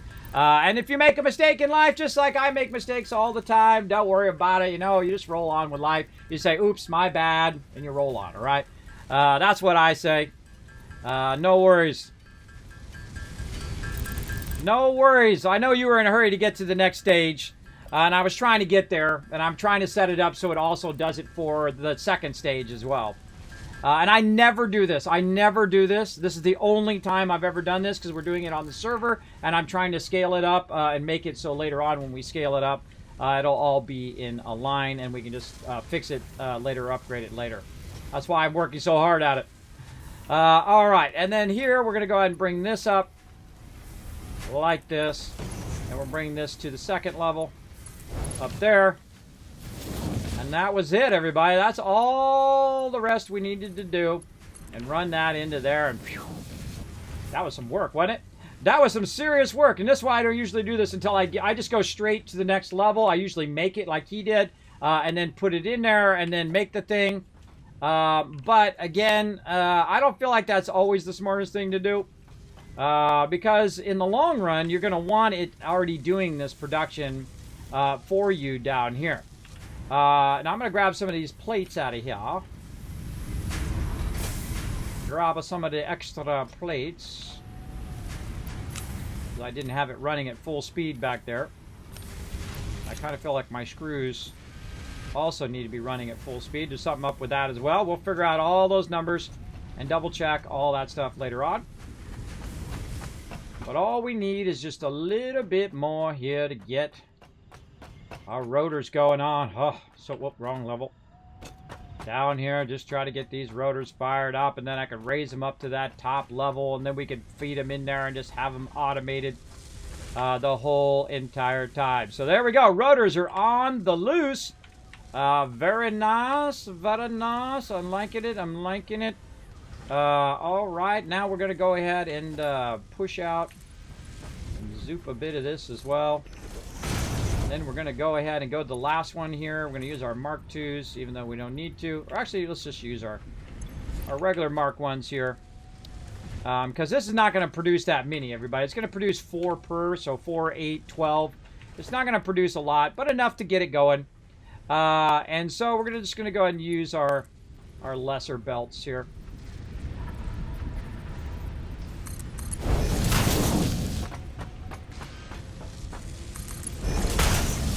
And then we're going to go ahead and merge, hold down control, see if that lines up. It did. Awesome.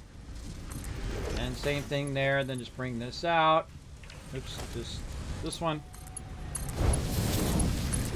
That'll save us some resources. And again, it'll save us some resources. We don't need the merger at the end. It's just that, like that. And there's our rotors, everybody. Was that some work or what? Man, this game can get really involved. Especially the reinforced iron plates are probably your first biggest hurdle. And then after that, your rotors are really mind-bending. They're really like, oh God, what am I doing? So let's go ahead and reconnect this over here. So this is running. The funny thing is I need the things to run the thing. Get those out of there. Right there. So let's run this across here. Not enough. Not enough of them. All right, we got any in here? Yes, we do. All right, there we go. So run those into there. Okay. Those are now running back into there. And so those are now getting the reinforced iron plates to come down here in a minute. Down the line into the... What the... Oh, there's something funky going on there. Is that a Mark 1? This is Mark 1 here. What are we producing those at? Those actually don't need to be a Mark 2. Let's just actually downgrade that and get some of our resources back. There we go. What's this here at the end? This is Mark 1. Okay. So we got that running down the line. It's not going to be going any faster than... It's making 10 of them right now. So it's not going faster than a 60 belt. So let's just save some of that. And we'll let that run. Now, this one here at the end, which has some modular frames in it, which is not what goes there. Sorry. I'm going to take that out. And oh, wait, no, I put the rotors there. So, wait a minute. Wait a minute. Something's wrong. What happened? This is my rod. This is... Why is this plates? Okay, this is all screwed up. Okay, people. What are you doing here? What is going on? Why is all my stuff switched around? Okay, don't switch my stuff around. Don't switch my stuff around. Oh my God, what are you doing, bro? You just switched all my stuff around. You're making my brain hurt. Okay, I had it in a very specific order. This is what you don't do. You're doing 2 things you shouldn't do. First, not communicating. Say, Kismet, I'm going to switch your lines to something else. I'm going to switch it to something else. Mini Murph, this is a red flag, bro. That's a double red flag there. You just changed the order of all of my stuff. Yeah, don't do that either. That's bad communication there. Okay, I had it all set up in a very specific way for a very specific reason for the long term. I will come back and fix it next week. But this one right here is the rotor one, and this one right here is going to be my copper plates. That's why that one was empty. Yes, as I was explaining earlier. Okay, well, whatever. We'll deal with that later. Right now, let's go ahead and run this down and try to get our rotors up here. Okay. Well, we got this, everybody. We're going to get it. We're almost there. Do not change my stuff. As I explained at the very beginning of the stream, do not go in and change someone else's stuff that they built. Do not do that. All right? That's a red flag for any teamwork thing. And that's why I mention it every time, because it happens every time, even though I explain it every single time. Let's go. All right, rotors in. We'll go into here. Rotors are going to there. Let's just finish this off so I can at least run those smart platings and get all that stuff going. Again, communication is the key, everybody. Be a great communicator if you are working as a part of a team. All right, here we go. Right here. We're going to go ahead and put our final thing in there and run that right up into there. Actually, I could have probably put that a little lower, but we're just going to run it at this point. And there we go. All right, it is now fully automated, everybody. And again, that's why I don't usually do that, because it takes a lot of extra time. But there we go. And Mini Murph, I'm going to let you put that back the way it was. Please restore that back to how I had it. Because I put it there for a very specific reason, in a very specific reason, in a very specific order. All right. Now we want to see the rotors coming out of here. If we don't see the rotors coming out of here, something has gone horribly wrong with what we've done. Now, usually it's going to be your lifter, by the way. That's usually going to screw you over. That it's not lifting it or sending it or putting it down or whatever. But we can see they're coming up there. And we want to see them coming out of here. Now, the great thing about Satisfactory, both as a single-player game and also as a multiplayer game, is one person can just let it run. Now, because we have a server, we can just let the server run and run and run and run, all right? So we're just going to let that run and run and run, and I can actually log off right now, and it will keep going until it runs out of power. But I'm going to go ahead and just let this run, and it's going to do up to 500 smart platings and feed them in there. So it would actually do the first stage of 25, and look, it's already done 3. And then it will do the second stage of 500, which is why you want to do that in the first stage if you want to think about the first stage and second stage, if you're thinking far ahead, right? So then you might as well build it at the very beginning and just automate it, because you're going to have to automate it at some point, especially in the second stage as well, which is why I went through all of that. We let that run. So now we just let that run, GG, as long as it's got enough power, as long as we take extra time to grab the leaves and grab the stuff and get it going. Now, from there, what we can do is we can go ahead and upgrade now to coal power, which is, I know what LOC wanted to do. And he wanted to get in there and build out all the coal power and add coal power to the thing. So make sure not to take his fun away, Mini Murph. Don't go and do everything and unlock everything in the game and leave nothing for anybody else to do. Or I will boot you from the server. All right, now you're already 2 strikes in. You don't want that 3rd strike, right? So you're welcome to go ahead and continue it on, but leave people some stuff to do on the server as well, all right? Leave other people stuff to have fun as well as I progress through. And I like to show stuff on stream, so keep that in mind as well. So that's our next big goal, and that's why we wanted to unlock the first one and unlock the second one. Well, that's why I tell you up front, so you shouldn't feel bad about it. If you made a mistake, no big deal. But that's why I reiterate it over and over. And people say, Kismet, why do you say that so much time? Why do you say, hey, why don't they just read the chat rules? Or why don't they just read the rules when they click the green check mark and everything? And it's because some people miss it. Some people don't read it. Some people go into that automatic mode where they're just trying to forward the game and they're not thinking about working with other people. So I always give people a chance to make mistakes and learn from them. And that's it. That's all. That's what you should ask from anybody, right? Oh, I made a mistake. You admit your mistake. I made a mistake. Sorry. And then you, from then on, learn from your mistake. If you don't learn from your mistake and continue to make the same mistake, well, then that's going to be a problem. But if you say, okay, Kismet, no worries. I will, I'm going to build up a little bit of coal power, but I'm going to let him build out the big coal power, build out a big epic coal power area, because I know LOC wants to do that, right? So you're thinking of other people, not just of yourself, all right? Not just in a hurry to get it done as quick as possible, right? We're not in a hurry. The whole point of it is we're doing it together. He's not doing it too well. Well, he's actually doing a great job. He's off working and doing collecting and finding and upgrading the things and doing all of that, which is great. But he didn't think through the launching of the thing, and that was a mistake. And then changing my stuff, which I said right at the very beginning, if you are going to come join us, do not change my stuff. Do not disassemble my stuff or redo the stuff that I'm doing in the basics. Just go ahead and make more of it elsewhere and bring it in and upgrade it and do whatever you need to do. But do not change the order of my stuff I did. Do not take out the hub and move it somewhere else, or the space elevator and move it somewhere else. Do not disassemble all of the stuff that someone else has done. Maybe someone went and built some coal power somewhere, or someone went and built some concrete somewhere. You want to go and do other things that you take possession of, right? I'm going to go get another node, Kismet, and I'm going to do that node, and that's the node I'm going to do, and I'm going to run it back, right? That's what you want to do. You don't want to say, hey, Kismet, I'm going to take the whole base out, and I'm going to rebuild the whole thing the way I think it should be. Don't do that. You do that, and you're out. That's for sure.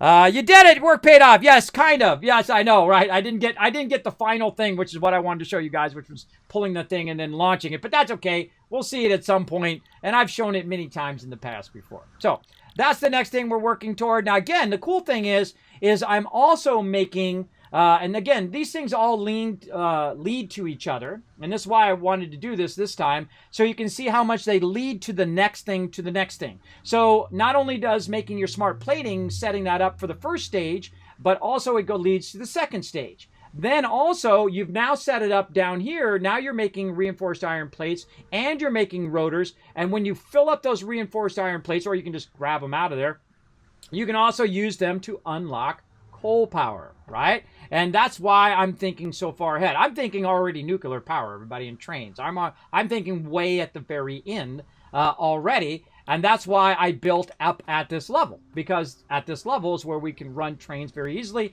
and we can run trains right behind here in that way. We can run the trains behind here and run it down the various different things, and then double feed it from back, because we're going to have the double stacked ones eventually, and then you feed it from the back, and then you can run the train all over the place. You can multiple trains coming through. You can make a whole train switch track and all sorts of killer stuff we'll get to eventually. But if you guys want to come in and play on the server, it is a 24-hour server. Again, don't tear my stuff down. You can add to it. That's fine. If you want to add more concrete, you want to run the stuff into the appropriate box. There we go. Into the appropriate box. Again, this one's supposed to be... here, I'll just make some and put it in there to make it not hard to understand. Over here. And the reason why I put this one here is so I could run it over there. And this is what I do at the beginning. I call this offline production. Normally, I would make a bunch of it, run it in the box, and then put 2 boxes behind here, and then just put it in those boxes. And then it would just run until it ran out of that box, and then I have to go grab it and put it in there again. This way, I don't have to run all the spaghetti lines in between at this point. Or I could run it underneath and run it over. But you get the general idea. I feel like a lot of times when you're doing stuff for the space elevator, a lot of that stuff is temporary, right? Like this you'll use twice, but some of this other stuff you're not going to use for the next thing down the line. And so making a whole network of making that stuff doesn't help you really in the long run. But you could run it into the Awesome Sync, and then you get a bunch of tickets from that as well. Now, speaking of Awesome Sync, let's go at least do that. Hopefully he hasn't grabbed my tickets. Wait, no, I haven't had it running. That's right, I took it out. I haven't had it running all this time.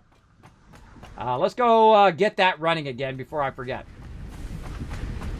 Or has it been running? I don't know. Maybe it has been running. I don't remember disconnecting it. It has been running. Yay, print coupons. All right. At least I can unlock the car. Again, see, this is how I like to play the game. Now, some people... You know, they're just like, everybody go do their own thing and whatever and all of that. I'm not a big fan of that because, again, it's like this kind of stuff happens where people start to rearrange your stuff and they think they can do it better and they got like a chip on their shoulder and they're like, Kismet, let me show you how to do it better. I can do it better than you. Let's do the thing, right? And they're trying to prove something all the time. You don't need to prove nothing to nobody, everybody. You don't need to prove nothing to me. It's okay. Just be part of the team is all I ask. I just ask you to be awesome. So let's go ahead and get this factory card here. Let's unlock that. Let's add that to the cart. And then we're going to buy all... There we go. Now everybody can use the factory cart to get around a little bit faster. Purchases. Now it doesn't show up in here. It shows up in the workbench. So there we go. Now they can unlock anything they want. I usually just like to unlock the cup in the vehicle. And that's it. And then they can unlock all the rest of that and go through all of that and get that going. But hey, look, we got this automated. It's cranking. Wow, it's really cranking. Now, of all the things I would overclock right now, everybody, it'd be this thing right here. Overclock the heck out of this thing. Boom. Now what it's going to do, instead of 2 of them, because I'm putting way more reinforced iron plates and rotors in there than it's using right now. And I could actually double it up and double it up again. Actually, making 3 of those would have been smarter. And we can readjust all of that later on. Again, you'll scale up and scale up and scale up into a very, very large scale where you're doing 10 times of all of that. Oh. Uh-oh. There went the power. Is it because I was producing too much stuff? No, it's because it ran out of... One of those ran out of power down there. And that's going to happen. And that's why you want to get to coal as quickly as possible, because this happens constantly. I'm going to run down here and see if he's got it. If he hasn't got it, then I'll go ahead and take care of it. He's got it. He's taking care of it. Mini Murph's on it. All right. Again, if he's doing it, I don't need to go do it while he's doing it, everybody. That's rude. That's rude to do. To go in there and do that. Okay. Oh, I was going to make some. I was going to make some stuff so I could put it in there so everybody knows what the copper sheet is here. Copper ignites. I don't have any of those. Did I put some in here or maybe in this? Oh, I never went and got those boxes from down below, did I? Nope. I never did. Well, let's go do that. Okay, now what I'm going to do real quick, though, is I'm going to put a little storage box just randomly off to the side here. I'm going to put all this other stuff that I have on me in there. Oh, I might be... Am I doing... Oh, yeah. Oh, that's some fusey problems there. That's some fusey problems. So, what am I doing? I am going to get the stuff down here. That's what I'm doing. Alright, I gotta collect all this loot I left down here. Right here. Take all that out of there. Okay, now here's a great little trick for the Awesome Sink, everybody. Is to go over here and make yourself a bit of a... actually, I can put the Awesome Sink... I wonder how much power I have. Do I have enough for another Awesome Sink? Nope. Are you missing? There's not enough power? Try to get it. One of your power grids is shut down.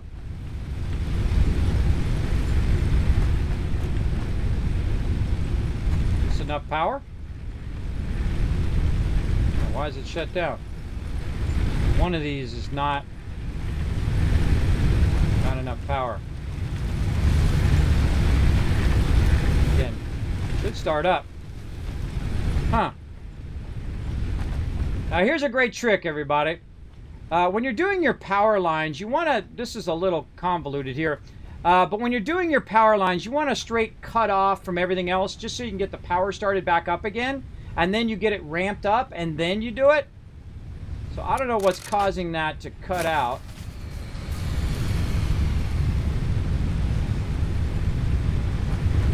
Huh, let's turn the Awesome Sink off. I don't know why he has so many individual power lines here. We'll cut the power line there. Cut the power line here. We're just going to go ahead and cut all the power lines that are leading out of here. Cut this power line.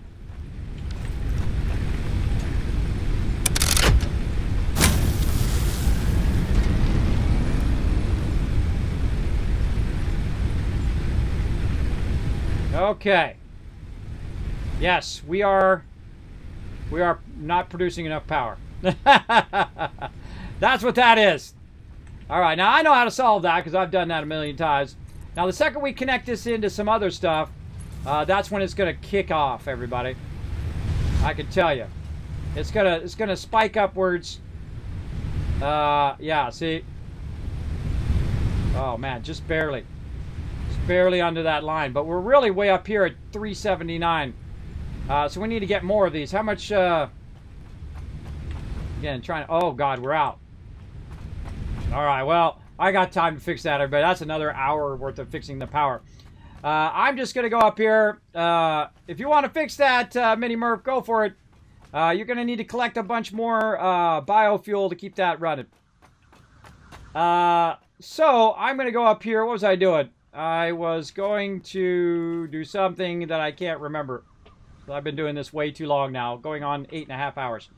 I was going to do something. Oh, it's moving the stuff. That's what I was doing. All right, that I can do. I was going to make another Awesome Sink, but we'll let him work on that power.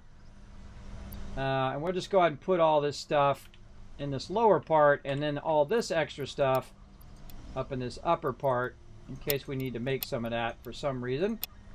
Right there.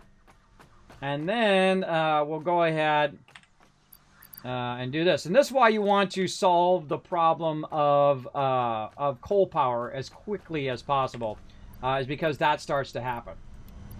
We got to scale up our up our lower end power, our oh, there's a yellow slug in there. Our biofuel. We got to scale up our biofuel enough in which we can go ahead and collect enough reinforced iron plates and rotors and all of that to unlock coal power, and then go get the coal power and combine that together and make that, and then connect that in, so we no longer need the biofuel, and it becomes a perpetual power that all we have to do is just keep add more and more and more to it. So it doesn't shut it off. And we're doing a pretty extreme starter. This is day one, everybody. We started from nothing. We started from scratch, and this is day one of our factory. And we have really taken it to another level here. And I've kind of built the minimum amount of stuff that you would need to build at the early levels. But this is why I don't usually use it biofuel early levels. I just try to get to the thing as quickly as possible. All right, so I did that. I'm moving my stuff. That's what I'm doing. Stay focused. Stay focused, moving this stuff out of here, back into the upper levels, so I can have all this extra stuff in case we need to, do flowers, or we need to do ma'am, or we need to do whatever. That'll be up here, and he'll get that solved. For launching my my thing earlier, he can now solve the power problem and make up for it. I'll assign him that task. Now, I know LOC will probably be back to help out, too. So if you do have a problem with it, don't worry about it. I'm sure he'll come and help out. All right, so there we go. And I'll just keep that stuff on me for now. We'll get that out of there, and there we go. Now, what I really need to do is take some of this stuff and put it back in its appropriate box so other people can use it. Wow, look at all that concrete. So I'm going to go ahead and put that there. Now, one of the things you want to do at the end of your day is to put all the stuff back so other people can use it. And that's why I have this all in a specific order, everybody, is because I'm going to put the stuff back in there so other people can grab it. And then later on, it's going to have even more specific order and a more specific reason as well. So there we go. Put that back in there. I appreciate you restoring that for me, Mini Murph. I appreciate you getting that done. Okay, and then we wanted to have a little bit of copper, which is what I was doing. That's what the whole point of what I was doing, all of that, was to find a bit of copper here. There we go, a little bit of copper. And then we can go ahead and set the precedent of copper ignet and copper sheet.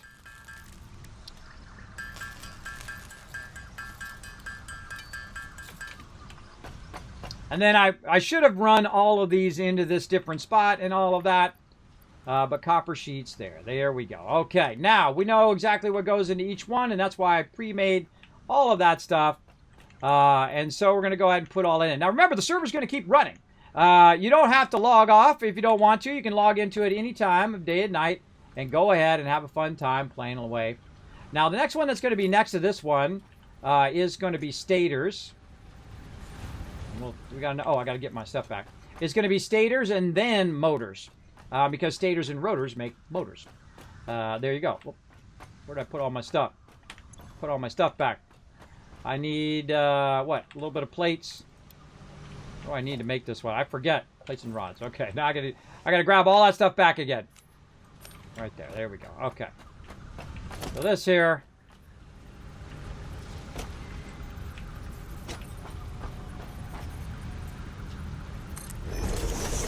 And then we'll go ahead and just divert this one here.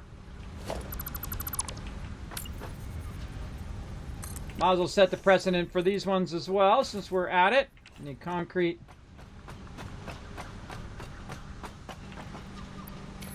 Again, these are what these are for, so other people can come and grab it, and they'll be in a certain order and whatnot. Okay, so let's go ahead and put these three in. Yes, you're going to see some floating resources, but they usually go away after a little while. These little floating resources, again, remember it's in early access right now. And again, these should be our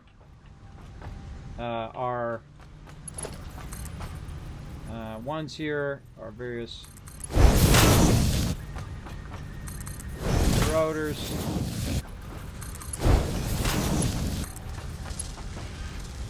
Why am I running that at that higher speed? Whatever. Oh boy, let's get this in there.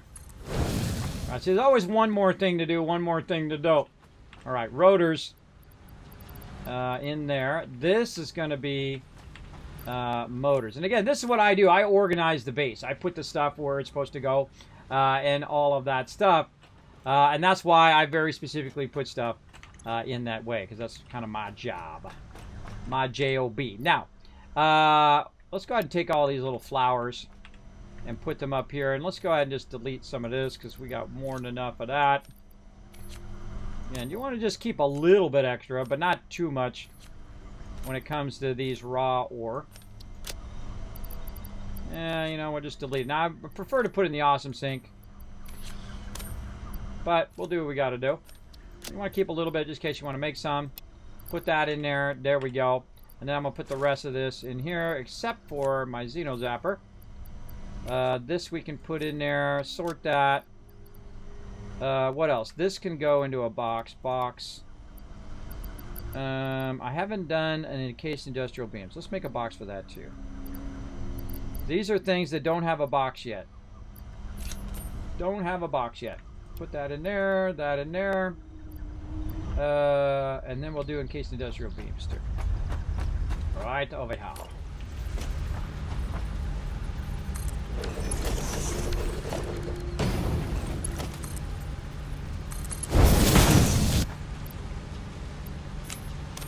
That'll be our spot for encased industrial beams. All right, now this one I don't have any stators right now, and the rotors are not coming out of there anymore because the power's off. But, oh, no, the power's back on. He's restored the power. All right, nice job. So looking good. Now all you had to do is go around and collect a bunch. Use your chainsaw to collect a bunch of stuff. All right, that took way longer than I think it was going to take, but, you know, that's the way this game is. That's how it goes. Right there. And then put these in here.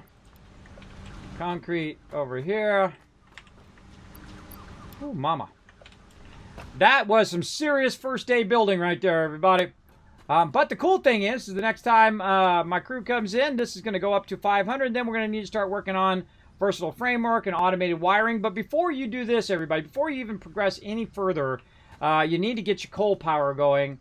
And you need to go in and really scale up your power. Right? Like your coal power right here is looking for 50 of these and 150 of these. Now, what's going to happen if we keep the power running is those are going to get done. But the actual smarter thing to do is to break this right here and stop that from running. And then to do the same thing over here, I'm just going to take this out here and take this out here. And I'm going to take that out of here. And just let this not do that anymore. And let it backlog here. Because you want to let it backlog there and backlog the rotors. When those get backlogged, then it can take the rotors and he can take the... oh, there comes the reinforced iron plates. And you can take 50 rotors and 50 reinforced iron plates and walk right over here. And bam, click that coal power. And then coal power is unlocked. And then we can go get perpetual power. And then we don't have to worry about picking up leaves and all of that all the time. So... at this stage, that's what I would do. But I kind of felt like I wanted to at least do that. Do that because I did all of that. At least want to do that one last part. Now I'd let this run until it's out. Now right now, look, there was almost all as many rotors and plates as he needs right there in there. But I'm going to let him do coal power because I'm just going to let them unlock the rest of it. I just wanted to get to the point where I launched a thing and did all of that. And did the reinforced iron plates for the first time here in the server. Definitely a great start, isn't it? I'm so making more biofuel reactors. I think we're back online. Yeah, you did a great job there, Mini Murph. Way to recover there, bro. I think it's not enough power. Yeah, it's definitely not enough power. That's why I cut off some of the power lines to see. Hopefully we put all the power lines back. Let me go double check that everything's green. We got all of our power lines still reconnected. This is all looking good here. Screws going all over the place over there. Looks good. Power lines. Oh, we got a red. Oh, that one's because that one's not being used. That's looking good. This is good. Good. And you always want to kind of keep a sense of how much power you're using by your power poles. Like what was our max cons? Our max cons right now is 330. We've now got a capacity of 450, so that's awesome. He really upped that big time. And we need to keep our fuel going. See, it's cranking away over here, making the fuel. This is something else I would speed up for sure, especially this one right here.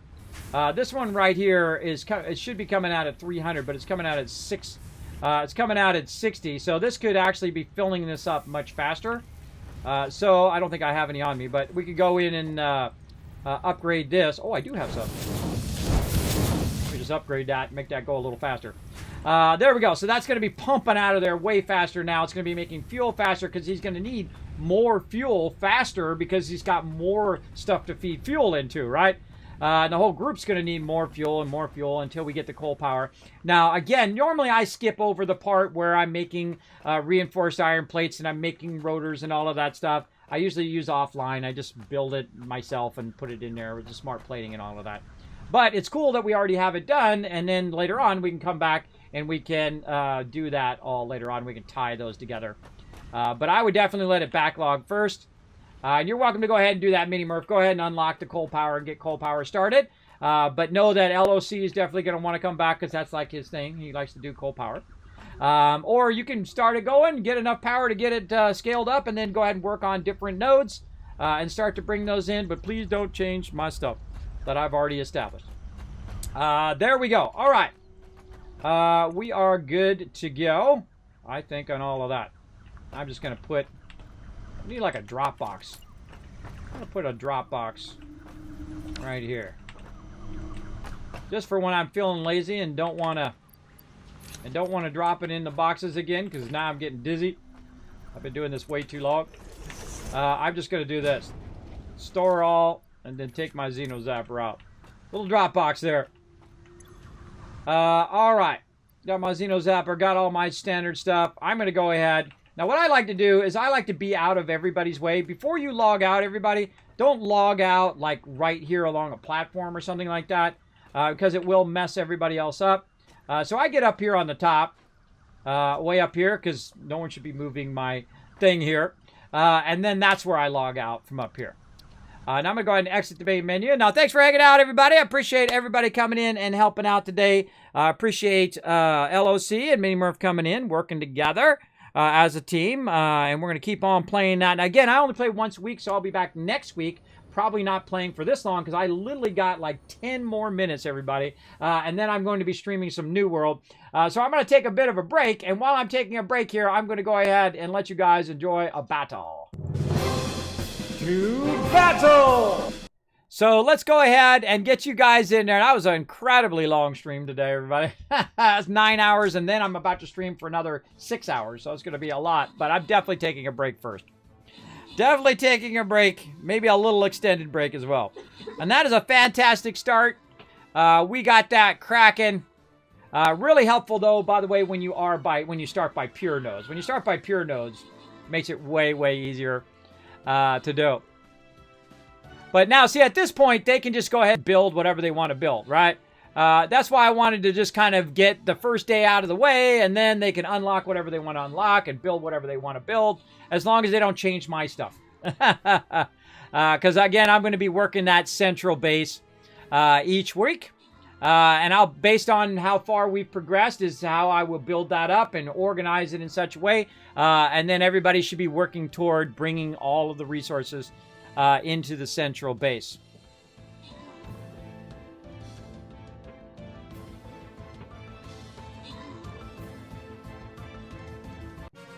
All right.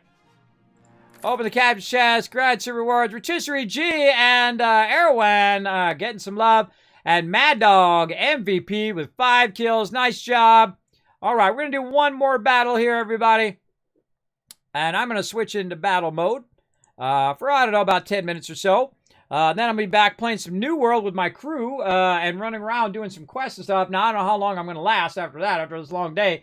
But we'll get going. Fix It followed my channel about an hour ago. Well, hey, thank you, corporate office. I'm actually wearing my Fix It shirt, so I'm representing the corporate company right now. Now, again, that game is an 11 out of 10, everybody. I could just keep playing it and playing it like I did all day. And look, we only barely scratched the surface, everybody. We only did the very beginning of the game. You still got hundreds of hours of stuff you could do in there, running trains and building nuclear power and building oil power and building all sorts of components to build out all sorts of stuff. And you can go in and take over every single node and run every single node in and build giant mega sorters and so much cool stuff in that game. It is so awesome. And I love all the changes so far, especially the zooping really helped a lot. We got a lot done because we were using our zooping today. All right, I'm just going to go ahead and put my barbarian down and see how this goes. And great, congrats on that boss win, by the way. Make sure to get your boss loot. And I'm going to go ahead and just leave this right here. Now I'm going to go into what's known as battle mode just real quick for about 10 minutes or so. You'll let you guys watch everybody place this down. You won't see or hear me, but I'll be back in about 10 minutes, and then we will play some New World. All right? I'll be back in just a moment, everybody. Hey everybody, Kismet here. Thank you so much for watching this video. Make sure to hit that subscribe button right in the center of the screen. Also check me out live on twitch.tv/Kismet. I'll see you all next time.